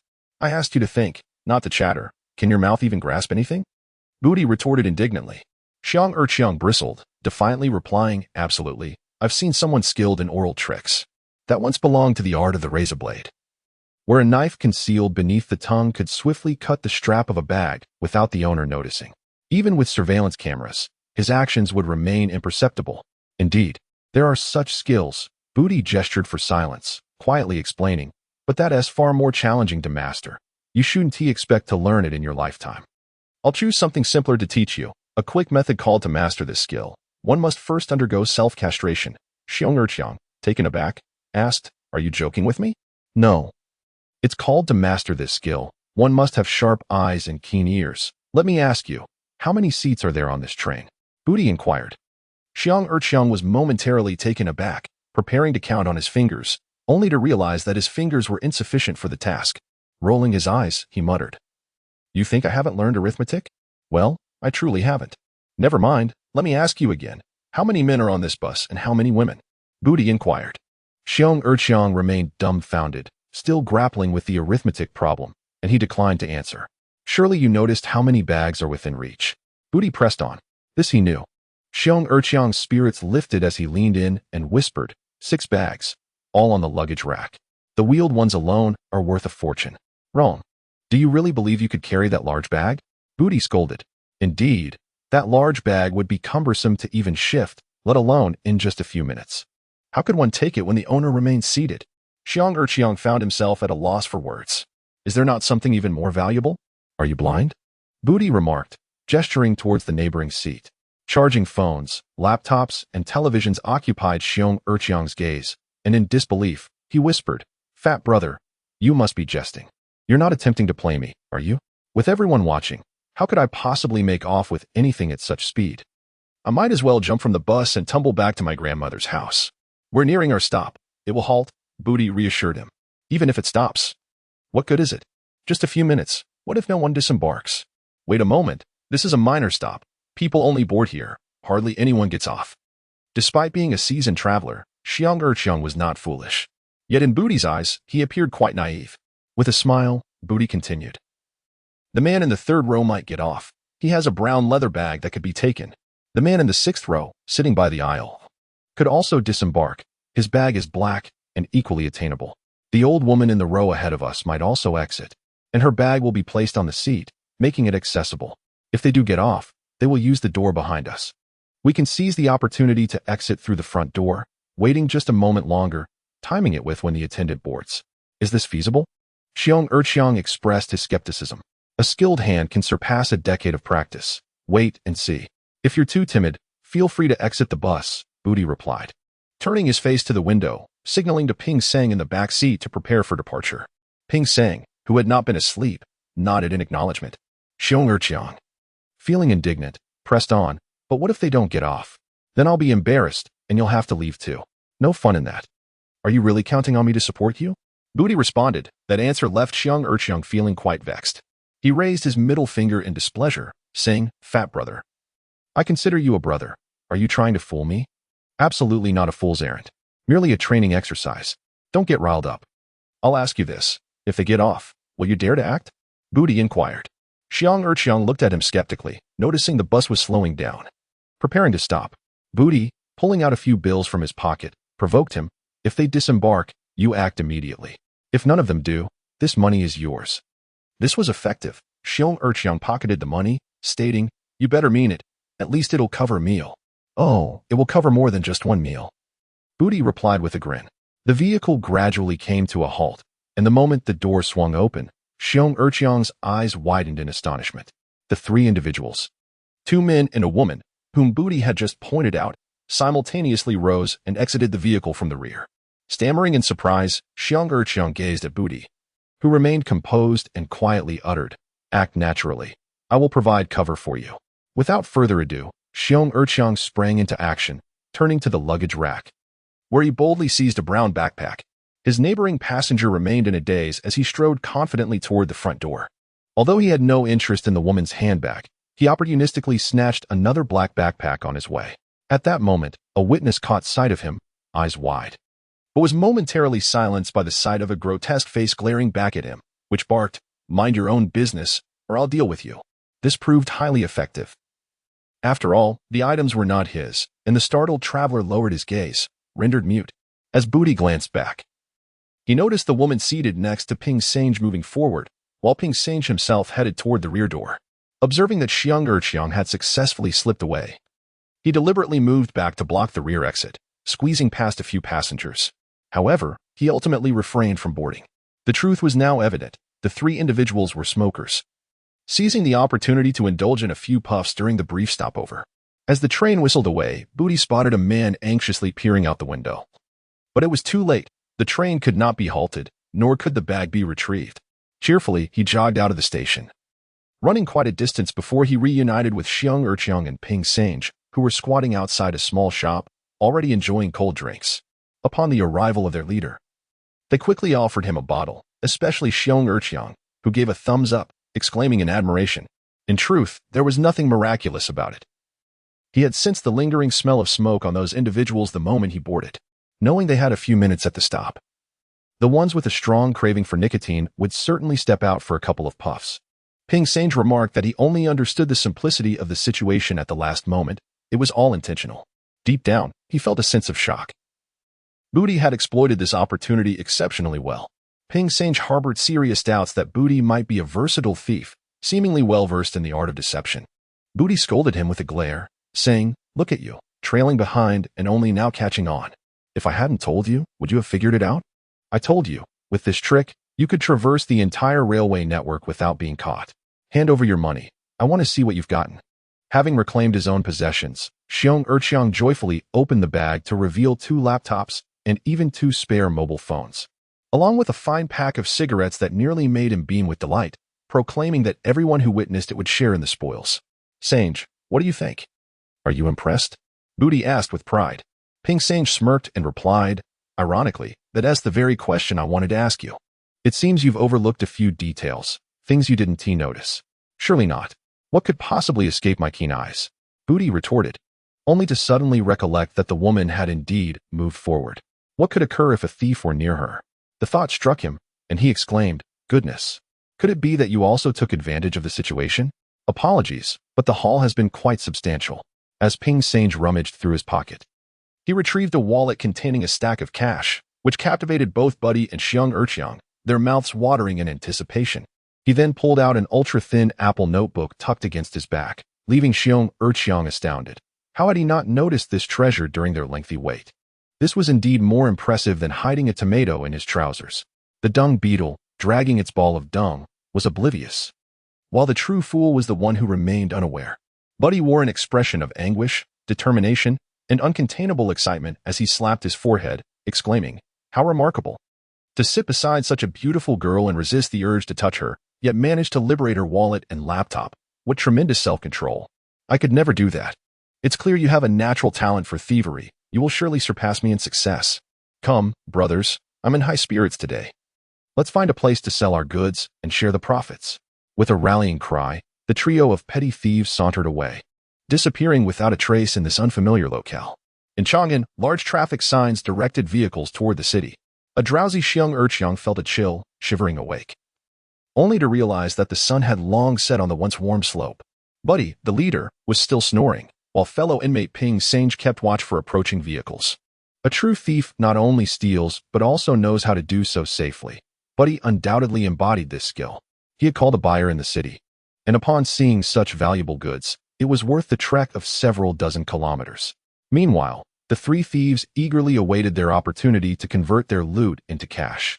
Xiang rubbed his eyes and casually inquired, "Sange, have they arrived yet?" "Not yet. It won't be that quick. It's getting dark, so they might be caught in traffic." Ping Sange replied, "Oh dear, we've missed mealtime.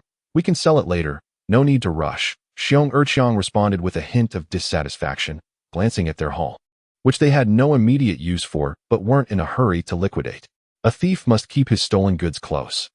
Carrying such a bounty ensures no one will overlook you. "Once we make our move, we can act with a clear conscience," Ping Sange remarked. Xiang understood the reasoning behind this and patiently awaited their fate. He stood, stretching his limbs, and idly asked Ping Sange, "So, did you all leave the detention center together?" "Yes, Fat Beulah and I had nowhere else to go, so we left as a group." "Why do you ask?" Ping Sange replied, "Oh, I truly should have joined you," Xiang lamented. "Aren't you supposed to have your boss picking you up?" Ping Sange inquired. "Don't mention it. He was worried I might spill secrets while inside. I was interrogated thoroughly. I swear I'm no traitor. I told the police I simply picked up a bag outside the train station and got caught," Xiang explained. "Weren't you working on the railway? How did the anti-theft team manage to catch you?" Ping Sange asked with curiosity. "Oh, do not even mention it. The other day, in a moment of folly, I happened to glance at a woman at the train station, dragging a suitcase with a small bag perched on top. She appeared utterly careless. So I thoughtlessly seized the opportunity to snatch the small bag. Alas, fate had other plans, just at that moment. The anti-theft squad happened to pass by and apprehended me without hesitation. Fortunately, the bag contained no significant money. Had it held several thousand, I would have been in dire straits." As Bear Urchiang remarked, thieves are always like this. When they succeed, they crave more, and when they fail, they are relieved if the loss is minimal. He recounted that in our line of work, luck plays a crucial role.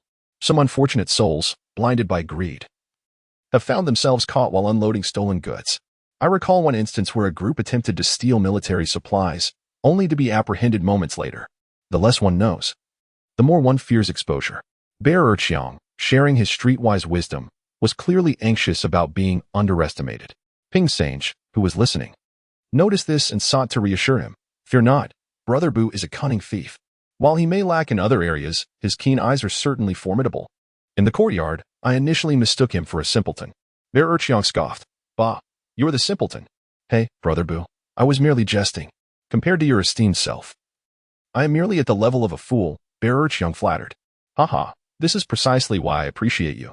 You possess a keen self-awareness. Unlike that dimwit who never believes a word I say," Brother Bu replied, taking a jab at Ping Sange. Ping Sange smiled and said, "My skepticism is always well-founded. Yet I must admit, I am quite impressed with your prowess today." "Indeed, Brother Bu, shall we return to the high-speed train station tomorrow for another round of work?" Bear Urchiang suggested eagerly. Brother Bu shook his head. To profit and then play coy is not just foolish, it is severely misguided. Each of us has our own territory. Why don't you try your luck a few more times? With your skills, should you fear the police? We are so swift they wouldn't catch a whiff of us." Bear Urchiang retorted. "In our line of work, the police are the most honorable individuals we encounter. It is our fellow thieves we must watch out for." Brother Bu advised solemnly. "Thieves often operate in packs. While a single job may go unnoticed, repeated attempts may draw their attention. Their methods of dealing with you are numerous. They could report you, or masquerade as good Samaritans to apprehend you and hand you over to the authorities. Such actions are mild. The more ruthless ones may set traps for you, deliberately allowing you to slip up or ambush you during a job, teaching you a harsh lesson." The two newcomers fell silent, apprehensive, as Brother Bu continued outlining the potential dangers. Just then, a van arrived, the vehicle of choice for our endeavors. Brother Bu instructed the two to wait while he descended the slope with a bundle of items. From a distance, I observed as he engaged in negotiations with individuals across the highway, and before long, exchanged the goods for a stack of cash. He waved for the two to join him, and as the van door shut with a hiss, it sped away in a flash. Curse it, our luck is astonishing. It surpasses the combined efforts of the five of us. By the way, Sanner, I have sold that watch too. He paid me 1,200. Booty, with a smug grin, counted the money, while Ping Sange interjected, reminding him, "You've lost out. I checked on my phone. That watch is worth several thousand." Booty retorted, "Those with stolen markings are worthless." "This is still a considerable sum," Xiong observed, his excitement evident as he gazed at Booty's pile of cash. This child had never seen such a fortune.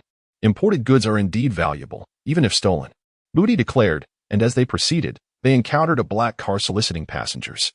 He divided the money, handing Xiong 2,000, while he tucked the remainder into his own pocket. Ping Sange exclaimed in anger, "Hey, what about my share? Didn't you steal a wallet filled with cash?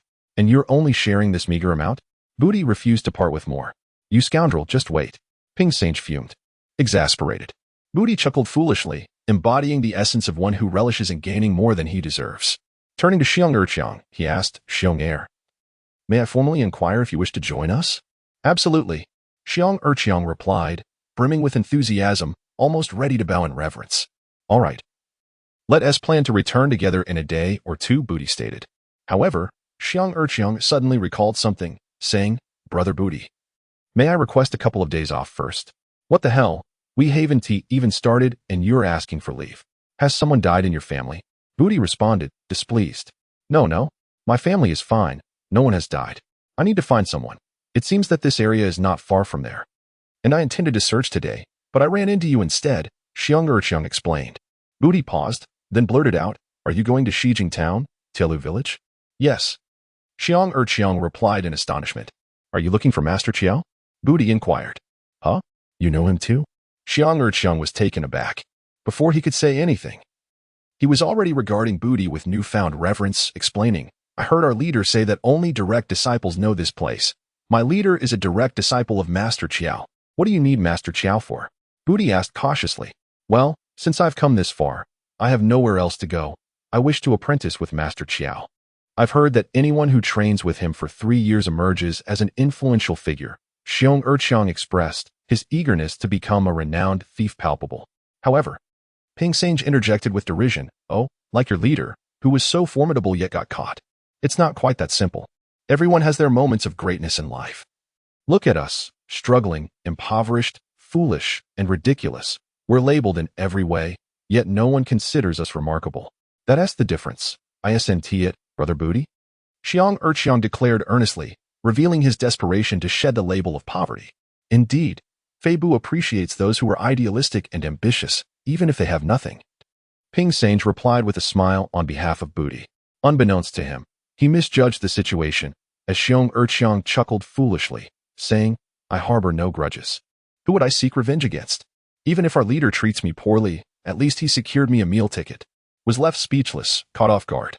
When he glanced at, he curiously noticed that slanted eyes were now focused intently on his face, resembling a solitary man gazing at a young widow with ill intentions. Making feel quite uneasy. After a moment, turned away, casually suggesting, "Then come with me. You're heading to my home. You surely don't believe it, right?" It's truly hard to believe," exclaimed, stunned as if struck by lightning. Managed to regain his composure and retorted, "Believe you? Don't be ridiculous. How old could Bridge Master be to be your father?" No. In our line of work, apprentices refer to their masters as father, not master," clarified, leaving bewildered by the intricacies of the underworld. However, was too preoccupied to engage further with him, hastily pursuing and exclaiming, "I believe you. You're so impressive. You must surely be from the Bridge Master's family. Cut the nonsense. I'm not that remarkable. I prefer to keep a low profile." Corrected him with a serious tone. Chastised, quickly sought praise elsewhere, remarking, "You look so impressive. That counts for something. Haha, at least you have some discernment. My father has said that my appearance is harmless. Oh no, rather, I am a calamity of the human realm," laughed, pulling his newly recruited little brother close while leaving behind. Both amused and exasperated, followed them as they unabashedly boasted. They soon reached the rendezvous point, and, clearly familiar with the area, hailed a black car not far from the exit. To his delight, the destination was none other than in the legendary abode of the last remaining grandfather generation of bandit kings. At 8 in the evening, in the heart of the development zone, a police car adorned with flashing red and blue lights slowly approached. Who was waiting?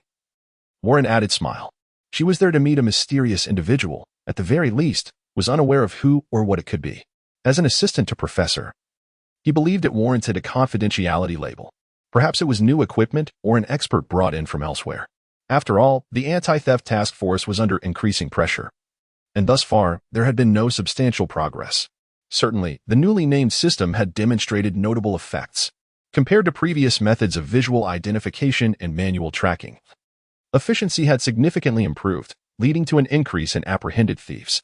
However, this brought forth a myriad of new challenges. The common issue of easy capture but difficult interrogation persisted. With the rising number of suspects, the workload rapidly doubled, yet the suspects showed little change. Many were evasive, obstinate, and some even resorted to self-harm in the police station. Reluctantly, the headquarters had to instruct various squads to take a breather. "What are you thinking about?" suddenly inquired. "Oh, I was contemplating our new automatic physical recognition system," replied. Abbreviated as the system, it implies plug-and-play within the industry, aligning well with the current situation. Once the mother network is established, each squad, team, and police station can simply add a new module, significantly enhancing our crime prevention and control capabilities on the streets, remarked. Technically, there are certainly no issues, however. A peculiar phenomenon has arisen. We initially anticipated that technological advancements would suppress crime rates, yet it appears that the problems have proliferated even further than before. Zhou Elong remarked. Every time a malignant tumor is excised, there is bound to be a period of pain. We, as police officers, are akin to doctors who heal and save lives. Yet there are always ailments we cannot cure and lives we cannot save. You mean that we are already witnessing these issues, and that they may escalate in the future? Sun Shaoshuang inquired. Indeed. Today, the Daxing police station apprehended a case of theft. As our grassroots officers attempted to make the arrest, the suspect resorted to self-harm, stabbing himself in the abdomen, which left our officers utterly shocked. Furthermore, I have heard of numerous such instances in the past, which our grassroots personnel are utterly ill-equipped to handle. Everyone fears that a minor case could escalate into a fatal one, Zhou Elong continued. His recent experiences at the grassroots level had profoundly challenged his understanding. Over something as trivial as a mobile phone, why would one resort to self-inflicted harm? The conflict between compassion and the law is equally challenging. One must choose between empathizing with the vulnerable and enforcing the law rigorously. This is the professional code of conduct for police officers. One cannot be overly lenient. Otherwise, many virtuous individuals may transform into wrongdoers. Sun Shaoshuang smiled, uttering a simple statement that lingered in Zhou Elong's mind, leaving him with a sense of unfinished contemplation. As the vehicle came to a halt, an unfamiliar officer emerged, followed closely by a woman. They exchanged handshakes, with the woman introducing herself as the field team leader from a certain division of the railway police, tasked with delivering someone. Shortly after, another vehicle arrived, and out hurried Nie Baoan from the Public Security Bureau, who engaged in a brief exchange before they proceeded to the center. The railway officer inquired about the current case, particularly since 3 passengers had reported missing belongings, resulting in a flurry of complaints aboard the high-speed train. Their purpose for coming was to extract information from the suspect, as they were determined to pursue the matter. Captain Yun, we will provide you with the lost items shortly. However, we cannot hand over the suspect, so rest assured, I will coordinate with your railway police, Sun Shaoshuang assured. Nie Baoan pressed on, Professor Sun.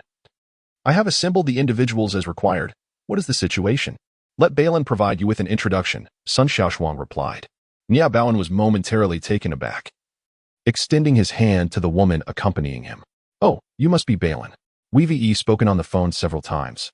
But I never imagined you would be so youthful in person. You're too kind, Officer Nie. Thank you for your diligent work at the grassroots level. Allow me to provide a brief overview.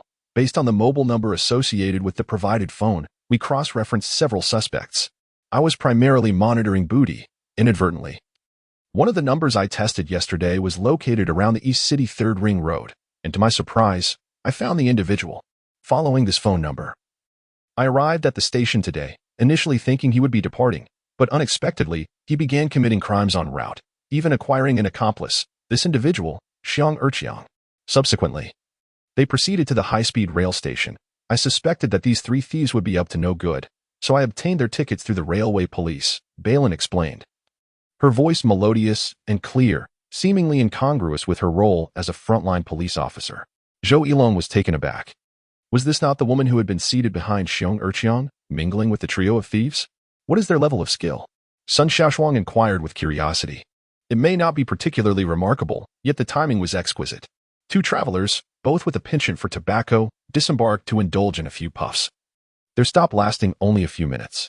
As one traveler smoked outside the rear door, the other swaggered through the front door, laden with their belongings. In a twist of fate, the second traveler, whose skills had remarkably improved, pilfered my wallet and laptop in one swift motion. Balin chuckled, expressing no concern over her lost items, but rather a sense of exhilaration. Xiaolong suddenly grasped the situation. Did they dare to steal from the police? They would soon find themselves in dire straits. These audacious thieves, Nie Baowen fumed. As long as we have proof and evidence, it will be easy to apprehend them. Even if I have to dig 3 feet into the ground, I will bring them back. Patience, Sun Shaoshuang interjected. Once we catch those 3, they will likely relish the thought of a meal in detention. Today is not the day to apprehend them, and even if you do, it would be futile without evidence. You cannot secure a conviction. You would have to release them regardless. Sun Shaoshuang laughed, and Balin added with a smile, that large-eyed thief surnamed Bu is indeed extraordinary. He incited Xiong Erqiang to act, and while threatening witnesses on the bus, he ensured their silence, a truly despicable act. What is the purpose of gathering personnel? Nie Baowen inquired. The moment the words escaped his lips, Sun Shaoshuang turned with a gentle smile, leading him to an epiphany. You must be targeting the fence, aren't you? Congratulations, you are correct, Sun Shaoshuang replied with a smile, striding away. At that moment, Nie Baowen was elated. Capturing a fence would yield far greater rewards than apprehending a mere pickpocket, potentially unraveling a myriad of cases. He pressed Balin for details, who explained. This was a spontaneous plan devised with Professor Sun on the bus. The 2 bags they stole must contain a substantial amount of stolen goods. And based on our understanding of the Chang'an pickpocketing gang, most stolen items do not remain in their possession overnight. They are quickly offloaded. Only seasoned criminals, well-versed in their craft, would know the contacts for disposing of stolen goods. Given Bu Di's experience, he is unlikely to be unaware of such connections. Which is why we decided to test the waters.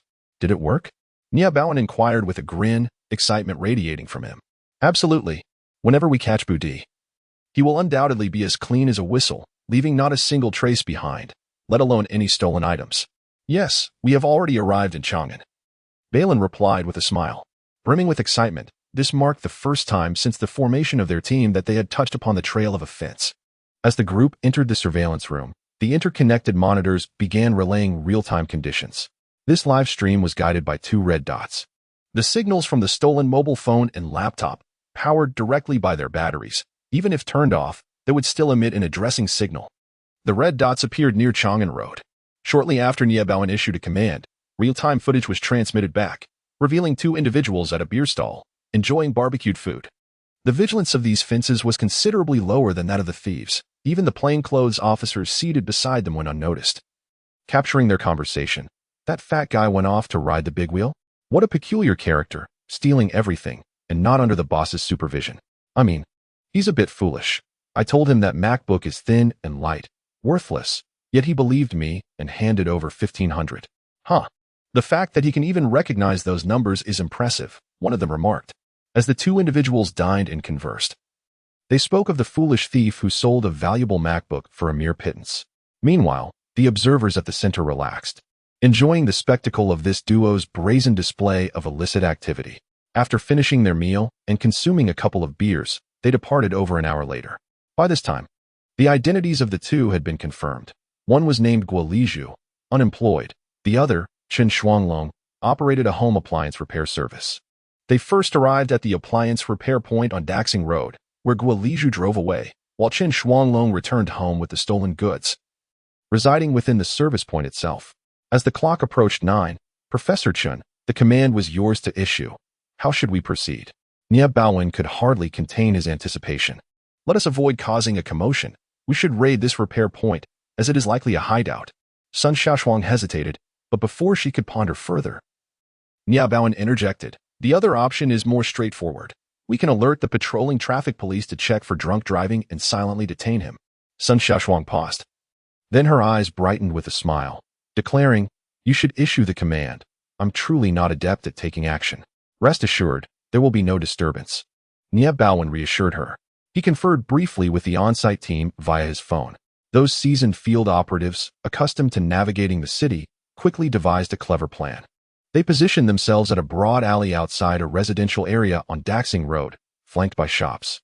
Given that a police car's presence would be conspicuous, a direct approach would be unwise. If a stolen goods point were raided, news would inevitably leak, prompting both suppliers and customers to vanish. The field operatives crafted a discreet strategy involving the local street office, sending a woman wearing a red armband along with several neighborhood watch members to knock loudly on Sun Shaoshuang's door, demanding entry under the pretense of investigating illicit electrical wiring connections that had caused power issues in the nearby community, thus justifying their presence. The monitoring screen captured Sun Shaoshuang's impatient voice. "Who is it? Am I being wrongfully accused? If you have something to collect, just say it. Don't create trouble for no reason." The door swung open, and they entered. The woman from the street office, displaying remarkable awareness, closed the door behind her and stood guard outside. Simultaneously, Guiliju was intercepted on his way home. After a breathalyzer test, which revealed no signs of intoxication, he was nonetheless apprehended by the traffic police. Perplexed, he wondered how the police could be so assertive, considering he had only consumed half a beer over the past couple of hours. He was taken to the traffic police station, only to be subsequently transferred to the Public Security Bureau for formal questioning. Within the service point on Daxing Road, a cursory search has already yielded significant findings. A large bag filled with smartphones, Apple, Samsung, Xiaomi, Huawei, and even a rare BlackBerry passport, each meticulously wrapped in plastic. There are 20 or 30 devices, and this is merely the beginning. Continuing the search, within an unpowered refrigerator, a neat array of various laptops is stacked, each labeled with specifications such as model and memory capacity, suggesting they could be readily resold with minimal packaging. This is still not the entirety of the discoveries. Niabaoan, fixated on the transmitted video, felt his eyes nearly bulge out as he opened the back cover of a discarded television set, only to find an impressive string of watches resembling a skewer of candied hawthorn. "Professor Sun, your method is indeed astute. This single operation has outperformed the seizures of an anti-theft squad over several months," Niabaoan murmured, his excitement mounting as he pondered the potential recovery of stolen goods, which could lead to the resolution of numerous unsolved cases. The persistent challenge faced by anti-theft units had unexpectedly found a solution through the insights of a non-professional. "Let us seize this momentum and expand our success. Balin, I leave it in your capable hands. Come, let us dine together." "You must be famished," Sun Shaoshuang suggested, her interest waning as they approached this pivotal moment. "Ah, I am indeed hungry, Captain Yun. Shall we go together?" Balin invited the railway police officer, who politely declined, needing to return to address the pressing case aboard the high-speed train. Thus, the two women exited, their camaraderie reminiscent of a mother-daughter bond. Leaving Niabaoan with a sense of perplexity, he turned to Zhou Yilong and inquired, "Assistant Zhou, who is this officer Balin?" "Ah, you do not recognize her?" Zhou Yilong was taken aback. "I do not. Professor Sun merely mentioned her over the phone. I did not expect her to be so young," Niabaoan replied. Zhou Yilong chuckled. "I do not know her either. Professor Sun has taught at the Public Security University for decades, with students scattered across the nation. Perhaps she is from his cohort. Impressive indeed. I wondered why she had been so intent on not apprehending that gang of thieves. It seems she aims for something far greater. Remarkable. If this leads to a significant bust, it could yield dozens of suspects in theft. I must visit the scene," Niabaoan declared. "Captain Yun, let us go together. Prioritize your urgent matters." The two departed, while Zhou Yilong and the two officers remained in the now empty office. Feeling somewhat adrift, he sensed a discomfort, having witnessed the arduous progression of their work, only to have an unexpected individual emerge, shifting the entire situation towards a favorable outcome, one orchestrated by Professor Sun, unbeknownst to even his assistant, adding to his unease. Two-pronged approach indeed. "The professor sees further than we do," he mused, recalling the professor's benevolent visage, pondering the depth of his cunning strategies. This individual is a public safety expert, having dealt with heinous cases of murder, bombings, and poisoning, certainly possessing insights beyond what is immediately visible. Intrigued and suspicious, he seated himself at the computer, perusing the materials that Professor Sun had reviewed, reorganizing the timeline of events leading to Chang'an. The disordered electronic documents seemed to deliberately point toward a singular entity, Goofing City. He was an aging master pickpocket, a relic of a bygone era, with his earliest offenses traceable back to the Cultural Revolution. Allegedly, during that period of widespread hunger, When apprehended, he had hidden away 800 yuan and over 3,000 food ration coupons at home, a fortune comparable to that of a modern-day tycoon. What is even more astonishing is that he managed to escape during a tumultuous time marked by the dismantling of law enforcement. He changed his name multiple times and traversed the nation before finally settling in Chang'an, where he earned the moniker Bridge Master in the Sanli Bridge area. His criminal record was extensive, filled with numerous arrests, convictions, and prison terms, with a voluminous electronic file that detailed his past. While skimming through this information, he became particularly intrigued by a case from 9 years prior. At that time, this veteran thief engaged in a peculiar practice known as training young ones. According to his confession upon capture in Goofing City, he would gather underage runaways from the streets and instruct them in the art of thievery. This arrangement not only ensured the older thieves' safety, but also allowed them to reap the rewards of the children's labor. More critically, even if these young pickpockets were apprehended, law enforcement had no means to effectively deal with them, often resorting to releasing them or sending them to shelters, which did nothing to deter their return to their illicit activities. This marked Goofing City's last appearance in police records, after serving 3 years in prison. He suffered a stroke that left him partially paralyzed and unable to work, leading to his release for medical reasons. While this detail was of little consequence, it triggered a memory for Zhou Yilong of another individual, a thief who had begun his life of crime at a tender age, his years as a burglar nearly matching his age. This person, known as Booty, had repeatedly encountered law enforcement without ever losing heart, employing unique methods and unconventional thinking. Zhou Yilong realized that Professor Sun was seeking the lineage of this criminal legacy. By tracing it, he might uncover the very essence of this underworld, potentially leading back to the roots of various petty thieves. Could Booty be the key? This thought unsettled him further, yet upon reflecting on Booty's modus operandi, he found himself begrudgingly admiring him. This rotund thief had continuously assisted others, inciting them to commit theft while seldom engaging in crime himself, mirroring Goofing City's approach in some respects. Intriguingly, could he be the heir to the throne of thieves? Zhou Yilong chuckled to himself. Yet he couldn't shake the feeling that Professor Sun had a deeper motive for focusing on him, perhaps even having operatives in the shadows. It was possible she was monitoring not only Booty but also other notorious gangs, which explained her air of assured command. As the threads of this complex web began to multiply, Zhou Yilong found newfound enjoyment in the intricacies and rivalries of his thoughts, gradually becoming enmeshed in them. On Meiji Pile, a proud rooster crowed, heralding the tranquil dawn of the mountain village. The chorus of birds, along with the cackling of chickens and barking of dogs, formed a lively symphony that, rather than being a nuisance, accentuated the serenity of the morning. Through the grimy and dust-laden windows, the bright red sun could be seen rising over the mountaintop. Ping Sange rubbed his eyes, awakening later than intended, though there was a reason for his tardiness. He scratched at the welts on his skin, remnants of relentless mosquito bites that had tormented him for months. It was only near dawn that he finally succumbed to sleep. Upon waking, he was startled to find Booty and Xiang Erqiang absent, prompting him to consider getting out of bed, but he quickly dismissed the idea. I once found Booty's manner of thinking somewhat inhuman, and now with the arrival of Xiang Erqiang, a peculiar pair is formed. Last night, in the dead of night, the two ventured out together, and I know not whose pet dog they returned with, only to butcher it and prepare a half-cooked meal. While feasting, Booty expounded on his experiences with the wellness industry, which left Xiang Erqiang in a state of anxious excitement, tossing and turning in bed, engaged in his own activities. This morning, they have once again disappeared, off on another escapade. This is a bizarre world. At the very least, the surroundings are dilapidated, with low walls and crumbling houses. Moss climbs the eaves, reaching the windows, and cobwebs dangle from the beams, suggesting that spiders have thrived here for generations. Who would believe this to be the lair of a king of thieves? Surely, even a king of beggars cannot reside in such disarray. Just as my thoughts settled, a raucous song erupted from the village, likely the lamentations of a frustrated widower or an aging bachelor venting their frustrations. Budi remarked that when these individuals sing, their voices rival the blare of a heavy truck horn. The lyrics were as follows: exit the southern gate and head north, encounter a man biting a dog. Pick up the dog and smash it with a brick, only to be bitten by the brick in return, casually toss it into the river, creating a splash of yellow mud. This absurdity seems to be a habit among the villagers, as if witnessing such antics were commonplace. It is assumed that a king of thieves would live a life of luxury, yet here lies a crumbling abode. One might think Budi is merely boasting, but it turns out he is not.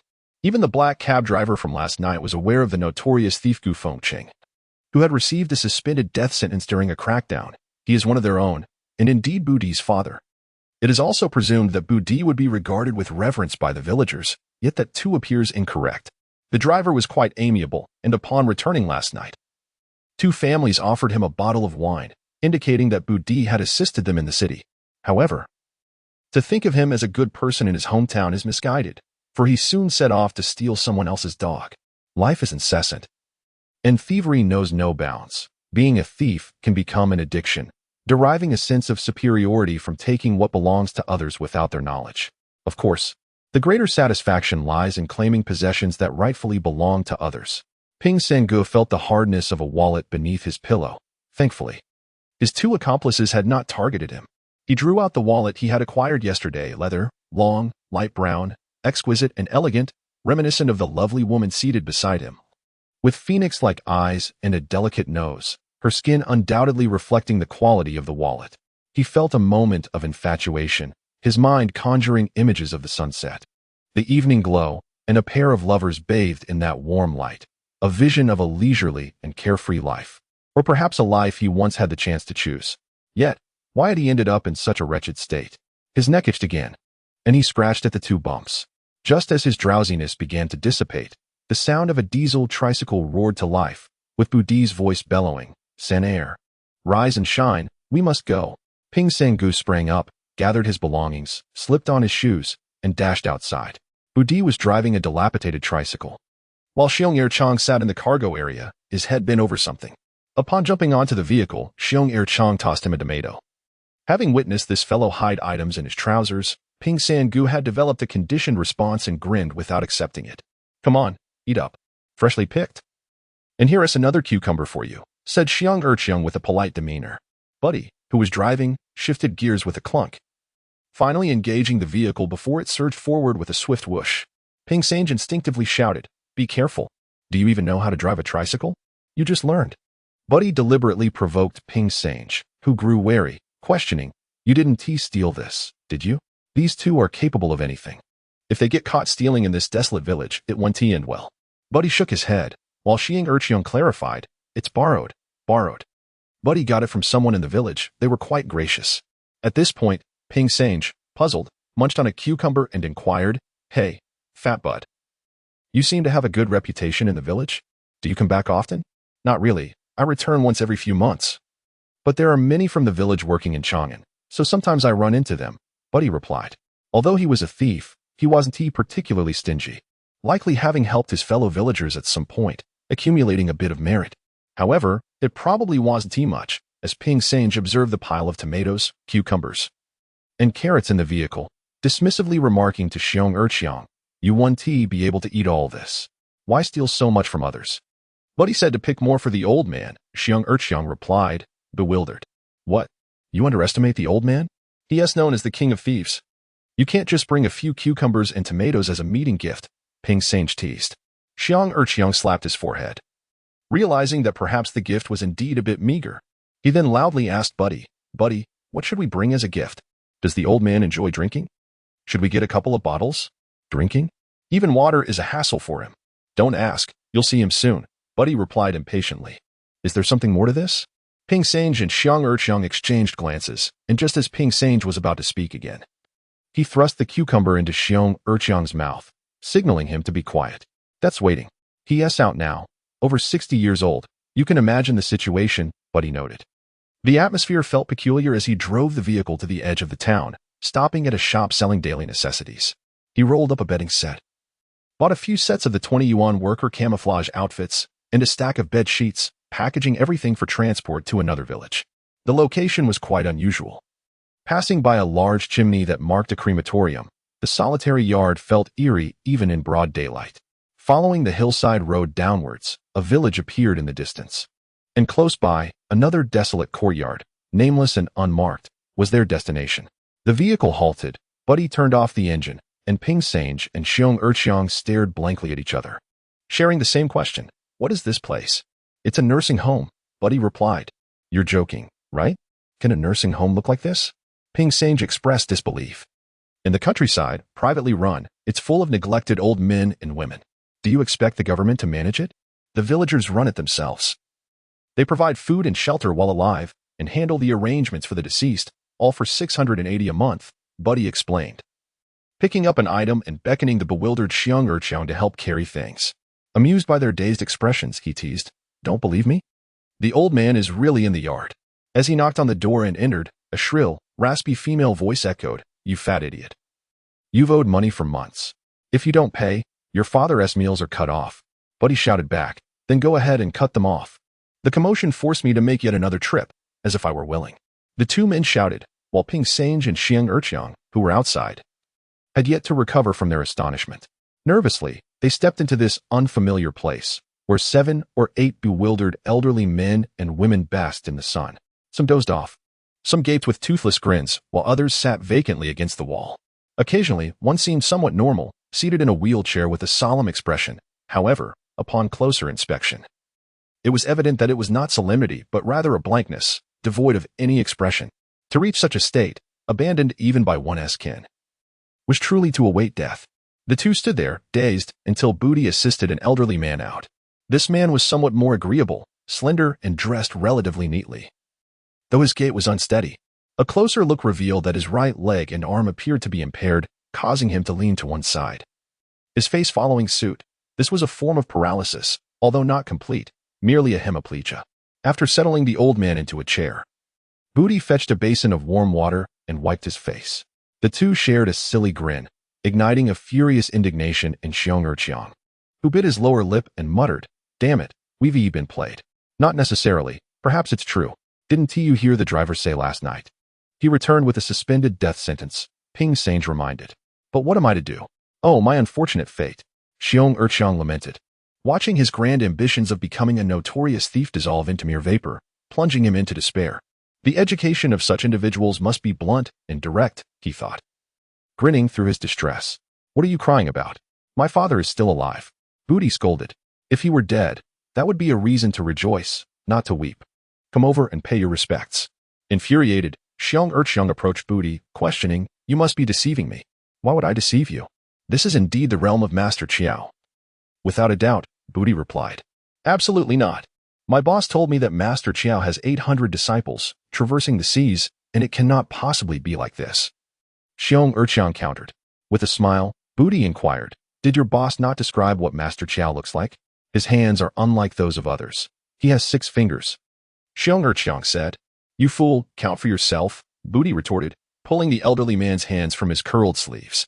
The ghastly sight startled Shaoshuang. Indeed, there were 6 fingers, though they totaled 6 across both hands, with the index and middle fingers on both sides amputated at the base, and the palm of the right hand resembling a chicken claw, possibly rendered useless. It was over, confirming the shattering of his dreams with no hope left. Shaoshuang's face turned ashen, while Booty continued to gaze curiously, beckoning Ping Sange to approach. In stark contrast to Shaoshuang, Ping Sange looked at the frail elder with pity. In his clear eyes, there was neither admiration nor disdain, regardless of the legends this man once held. He was now merely a fading ember, an elderly soul nearing the end of his journey. "Father, what do you think of the 2 brothers I brought?" Booty inquired, leaning in closer. The elderly man emitted peculiar hissing sounds from his mouth, reminiscent of laughter. When he laboriously raised his head, Ping Sang unexpectedly noticed that the man's eyes were not dimmed. Rather, they shone brightly, piercingly keen. As he glanced momentarily past Shaoshuang, his gaze lingered significantly longer on Ping Sang. Those eyes, sharp as a razor, seemed intent on delving into the very depths of Ping Sang's soul. After a considerable time, the old man continued to hiss, prompting Booty to lean in closer to listen, occasionally casting glances at Ping Sang. Such an exchange appeared to be reserved for those who shared an intimate bond. Moments later, Booty lifted his head, curiosity sparkling in his eyes as he regarded Ping Sang. As if encountering him for the first time, he remarked, "My father believes that you and I are not of the same ilk." "What does that mean?" Ping Sang inquired. Yet neither of the two responded. Concerning the notion of being excluded as not being of the same path, Ping Sang seemed unfazed. He replied, "We are merely strangers who crossed paths, destined to part ways. No one is born a thief, and I dare say even the old man might share this perspective." The elder's gaze softened, appearing to smile, albeit his paralysis rendered the smile somewhat grotesque, obscuring his true reaction. Booty, however, responded with a grin, saying, "My father also mentioned that you are superior to me, and that you can traverse this path." "Me? What path?" Ping Sang was genuinely taken aback. Could it be that the world of Jianghu truly harbored extraordinary individuals capable of discerning his exceptional talents at a glance? Oh, no. It should be his innate cunning that was remarkable. Booty chuckled, exhilaration evident as he elucidated. "The only path a thief can show you is that of thievery." "Where are they now?" Sun Shaoshuang inquired. "Somewhere around Shijing town," Balin replied, her gaze fixed on a blinking red dot on her computer screen. "It should be the birthplace of Gufeng City. The earliest police records suggest it was called Tielu Village, a rather peculiar name," Sun Shaoshuang remarked. "Indeed. According to feedback from the town's police station, after Gufeng City became paralyzed, the local authorities were contacted regarding his imprisonment. With few family members left, the village committee arranged for him to stay in a locally run elderly care facility, although it hardly qualifies as a proper nursing home, lacking registration and credentials. Nonetheless, with many elderly individuals in rural areas, such grassroots establishments are not uncommon," Balin explained. "That makes sense. This young thief still harbors a sense of nostalgia, which is quite rare," Sun Shaoshuang commented. "It appears so. Gufeng City has taken in countless disciples throughout his life, causing significant harm, yet since his capture and subsequent disability, he has been largely alone. The town police indicated he has a son, but it seems this son moved away years ago and is not named Booty," Balin speculated. "Then Booty must be his last disciple," she pondered. "There's no doubt about it. Only the Thief King could train someone as dim-witted as Booty into a master thief," Sun Shaoshuang remarked, then inquired with concern, "What about the other three?" "Not yet located. The only one we could trace is Chinjun, known by the nickname Director. He has worked as a wedding MC and is somewhat well known around Yintao Road," Balin stated. "Keep a close watch. These individuals operate in unpredictable ways, making them difficult to decipher. They are not your typical pickpockets. There are deeper layers to explore within people of their ilk," Sun Shaoshuang concluded. As two individuals engaged in a discussion regarding the case, the driver, Zhou Ilong, discerned that Balin, who had just made her appearance, appeared to possess a far greater understanding of the circumstances. Much like the grassroots police officers in Chang'an, she seemed to be well acquainted with the nicknames of numerous suspects. In stark contrast to him, who occasionally struggled to match names with their corresponding aliases, their journey was directed towards the Chang'an Public Security Bureau, where a suspect involved in the trafficking of stolen goods had been apprehended and interrogated overnight, yielding significant results. However, this unexpected triumph, which had the entire bureau exhilarated, seemed to be of little concern to Professor Sun, who engaged Balin in discussions that strayed far from the matter at hand. With the focus remaining on a figure long absent from the police radar, Gu Fengqing, nicknamed Bridge Master. He gained notoriety for his activities around Sanli Bridge and had been a prime target of the public security system a decade prior. At the height of his infamy, his gang operated across several provinces and was regarded as the king of thieves in the Northwest. Following his arrest, it took 2 years to resolve his old cases, and he had even set a precedent with a suspect sentenced to the death penalty for theft. As the conversation unfolded, Zhou Ilong, filled with curiosity, could no longer contain himself and interjected, "Professor Sun, may I pose a question?" The professor, who relished discussions, replied, "Your patience exceeds my expectations. What is your query?" Zhou Ilong boldly expressed, "I wonder if we might be diverging from our objectives." "Elaborate," Sun Shaoshuang urged, with Balin, seated nearby, casting a curious glance his way, which emboldened Zhou Ilong further. Regardless of how formidable Bridge Master Gu Fengqing may have been, he is now but a shadow of his former self. His gang has long since disbanded. It is only natural for people to drift apart, particularly in the realm of criminal enterprises. I fail to see the significance of focusing on this line of inquiry. Continue. Share all your doubts, Sun Shaoshuang encouraged. While Booty's case may have its peculiarities, it pales in comparison to the overall anti-theft operations in Chang'an. Numerous gangs, whether large or small, rival his in capability. I believe our immediate priority should be to address the pressing social issues emanating from the Yao Village thefts, creating a significant impact. We ought to leverage our identification system to rigorously and swiftly target a group of similar offenders, thereby altering the societal climate, Zhou Ilong asserted. "Do you have any specific ideas?" Sun Shaoshuang inquired further. "For instance, like Officer Bei did yesterday, tracing leads to locate the thieves' den, with substantial evidence." we could apprehend a group of theft suspects. Expanding this approach, if we dismantle several such gangs, I believe uncovering their trafficking networks will not prove overly difficult. Surely not all theft suspects will remain tight-lipped, Zhou Yilong reasoned. Bei Lin, with her large, expressive eyes, glanced at Zhou Yilong just as he caught her gaze. The youthful exuberance he felt from this fleeting moment brought him a quiet joy, but unexpectedly, Bei Lin turned to Professor Sun and asked, "Professor, is he from your latest cohort of students?" "Haha, indeed, a recent graduate. I brought him along to familiarize him with grassroots conditions. To prevent him from merely speaking theoretically from the podium in the future," Sun Shaoshuang replied with a smile, sensing a discrepancy in the tone of their conversation. Zhou Yilong curiously interjected, "Professor, what is amiss?" "Nothing at all. Placing him at the podium is entirely appropriate," came the response. "However, when the environment changes, theories may falter in different practices, and answers will soon emerge. Do you truly believe that one could trace back the source solely based on the confessions of the suspect involved in the illicit trade?" Sun Shaoshuang questioned. "Is it really that arduous?" "Surely, if the evidence is irrefutable, it should suffice," retorted Zhou Yilong, filled with disbelief. "Should you still maintain this stance upon your return from the headquarters, I shall support you," Sun Shaoshuang replied, implying that Zhou Yilong should seek his own answers. In the passenger seat, Bei Lin chuckled softly, her laughter piercing enough to leave Zhou Yilong momentarily taken aback. Soon, they arrived at the Public Security Bureau, where they were greeted by Director Su Yuzhang, who guided them directly to the temporary detention and interrogation site. The volume of evidence seized was considerable. In addition to a laptop, watch, and mobile phones obtained from the maintenance service point, a significant haul was also retrieved from Guo Liju's residence. Though lacking in mobile devices and computers, the findings were nonetheless intriguing. An array of fine tobacco and liquor, numerous pieces of gold and silver jewelry, and even high-end women's clothing, shoes, and handbags. A small utility vehicle was filled to the brim with the spoils.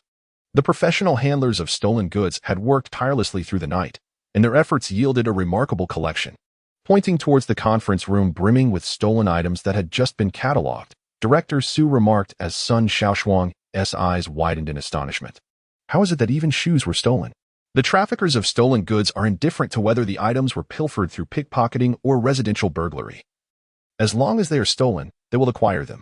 This was indeed an unexpected twist. One maintenance point and a micro-business. Had Officer Bei Lin not uncovered this lead, it would have been nearly impossible to discern that it was a site of stolen goods. So well hidden was it, likely not even directly interacting with common pickpockets.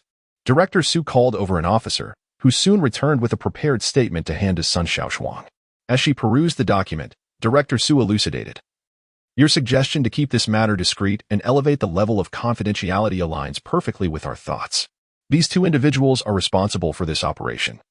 Without at least 2 or 3 months of investigation, it would be nearly impossible to clarify the corresponding stolen items and cases, some of which may not have even been reported. The resources required for such an investigation would be substantial. We cannot afford to be distracted by individual cases. We must maintain a macro perspective. For now, let us prioritize the recovery of stolen goods and investigate the sales channels regarding Xiaobei. You and Xiao Zhou should communicate frequently and consider interrogating these two suspects involved in the trafficking of stolen goods. There is a matter I need to discuss with you privately." Sun Shaoshuang closed the statement book and handed it to Bei Lin, inviting Su Yuzhang to step outside. Left behind, Zhou Yilong gazed curiously at Bei Lin, who returned the glance, her own curiosity piqued. Feeling somewhat disgruntled, Zhou Yilong bluntly remarked, "Is it truly necessary to make such a mystery out of investigating a few theft cases? There is reason in mystery. It seems you are quite unconvinced." Bei Lin responded with a smile. "I only recognize the validity of evidence and facts," Zhou Yilong replied. "Thus, Professor Sun has afforded you some leeway." "Take a look for yourself," Bei Lin suggested, flipping through the interrogation notes before passing them to Zhou Yilong. Yet, Zhou Yilong remained unconvinced, muttering, in theory, "There should be no suspect who cannot be interrogated. With so much evidence, if we cannot uncover the truth, it reflects poorly on us." Bei Lin gazed at him with a smile, yet remained silent. Zhou Yilong flipped through the interrogation records. The inquiries concerning the stolen goods were pivotal, and as he perused the annotated entries, his expression grew grave. His reading pace quickened, transitioning from seriousness to awkwardness, until he realized he had encountered a significant issue. The police, being astute, understood the necessity of confidentiality, yet, did the wrongdoers not possess the same wisdom? This peculiar method of secrecy was exemplified by the records provided by the apprehended suspects, detailing their dealings in stolen items.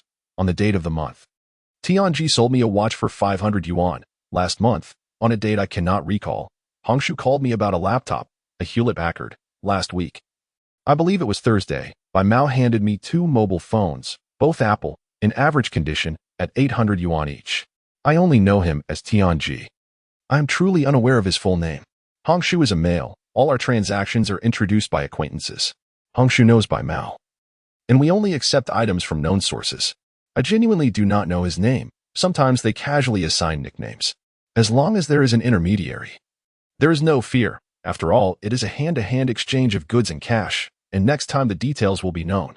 Zhou Yilong's eyes widened as he noted the peculiar names of the suspects. Fei Bu, Tianji, Gang Dan, Lao Yao, Fengan, Ma Xiao, Bai Mao, Jiao Zi, Shixing, and others of similar ilk. These could be items, livestock, insects, or animals, none of which resembled conventional names. It stood to reason. The nature of receiving stolen goods necessitated discretion, and both parties undoubtedly preferred cash transactions. In such circumstances, retracing through physical descriptions would be a time-consuming endeavor. The world of pickpockets is a unique sphere. Analyzing their behavioral patterns reveals non-standard communication methods, what is termed underworld jargon, incomprehensible to outsiders. For instance, a watch is referred to as a circle, a laptop as a big board, and gold and silver jewelry as hard goods. Recording their dialogue would leave one utterly perplexed. Moreover, their targets vary widely. They may focus on the elderly, tourists, or specific social groups. Their methods of operation are myriad, employing fingers, tweezers, or blades with both solo and gang efforts. And sometimes even multiple gangs collaborating within the unique context of Chang'an. Their criminal activities have persisted long enough to establish obstructions at each stage of their operations. As you can see, Belan spoke softly, and when Zhou Yilong looked at her, he beheld a composed and insightful visage. In their mutual gaze, he felt a tinge of embarrassment and awkwardly closed the interrogation record, murmuring, "Indeed, I have underestimated the complexity of this." The extensive use of jargon and nicknames presents a significant advantage. Verifying each identity becomes exceedingly challenging. They recognize only money, not individuals, and acknowledge stolen goods without regard for the person. The level of specialization in theft and trafficking complicates any attempts to trace back. And establishing a fixed chain of evidence is no simple feat. Even if it could be accomplished, the time, energy, and police resources required are simply untenable. The more he pondered, the more challenging it became. Zhou Yilong murmured, "Yet we are merely operating from the confines of our office. No matter how many officers we deploy, it is impossible to cover every corner of a city with a population of millions. If every gang could be monitored as closely as we do with the small group led by Booty, how advantageous that would be. Alas, such a notion is utterly impractical. The effort expended to keep tabs on Booty's gang has been immense, and we are still far from comprehending their full operations. Just imagine how many factions exist in Chang'an, large and small." At this juncture, Balin smiled at him and remarked, "Are you, perhaps, testing the waters?" No, Zhou Yilong hastily denied, caught off guard. "Even without that, I can assure you that with Professor Sun's expertise in public safety, it is highly unlikely he would command operations like an ordinary officer. He might indeed be employing a FAAD while discreetly maneuvering behind the scenes. I can share a morsel of insight. Professor Sun has not recruited just 1 or 2 individuals like me to track down pickpocket gangs." Balin playfully smiled and shook her head, saying, "Come on, let us interrogate these 2 fences and learn their jargon. You are far too impatient. The show has just begun, and the climax is still distant." Zhou Yilong felt a stirring excitement at the thought of Professor Sun having more operatives. He could hardly blame her for making such a bold move at a critical moment, apprehending 2 significant suspects in the trafficking of stolen goods. Had she deployed more than just 1 or 2 undercover agents like Balin, it would have effectively allowed them to monitor the crimes and capture the culprits, securing the evidence chain on both ends. "Wait for me. I must consult you on how this plan was devised. The more I understand, the more perplexed I become." "I still can't fathom it," Zhou Yilong exclaimed eagerly as he rushed to catch up. Captain Su Yujing gently closed the office door. Sun Shaoshuang seemed to sense the unfolding events, her expression jovial, her eyes glinting with mischief. Indeed, a seemingly insurmountable situation had unexpectedly turned favorable.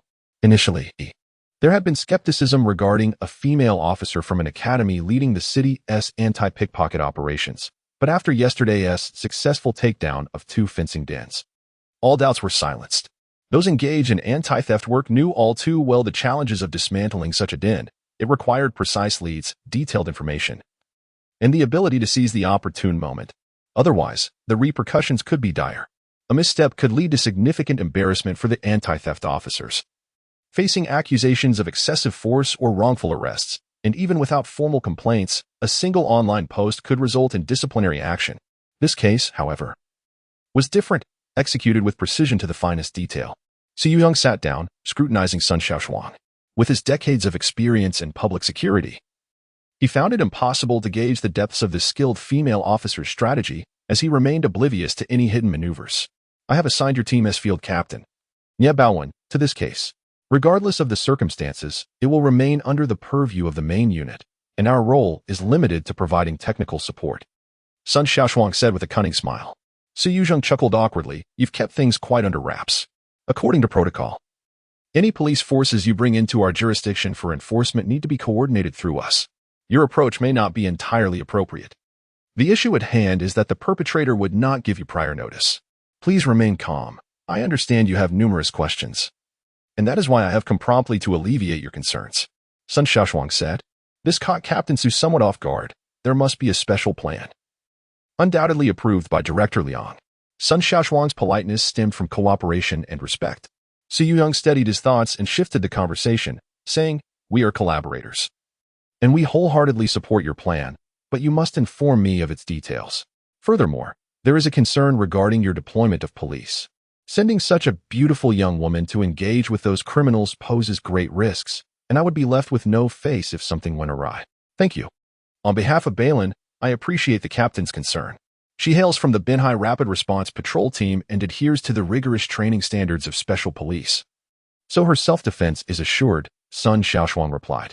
Oh, I see. Su Yuzheng blinked, recalling various discussions within the department about this matter. This plan has been in the works for quite some time, and Sun Shaoshuang was brought in as an advisor through an inter-regional collaboration. However, considering Sun Shaoshuang's credentials as a professor at the Public Security University, he felt a bit apprehensive. Each year, numerous law enforcement officials from various locales receive training at the university. Thus, it seemed not particularly challenging for the professor to be dispatched to that location.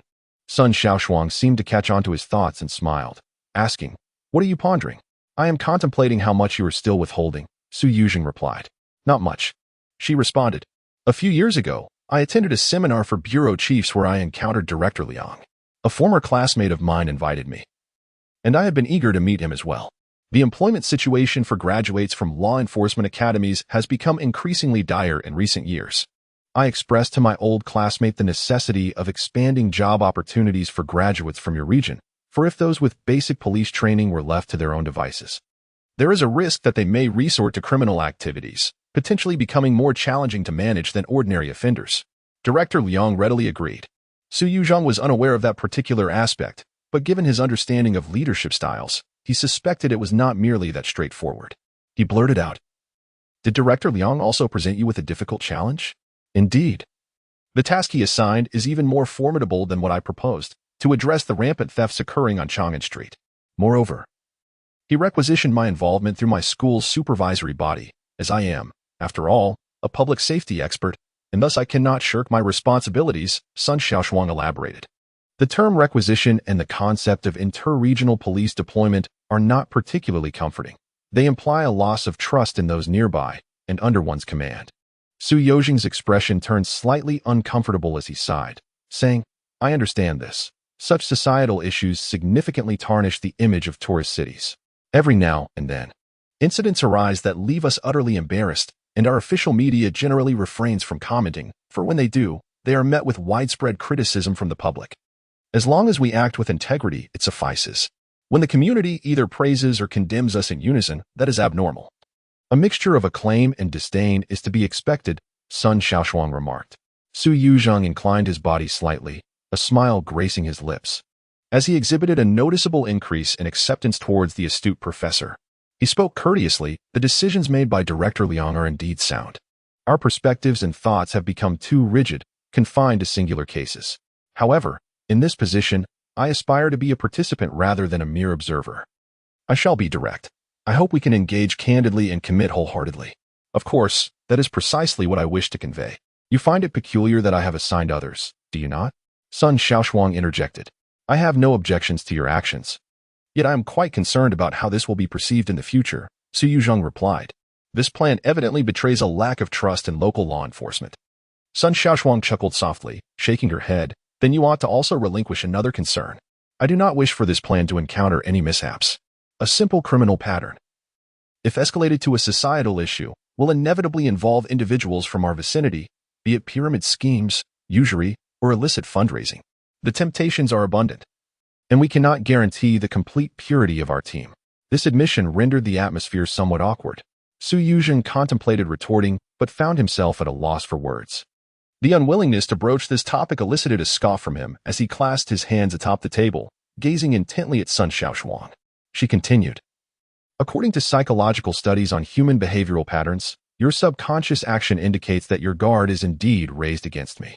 Anyone in this position would be cautious of you. Su Yuzhong countered. Why?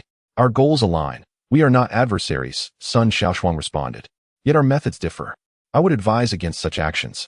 While pickpocketing may seem trivial, the realm of thieves is far from simplistic. You may peruse the case files. Self-harm, assault, drug abuse, and even individuals afflicted with HIV are among them.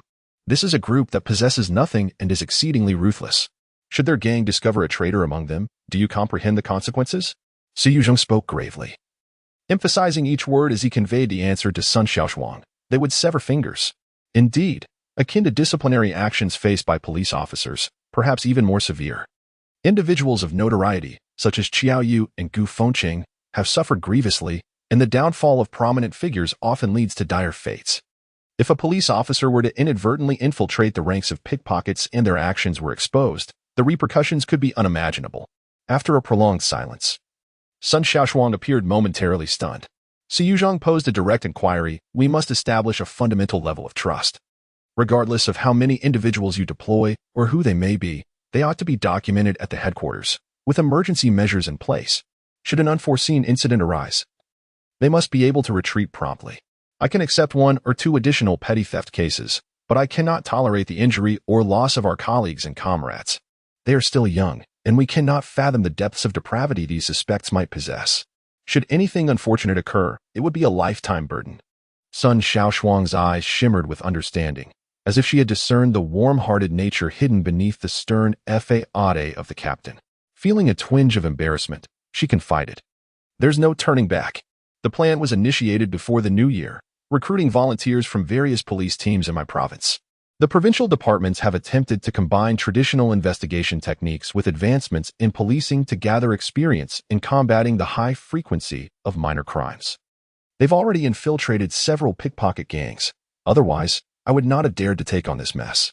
This initiative was sanctioned by the provincial department, and the volunteers have been engaged for quite some time. As Su Yuzhong realized the situation was beyond recovery, he covered his face and sighed. What makes our team commendable is the willingness to step up in times of need. Just let me know what you require. I'm ready to put my old bones on the line. Nothing is required of you. Simply pretend you are unaware. They are providing us with a continuous stream of information. After all, do you really think my memory is sharp enough to keep track of the various factions in the underworld after over a decade of electronic records? Sun Shaoshuang chuckled softly. Su Yuzhong fell silent, a look of shock crossing his face as he suddenly became alert, exclaiming, How many of them are there? In addition to Balin, who is monitoring the booty gang, there are several others, some on the periphery, while others have already infiltrated the pickpocketing groups in the village, Sun Shaoshuang replied quietly, her excitement barely concealed. However, the news caused Su Yuzhong's expression to shift dramatically, his face paling with fear. He felt utterly speechless, his hands trembling as a foreboding sensation washed over him. His instinct, honed by years in law enforcement, warned him, danger. From his pocket, he pulled out a stack of money. From his waistband, he retrieved a roll of cash. From his trousers, he extracted several neatly folded bills. Just when Ping Sange thought he had exhausted all possible hiding places, Booty revealed yet another wad of cash, meticulously rolled and tucked at the waist, amounting to several hundred more. The sheer magnitude of Booty's wealth left Ping Sange, and Xiong Erqi in stunned admiration, as they were astounded by the apparent fortune amassed by someone who indulged in reckless living and debauchery, yet managed to save such a substantial sum. However, it still wasn't enough. The matron of the nursing home, with her broad, unrefined face, meticulously counted the money Booty provided, expressing dissatisfaction. "You ought to pay more. It's always a month or two overdue before I see you." "How naive of you," Booty replied sternly. "What if my father were to suddenly demand his due? That would be quite unfair to me. Don't think you can shortchange me either. Everyone knows what your father did in his youth. This money isn't earned. It must have been stolen," the matron retorted bluntly, dismissing the cash with a wave of her hand. Booty, undeterred, countered vehemently, "But I stole it with my own skill. If anyone should be shortchanged, it should be you. It's not enough, 680 a month, and your father can hardly manage on his own anymore. He requires assistance, and clothes must be washed, sheets must be cleaned. Do you think detergent and soap come free?" Aunt Ma counted the money and realized that, in addition to repaying the debt, she would need to pay an extra 3 months just in case no one was around to lend a helping hand when needed. Buddy began to feign ignorance, rummaging through his empty pockets and grinning as he said, "There's nothing left. Stealing takes time, you know. Or perhaps I could sell you that house in Iron Furnace Village." "What a joke. Your village is nearly deserted, filled with ghosts. I assure you, fatty, if you incur any more debt, I will send you straight back to Iron Furnace Village," Aunt Ma threatened. Seeing Buddy soften his tone and begin to plead, Ping Sange, unable to bear it any longer, nudged him. When Buddy turned around, it was Ping Sange who had handed over the pink wallet. Buddy was momentarily taken aback. And glancing at Xiong Erqiang, he felt a pang of reluctance but also a twinge of compassion. He reached into his pants and pulled out the ill-gotten gains he had just received and handed them to Buddy. "What does this mean?" "I've never repaid a loan in my life," Buddy preemptively warned. "Here, take it. No need to pay me back. It's pointless to worry about money when circumstances are so dire," Ping Sange replied. Xiong Erqiang turned back to look at the figure sitting in the shade against the stone wall outside the courtyard and sympathetically added, "Consider it an offering to the King of Thieves." Buddy stood in stunned silence for a moment, then burst into laughter, counting the money again before handing Aunt Ma a stack. She finally agreed after he paid her for an additional 3 months. And the rest he tossed back to Ping Sange. Xiong Erqiang, however, made no move to return his share. He was rather impolite, not even uttering a word of thanks. As the trio left, Aunt Ma cast a surprised glance back at them. In truth, compared to those who were truly alone, the ancient-style city outside the courtyard was quite fortunate. Occasionally, someone would bring clothes or money. Just that noon, they had made dumplings with 2 pounds of meat. Other elderly folks did not enjoy such treatment. Throughout the year, their grandchildren rarely visited. It was indeed a pity that those with children and grandchildren seldom received company, while a thief somehow had someone to care for him. As she tucked the money into her waist, Aunt Ma remarked that having the money secured brought her peace of mind. She became more hospitable, offering Buddy and the others a pot of hot water and a jar of crushed inferior tea, as if they were honored guests. The heat and disappointment began to weigh on Ping Sange and Xiong Erqiang, making them somewhat impatient. Accustomed to life in the city, they found it hard to adjust to the rural setting. The air was pleasant, albeit mingled with the scent of cattle, sheep, and pig manure. The environment was decent, yet the cicadas buzzed louder than the sounds of traffic. Occasionally, they would sit for a while, only to be interrupted by a foraging chicken or someone's dog, which might leave behind an unpleasant surprise. The sheer disgust caused Ping Sange to spit out a mouthful of water. Xiong Erqiang chuckled, saying, "Sange, have you never spent time in the countryside?" "Never. My hometown is near a factory," Ping Sange replied. "Don't even mention factories. They are even poorer than the countryside. Once you lose your job, you have nothing," Xiong Erqiang remarked. This individual was reportedly the child of a laid-off worker from a textile factory. In recent years, with both parents laid off and divorced, he had become a delinquent without supervision, joining a group that sought to exploit the railway system. "Hey, buddy, how come you and your father look so different? It's like you're genetically modified," Xiong Erqiang teased, as Ping Sange turned to observe Booty providing water to the elderly man. He chuckled and inquired, to which Booty responded with a grin. "He is not my biological father, but according to the rules of our trade, a mentor for a day is a father for life. All of us apprentices refer to him as our father and mother. He often calls me foolish, but now, look at him. Who's the fool now? Those who are not foolish do not come here. Damn it. I'm the only one still around, toiling away to steal a little money. And I must support him. I say, Father, when will you stop being such a burden? I can hardly afford to keep you, and if it gets any worse, should you find yourself bedridden, Aunt Mian will surely demand more money. Ping Sange and Xiang Erqiang listened in astonishment, alternating between addressing him as father and treating him as a child. Such peculiar reasoning could only belong to Booty. Strangely enough, this logic seemed to amuse Xiaoyu, who appeared utterly unconcerned, drinking half of his beverage and making contented sounds. Booty raised his mug and remarked, "Listen, my father once said that calamity extends life, while good people do not live long." Impressive. That's the essence of Qiao Yi, Xiang Erqiang admired. Ping Sange nodded in agreement. Indeed, remarkable. Otherwise, how could such a talented Booty emerge? Ah, Booty, you will eventually belong to the elder generation, yet why does no one recognize your worth? Surely, Qiao, you must have many disciples. We cannot be so unfortunate as to lack even a place to call home. There are indeed many disciples, but none are loyal. Even when my father is in such a predicament, no one offers a glance. You think we could rely on them? Sooner or later, they would sell us out. Booty replied. This was a simple yet astute observation. If even a mentor shows no gratitude for past kindness, how could one place their trust in them? Conversely, the mentor himself was a thief, engaged in dishonest activities. What could one expect from such a character? Such incongruities likely only manifest in a mind as unconventional as Booty's. He began to reminisce, tracing back to his earliest memories of thievery.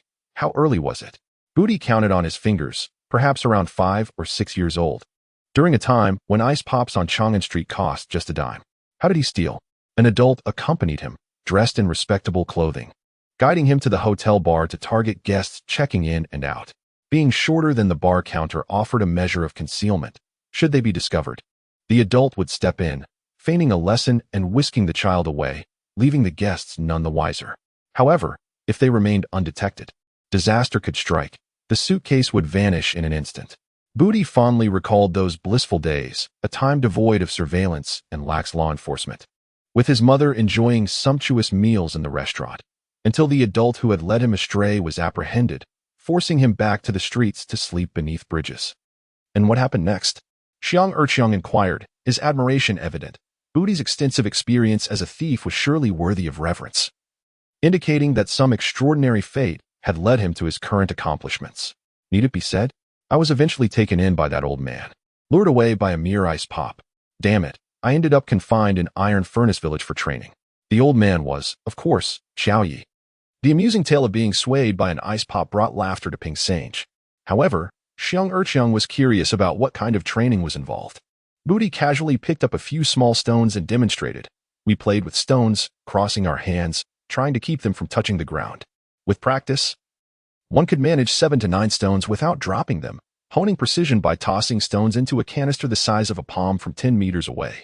After practicing for a month or two, I finally grasped the technique of pinching soap slices.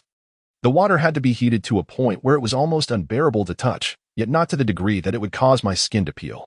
The soap slice needed to be about 1 centimeter thick. Only when submerged halfway could I manage to pinch it out.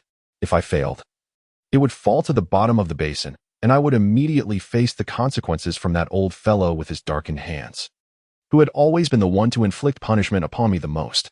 But he recounted these memories with a sense of indignation, while Xiang Erqiang listened with keen interest. Ping Sange, however, discerned the underlying principles at play and interjected, stating, "This is a methodical approach. Playing with pebbles trains dexterity. Once your fingers achieve a certain level of agility, practicing with soap slices becomes far more effective. In fact, that soap slice symbolizes a wallet. With enough practice, one can ensure they never fumble under any circumstances." Indeed, I only comprehended this concept a couple of years ago, yet you grasp it instantly, Buddy praised.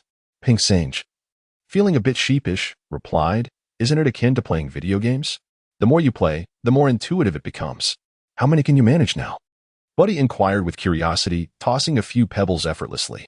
Ping Sange caught them, engaging in a playful exchange as seen in the detention center, with 4 stones alternating in a graceful dance between his hands. Buddy's excitement grew as he tossed in another stone, bringing the total to 5, a feat of dexterity. Xiang Erqiang joined in, swiftly throwing another, which pushed Ping Sange to his limits. As he juggled, a moment's lapse caused 1 stone to fall and strike his finger, halting his movements and resulting in a cascade of stones tumbling to the ground. "That was my limit," Ping Sange lamented. In the detention center, there was a fellow named Gangdan who could manage 6. "That's impressive. I can only handle 2.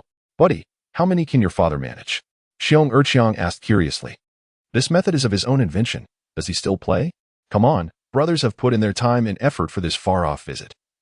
You ought to show some appreciation and not come off as ungrateful, Buddy remarked to the elderly man who was partially paralyzed, seamlessly oscillating between calling him father and old fellow as if they were merely brothers. Yet, such words felt somewhat absurd. Xiong Erqiang observed the elderly Qiao Yi, who appeared to be struggling to sit upright, along with the sight of his disfigured hand. He turned back to Ping Sange and asked, "Isn't it a bit challenging for the old man? He needs you to translate." "Indeed, how do we teach him?" "Buddy, your father's speech is more incomprehensible than that of a foreigner," Xiong Erqiang responded. Buddy chuckled foolishly, saying, "My father is partially paralyzed, yet he still has one half that functions. If you truly witnessed my father's skills, it would astound you." "Ah, old fellow, show your hand." "Just a moment," he exclaimed, rushing excitedly into the courtyard, leaving Ping Sange and Xiong Erqiang staring blankly. "Show your hand? Is that even possible?" At this moment, they scrutinized the legendary thief king once again. Indeed, he was partially paralyzed, rendered utterly incapacitated. The tattered camouflage attire hung from his frail frame like a mere rag on a coat rack.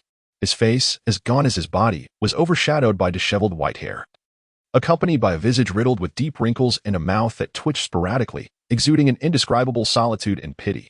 From time to time, one could catch a glimpse of his vacant gaze, reflecting confusion, pain, despair, and humiliation, a profound sense of degradation, a life devoid of joy. Yet when he felt compelled to endure, he did not deign to look at Ping Sange and Xiong Erqiang, as he held them in utter contempt.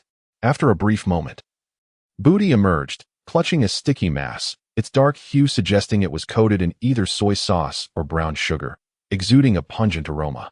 He smeared it against the wall and then motioned for Ping Sange and Xiong Erqiang to step back a bit. Just as the two were at a loss as to what to do, a buzzing sound filled the air, attracting several flies. Ping Sange's eyes widened as he recalled the legendary skill. However, he doubted that the clumsy Booty possessed such prowess.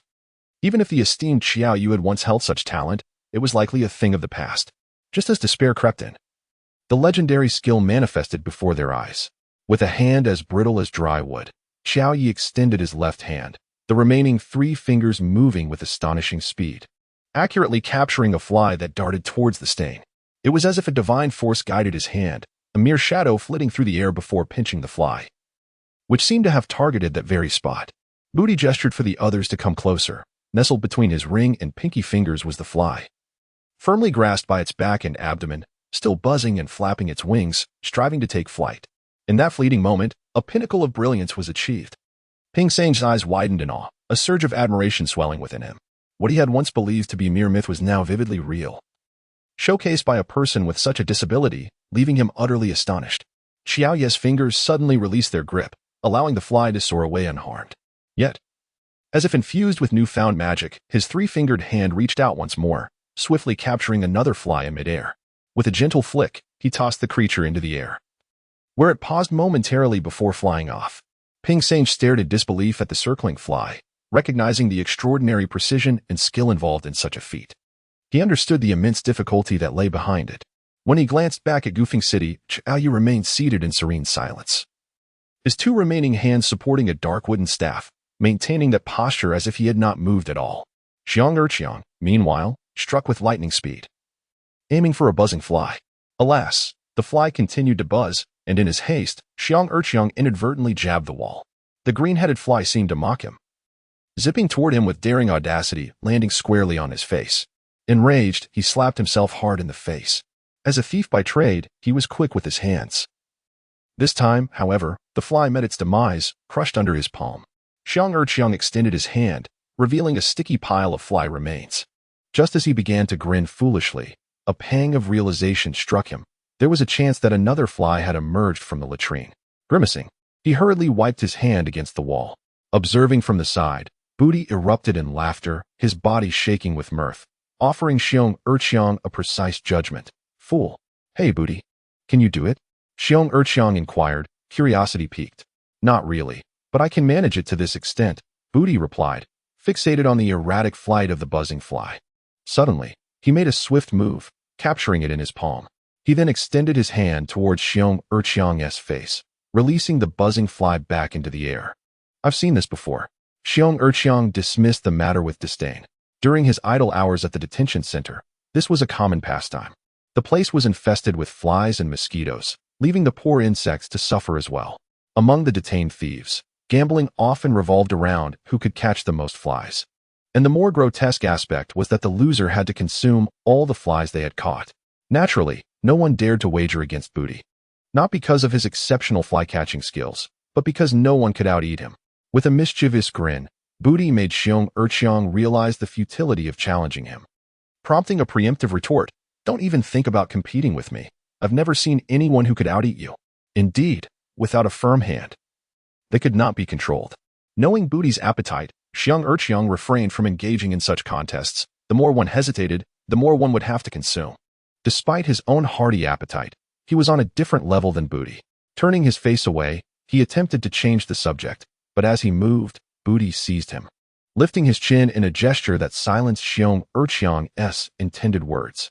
Meanwhile, Sun Air was fixated on a fly, seemingly oblivious to its erratic flight path.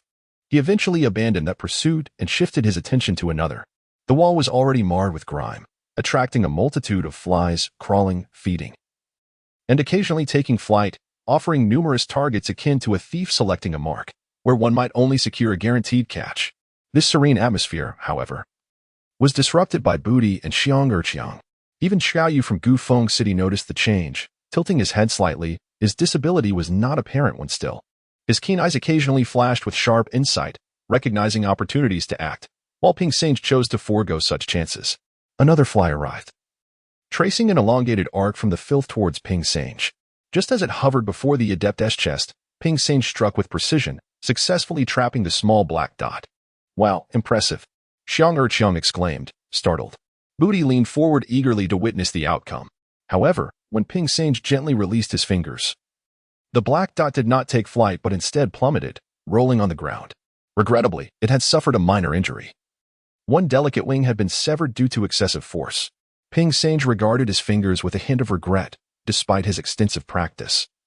This level of control proved exceedingly challenging.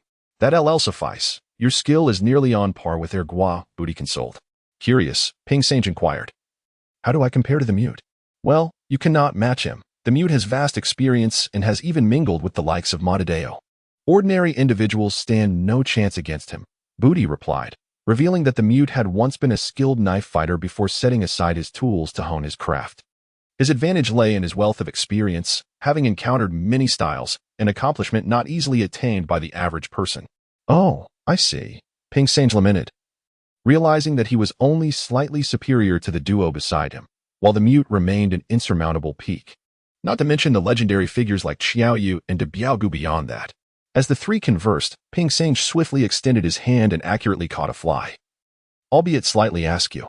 The unfortunate insect took flight but tumbled, landing not far off, its delicate legs severed, rendered useless. It was no simple task to catch a fly, and the group in the courtyard, the detention center, had few capable of such a feat, as Xiong remarked. Booty, with a tone of disapproval, chastised him, saying, "That is precisely why you should devote yourself to your studies. Without learning and practice, how can you expect to improve? It is no wonder you remain a lackey at your age." This reprimand left Xiong feeling quite embarrassed. It seemed that without education, one could not even excel at thievery. However, Xiong, lacking in intellect, gazed at the buzzing fly and asked, "Brother Boo, how does one practice? Mastery takes at least a decade or two." No, it is not so straightforward, nor is it as mystical as it seems. How shall I explain this? Old man, what are you staring at?" Booty ruminated, struggling to find eloquent words, and then his gaze fell upon Gu Fengqing. At that moment, he noticed Gu Fengqing was staring blankly at Ping Sange, who was intently watching the fly, seemingly searching for another opportunity to strike. The old man coughed a couple of times, prompting Booty to lean in and listen, translating the slurred words of this partially paralyzed figure. "My father says, a tranquil heart, keen ears, bright eyes, and light hands. He says your heart is not calm." "Me?" Ping Sange pointed at himself, defensively retorting, "I am calm enough." A tranquil heart transcends mere quietness. It entails a lack of resistance to the task at hand, finding joy in it, which is fundamentally different from being compelled by life's circumstances. Only those who find pleasure in their endeavors can seize that moment. As Booty translated the old man's words, The elder coughed again, and Booty curiously asked Ping Sange, "My father says this is a treacherous craft, one that leads to ruin. He inquires whether you are willing to be a thief." Ping Sange paused, his expression wavering. Gu Fengqing, unexpectedly amused, leaned closer to Booty and remarked, which Booty translated, "A whore is heartless, a thief lacks righteousness. If you possess emotions, you cannot be a good whore. If you harbor any sense of morality, you cannot be a good thief.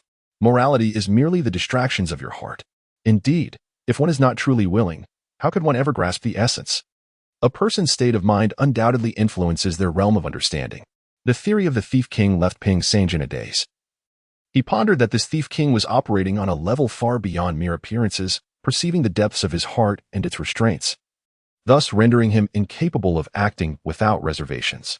After a prolonged silence, Gu Fengqing scrutinized Ping Sange with a complex gaze, yet disappointment flickered in his eyes.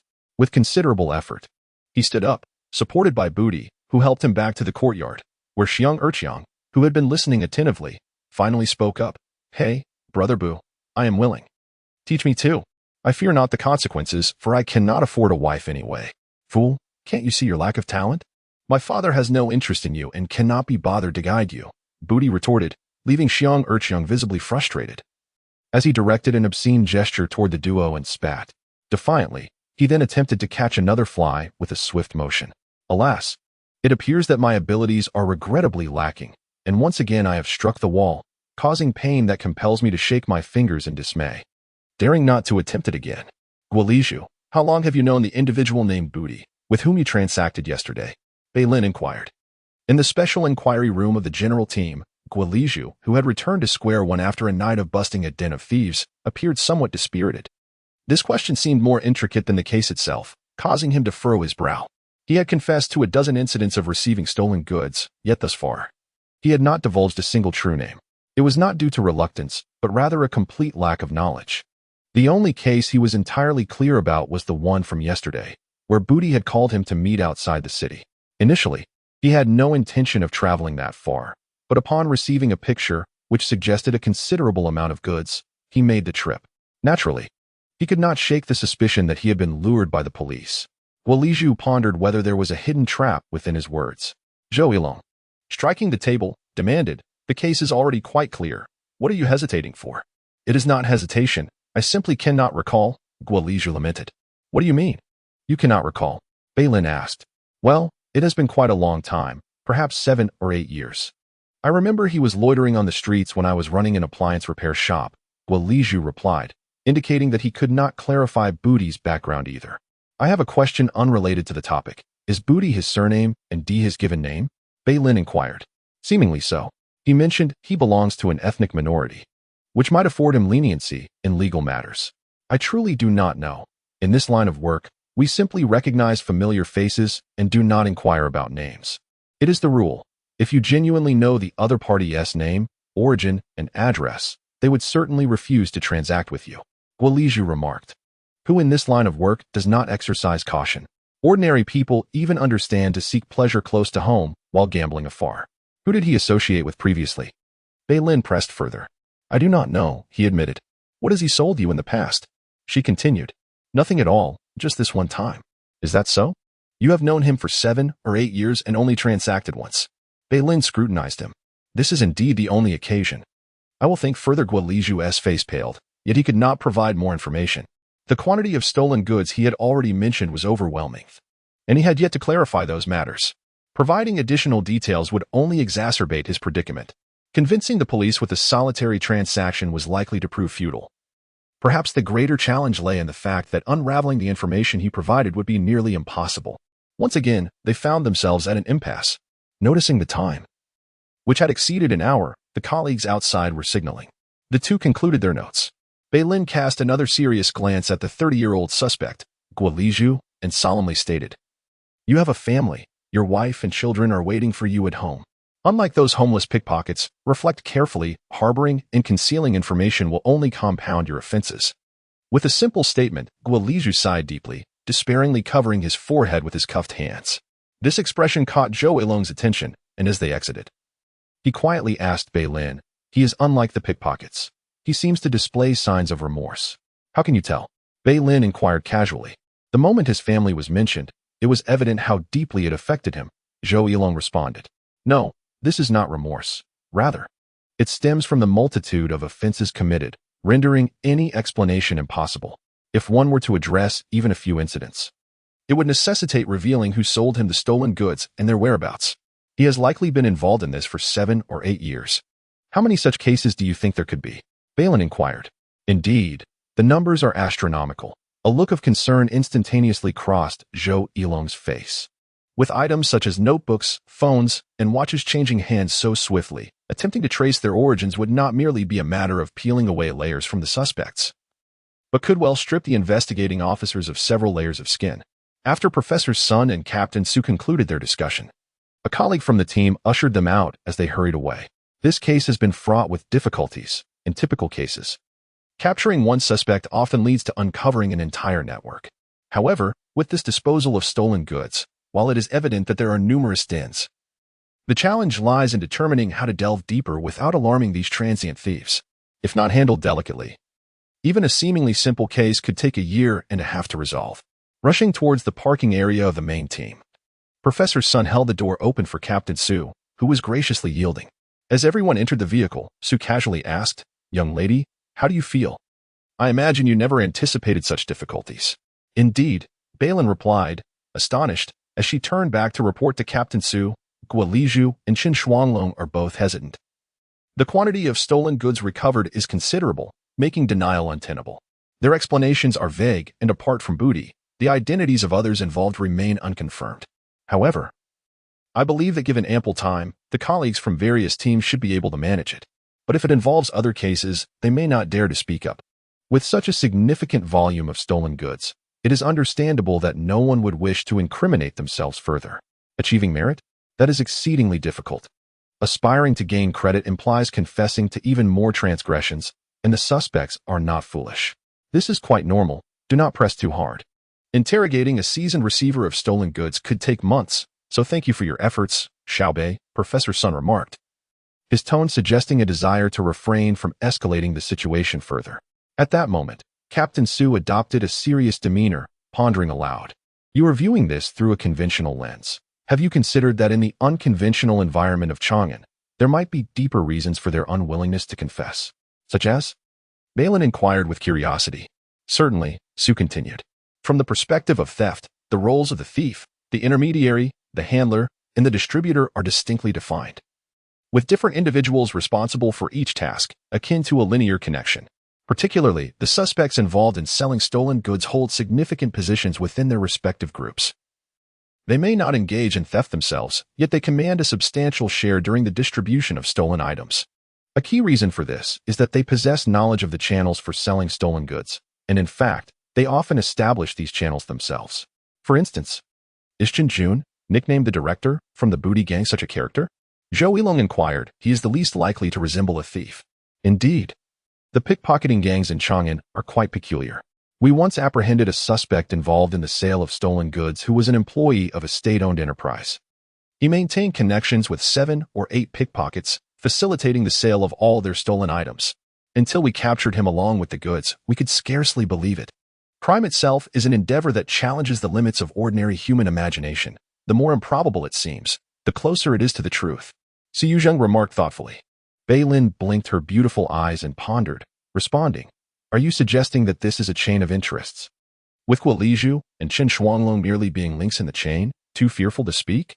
"Quite astute," Su Yuzheng commended, glancing at Sun Shaoshuang, as if to praise Professor Sun's discerning eye.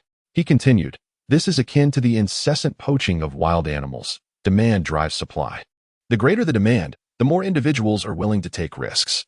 Micro-businesses, online commerce, and the second-hand market have always favored electronic products that are both affordable and of high quality.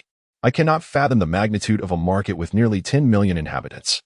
Yet assimilating a small quantity of stolen goods should not pose a significant issue," Su Yuzheng elucidated. "This is not an isolated case. Similar circumstances prevail across various regions."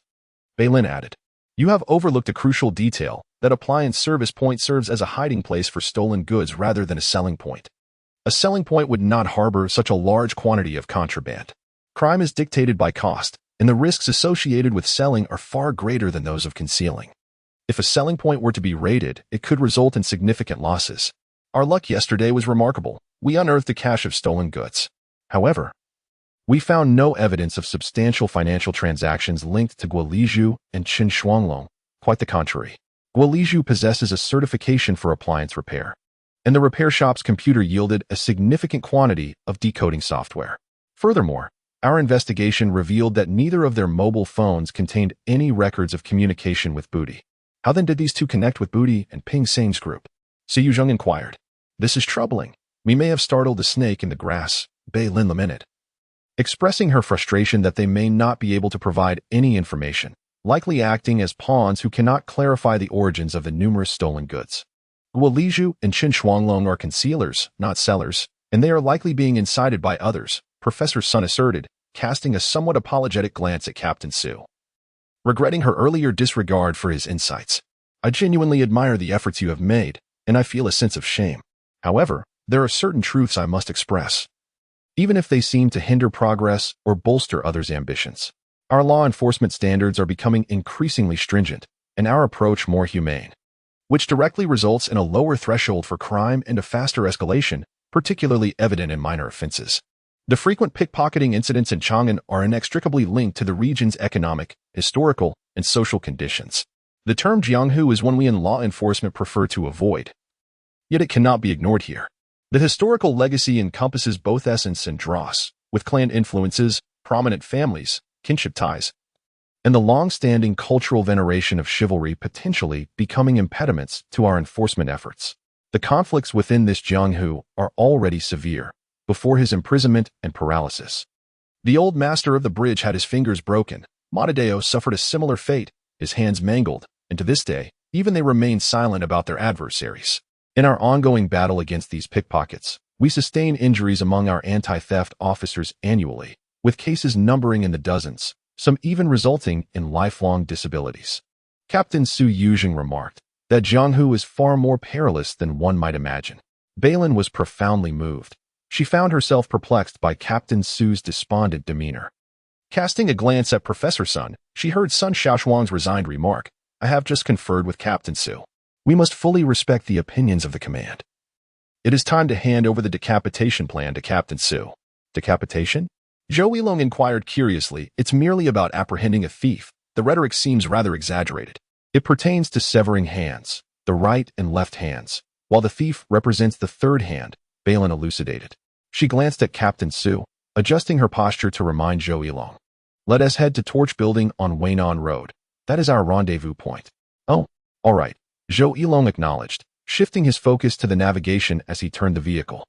This is in accordance with the provincial department's arrangement, as we are to join a task force in Chang'an City ahead of schedule. This matter has been kept under wraps until just now when Sun Shaoshuang sought clarification from Director Liang, preparing to formally inform Su Yuzheng. At this moment, Su Yuzheng found himself at a loss for words. He had not anticipated that the seemingly benevolent female professor beside him was conducting such clandestine and shrewd operations, with peripheral investigations commencing months in advance. Throughout, Sun Shaoshuang had displayed an impressive acumen. Her ingenious maneuvers now revealed a reasonable explanation. The special agents she had deployed had successfully infiltrated the pickpocket gang, continuously providing the task force with the most direct intelligence. Su Yuzheng felt a mix of worry and admiration.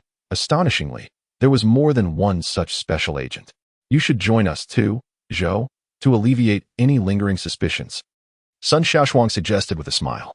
Zhou Yilong eagerly fell into step with the group, his youthful curiosity prompting him to ask, I've only heard tales. I've never encountered an undercover agent. There is no specific term for undercover in literal expression. Is there, Captain Su? What is it called? Sun Shaoshuang jested. Su Yuzheng awkwardly chuckled. Disguised investigator. Yes, that is the term, Sun Shaoshuang affirmed. How many individuals are involved? Su Yuzheng inquired. Sun Shaoshuang gestured towards Bei Lin, who replied, 4. We have structured our team to imitate the pickpocket gang's methods, complete with distinct roles, specific communication techniques, and specialized channels for information transmission. This will facilitate our adaptation to the new environment and minimize the chances of being detected. Our code names are arranged accordingly. The first is Peddler, the second Magpie, the third is myself, Little One, and the fourth is the Captain, which phonetically forms anti-pickpocket squad. Zhou Long was entranced, exclaiming, "Wow, that is so cool." Captain Su, however, grimaced, his expression one of disbelief. Balin cautiously inquired, "Captain, do you find this approach rather hasty? It is indeed quite rash. There is no liaison, no emergency measures. Should we encounter a critical situation, wouldn't our comrades be in peril? The realm of pickpockets is not particularly merciful. If they are caught, they might resort to self-harm. If they suspect an informant, how lightly might they act?" Captain Su replied, "Not to worry, Captain. We are all volunteers and have prepared for the worst. Thus far, I have not encountered any danger," Balin asserted. "That is merely because you have yet to engage with the Corps," Su Yuzhong stated, stepping into the elevator with his hands clasped behind his back. To everyone's surprise, the chief was playing the role of the antagonist, casting a shadow of doubt. In the elevator, several individuals fell silent, with only Sun Shaoshuang providing a brief introduction. The choice of the Torch Building as the location was deliberate, given that it is an upscale office area with stringent security measures and extensive surveillance. Rarely frequented by petty thieves and situated in a bustling district, thus avoiding undue attention. Upon reaching the top floor, they proceeded along a corridor past several small training companies marked with foreign signage. At the end of this hallway, before an unmarked security door, Balin entered a code to unlock it. As they stepped inside, two plainclothes men saluted the group. Su Yuzhong mechanically returned the gesture. His curiosity piqued by the familiarity of the two men, one of whom smiled and introduced himself. "Captain Su, I am from the Provincial Department's Confidentiality Office. We have met before." Su Yuzhong acknowledged with a slight "oh," aware that the presence of such individuals typically indicated serious matters. The inner chamber was spacious and partitioned, with two floor-to-ceiling windows offering a view of Chang'an City. Several computers hummed in unison, their cabling exposed along the walls. A plethora of instant noodle packets filled the wastebasket, and the room was steeped in the aroma of instant noodles and smoke. Sun Shaoshuang opened a window for ventilation, while Zhou Long pulled up a chair, inviting Captain Su and Professor Sun to sit. "Are you establishing another communication base here?" Su Yuzhong inquired, recognizing that an effective police command system relies on seamless communication. Modern communication extends beyond mere conversation to encompass a variety of information-sharing platforms. The setup suggested that they had indeed extended their informational reach into the realm of petty criminals. Yet he remained puzzled as to how they managed it. "Yes, our aim is to adopt a fresh perspective on theft crimes and to devise effective countermeasures," Balin replied. He activated a projector, and with the press of a button, the curtains slowly descended, bringing the projection into focus. In the dim light, Su Yuzhong, Sun Shaoshuang, and Zhou Long took their seats, preparing to unveil the covert strategy for apprehending thieves. Previously, for volunteers accepted the call to action. Considering the characteristics of the criminal gangs we would encounter, it was unrealistic for us to pose as pickpockets. Thus, Professor Sun proposed that we approach the problem from a specific point in the criminal pattern, which could equally serve our investigative purpose. A concept we gleaned from the profiles of the recruited individuals. The first volunteer, nicknamed Dealer, is a computer science graduate and a technical surveillance officer, as well as a senior programmer who participated in the testing of currently deployed facial recognition software. The second, Parrot, specializes in criminal investigation and has engaged in various undercover operations against theft. The third is myself, a former SWAT officer skilled in tracking and executing numerous fugitive apprehension tasks. The fourth, the team leader, has a background in psychology and is a cyber police officer with a distinct specialization.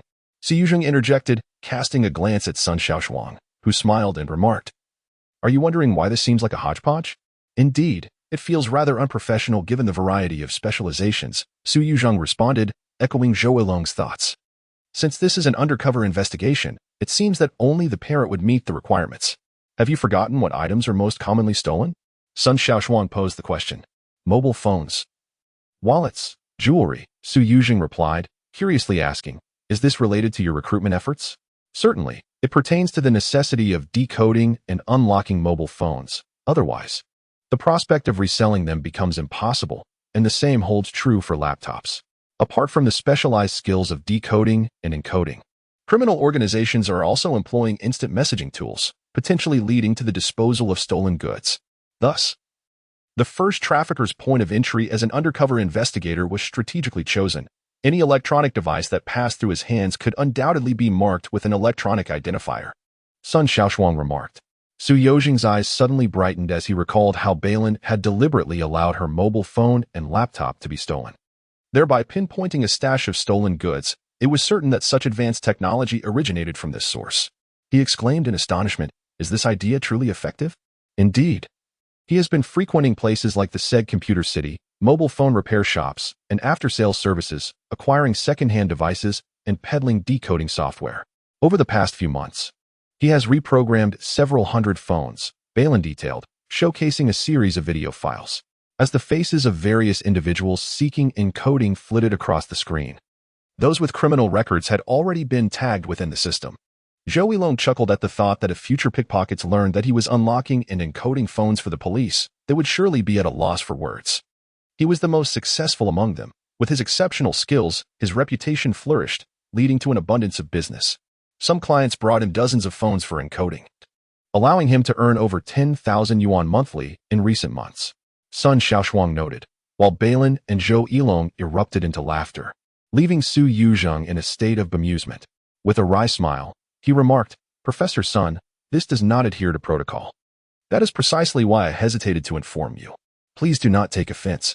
Any issues will be shouldered by Liang," Sun Shaoshuang replied, seemingly unwilling to take responsibility.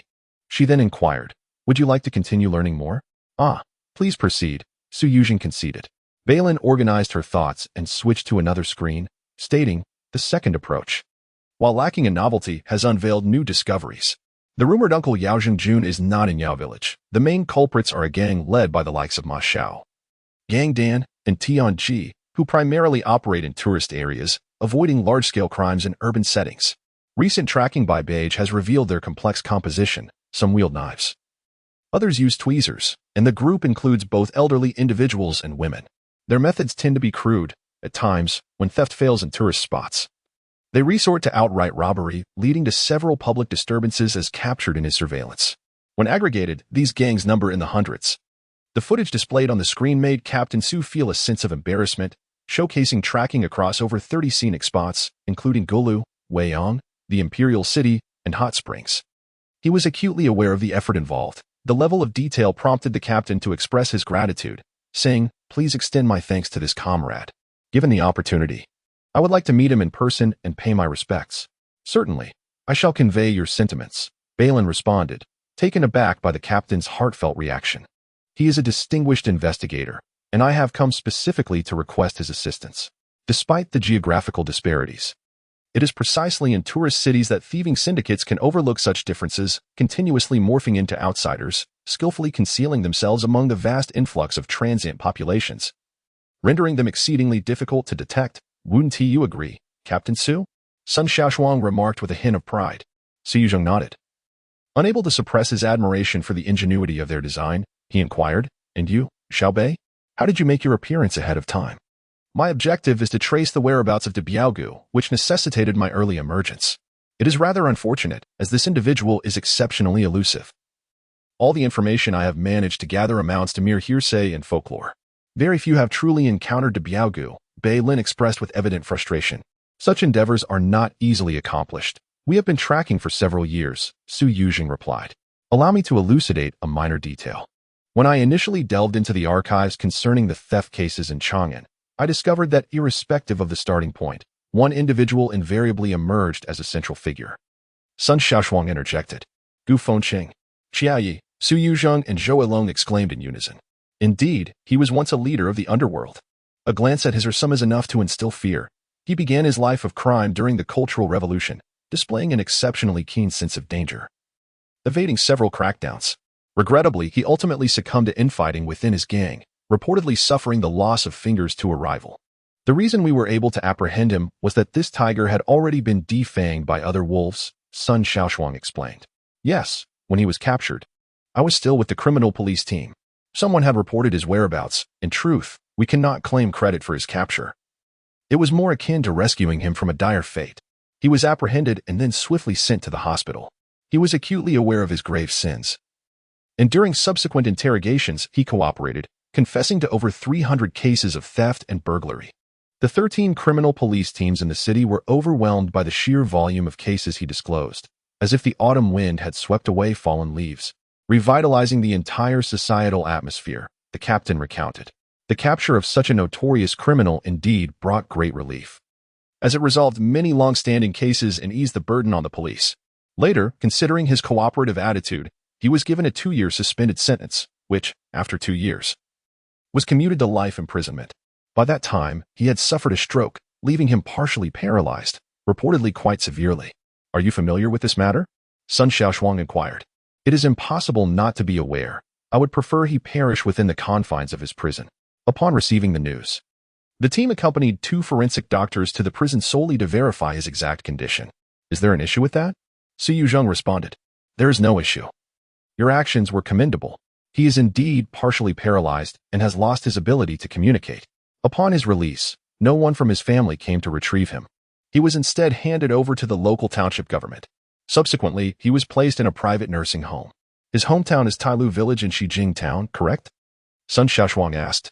Su Yuzheng shrugged in surprise, realizing that Professor Sun had thoroughly grasped the intricacies of Chang'an. Understanding this level of detail, Su Yuzheng quickly connected it to Bei Lin's task and exclaimed, I see now. You intend to utilize Gu Fengcheng to seek the whereabouts of De Biaogu? As expected of the team leader, Bei Lin's task is to trace the clues of the legendary figure known as De Biaogu. In the realm of Chang'an, the old-school individuals refer to themselves as artisans, possessing a clear hierarchy: grandfather, uncle, aunt, elder brother, elder sister, and child. To ascend to the status of grandfather is to be a figure of legend, akin to Xiao Fo Yi and Xiao Yi. I believe there exists an intricate web of undisclosed connections within these traditional circles, hence I commanded Balin to follow this lead to search for Balin. This mythic De Biaogu remains elusive. I have meticulously reviewed electronic records spanning several years and interrogated suspects currently serving sentences. There are always individuals who can recount tales of Xiao Yi, Xiao Fo Yi, or De Biaogu. However, paradoxically, many are unaware of Xiao Yi's origins, let alone his whereabouts. Most presume he has long since passed away. I spent 2 months sifting through this chaotic tapestry of clues without any success. It was only when Professor Sun enlightened me to approach the situation from known leads that I made several trips to Xijing Town, observing the nursing home for several days. Logically deducing, one would find that a long-term, bedridden patient like this, lacking the ability to care for themselves, would likely be left to await death. Strangely, Ancient Wind City is thriving, a rarity in the countryside.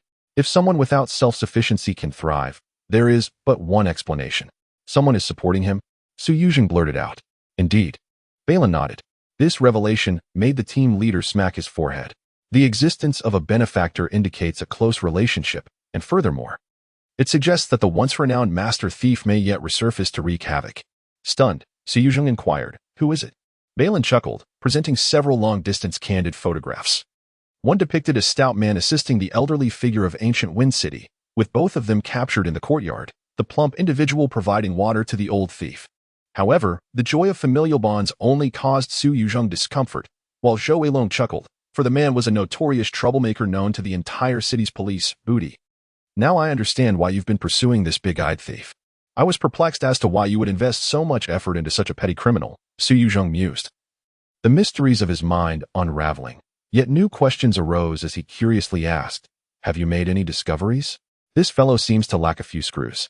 It's hard to believe the king of thieves would take such a disciple, likely a tarnished legacy, Su Yuzheng speculated.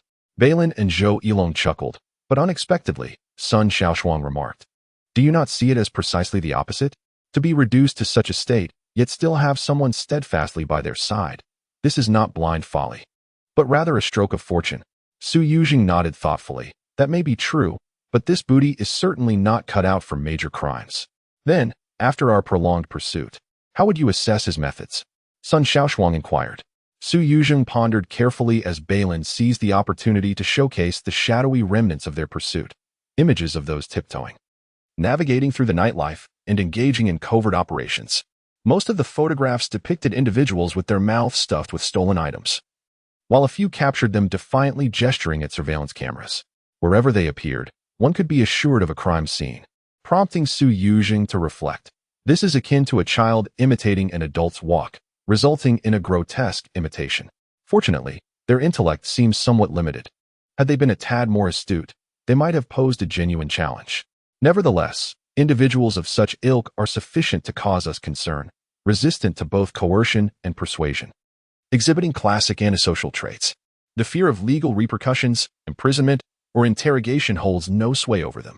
Moreover, you may have overlooked a crucial characteristic. Their crimes know no geographical boundaries, Sun Shaoshuang interjected. Indeed, these individuals employ far more sophisticated methods than other gangs. I have yet to procure solid evidence. It's proving quite elusive. This fellow seems to have acquired the practice of disabling surveillance systems before executing a heist. And even if apprehended, he would only face charges for vandalism. Balin chuckled, outlining the members of this gang. Sun Shaoshuang proceeded to introduce them. Chang'an, nicknamed the director, has no history of theft. Xiao Yuquan, known as Second Stick, has a record for pilfering guests' belongings in hotels and possesses a rather deceptive appearance. Zhang Bing, called the Mute, is a habitual thief, but was once a close associate of Monadeo, who sought revenge and left him severely injured. Since then, he has had no further criminal record.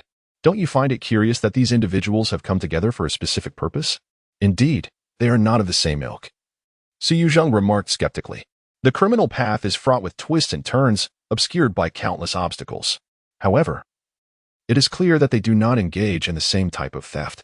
For example, the methods of using iron wheels and rolling large wheels are fundamentally different. Just as the techniques of pickpocketing and shoplifting do not belong to the same category. Yet, these individuals stand as exceptions, cooperating with an uncanny synchronicity that defies explanation. Allow me to elucidate, Balin interjected. Seasoned criminals often train young accomplices, much like nurturing deaf mutes to steal. They cultivate a group of children to serve as thieves, enjoying the fruits of their labor. Based on the current circumstances, I suspect that Booty is one of the young thieves nurtured in Chang'an during the early years of the ancient city. If this child has spent sufficient time with him, the skills he has observed and absorbed would undoubtedly enrich his experience in the criminal underworld. Indeed, many in the detention center are familiar with this notorious thief, claiming he often boasts of being a direct disciple of the notorious Qiaoyu.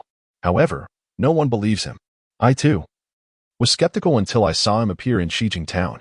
Are you suggesting that there is a master behind the scenes guiding them, uniting their skills? Su Yuzheng inquired.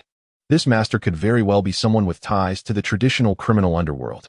Beyond this, there is no further explanation, Balin replied, presenting several recordings from law enforcement cameras from years prior, juxtaposed with recent footage captured this month. The finesse, demeanor, and flamboyant movements displayed were so markedly different that one would scarcely believe they were the same individual. Are there any other corroborative evidences? Su Yuzheng asked cautiously, recognizing that this lead could potentially unravel a mystery that had confounded the police for years. Indeed, Balin affirmed. Hearing this, Su Yuzheng was deeply moved. What began as a casual inquiry unexpectedly revealed something significant. He glanced in astonishment at Sun Shaoshuang, then eagerly turned his gaze towards Balin. As Balin sifted through the database, the screen displayed footage from the theft at Xinjiang Airport, a video he had viewed numerous times, featuring a woman clad in a wide-brimmed hat, fleetingly passing by the victim. What could this video possibly prove? Su Yuzheng was taken aback. Although the video failed to capture any faces, the hat remained visible. Balin explained, magnifying the footage to focus on the hat, subsequently generating a series of images that showcased a stack of hats, all clearly of the same style. Su Yuzheng's eyes lit up, and he instinctively inquired, where did you find this? In Shijing town, Balin replied. I stumbled upon it by chance. The technical analysis traced the origin of the hat. Due to the limitations and clarity when the video was enlarged, we could only discern a unique pattern, but not its material. Upon arriving in Shijing, I discovered that the local town produced such hats, crafted from local materials, specifically flattened and twisted wheat stems. There are numerous designs, and the one in the video happens to be among them. I conducted segmented photographic analysis, confirming the consistency of the pattern. This implies that regardless of whether the mysterious female thief is indeed the infamous Andy, she must have visited Shijing town. Coincidentally, the notorious thief, Gu Fengcheng, also hails from Shijing. This cannot merely be a coincidence, Su Yuzheng realized, his excitement unmistakable as he rubbed his hands together, repeatedly exclaiming, excellent. The seemingly irrational actions of Professor Sun now found a coherent explanation. He had not only employed overt tactics but also covert maneuvers, tackling both new and old cases simultaneously. Su Yuzheng was particularly astonished that such a crucial lead stemmed from a well-known petty thief. With this clue, my only lead is Buddy, however. Pursuing him proves challenging as he is perpetually transient. When flush with cash, he frequents restaurants and spas, but when funds dwindle, he merely sleeps wherever he finds himself. The silver lining, however, is that when he was apprehended for another offense and placed in detention, the Special Task Force officially activated a new tracking system, making the pursuit considerably more manageable. Following the incident at Schwanke's High, their small gang dispersed, with Buddy returning every few months. During my tracking, I discovered he not only brought along a newcomer, but also acquired a young apprentice. The trio brazenly committed crimes on the high-speed train, as Balin noted Buddy's current activities, with the three of them flaunting their exploits at the train station. Since the formation of the task force, they had achieved no tangible results, and I sensed growing impatience among the members. We required solid evidence to secure a conviction against this notorious thief. Thus, on the high-speed train, we devised a makeshift plan. These individuals acted swiftly, leaving Balin without even the fare for her return ticket, prompting Sun Shaoshuang to remark with a smile, "At this moment, all doubts and misunderstandings dissipated." Zhou Yilong exclaimed, "So that's how it is. No wonder so much effort has been invested in this small-time thief." Despite the significant investment, nothing had been closely monitored. Buddy is no ordinary criminal. Returning with a newcomer, he may very well receive guidance from the elder, emerging as a skilled individual. Sun Shaoshuang chuckled. Su Yuzheng smiled and nodded, saying, "This approach is appropriate. The level of danger is relatively low. By the way, where are the others? The dealer, the parrot, and Balin are all present. But what of the fourth person?" The fourth person, nicknamed the Captain, specializes in psychology. His primary task is to analyze the mental state and behavioral patterns of theft suspects, providing theoretical support for our future operations and preventive measures. "Currently, there has been no progress," Balin replied. "That is a matter for another time. What we have accomplished thus far is already quite remarkable. Professor Sunday, truly impressive. You embody the essence of technology empowering law enforcement, utilizing techniques in investigation and psychological analysis all at once. It is an honor to stand alongside you." Su Yuzheng expressed, his thumbs raised in admiration, encapsulating his sentiments in a single question. "When shall we commence? Is there any confirmation?"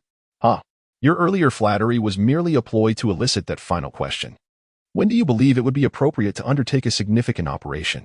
We should at least dismantle a substantial part of the large gangs and their trafficking networks, obliterating the so-called underworld system, relentlessly pursuing them to prevent any chance of reconstruction.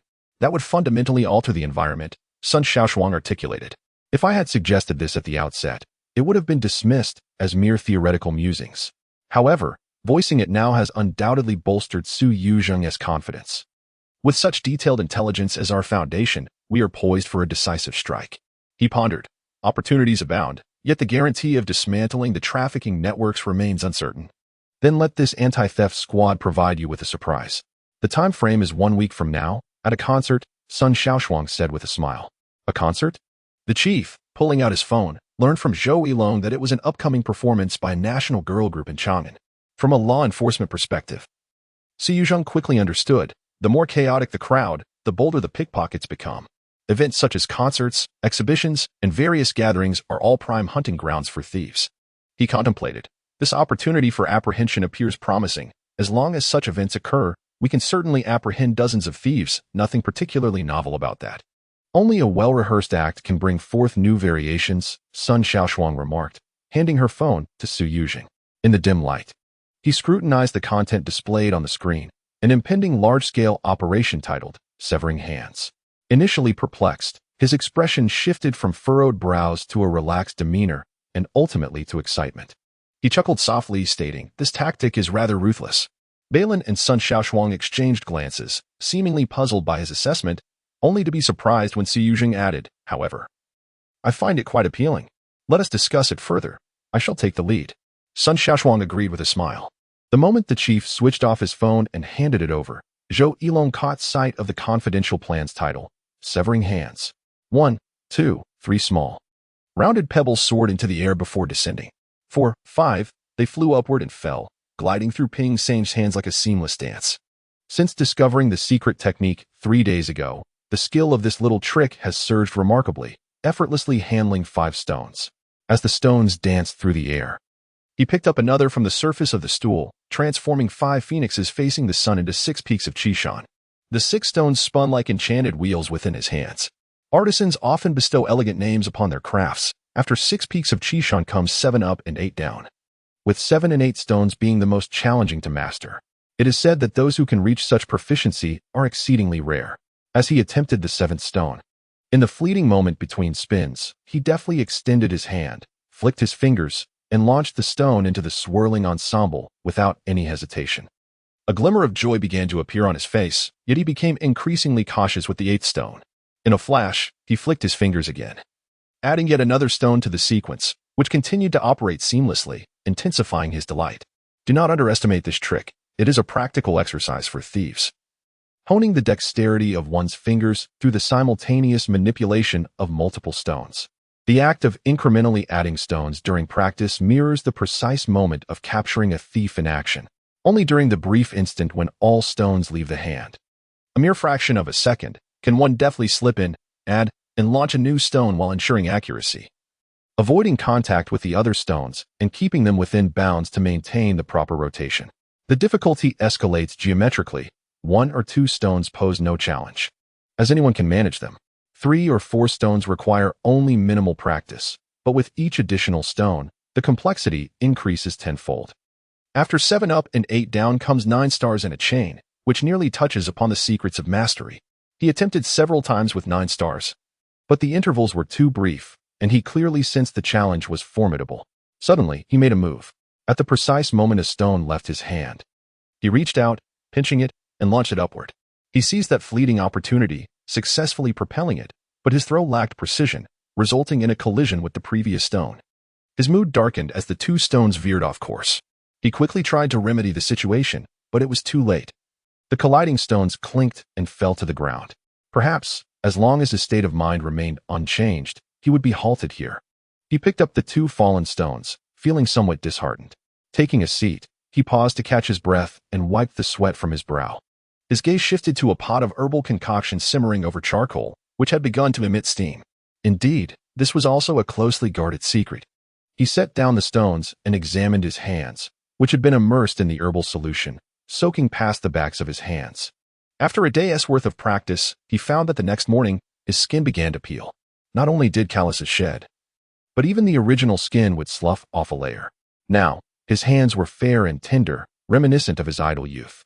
Initially astonished by these street tricks, he later learned they served as an excellent remedy for athlete's foot, which prompted him to kick the thick fabric angrily. Yet, he could not deny the remarkable efficacy of these mysterious remedies. After shedding a layer of skin, his hands felt rejuvenated, the fingerprints shallower, and despite the pain, their sensitivity heightened. When handling a banknote, deciphering the Braille characters was a breeze. In recent days, Ping Sang had seized the opportunity to support himself by touching the remnants of an ancient hand in Goofing City, a hand with shattered bones and nearly devoid of fingerprints. Indeed, this was the manner in which the king of thieves honed his craft. There are no sudden strokes of fortune. Take, for instance, this stool. It's dark, polished wood bearing witness to decades of use. Or consider the iron canister a mere 10 meters away, its opening askew, marked by a myriad of impressions, reputedly made by a deck of playing cards. Ping Sang picked up a handful of cards and stood, striving to attain the most optimal and tranquil state of mind. Initially, he thought Buddy was spouting nonsense. How could a flying card possibly leave a mark on an iron can? Buddy did not dispute him, but instead urged him to search for a video online, showcasing a skilled individual who could slice a cucumber from 5 meters away with playing cards. Watching it left Ping Sang astonished, his skepticism evaporating.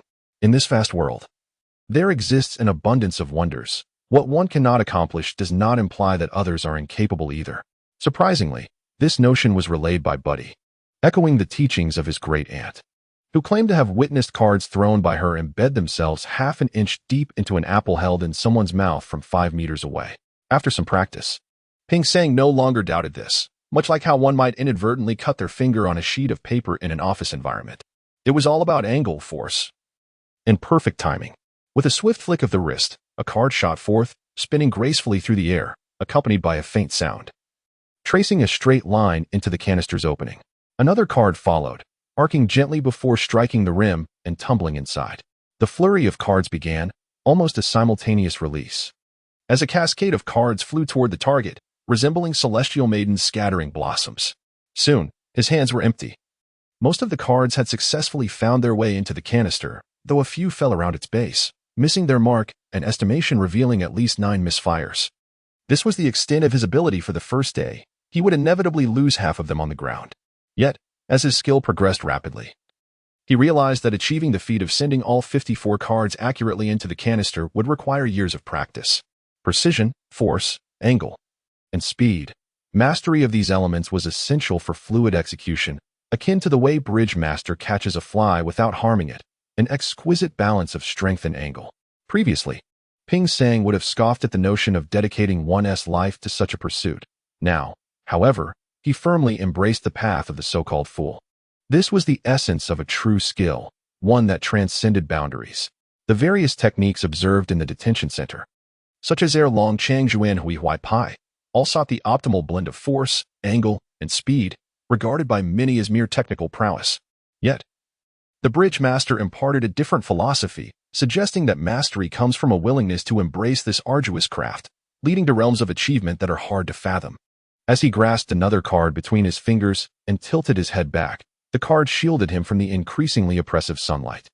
He contemplated the struggles faced by Bridge Master and other kings of thieves who had once stood in this very place, grappling with the arduous mindset that compelled them to pursue their craft with such fervor, honing their skills to attain lofty heights merely for the sake of stealing. The practice of thievery exists in two entirely disparate realms that converge in perplexity. However, Ping Sang has begun to comprehend this. The previous generation of Qiaoyi fled from famine, where hunger undoubtedly served as the earliest teacher. Poverty is the root, suffering is the shoot. And what blossoms from the blood and sweat is surely a toxic weed. Much like the theory of crime, when one is disregarded, forgotten, or even ostracized by mainstream society, antisocial tendencies assume a noble guise. When the sorrow, anger, and resentment fuel a person's character, compelling them to escape their destitution, they are imbued with strength and wisdom. With a swift motion, a card soared through the air, tracing a graceful arc before returning. With closed eyes, Ping Sang listened to the whisper of the wind. Extending his hand, he deftly pinched the returning card between his fingers. I realized that to embrace thievery, to become a consummate antisocial being, one must relinquish the moral constraints that bind the heart. Only by shedding these shackles can one act without inhibition, scorn all rules, for I am the rule. His eyes sparkled with a wicked excitement as he murmured, and with another swift flick, another card shot forth, completing a nearly perfect arc and landing precisely in his hand. Heightening his exhilaration, he alternated his hands, twisting as the card bent slightly, each return executed with such precision, akin to a programmed mechanism. In that moment, he resembled a man possessed, reminiscing about lying shivering on a park bench, terrified of being robbed, recalling the anguish of being pursued after stealing a wheel, only to be mercilessly beaten by the owner, realizing that entering detention was merely the beginning of suffering. Those brutish thugs would kick and slap without reason, stripping away the last semblance of dignity, leaving one to sleep on the cold concrete floor. Suddenly, tears streamed down his face. He became fervently agitated, consumed by the realization that such suffering could forge an unyielding spirit. At the moment of marginalization, dignity dissipates. If one wishes to survive and live as a human being, there remains only one unscrupulous path. Hey, Sen Air, I swear. From a distance, Booty stood in shock. Witnessing Ping Sang's card play reaching a nearly miraculous level, each throw almost guaranteed success, and the returns were even more astonishing. He was bewildered, unable to discern when both hands began to move in tandem, tears flowing as cards flew, landing perfectly in his grasp, startling Booty, who intended to catch Ping Sang slacking off. Indeed, this is madness. It's terrifying, Booty exclaimed, rising to approach. He reached out, but barely missed as the card returned to Ping Sang's hand, who caught it, standing firm and wiping away his tears. Are you out of your mind? Just yesterday, you were mediocre. What else with the sudden outpouring of tears? Your skills have improved? Booty asked, astonished. Ping Sang dried his eyes and laughed heartily. I'm elated. I'm thrilled. You have no idea how exhilarating it is to connect with a master. Master? Where? Booty replied skeptically. ISNT your father one? Ping Sang had returned to normal. He dipped his hand into the already heated basin, where the medicinal concoction had become quite diluted, lacking the initial intensity of the first day. After a brief soak, the fiery pain would return, leaving behind skin that could startle anyone. Booty stared at Ping Sang, ensuring he was not deranged before inquiring, what is going on? Laughing and crying at the same time. Oh. That reminds me, my father sometimes behaves like you, which is quite frightening. That is because your father, like me, has attained a profound understanding of life's truths. Ping Sang replied, shaking the water from his hands. Just as he was about to turn away, Booty made a sudden move, poking with 2 fingers. Unexpectedly, Ping Sang turned back at the right moment, effortlessly blocking Booty's fingers with his hand, and then casually deflected the attack. In a fit of irritation, Booty was momentarily stunned, gazing at Ping Sang with a mixture of awe and fear. Although the concept of thievery was not shrouded in mystery, adapting to it typically required time. The individual before him was undeniably a prodigy, making daily progress that left Booty speechless. That's not surprising, as I anticipated your attempt to poke me, Ping Sang remarked, wiping his hands on his clothing. Booty, intrigued, asked, I just can't comprehend it. My father's words, or my recounting of them, seem less impressive than your ability to grasp this. That's because you spend 12 hours sleeping, 3 hours eating, and 4 hours playing mobile games. The remaining 5 hours are likely spent either sneaking around the village or visiting that widow. You're too busy to contemplate, Ping Sang replied. This is a treacherous craft. One must embrace madness to survive and delve into a state of frenzy. Ping Sang conveyed that the experience of enlightenment brought him a sense of exhilaration. But the nuances of theft could not be shared with outsiders. Booty scratched his head, gazing at Ping Sang with a hint of frustration. The conversation had reached a theoretical level beyond his comprehension, so he shifted the topic. Don't get too cocky. True skills are honed in serious practice. What you're doing is child's play. When my father was training, even 7- or 8-year-old children mastered it. Do you doubt it? Ping Sang paused, inwardly cursing, realizing just how insidious the notion of theft was ingrained from childhood. A fleeting expression of discomfort crossed his face as he accidentally spilled a basin of water, extinguishing the charcoal fire. He tossed the broken porcelain basin aside, which accurately struck a metal canister. I believe you. Starting young has its advantages. It removes psychological barriers, making theft seem like an amusing pastime, and once entrenched, it's difficult to change, he said. Change what? It's far too entertaining, Booty replied. Indeed. There's a sense of accomplishment. Isn't there? Ping Sang teased. Absolutely, Booty grinned, his face twisted with a mischievous grin. The director once said, what was the most exhilarating aspect of past peasant uprisings? Stealing grain, money, and women. And what do modern underdogs find most exhilarating? Stealing money, goods, and indulging with women. Suddenly, Ping Sang burst into laughter, realizing that Booty's worldview had likely been twisted by the myriad influences of society. He chuckled and waved his hand dismissively. All right. Enough of that. Don't disturb my peace of mind. Where's Xiong'er? Oh, he went to get some food, Booty replied. Upon hearing this, Ping Sang could not help but feel a pang of discomfort. That fool, the petty thief, had wreaked havoc throughout the village, picking corn, stealing local dogs. And not only chickens, but occasionally even the eggs were not spared. The villagers, predominantly middle-aged and elderly, were utterly powerless against this nimble rogue. This situation left Ping Sang quite unsettled. He remarked, there's still money left. Must you torment the uncles and aunties? Furthermore, he mused, I cannot cook. Adding a pinch of salt merely results in tough and unpalatable dishes. Why subject oneself to such misery? I had sent him to the town for supplies. Yet he possessed this peculiar trait. If he wasn't allowed to pilfer a little, he felt ill at ease. But he added, I share this flaw. I too feel uncomfortable unless I engage in a bit of thievery. Speaking of which, we seem to have lost sight of the main task at hand. Our funds are dwindling. And it's time to act. As Ping Sang walked ahead, he articulated his thoughts. By the way, I have a plan. When we return to the city, we shall gather a few more. You will be the successor of the bridge master. With just a display of your skills, you will undoubtedly attract a crowd. Buddy's eyes sparkled with excitement as he envisioned the future for Ping Sang. He pursued him from the back of the house to the front yard, where he began to plead. Yet, the temptations remained the same. Do you not wish to stay in hotels every day, indulging in nightly pleasures? Do you not aspire to fulfill your dreams of owning a car and a home, having everything you desire? All dreams rested within one's grasp. Ping Sang spread his hands wide and stretched his arms, luxuriating in a languid yawn.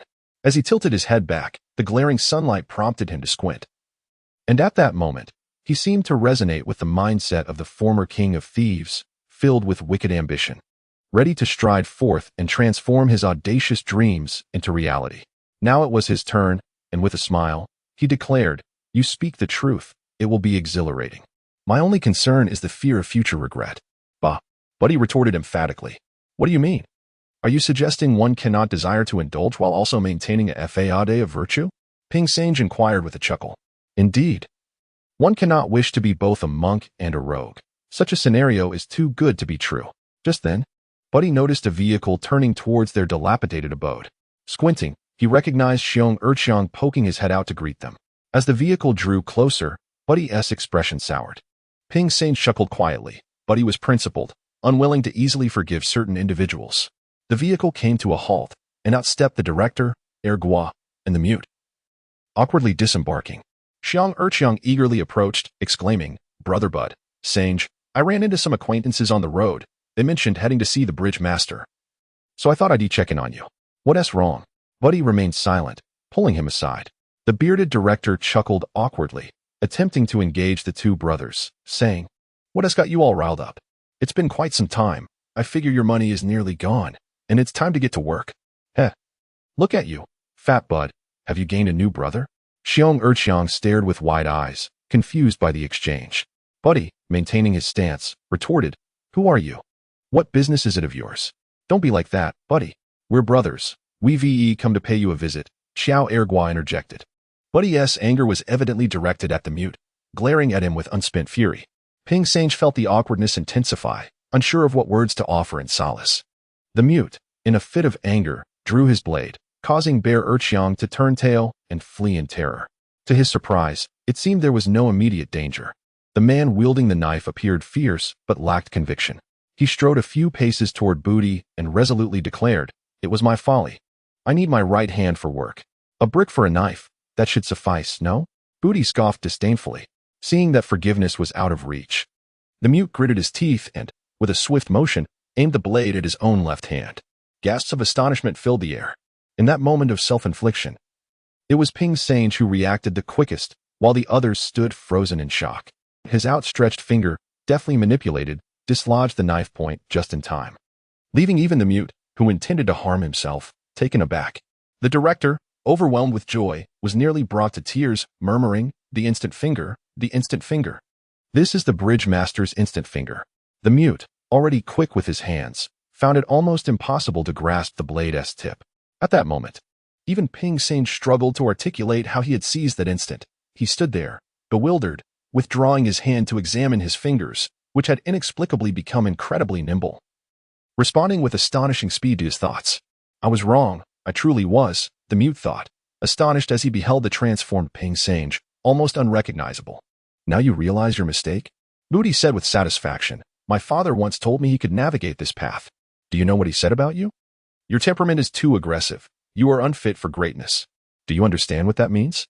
You can only be a petty thief, never a renowned bandit. Do you know what level Saner is at now? He can play with a 9-star chain."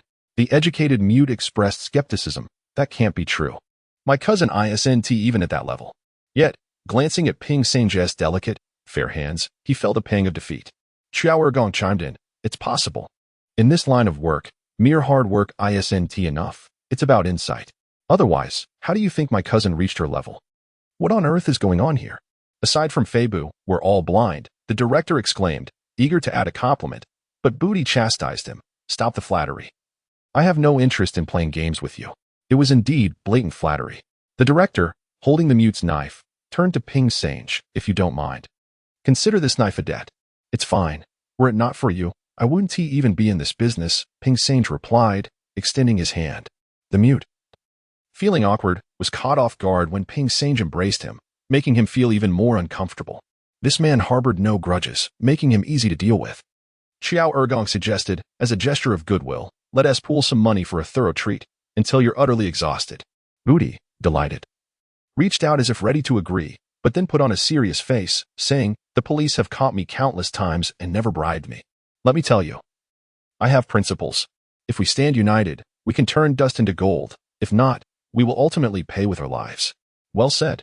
Bear Erchiang clapped his thighs in agreement, but as he did, he noticed the somber expressions of those around him and awkwardly covered his mouth. The director, contemplating, waved his hand, instructing someone to fetch supplies. What supplies? Cases of beer and various packaged dishes. Upon noticing that Booty was ignoring him, the director, irritated, pulled him aside, saying, "We understand our mistakes. What should we do next? However, matters that require attention must still be addressed. What does it mean to postpone discussions? If clarity is not achieved, we shall not partake in your games," Booty declared with indignation. The director directly stated that the elder cousin had conveyed a message: tomorrow, a significant task awaits, and the brothers cannot proceed without you.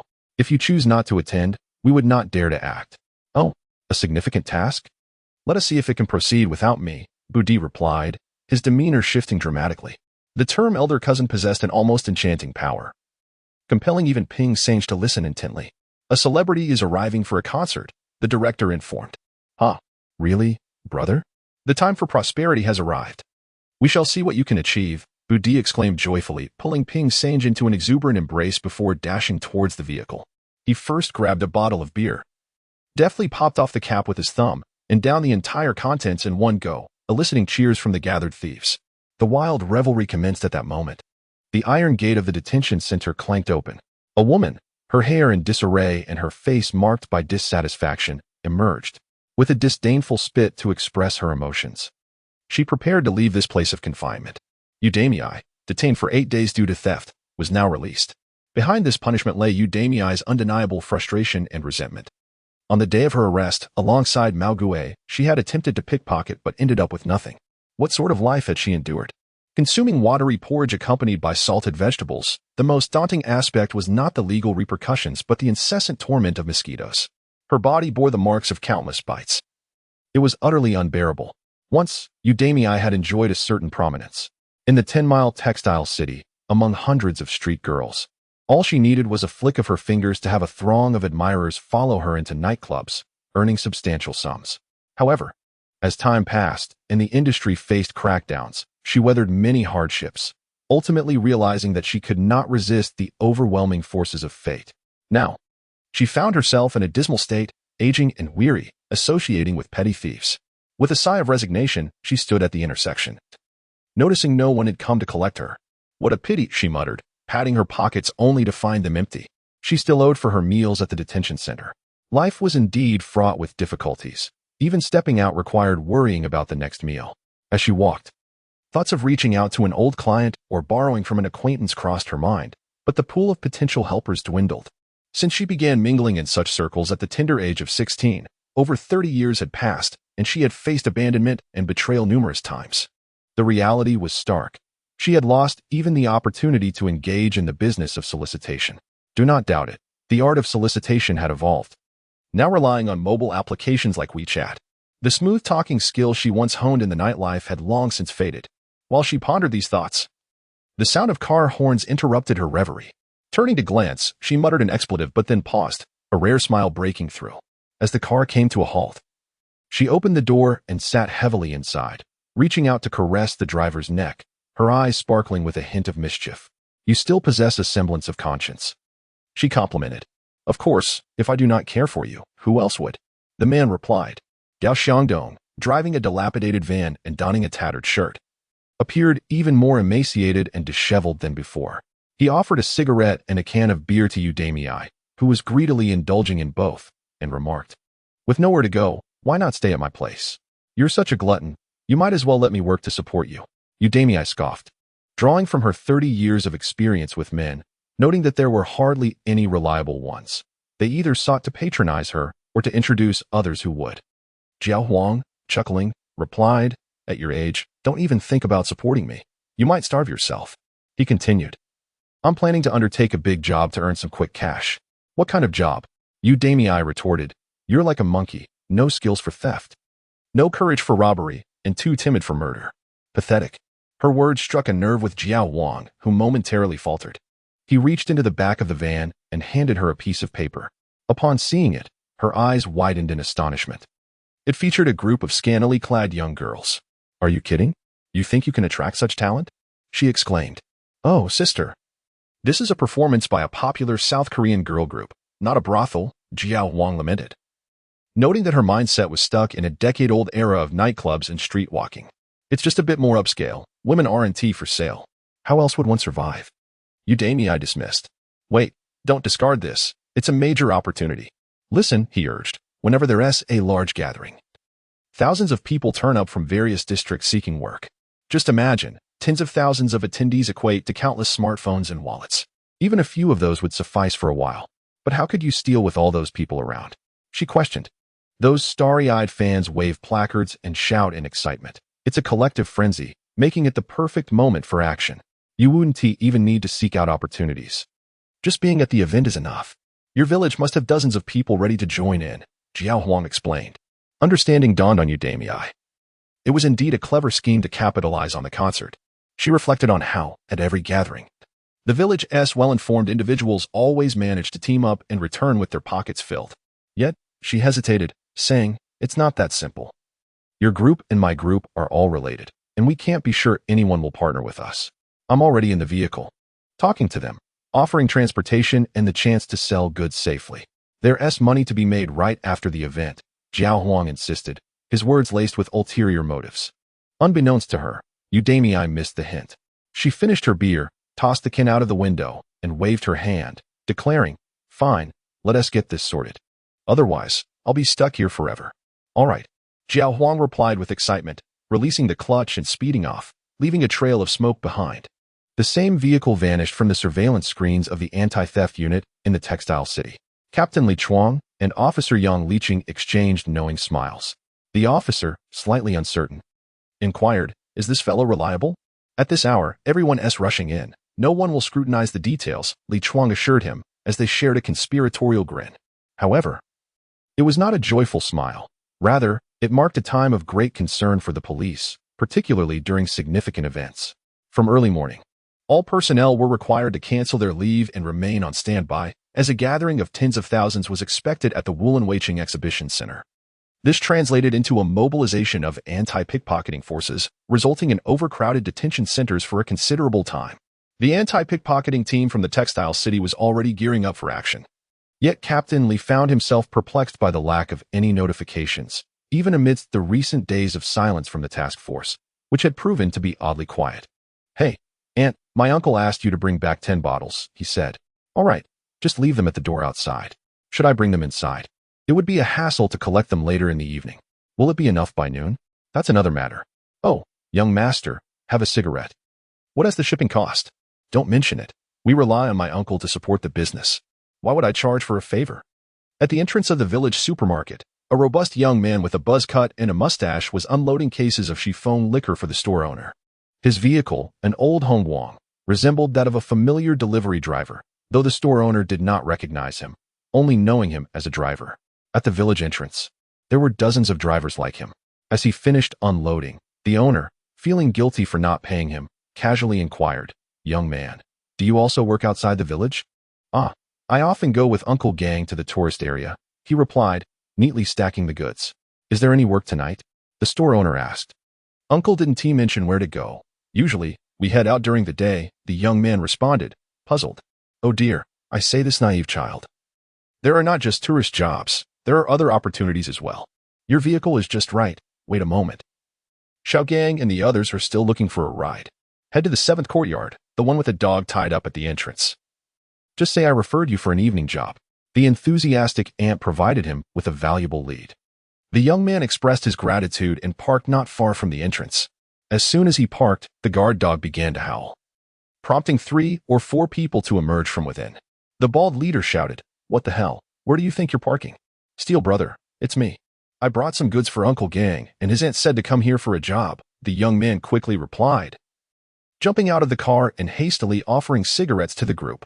The bald one, the crew-cut fellow, the dyed-haired man, and another whose dragon tattoos were stretched over his plump physique, creating quite an intimidating sight. The group murmured among themselves, some recognizing the young man as Xiaoba, who had previously assisted Uncle Gang with several jobs. Others mentioned they had worked around the tourist area without much to show for it. The bald leader scrutinized the driver and asked, "Do you know who I am?" "Yes, Steel brother," the driver nodded respectfully. "Then do you know what I do?" Steel brother inquired sternly. "Honestly, I do not. I only know about driving and sleeping. The money I earn goes to my family," the driver replied, attempting to ingratiate himself. "Not a bad answer," Steel brother remarked, peering into the driver's shabby vehicle, which was clearly a mixed load of goods. However, this was precisely what he sought. He pointed at the driver, stating, "Why not him? It's not easy to find someone at this hour." The villagers unanimously agreed. It's him then, after all. A single vehicle can't carry much. Having reached a consensus, Gang commanded with an authoritative tone, "I see you have some sense. I'll give you a chance. Be here at 6:30 sharp. Are you familiar with the rules of Yaozuan? Rest assured, I know the ropes. I can even switch to a fake license plate. I'm well acquainted with the back alleys, the driver volunteered. Good, we'll be waiting for you. If you're late, don't bother showing your face around here again. Yang Yin warned, waving his hand as the crowd surged inside. The driver, still beaming with excitement, bid farewell with a smile. Resuming his journey. The driver cast a worried glance back at the dilapidated village, where the usual line of black cars had vanished.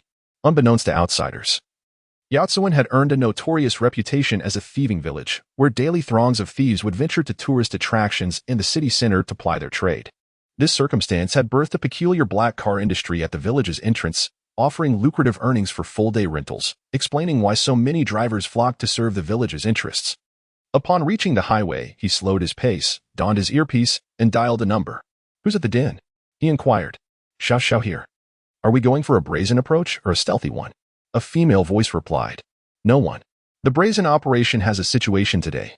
I just uploaded the in-car footage. The driver responded. Let me guess, are preparations underway for a major operation? Xiao remarked. Using the brazen method means speaking plainly, she added. Oh, how did you know? It's true. The roadside black cars have nearly disappeared. Business can't be thriving this much, the driver said. Business may not be booming, but there is certainly good business. You're missing the bigger picture. There's a concert today that reportedly sold over 30,000 tickets. Understand? Xiao clarified. Wow, it's going to be busy. We'll need to cover most of the village, the driver remarked. Be prepared. The task force has instructed me to notify you to act prudently, remain inconspicuous, and return safely.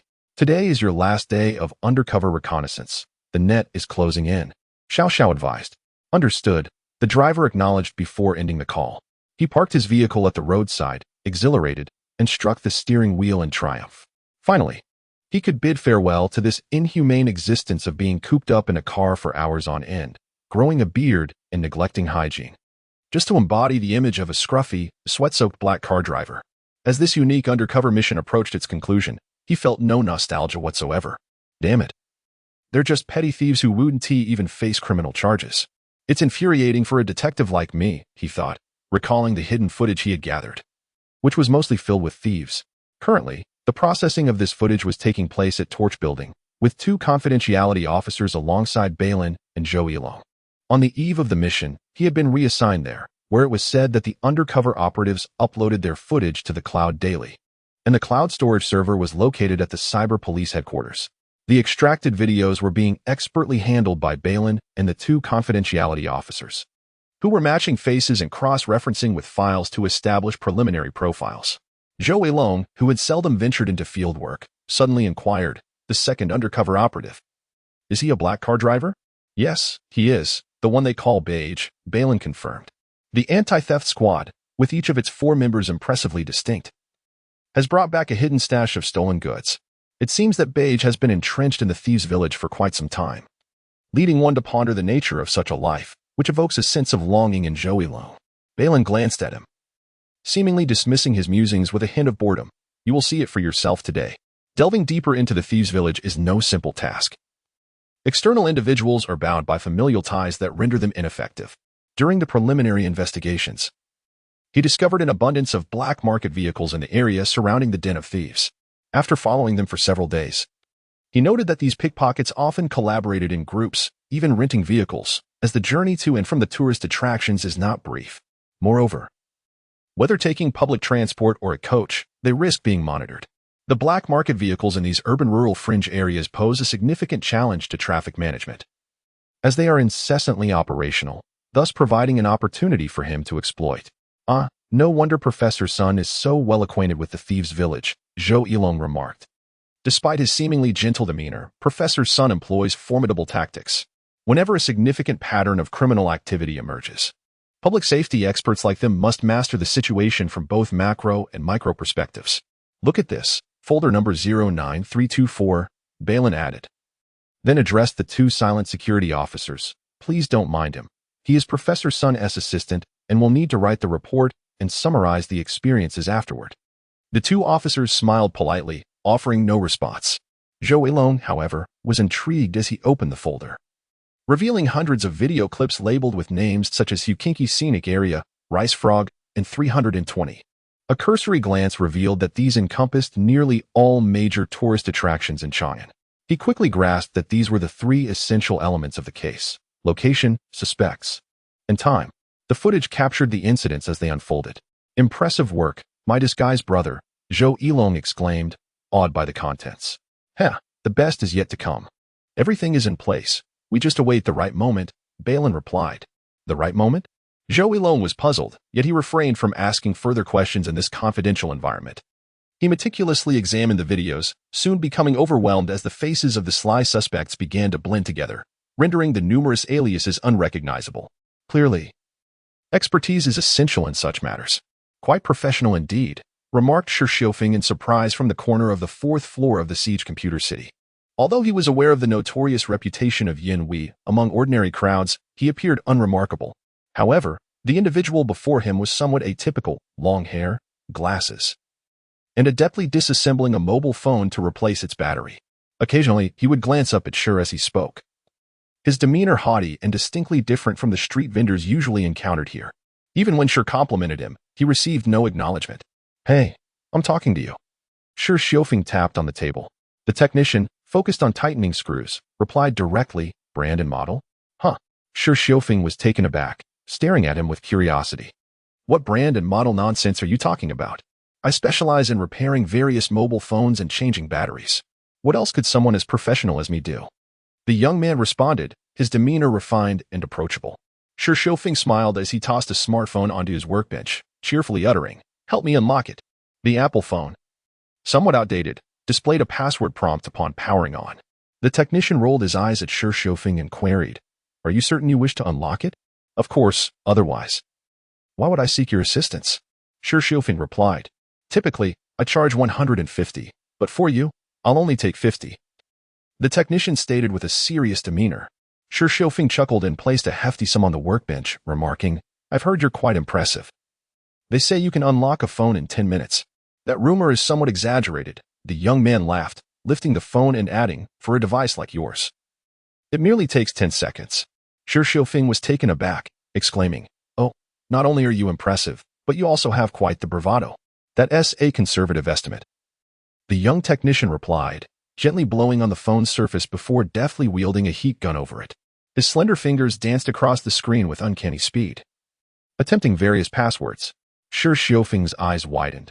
Just as he was about to caution that 5 attempts would lead to a lockout, the screen suddenly unlocked with a swift motion. The young man, with a beaming smile, handed the phone back and teasingly remarked while fiddling with the 50 yuan, "You must have come to test my skills. And if you're satisfied, I shall keep this." "Is this truly remarkable?" Shi Xiufeng pondered, bewildered by the unexpected display of talent. He had heard whispers of a skilled phone decoder, but this level of proficiency was beyond his comprehension. As an added bonus of quality service, "I can share the principle with you. Would you like to hear?" the young man inquired. "Please do. This is my first time witnessing such a feat," Shi Xiufeng replied. "Anyone who brings a powered-on device surely owns it. Otherwise, it would have been presented to me in a powered-off state. Since it's yours, I understood you merely wished to test my skills. As for the technique, you can also blow on it like this, and with the hot air from the heat gun. At a slight angle, you can see 4 dots on the screen. Do you know why there are 4 dots left?" the young technician asked with a grin. Shi Xiufeng smacked his forehead, realizing he had been outsmarted. Those 4 dots were indeed left from his own attempts at unlocking the screen. Yet, he still questioned. "But how did you figure it out so quickly?" "It's not difficult. Knowing the 4 digits, the combinations are limited.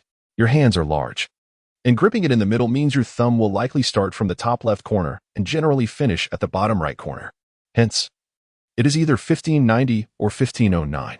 Are you satisfied?" the young man said with a smile. "Excellence emerges from practice. The key lies in experience," Shi Xiufeng acknowledged.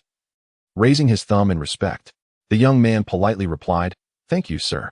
I've merely gleaned some insights from my extensive practice. Such skills are not worth much. It is commendable to possess such skills. I've heard you decode phones quite well without being caught. That's no small feat," Shi Xiufeng subtly remarked. The young man smiled mysteriously and replied, "I don't stay in one place for long. Today is my final day here. Tomorrow, I might be moving to another city." "Don't rush off just yet," Shi Xiufeng exclaimed, surprised by this revelation. "One cannot walk by the river without getting their shoes wet. Moving around is not a bad thing. It's time for me to leave," the young man said. as Shi Xiufeng observed. There indeed lay a packed suitcase behind the stall. Convinced that there was truth to the words spoken, he subtly revealed his true intent, murmuring, "How about helping me unlock a few phones?" "A few?" the young man inquired. "I'm not certain," Shi Xiufeng replied. The young man appeared frustrated, responding, "Come on, brother. Are you teasing me? Different models require different software, and even the same brand has numerous versions. Each phone takes about 10 to 20 minutes to unlock. And you don't even know how many there are. How am I supposed to proceed? I truly don't know. They are still in someone else's possession." Shi Xiufeng clarified. "That's not acceptable. I won't engage in illegal activities." The young man's complexion changed abruptly, revealing a hint of anxiety. Shi Xiufeng, with a smile, urged, "Brother, don't pretend. Many of my acquaintances have come to you for unlocking. This isn't my first time. Why be so tense?" The young man, caught off guard, felt embarrassed. He scrutinized Shi Xiufeng for a moment before responding seriously. "Once you have them in hand, I can assist you. But I cannot unlock them for you in the air. I need to possess the phones to demonstrate my skills. Let us make a deal. I'll treat you to dinner tonight, and you can help me out. Rest assured, I'll deliver them directly to you. We'll exchange payment upon completion. And then we'll part ways. What do you say?" Shi Xiufeng spoke softly, his expression grave, with a tone that brooked no refusal. Naturally, the prospect of extra income was too enticing to decline. The technician replied quietly, "No need for dinner. If you know where I live, just drop them off. You seem unfamiliar to me. My apologies." "No need to apologize. I know the place. See you tonight," Shi Xiufeng said as he turned to leave. After a couple of steps, he glanced back, smiling as he took a business card from the technician, waving it cheerily before vanishing into the bustling crowd of the computer market. The technician collected the business cards from the table and tossed them aside, realizing he was indeed leaving and they would no longer be of use. His long fingers danced over the keyboard, extracting a segment of video that captured the very moment he conversed with Shi Xiufeng. After compressing and sending it, a message notification lit up on his instant messaging tool, bearing a brief inquiry. "Dealer, how much did you make this time?" "Nothing yet, but I have an appointment." "Can you imagine? A thief has scheduled an unlocking session for tonight," he typed, chuckling at his own words. "Oh, let me check. It's just Ash. I'll report this situation. I suggest we dig a pit and let them jump in themselves." Are programmers so mischievous? Dealing with these tech novices requires a bit of cunning. Otherwise, it's no fun, don't you agree? I do enjoy your little mischievousness. If you're interested, I'll show you more to deepen your appreciation. Less chatter. Let us get to work and await orders. We need to catch them by nightfall. I'm quite fed up with being a second-hand dealer, unlocking phones daily. It tarnishes my reputation as a senior programmer. The other party responded with a disgusted emoji before hanging up. As the conversation concluded, the ephemeral interface had been wiped clean. Raising his head once more, the long-haired, carefree young man returned to his shrewd merchant demeanor, seemingly contemplating something. Ah, yes, he had consistently received messages from a certain source, maintaining communication with home, yet he had never received a message from the fourth individual. He is called the captain, the most enigmatic among them. And one wonders how he is faring now. Simultaneously, Chief Suyuzheng, seated in the car, returned the phone he had just reviewed to Sun Shaoshuang. At last, he comprehended the reason behind Professor Sun's confidence. Through the note at Torch Tower, she could glean the most immediate information from her phone. Just moments ago, he had witnessed the mobilization of the thief village and the visage of the infamous Xiao Feng, leaving him somewhat embarrassed. He pondered aloud. The market for mobile phone repairs and second-hand devices requires meticulous regulation. Our technical officer will furnish you with a comprehensive report. This group is rather small, making it easy to investigate, Sun Professor remarked. With advanced network technology at their disposal and a seasoned programmer at the helm, coupled with an experienced criminal investigator embedded within the underbelly of illicit transport, such an impressive assembly had been quietly gathering intelligence for months. The revelations they could uncover were likely to astonish. Perhaps the grassroots anti-theft teams remained oblivious to the unfolding situation, while the command echelon was poised to ensnare them. Glancing at his watch, Suyuzheng quietly inquired, "When will Minister Liang arrive?" "Perhaps around 4 or 5 in the afternoon. The orders will be issued around 4. Allowing for a 2-hour preparation period. The security on-site is contracted from a security firm, with some personnel from the anti-theft unit integrated into the mix," Sun Shaoshuang replied. "That's agreeable. I shall inform Deputy Director Ren to coordinate. They are eager for this," Suyuzheng responded. "Nothing else remains. Everything is in place. Only the wind from the east is awaited." Perhaps there are delays on the road. We shall wait a bit longer, Sun Shaoshuang replied. The east wind? What does that signify? Shaoshuang dared not probe further. The most crucial element of the entire plan hinged upon the intelligence they had awaited at the highway exit all morning. Even the typically composed Professor Sun was beginning to show signs of restlessness, casting anxious glances at the hurried traffic. With a sigh, Sun Shaoshuang's concealed anxiety began to surface. Is there anything else that troubles you? Shaoshuang asked. I have encountered such situations more than once. Often we believe the net of justice is vast, yet ultimately, we discover that there is always a flaw in the meticulous plan. I must scrutinize each node, Sun Shaoshuang mused, rhythmically tapping her forehead as she contemplated every detail. Yet, the plan had been formulated long ago, seemingly without any oversights. Shaoshuang softly remarked, your 4-person anti-theft team has rendered immense service. This was a genuine expression, He had initially harbored concerns for their safety, only to realize they were operating from the periphery, thus eliminating safety issues. Their achievements were substantial. Even the videos clandestinely recorded by the informant could serve as evidence for convictions. It was indeed commendable how patiently Professor Sun had gathered such an abundance of information. Seemingly unsatisfied, Sun Shaoshuang reflected, our initial plan was conceived as follows: to dismantle these various gangs with decisive measures, to extend our victories deeper, dismantling the links in the chain of stolen goods downstream, and targeting the masterminds upstream. However, we may only accomplish the initial phases, while the final step remains elusive. Indeed, the legendary Big Ant and Uncle Yao have yet to reveal themselves. With such seasoned thieves among us, it is only a matter of time before they cultivate a new generation of petty criminals. Although there is a sense of concern, achieving the initial steps can be quite comforting. Shaoshuang remarked, it is absolutely impossible to eradicate the issue entirely. Accomplishing these early steps is already commendable. I must commend the 4 generals under your command. The performance among them was varied. The anti-pickpocket squad consisted of 4 individuals, with the trafficker contributing the most. The parrot reaping the greatest rewards, and a small lead discovered by the 3rd member. However, the 4th captain was a source of disappointment for him. Life rarely aligns with our expectations, and the same can be said for investigations. The aspect I was most eager for, which is to eliminate the chief conspirators, appears unattainable. Sun Shaoshuang seemed troubled by this imperfection. Take heart. With the current intelligence in tonight's operation, we will secure substantial evidence against a multitude of pickpocketing suspects. The challenge then will be how to manage an overwhelming amount of information. Perhaps we will uncover what we need. Even the most skilled thieves cannot completely conceal themselves. Shaoshuang casually inquired, what are you waiting for? Is it the 4th undercover investigator? No, he has been abandoned. What we await is the equipment, which has arrived. Sun Shaoshuang exited the vehicle and waved at a passing Iveco. The special police officer who jumped out verified his identity and saluted. After which the transport vehicle followed the leading car, honking its horn as it sped towards the development zone.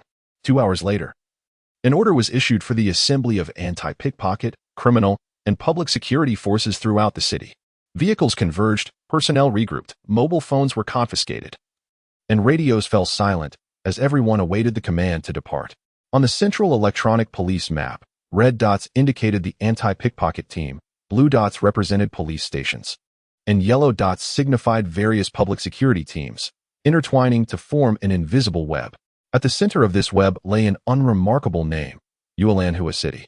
At this moment, traffic surveillance revealed that crowds from all corners of the city were converging here. Those rushing to witness the idol's performance were blissfully unaware that an ultimate showdown between thieves and law enforcement was about to unfold.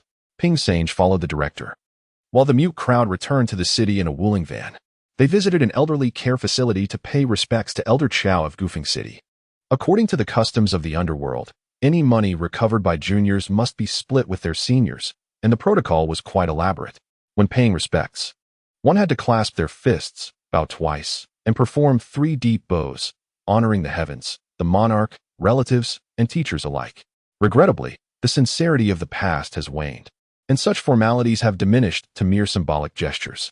As they departed, Ping Sange respectfully bowed 3 times to Elder Chiao, gesturing with the simple sign language he had just learned from Booty, which conveyed, "Take care, we will return soon." The aged monarch, resembling a weathered stone statue, was unexpectedly moved by these simple gestures, waving his hand to send the younger generation on their way. Yet, As the vehicle receded into the distance, he sighed, brushing away 2 murky tears with his frail hand. This is a treacherous craft, yet it cannot deter those driven by desperation from pressing onward. Hey, Sanner, have you truly played the 9 Stars Linked? Xiao Ergong inquired with curiosity as they exited the highway. No, you should know how much water fat Bu's words carry. Ping Sange replied with a smile, while Booty in the passenger seat snored peacefully. Zhao Ergun was well aware of this fellow's tendency to boast. So he probed deeper. How many have you practiced? 7 or 8, fluctuating, unstable. Sometimes it's 7, sometimes 8. The term 7 up, 8 down is aptly used. It's difficult to master, Ping Sange remarked. This revelation left everyone astounded.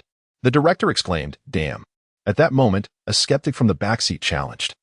Is it really that serious, just to play with a few stones? But Zhao Ergun interjected. You see, pedaling the iron wheel is merely about speed. The true skill of a craftsman lies in his hands. Mute, how many do you have? Mute replied nonchalantly, about the same as San Air. But I haven't improved in nearly 6 or 7 years. No way. Ping Sange was taken aback, astonished at his own apparent talent. Zhao Ergun patted him on the back, saying, what do you think? The craft that Xiao Yu has mastered can only be handled by true artisans these days. Even the thieves on the street might not have heard of it.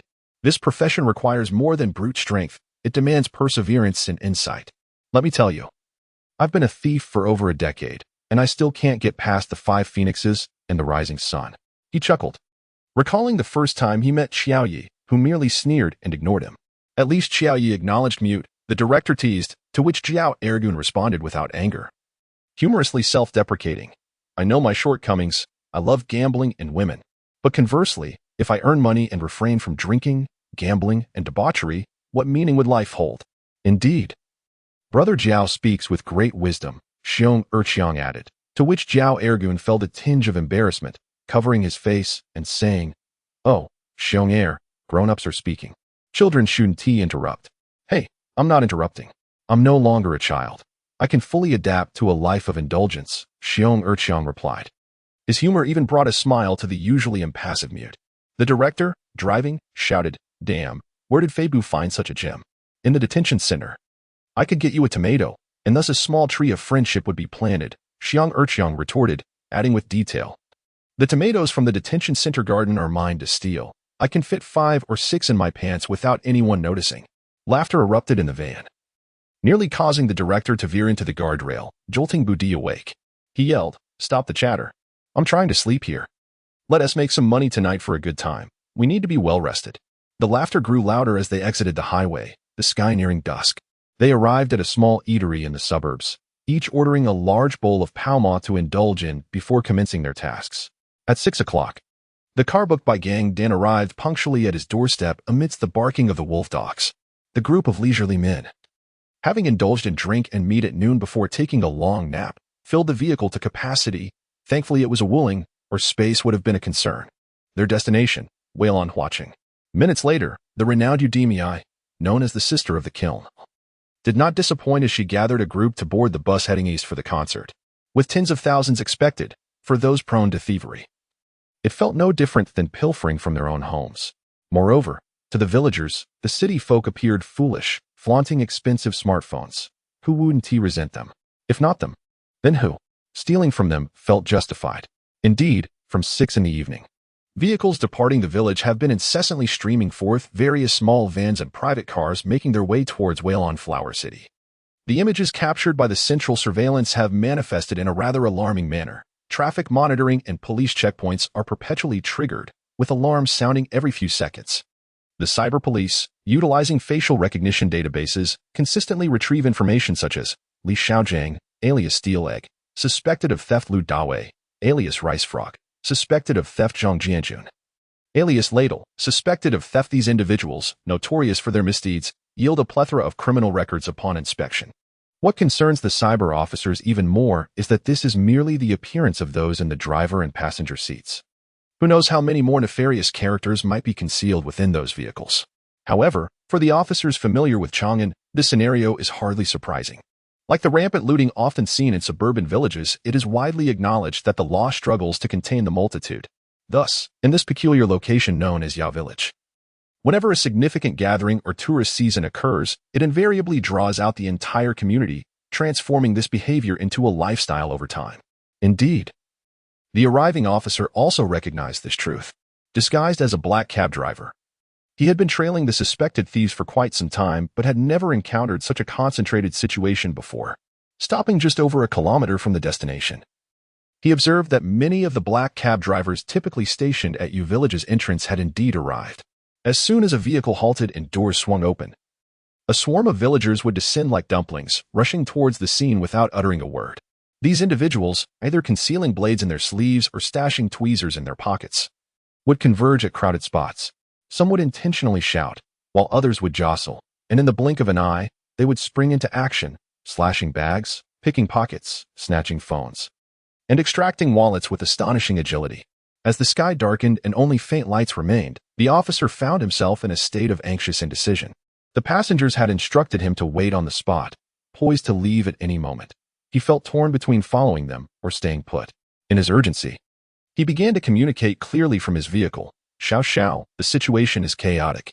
I am less than a kilometer from the scene and traffic is nearly at a standstill. You can take a break today. The Chang'an police have been fully mobilized. The crisp voice of Bei Lin responded, no amount of police force will suffice. It's simply impossible to establish control. The officer lamented, following the sight of a familiar group from Yao Village, notorious for their criminal activities in tourist areas. He added, visibility is poor at night, making it exceedingly difficult for surveillance to identify suspects. These pickpockets operate in gangs and can swiftly dispose of stolen goods. So don't worry. Just wait patiently for Steel Egg and his crew, Bei Lin reassured him, seemingly devoid of any anxiety. Curiosity piqued, the officer inquired, what exactly is the plan? I have contemplated numerous strategies, yet none seem coherent. You shall soon find out. Prepare yourself for accolades, Bei Lin replied with a smile, imparting wisdom before switching the communication. A plan? Certainly. There must be a comprehensive plan in place. After much contemplation, Baga suddenly realized upon observing several individuals outside, engrossed in phone conversations while walking, that the primary target today would indeed be mobile phones. If the stolen items were concentrated, a solution would present itself. At precisely 7 o'clock, Liang Ting gracefully entered the command center. Upon entering the information command center, all attendants were instructed to remain outside, leaving only Sun Shaoshuang and Su Yuzheng in his company. Su Yuzheng guided him directly to the multifunctional conference room, which was separated from the information command center by a single glass wall, allowing a clear view of the bustling activities within. As the three took their seats, Sun Shaoshuang deftly operated the computer, projecting several screens onto the wall. Liang Ting remarked, old classmate, time is of the essence. What do you wish for me to observe? Sun Shaoshuang replied with a smile, indeed, our methods differ greatly from your ostentatious leadership style. Yet one thing remains constant, the process is inconsequential. What truly matters is the outcome. Old classmate, a fellow from the training academy, Liang Ting chuckled, turning to the somewhat awkward Su Yuzheng. You see, Yuzheng, I have risen through the ranks from the grassroots level. While she was directly selected by the department back in the day, it is no small feat to have such a distinguished figure here. You must learn well. For the security of Chang'an City will depend on us in the future. Yes, Liang Ting, I collaborate exceptionally well with Professor Sun. Su Yuzheng replied as he stood and saluted. Sit, do not be so formal. Tonight, we are mere spectators and may witness either a spectacle or a farce. Liang Ting said with a relaxed demeanor, seemingly teasing his old classmate. I have devoted my life to a singular pursuit, public safety. Your mind is filled with public relations. Can you truly compare with me? Sun Shaoshuang jested, to which Liang Ting responded unperturbed. There is still some merit in that. If one does not excel in public relations, they cannot attract individuals of your caliber. Your work is commendable, at least from the headquarters to the brigade. Professor Sun has a stellar reputation. That is of little importance. Results are what truly count, Sun Shaoshuang remarked as she handed the microphone to Liang Ting. In this final moment, however, Liang Ting hesitated, casting a doubtful glance at Sun Shaoshuang, while Su Yuzheng also appeared somewhat anxious. The deployment of police forces across the city had taken nearly an entire day, and now they were all assembled, awaiting the command center's orders to rush to the scene. Fearful that it might merely be a thunderous show with little substance, once again becoming the subject of ridicule. Doubt those you do not trust, but trust those you employ. The theft has already commenced, Sun Shaoshuang declared, as the projection displayed a scene of chaos, with several individuals pursuing a pickpocket, likely on the outskirts of Weilong watching. Well, let us hope this time I do not suffer utter disgrace, Liang Ting declared, gripping the microphone and activating it. Addressing the microphone, he announced to all sub-bureaus, police stations, and anti-theft teams, this is Liang Weiqing. I hereby declare the immediate commencement of the Severing Hands operation. The command center will disseminate detailed directives to each of your units. Any police unit that delays their response and jeopardizes the operation will face severe consequences. All units, please respond upon receipt. Fengqing District Anti-Theft Team, received. Wenjing Road Police Station, received. Zhongluo Sub-Bureau, received. The assembled police forces from various units stood ready at the scene. Transmitting and receiving information as electronic commands were dispatched instantaneously to the commanders at each gathering point. The long-concealed plan for decisive action was about to reveal itself. However, the ensuing scene left the two commanders disheartened. They observed not a formidable team responding to the call, nor any targeted apprehensions. Instead, only a small fraction of the officers were dispatched to the site, and they were dressed in formal police attire. Su Zheng, casting his gaze down at the computer displaying the immediate command, felt a wave of frustration wash over him. The directive instructed each team to send 1/4 of their personnel to manage traffic around Yulon Flower City, specifically emphasizing the need for police uniforms. Su Zheng looked in astonishment at Director Liang, who was equally taken aback. Shaking his head, Liang replied, "Don't look at me. I am equally in the dark." Yulon. Under such circumstances, what do you think the likelihood of incidents occurring in Yulon Flower City is? Su Zheng murmured, "Very high. Whenever there is a gathering, it becomes a veritable feast for pickpockets. With so many people around, even the most vigilant plainclothes officers cannot maintain control. Moreover, these crimes are often committed by gangs. One hand steals while the other distracts. Unless we catch them red-handed at the moment of theft, our personnel will likely be bitten by the thieves in return." As night fell, Su Zheng remarked, "You see the footage from our long-distance surveillance. It is nearly impossible to discern individual faces in such a large crowd. Any post-event arrests will inevitably result in oversights." He magnified the surveillance footage on his screen, revealing a dense throng of people clustering near the entrance of Yulon Flower City, preparing to enter. Such public venues are inherently challenging to manage, surrounded as they are by countless mobile phone cameras. While they may not capture any unlawful acts, any misstep in enforcement will be swiftly disseminated online within minutes. Director Liang, taken aback by the complexity of the situation, inhaled sharply, stroking his chin. Instances of theft in similar circumstances tend to peak at two critical moments: upon entry, when a significant number of thefts occur, and upon exit, when the dispersing crowd yields further opportunities for crime. "Look, another incident has occurred," Su Zheng pointed out. As chaos erupted, with a scuffle breaking out while the security personnel remained blocked at the periphery. "Old classmate, you're even more indifferent than I am," Liang exclaimed. Unable to remain seated, such professional matters must be entrusted to specialists. "Captain Su, do you have any strategies to address these inevitable occurrences in public spaces?" Sun Shaoshuang inquired. Su Zheng pondered for a moment before shaking his head. "None. I too lack a solution. In a gathering of tens of thousands, we cannot deploy thousands of officers to monitor every individual. As a commander, one must approach the situation from a broader perspective. Please do not misunderstand. I am not lecturing you, but rather elucidating my thoughts and reasoning step by step. Given the current circumstances, incidents are bound to concentrate in the time leading up to the event's commencement at 8 o'clock.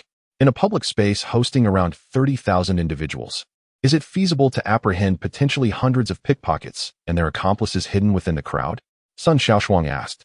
"It is certainly not feasible, nor can it be executed," Su Zheng replied, reverting to his usual expression of helplessness, long troubled by this dilemma. "Even if a suspected thief stands right before you, if they have not committed the act, you cannot detain them. As he steals, you may not be able to watch him, and if you merely observe, he may cease his actions while his accomplices continue, leading you to overlook their transgressions. Thus, it is far more prudent to maintain order with police patrolling the scene, which would likely temper their audacity," remarked Sun Shaoshuang. At that moment, the police vehicle had been sighted on the screen, leisurely patrolling the perimeter, yet remaining distant from the throng gathered at the entrance, where the situation remained obscured due to the human wall formed by those maintaining order. "Well then," Su Zheng hesitated. "Surely we must take some action?" He glanced at Professor Sun, seemingly at a loss for words. Our team has already set out, Sun Shaoshuang stated. Switching the screen as she communicated with the scene, inquiring, Deputy Director Rin, what is the situation on your end? All is well, all is well, everything has been dispatched. Came the voice of Rin Zhaowen, the Deputy Director of the Municipal Bureau. Good, proceed to the scene immediately and ensure all participants are restrained, adhering strictly to the plan. Professor Sun instructed. Understood, Rin Zhaowen replied. On the screen, he was seen conversing with a team of plainclothes officers. Yet Su Yuzhing's attention was drawn to a black Iveco van at the side of the team, a transport vehicle for Dongfeng. This was a crucial element of the operation, and the necessity of it made Su Yuzhing uneasy, feigning ignorance. Director Liang, puzzled, curiously inquired, what kind of team is this? Why are most of the members women? Without a response, Liang peered closer. Oh, you've even mobilized the city director? With both the director and deputy director on site. It was evident that any deployment under the provincial department S banner would pose no issue. Sun Shaoshuang smiled upon hearing this, while Director Liang, pointing with his finger, found himself at a loss for words. You are exceedingly busy with your affairs. I believe some minor details do not warrant your attention, Sun Shaoshuang replied. That is not correct, Director Liang stated, becoming vigilant. The moment you address me with you, something is amiss. Yuzheng. Turning to the side, Su Yuzheng too ducked away, avoiding direct eye contact. Director Liang, bewildered, exclaimed, Are you two putting on a performance? Are you preparing to surprise or startle me? Since when has a case required the women to take the lead? Hold on. Sun Shaoshuang promptly intervened, changing her approach by presenting the hand-cutting plan on her phone before Director Liang. He squinted at the screen, and his expression shifted dramatically, not in surprise, but in anger, which soon transformed into a complex mix of confusion and astonishment, as if he could not fathom this plan. Su Yuzheng fell silent, bowing his head, anxiously awaiting the leader's response, realizing only someone of Professor Sun's stature would dare to undertake such a risky maneuver. After a prolonged silence, Director Liang finally spoke. Old classmate, this smacks of entrapment. Entrapment requires bait to secure fixed evidence, but my bait aims to indicate direction, thus it cannot be deemed entrapment. Moreover, entrapment undermines the dignity of the law and the conscience of citizens. Do you believe this method contradicts our honor and integrity? Sun Shaoshuang countered. After another lengthy pause, Director Liang pushed the phone back to Sun Shaoshuang without uttering a word. The silence from the leader typically signifies tacit approval. Certainly, to discern his ultimate attitude, one must await the results. The outcome is imminent. Deputy Director Rin once again emphasized to the assembled female officers on the bus that, having served as a police officer for a lifetime, he had never encountered such a peculiar task. There was no official attire, no identification, and they were deliberately instructed to adorn themselves in flamboyant attire. Even more unexpectedly, each of them was issued 2 Apple phones. Just as Deputy Director Rin was about to speak, a female officer from the bureau inquired, Deputy Director Rin, isn't this rather wasteful? When did our budget become so lavish as to provide 2 high-end devices merely to be stolen? Precisely, Rin asserted. Those who do not have their phones stolen have not completed the task. Laughter erupted at the mention of this assignment, and another female officer from logistics chimed in. Deputy Director Rin, we have no idea who the pickpockets are. Upon disembarking, you shall separate, ensuring your positions do not exceed 5 meters apart, Rin reiterated. Moreover, let me stress, today, if you witness any theft, you are prohibited from intervening. If you encounter any acquaintances, feign ignorance. He added, by the way, if you happen to meet any couple who are both police officers, you must also act as if you do not recognize them. No laughter, for this is a serious political task from the provincial department. I shall await you at the intersection. You are now akin to a celebrity fan club. And when the star arrives, raise your placards and shout I love you. Insert star's name. By the way, which celebrity is gracing us today? Chief. The renowned diva Han Ying is here. I am indeed her fan, one officer replied.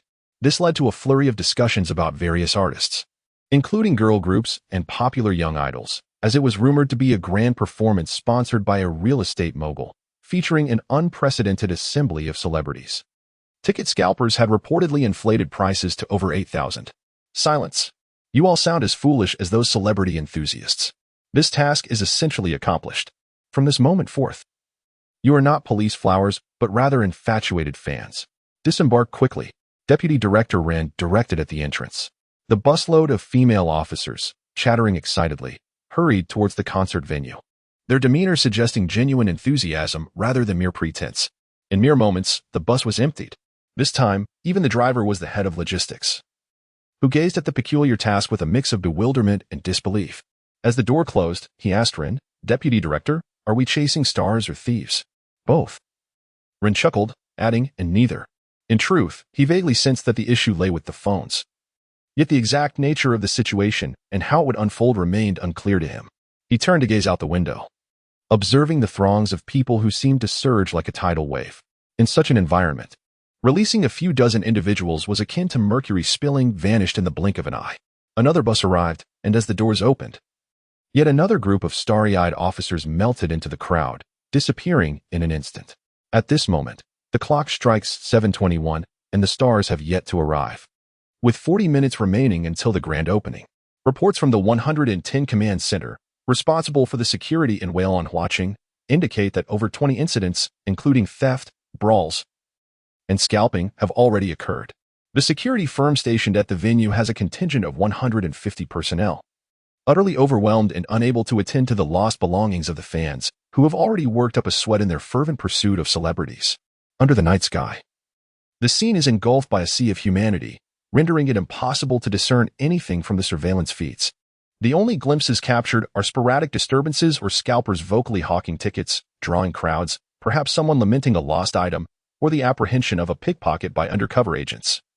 With one or two culprits subdued amid the chaos, yet the tumult remains uncontainable, as more offenders lurk within the throng, waiting for their chance.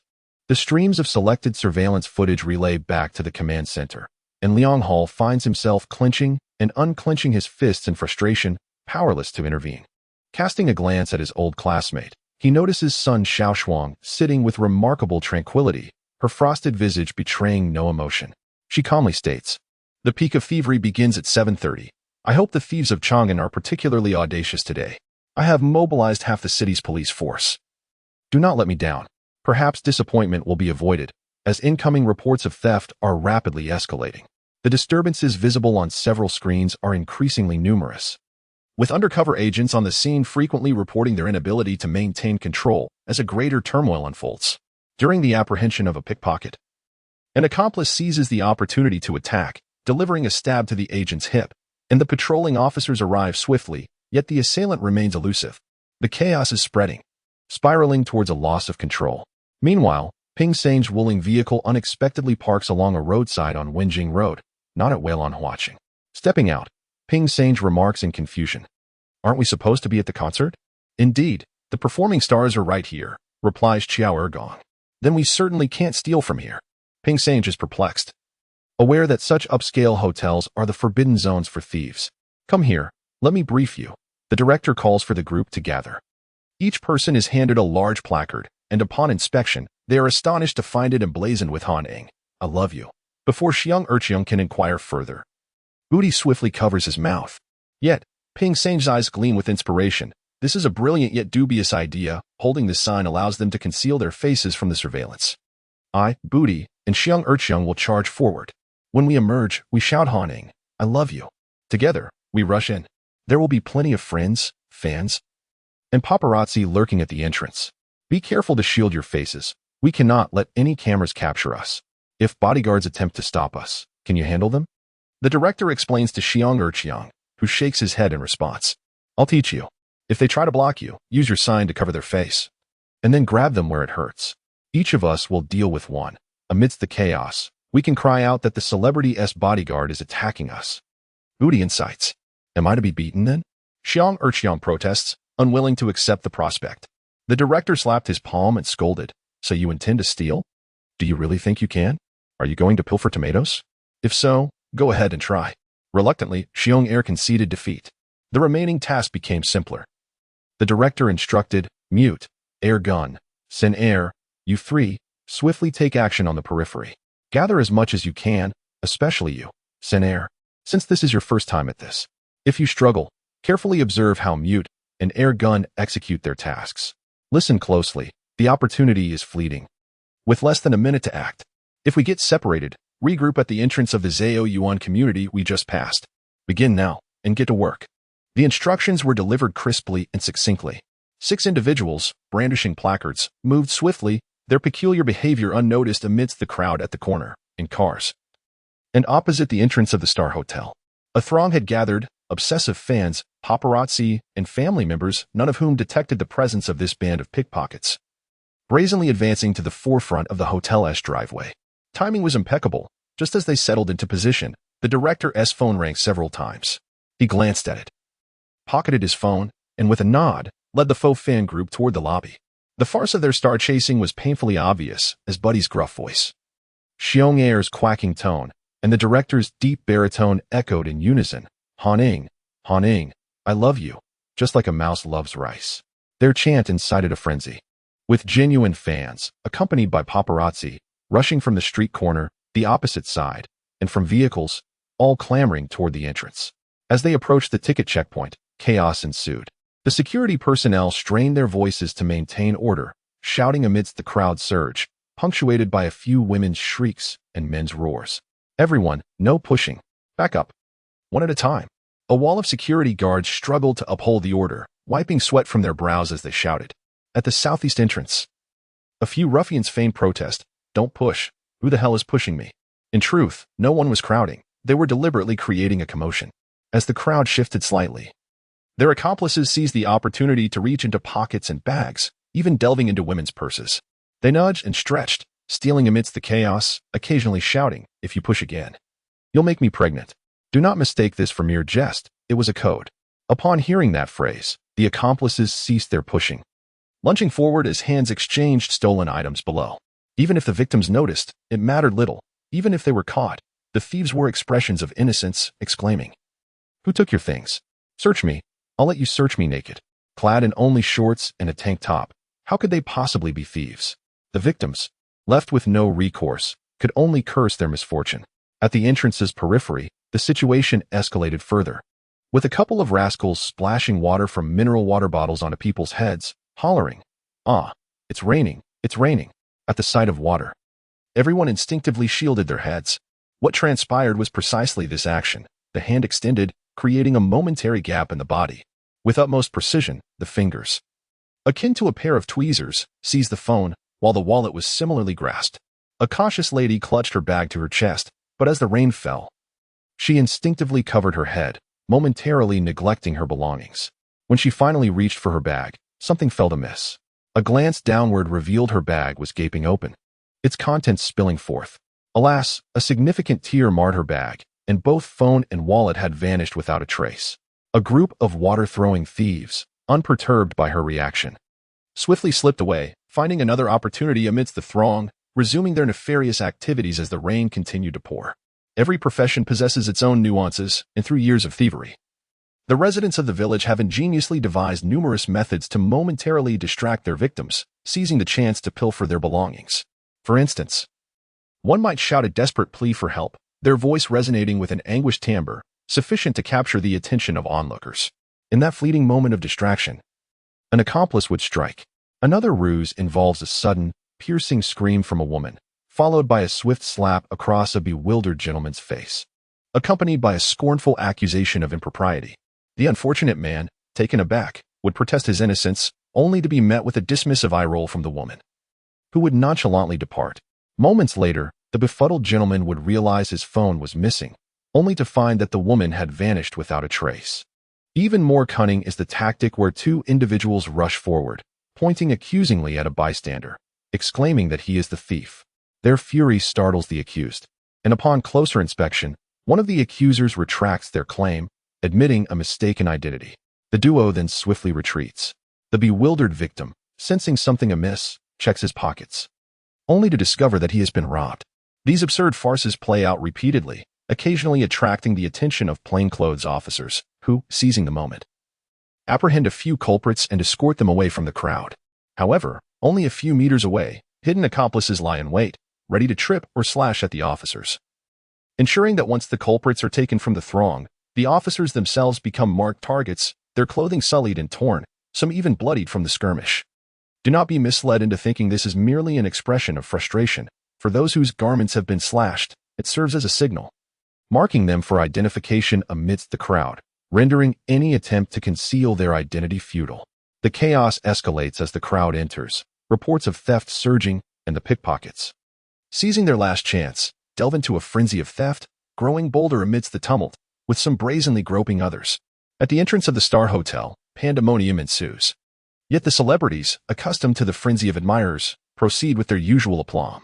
Cloaked in large masks and baseball caps, the star is flanked by bodyguards as she makes her way to the lobby, trailed by a host of makeup artists and personal assistants. The star, in mild exasperation, chides her assistant. Typically, upon arrival at the entrance, a car awaits. However, today, a slight delay has left the vehicle ensnared in the chaos. However, time was of the essence. The bodyguard opened the door, shielding the starlet while attempting to fend off the eager fans who surged forward. Unexpectedly, the fervor of the fans escalated. They shouted their adoration for Han Ning and lunged forward. 3 of the 4 bodyguards were overwhelmed, instinctively spreading their arms to block the onslaught, but a large sign obstructed their view. In the chaos, one bodyguard felt a sharp pain in his lower body and, in a fit of anger, aimed an elbow at his assailant, only to find that the individual had deftly evaded him. Thus, the angry cries morphed into shouts of, "Ah! Han Ying's bodyguard is attacking." The bodyguard, too, shouted, "Protect Miss Han. There's danger." Meanwhile, the fans continued to chant, "Han Ying, I love you." Just a few steps outside, a crowd had gathered. Ping Sange lagged behind, witnessing the unfolding spectacle, where unexpected collisions occurred in a manner that seemed entirely plausible. As the bodyguards faltered, the starlet grew anxious and retreated, while the mute and Xiaogang had already commenced their mischief. Stealing from these individuals was akin to plucking fruit from a tree. They were all consumed with a frenzied excitement, nearly extending their hands into pockets and bags to seize valuables. Observing the mute and Xiaogang operate with mechanical precision, they executed multiple thefts within seconds, all the while advancing through the throng. As the bodyguards fell, the crowd erupted, and the duo was swiftly making their way through the middle of the gathering. At that moment, Ping Sange noticed a woman emerging from the door, who, at that precise instant, brushed against the starlet's assistant, almost vanishing as she was concealed by the assistant. Upon turning back, Ping Sange spotted security rushing in from 2 directions. He made a swift decision, lifting his leg to deliver a kick to the rear of a male paparazzo, who was engrossed in capturing the scene with his camera. The blow sent the paparazzo sprawling, causing his camera to slip from his grasp as he fell into the crowd. In one fluid motion, Ping Sange deftly hooked his finger around the camera strap and pulled it into his possession, continuing on with purpose. He casually reached into another gentleman's pocket, acquiring a small decorative bracelet that he had previously noticed being removed by the anxious man. The approaching security remained oblivious to the peculiar behavior of a fan holding a sign, who nearly brushed past them as they rushed toward the crowd to protect the beleaguered star.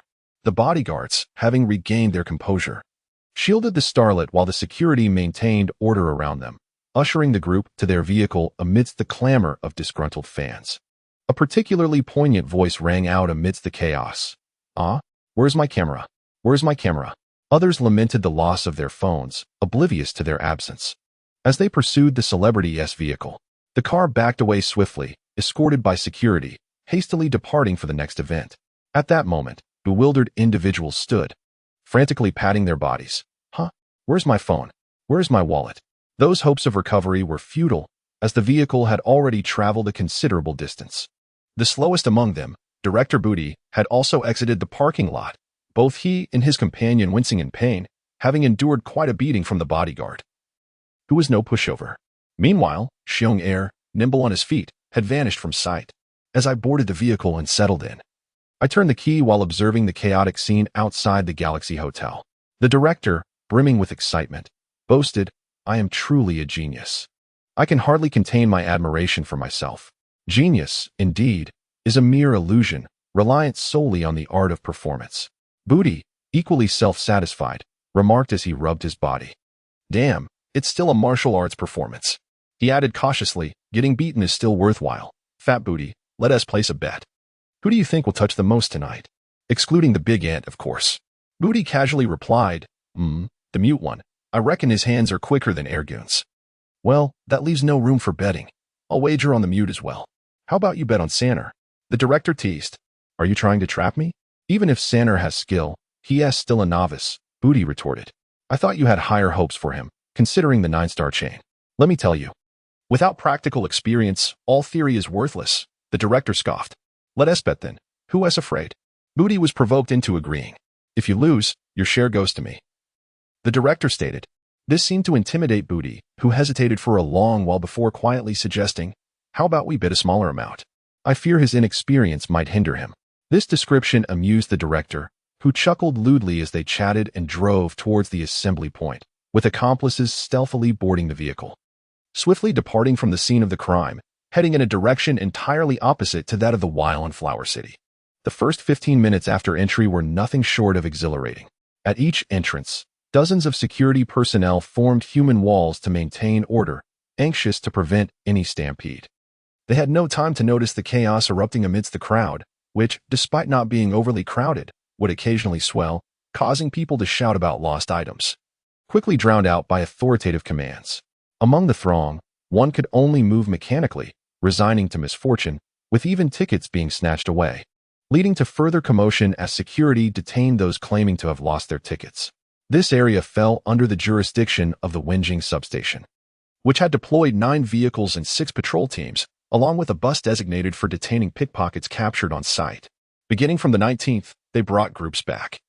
And as the entrance time approached, the number of apprehensions surged. Entering meant a temporary respite from theft. This surge of apprehending thieves was a blatant act, as shouts from the crowd were met with a swift punch to the face or a kick to the chest, leaving one disoriented and unable to discern the assailant's escape. Plainclothes officers and patrolling police were on high alert, understanding that this final chaotic situation needed to be controlled. Otherwise, it could lead to significant disorder. Many had been captured that day, and those small gangs were growing frantic, the clash between black and white escalating to a boiling point. At the southeast entrance, several plainclothes officers subdued one suspect, inadvertently inciting a crowd to attack. As the patrol officers encircled them, chaos erupted within, escalating into a brawl. Not far away, another group of undercover officers pursued a fleeing pickpocket, who dashed across the street, triggering another wave of commotion. At the northwest entrance, a pickpocket, pursued relentlessly, was apprehended and hoisted up. In a moment of desperation, he swung his head close to the plainclothes officer, inflicting a deep gash on the officer's face, blood staining his sweat-soaked shirt. In the heat of the moment, the officer tightened his grip around the pickpocket's neck, pinching his cheeks, and extracted a shard of a blade from the thief's mouth. Enraged, the officer unleashed a furious beating upon him. Suddenly, a cacophony erupted as beer bottles and chunks of concrete were hurled towards the area where the officers were detaining the suspect, resulting in several injuries.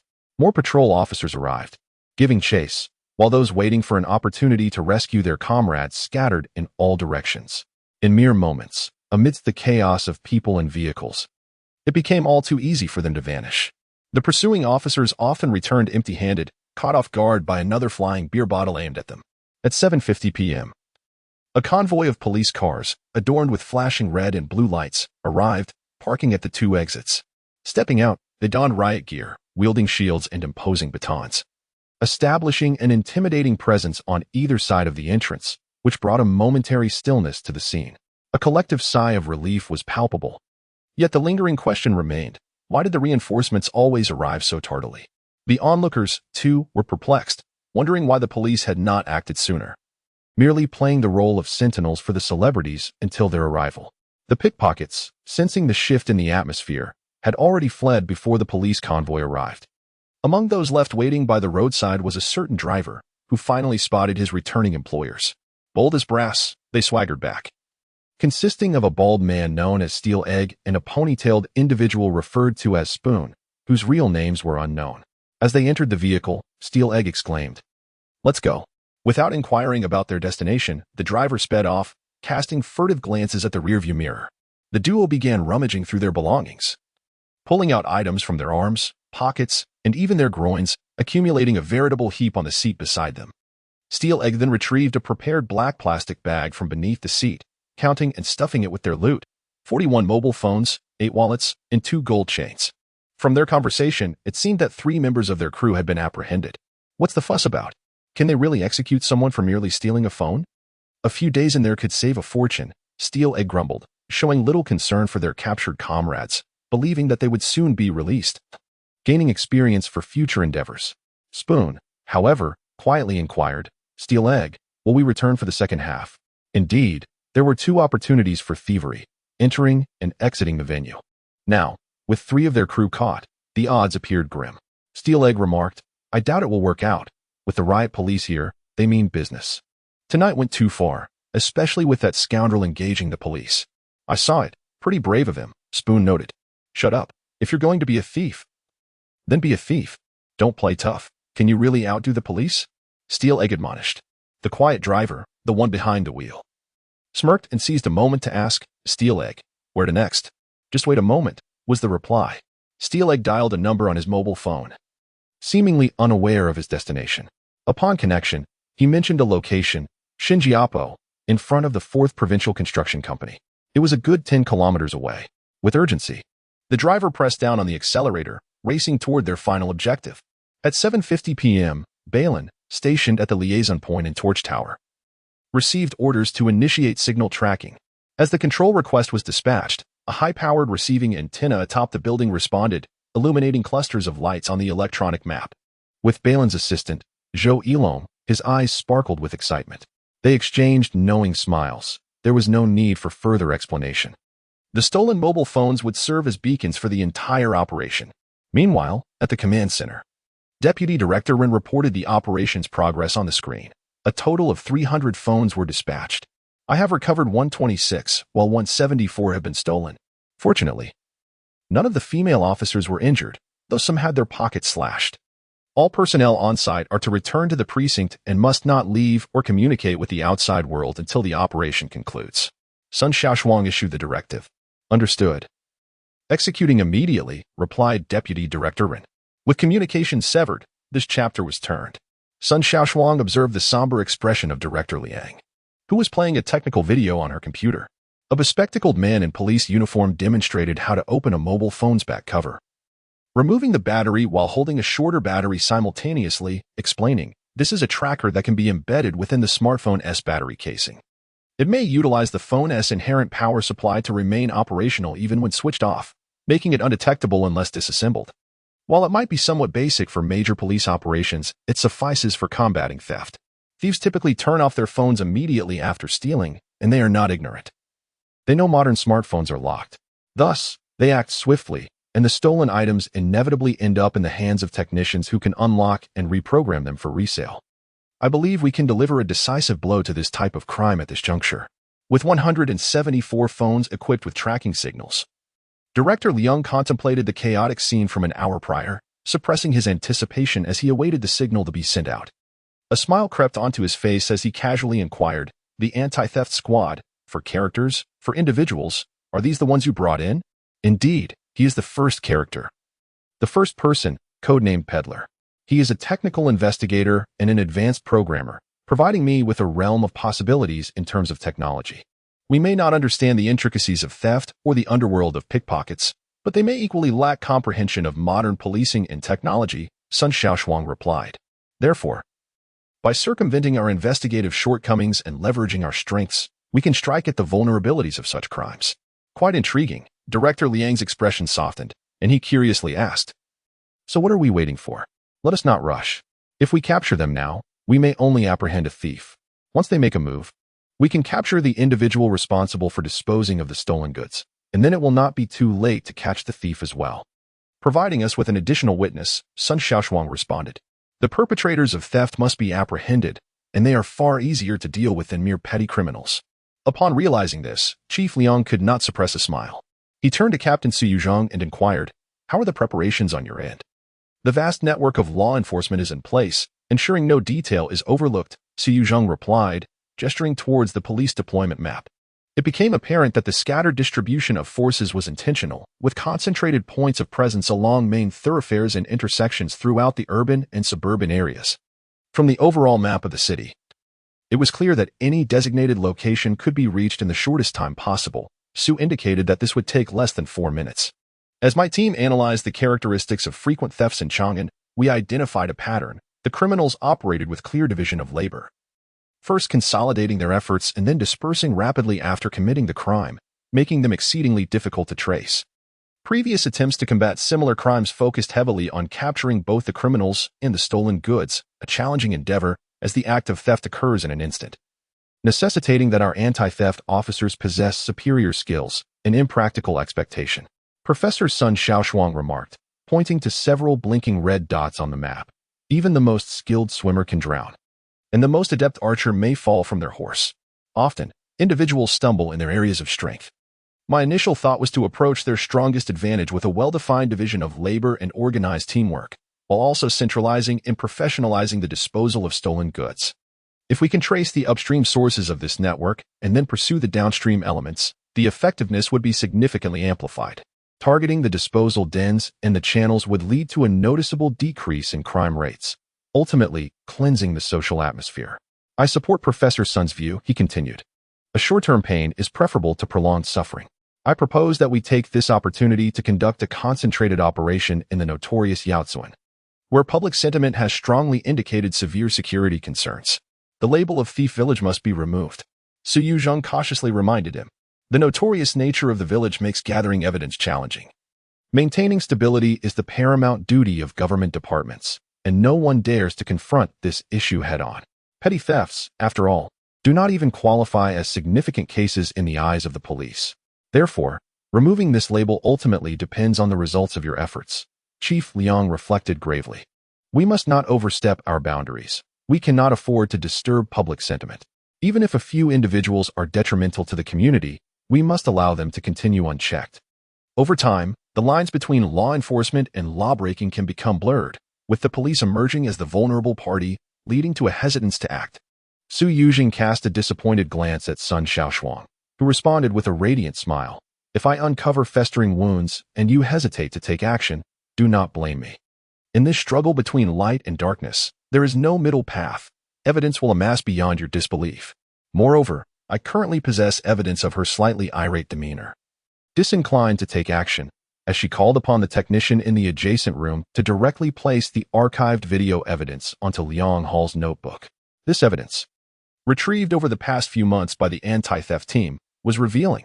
Upon opening one file, it displayed a record of thefts within the scenic area, showcasing a woman weeping uncontrollably on the ground after being robbed. Another file depicted a group of pickpockets mercilessly assaulting a tourist from out of town. With each subsequent file, Liang Hall found himself in distress, shutting his eyes in despair. Amidst the awkward atmosphere, the somewhat indignant voice of Sun Shaoshuang pierced through. Old classmate. Now that you occupy this position, perhaps no one dares to criticize you anymore. Yet, there is no need for such rebuke. The public is not targeting you, Liang Weiqing, but rather all those clad in police uniforms. Stripping away the objective factors, do you truly believe there is no subjective component at play? The grassroots police force, overwhelmed by an avalanche of theft cases, has transitioned from being unable to manage them to being afraid to address them, and ultimately to turning a blind eye altogether. The more ambiguous the stance from above, the more indifferent the response below becomes. The direct consequence of this negligence is that crime escalates rapidly in an unregulated environment. As you can now observe, a village full of thieves, shamelessly taking pride in their actions, even viewing it as a means to wealth. I have dealt with numerous instances of grave public safety threats, such as drug-dealing villages, counterfeit villages, and fraud villages. Regardless of the objective reasons that can be cited, the responsibility ultimately lies with us. This is an inescapable duty, for we are the police. Combating crime is our solemn obligation. A surge of fervor coursed through Su Yuzheng's veins, as he did not anticipate that Professor Sun, a woman, would possess such resolute fortitude. Liang Hall, too, was stirred. Gazing at his old classmate with a newfound perception, rendered momentarily speechless. As the clock struck 20, the deployed police force remained unutilized, awaiting the opportune moment, or perhaps more than one. At 8:05, at the intersection of Chang'an Road, Officer Yang Liqing of the anti-theft team, clad in plain clothes, entered a roadside vehicle while holding 2 cups of beverages, casually glancing around at precisely this moment. He remarked, "The concert has commenced." Replied team leader Li Chuang absently. "What is going on? No orders have been issued, and we are still several kilometers away from the scene," Officer Yang Liqing thought to himself. "The higher-ups have their considerations. There is no need to rush," Li Chuang responded. "I find it somewhat perplexing. Professor Sun, upon arrival, was exceedingly decisive. Just as she began to discern something, she suddenly fell silent. What is the true intention behind this?" Yang Liqing inquired. "You, as the officer, are responsible for the mental strategizing. Why ask me?" Li Chuang chuckled. "Spare me, your wit and action surpass mine. Stop being so modest. I fear it has essentially failed. Those nimble-fingered thieves will strike before the show starts and again after it ends. And that will be that, Yang Liqing advised. Oh, why does it sound like you are siding with the thieves? Li Chuang teased with a smile. I find myself inexplicably inclined to side with the thieves. Being a police officer truly incites frustration. The pursuit of apprehending criminals, gathering irrefutable evidence, securing testimonies, and navigating the labyrinthine judicial process is far more arduous than the act of theft itself. One must ponder why these wrongdoers exhibit such audacity, especially in an era where civil law enforcement is so disheartened that even acts of valor are not encouraged. To apprehend a thief, one must ensure that no harm befalls them. Otherwise, any ensuing incidents become our responsibility. You may find this hard to believe, but in certain locales, individuals, bereft of funds, dare to extort the police. Officer Yang lamented. Old Yang, I interjected, as an officer, your perspective appears rather antiquated. Li Chuang replied, aghast yet amused. There are no directives from above urging us to act decisively. Civil law enforcement takes precedence, followed by maintaining stability and ensuring the integrity of our ranks, each one more effete than the last. What kind of police force lacks vigor and spirit? Yang Liqing retorted. Enough of this. If you have grievances, direct them towards the captain, not at me. Li Chuang waved dismissively. Do not mistake my reluctance. Had I been stationed at Weilon Flower City today, I could have easily apprehended 17 or 18 individuals. If someone were injured, I'd have at least brought back a few from the 9th Division, perhaps a knife wound or a disfigurement, Officer Yang asserted. No harm is indeed a fortunate outcome. It allows for the capture of thieves. You must temper that fiery temperament of yours, Li Chuang advised. It is beyond reform. This is the state of affairs now, devoid of any remaining fervor. If we neglect to apprehend these marauders en masse, they shall only proliferate. I am wholeheartedly in favor of a renewed crackdown. To me, the so-called spirit of civilized law is merely a means of lowering the threshold for criminality. Civility and law enforcement are inherently contradictory. Criminals do not engage in their misdeeds with civility, Yang Liqing proclaimed. Next time you apprehend them, perhaps you should educate them on engaging in their mischief with a touch of decorum, Li Chuang chuckled. As the conversation meandered, Yang Liqing suddenly recalled the incident involving Huang and whispered, shall we not apprehend a few? Huang is surely at the scene. If he can identify a few, we might uncover a hideout. Currently, no orders have been rescinded. Are you contemplating abandoning your post? Await further instructions, Li Chuang retorted indignantly, effectively silencing his superior. At that moment, the police communication device illuminated, the yellow screen flickering, instantly heightening their alertness. This signal indicated an impending operation. The illuminated group was to chamber their weapons, keep their vehicles ready, and proceed to the designated location with utmost urgency. Li Chuang's team revved their engines, poised for the final command. As the clock struck 25 minutes past 8, Zhou Long observed the tracking signals, akin to sprites in a video game, flitting about. The stolen 176 mobile phones had manifested into 44 distinct signals, dispersing in every direction. Over the course of half an hour, this number gradually diminished, 40, 38, 35, 30, and finally 24, still dwindling. If one were to translate this into case details, various gangs, each with designated individuals responsible for disposing of stolen goods, would transport these items to predetermined locations to sell to receivers. If two groups were to pilfer police signal devices, their signals would converge.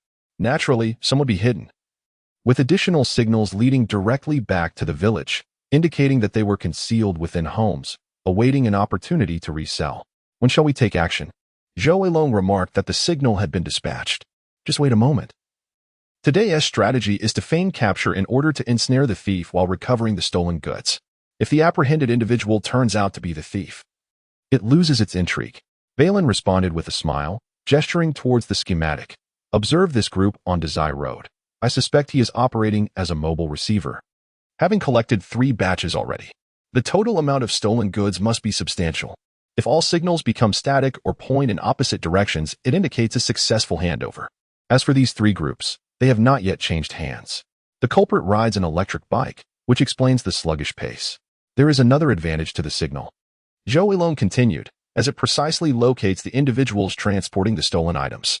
These individuals are not thieves in the traditional sense, thus they move about the streets with ease. Some signals have pinpointed vehicles, others taxis, and now, the slowest of all is an electric bike, with a man and a woman leisurely heading towards Jixiang Road. A troubling question arises, Zhou Yilong said, his brow furrowed. What is it? Balin inquired. I am still contemplating how your device conveniently found its way into the hands of pickpockets. At an event with over 30,000 attendees.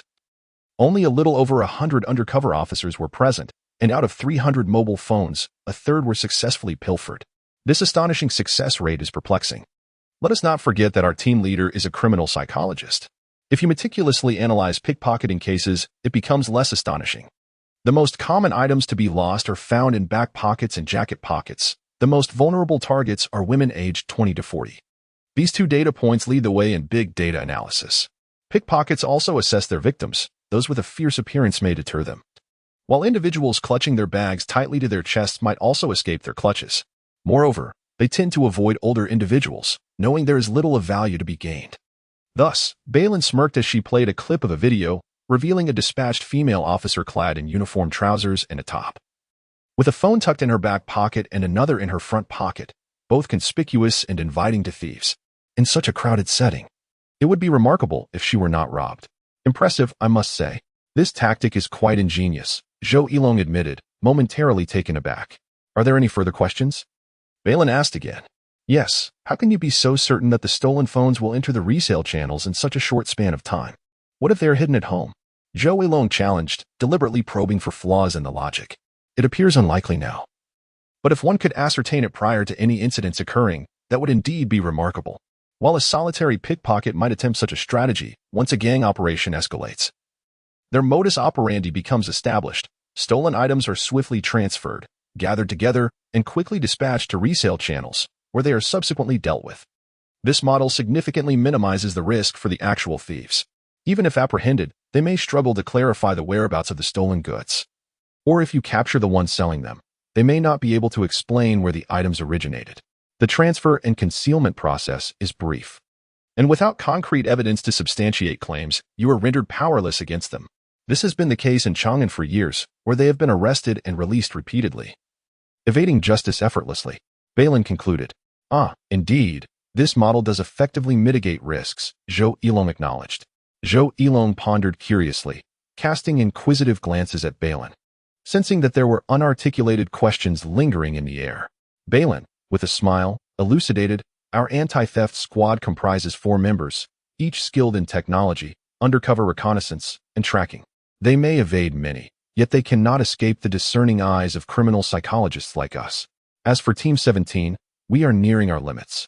As Balin spoke, her gaze fixated on the signal cluster, her own impatience palpable. Professor Sun displayed remarkable patience, waiting for the gathered contraband. Just as she hesitated, the computer clock flickered to the last second of 2030. In that instant, the red lights illuminated, and the capture orders were promptly disseminated. Surveillance units swiftly began tracking, directing the arrest teams that had been stationed for hours ahead. With excitement, Balin slapped the table with a resounding thud, stretching languorously, embodying the essence of a job well done. The potential rewards were uncertain yet promising. Zhou Yilong expressed his anticipation, acknowledging that the thrill was somewhat diminished by his position in the back office. It will be substantial, not merely a fluke, but undoubtedly unprecedented, Balin replied with fervor. Sitting upright and intently focusing on the screen, she initiated communication with the anti-theft team, issuing a simple command: return. Captain Li chased from South Chibao Road to the intersection at Mingzhu Road. Upon spotting the target vehicle, he pressed the accelerator, the siren blaring as he pursued. The vehicle, a domestically manufactured van, was evidently anxious, hastily attempting to flee. With its subpar performance, it struggled under the pressure of 2 police cars closing in, maneuvering desperately. Captain Li, exhibiting his characteristic boldness, executed a daring maneuver, positioning his vehicle diagonally in front of the fleeing van. A resounding crash ensued as the van was forced to a halt. Unexpectedly, one of the thieves reacted swiftly, flinging open the rear door and bolting away. The approaching officer swiftly restrained the driver, while shouts urged pursuit of the fleeing suspect. Unfortunate for that fleeing individual, as he dashed past a roadside greenery, he stumbled directly into a row of police vehicles, their lights flashing in wait. A moment's hesitation proved costly. He was swiftly apprehended. Those engaged in receiving stolen goods often lack the combat prowess of pickpockets, yet their destructive potential should not be underestimated. Upon opening the van's cargo doors for a meticulous search, an officer exclaimed, Good heavens! As they discovered 4 large black plastic bags, heavily laden with mobile phones, alongside a shoebox filled with various identification cards. A cursory count revealed that this single vehicle held no fewer than 80 high-end smartphones. The report returned, 2 suspects apprehended, 84 mobile phones confiscated, 67 identification cards retrieved. Meanwhile, at the fragrant Lotus Square in the backstreets of Fengcheng, Captain Yue led his team to the street corner, where half of the establishments had already closed for the night. The intelligence received from the command center remained ambiguous. This area belonged to the old city, where nighttime brought fewer vehicles and pedestrians, and the distance from Yuan-Huaqing was significant, making it an unlikely hideout for stolen goods, lacking even decent accommodations. The signal persisted, guiding 2 teams of 6 as they walked along the dimly lit street for several dozen meters, finally indicating a location shrouded in darkness. Upon closer inspection, it revealed itself not as a residence, but rather a dilapidated hardware and lighting store, a remnant of old street renovations. Captain Yu, is this correct? This place lacks even surveillance. Could we have been misled? A team member inquired softly. There was no mistake. The signal was within a mere 10 meters. Right at this spot, with a restroom nearby, as reported by the team responsible for tracking the signal, Captain Yue took the initiative to verify the situation. Anxious about any potential repercussions from intruding on a business, only to receive a firm command from the command center, break in. With such an order in hand, it became straightforward. He gestured, and 2 individuals circled the shop searching for a back entrance. Indeed, they found one. They stationed personnel to keep watch. And after a brief consultation, they observed for another 2 minutes, noticing a faint light that seemed to be obstructed. Gritting his teeth, Yue issued the command for an assault. The 2 at the front began a feigned attack, banging on the door and shouting, "This is the criminal police. Open the door, we are executing our duties. If you do not open it, we will force our way in." This ruckus stirred the occupants within. Those engaged in illicit activities attempted to escape through the back door, falling right into their trap. The officers guarding the back swiftly subdued them one by one. To their surprise, there were quite a few, 4 or 5 in total. In the darkness, they pursued relentlessly, and the suspects fled with equal desperation, rolling and crawling. The furthest managed to escape 2 streets before encountering urgent reinforcements, who apprehended the fastest among them, cuffing him on the curb. The report came back, 5 suspects apprehended. 121 various mobile phones, for computers used for flashing phones, and various SIM cards were being counted. In the Jinyuan community on Taohua South Road, the tracking task assigned to Nie Baowen was a source of significant concern for him. It turned out to be a high-end residential area, and when the police car arrived, the security guard took an inordinate amount of time checking credentials, only providing assistance after their identity was established. However, the security guards, earning a meager wage as temporary workers, inadvertently disturbed the residents inside, leading them only to the entrance of the building. The signal was strong on the 17th floor, close to room 1702, with a full signal strength. The nonsensical orders, the previously unused addressing equipment, and the inexplicably surface suspect hideout heightened Nie Baowen's anxiety. He made a special call to the brigade leader for clarification. "Hello, brigade leader, is there a mistake? This is a high-end community costing 20,000 per square meter. It cannot possibly be a den of thieves. Just knock and ask. You will find out," Su Yuzhong replied dismissively. After knocking, it seemed no one was home. "If we cannot get in through knocking, we will pry the lock or break down the door. If we cannot manage that, we should return to the brigade and catch thieves on the street," Su Yuzhong said angrily. "Understood," Nie Baowen replied. If they would not open, they had a plan. They decided to force their way in, making a show of calling for the hydraulic door breacher. Before it could be adjusted, the door opened slightly, revealing a timid young girl, around 18 or 19 years old, trembling and stammering as she spoke. "Dear girl, do not act as a shield for others. Look outside your window. Police are everywhere on the street. You can either comply with our inspection and, if mistaken, we shall apologize and take legal responsibility, or we will break down the door," Nie Baowen said, raising his voice with authority, a mix of intimidation and deceit. After a prolonged standoff, the door clicked open, and the officers swiftly took control of each room. There was no resistance. Instead, they found 4 young girls trembling in fear, while the owner cowered in the restroom, suffering from incontinence. When brought out, he sweated profusely from his forehead, resembling a malfunctioning excretory organ, his mouth quivering uncontrollably, unable to provide a coherent explanation.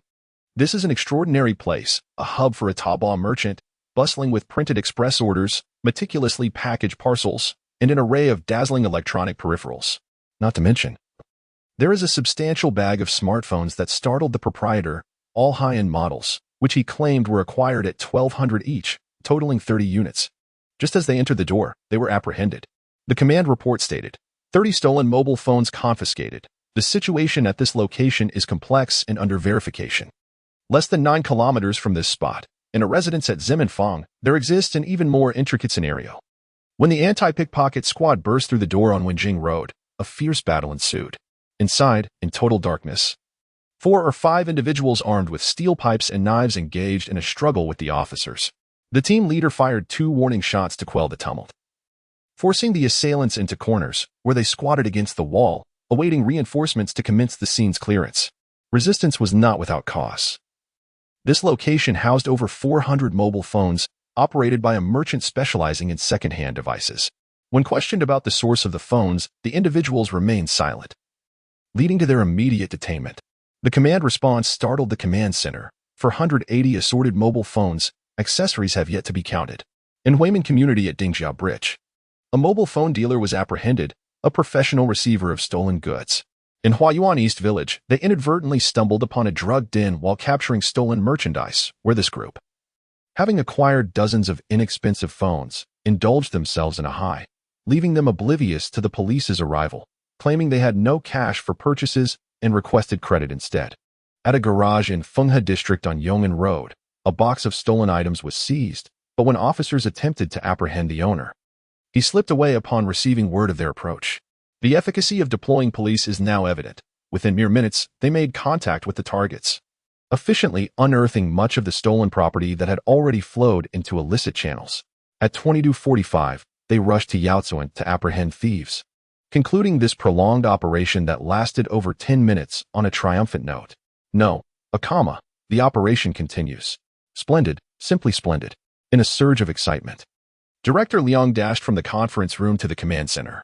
The screen now displayed not suspects but scenes of the anti-pickpocket squad's various teams executing raids, filled with mobile phones, emergency flashlights, and rows of squatting suspects. The unexpected magnitude of their haul left Director Liang somewhat flustered, repeatedly uttering a single word, excellent. Professor Sun and Su Yuzheng called out to Sun Shaoshuang, who turned to see the usually stern team leader visibly embarrassed, almost whispering, thank you. You still don't consider us family, resorting to such politeness, Sun Shaoshuang chuckled. It's not mere courtesy, I am truly grateful. The apprehension of this batch of stolen goods will undoubtedly reduce the crime rate by more than half, Su Yuzheng replied. Only half. That is insufficient. We must expand our victories. We should aim for a score of 70 or 80 at the very least, Sun Shaoshuang remarked. Su Yuzheng smiled sheepishly, realizing that the subsequent actions would be more manageable. Delving deeper into their crimes and broadening the investigation, for those petty criminals were likely to face dire times ahead. As Sun Shaoshuang stepped forward, Liang Ting firmly grasped his hand, exclaiming in a moment of uncharacteristic candor, Fortunate General, oh fortunate General, I have a plan. We shall publicly organize a lost and found conference tonight. This will be far more persuasive than 100 or even 1,000 news reports. That was a matter for later. My immediate advantage lay in catching the adversary off guard. I believe we must swiftly conduct an urgent interrogation, executing a surprise operation to summon the sellers and pickpockets based on the evidence we currently possess, to secure corroborative evidence and promptly apply for their detention, Sun Shaoshuang declared. With a wave of his hand, Liang Ting directed Su Yuzheng, get on it immediately. I have already notified the provincial and municipal party officials. It is time to make a decisive move regarding the Yaozuan situation. Thank you all for your hard work. Every second counts now. I am here with you, determined to unearth the suspects behind the thefts in Chang'an to the greatest extent possible. Thank you, everyone. His words resonated with the technicians present, prompting a round of applause. As Liang Ting smiled and waved, Sun Shaoshuang pulled him outside, where Professor Sun, both amused and exasperated, remarked, You need not rally us. Your presence only complicates matters. Come, sit with us. My apologies, I may have become overly excited. This is even more exhilarating than directing a major case, Liang Ting chuckled, his spirits soaring in the wake of a successful operation. This remarkably swift action had yielded bountiful results, rendering the underground networks of stolen goods utterly exposed. Do not celebrate too soon. What we have tracked down is merely a fraction. Those we cannot trace will vanish at the first sign of alarm, Sun Shaoshuang replied. Settling into a more composed demeanor, let us think positively. By eliminating this segment and pursuing the remainder, dismantling the majority of the gang and uprooting Yaozuan, our enforcement situation will significantly improve, Liang Ting suggested. Indeed, after several months of diligent effort, we are finally witnessing results. Thankfully, I have not disappointed my old classmate. Sun Shaoshuang replied. What are you saying? How could I be disappointed? By the way, I am eager to meet your anti-pickpocket squad. Those 4 are remarkable. I must personally commend them, Su Yuzheng exclaimed, glancing with satisfaction at the myriad of confiscated items displayed on the screen. Those 4 are indeed a story unto themselves. We should be able to see them tonight, Sun Shaoshuang smiled, though his expression hinted at unspoken concerns. Just then, the door burst open as Su Yuzheng rushed in, his face a mask of shock. Liang Hall, Professor Sun, we have a situation. I just received a call from the 110 Center. A theft occurred at the Qiwenqing Hotel an hour ago, with significant losses. They're unable to handle it and have escalated the matter to the main team. The Qiwenqing? ISNT that the hotel where the concert's guest performers are staying today? Yangting inquired, puzzled. Indeed, the jewelry belonging to star Han Ying's assistant has been stolen. Valued at over 2 million. The Municipal Bureau fears the situation may spiral out of control and has dispatched Deputy Director into the scene. Su Yuzheng wiped the cold sweat from his forehead, aware that this incident could thrust their chief into the limelight. What? Sun Shaoshuang exclaimed, rising in shock, only to sit back down in despair as the realization dawned upon her. This was the work of a skilled perpetrator, targeting something exceptionally challenging yet immensely rewarding, and paradoxically, such a heavily guarded target was precisely what law enforcement often overlooked. She remained restless, sensing that amidst her meticulousness, there lay a flaw. Indeed, the oversight resided here.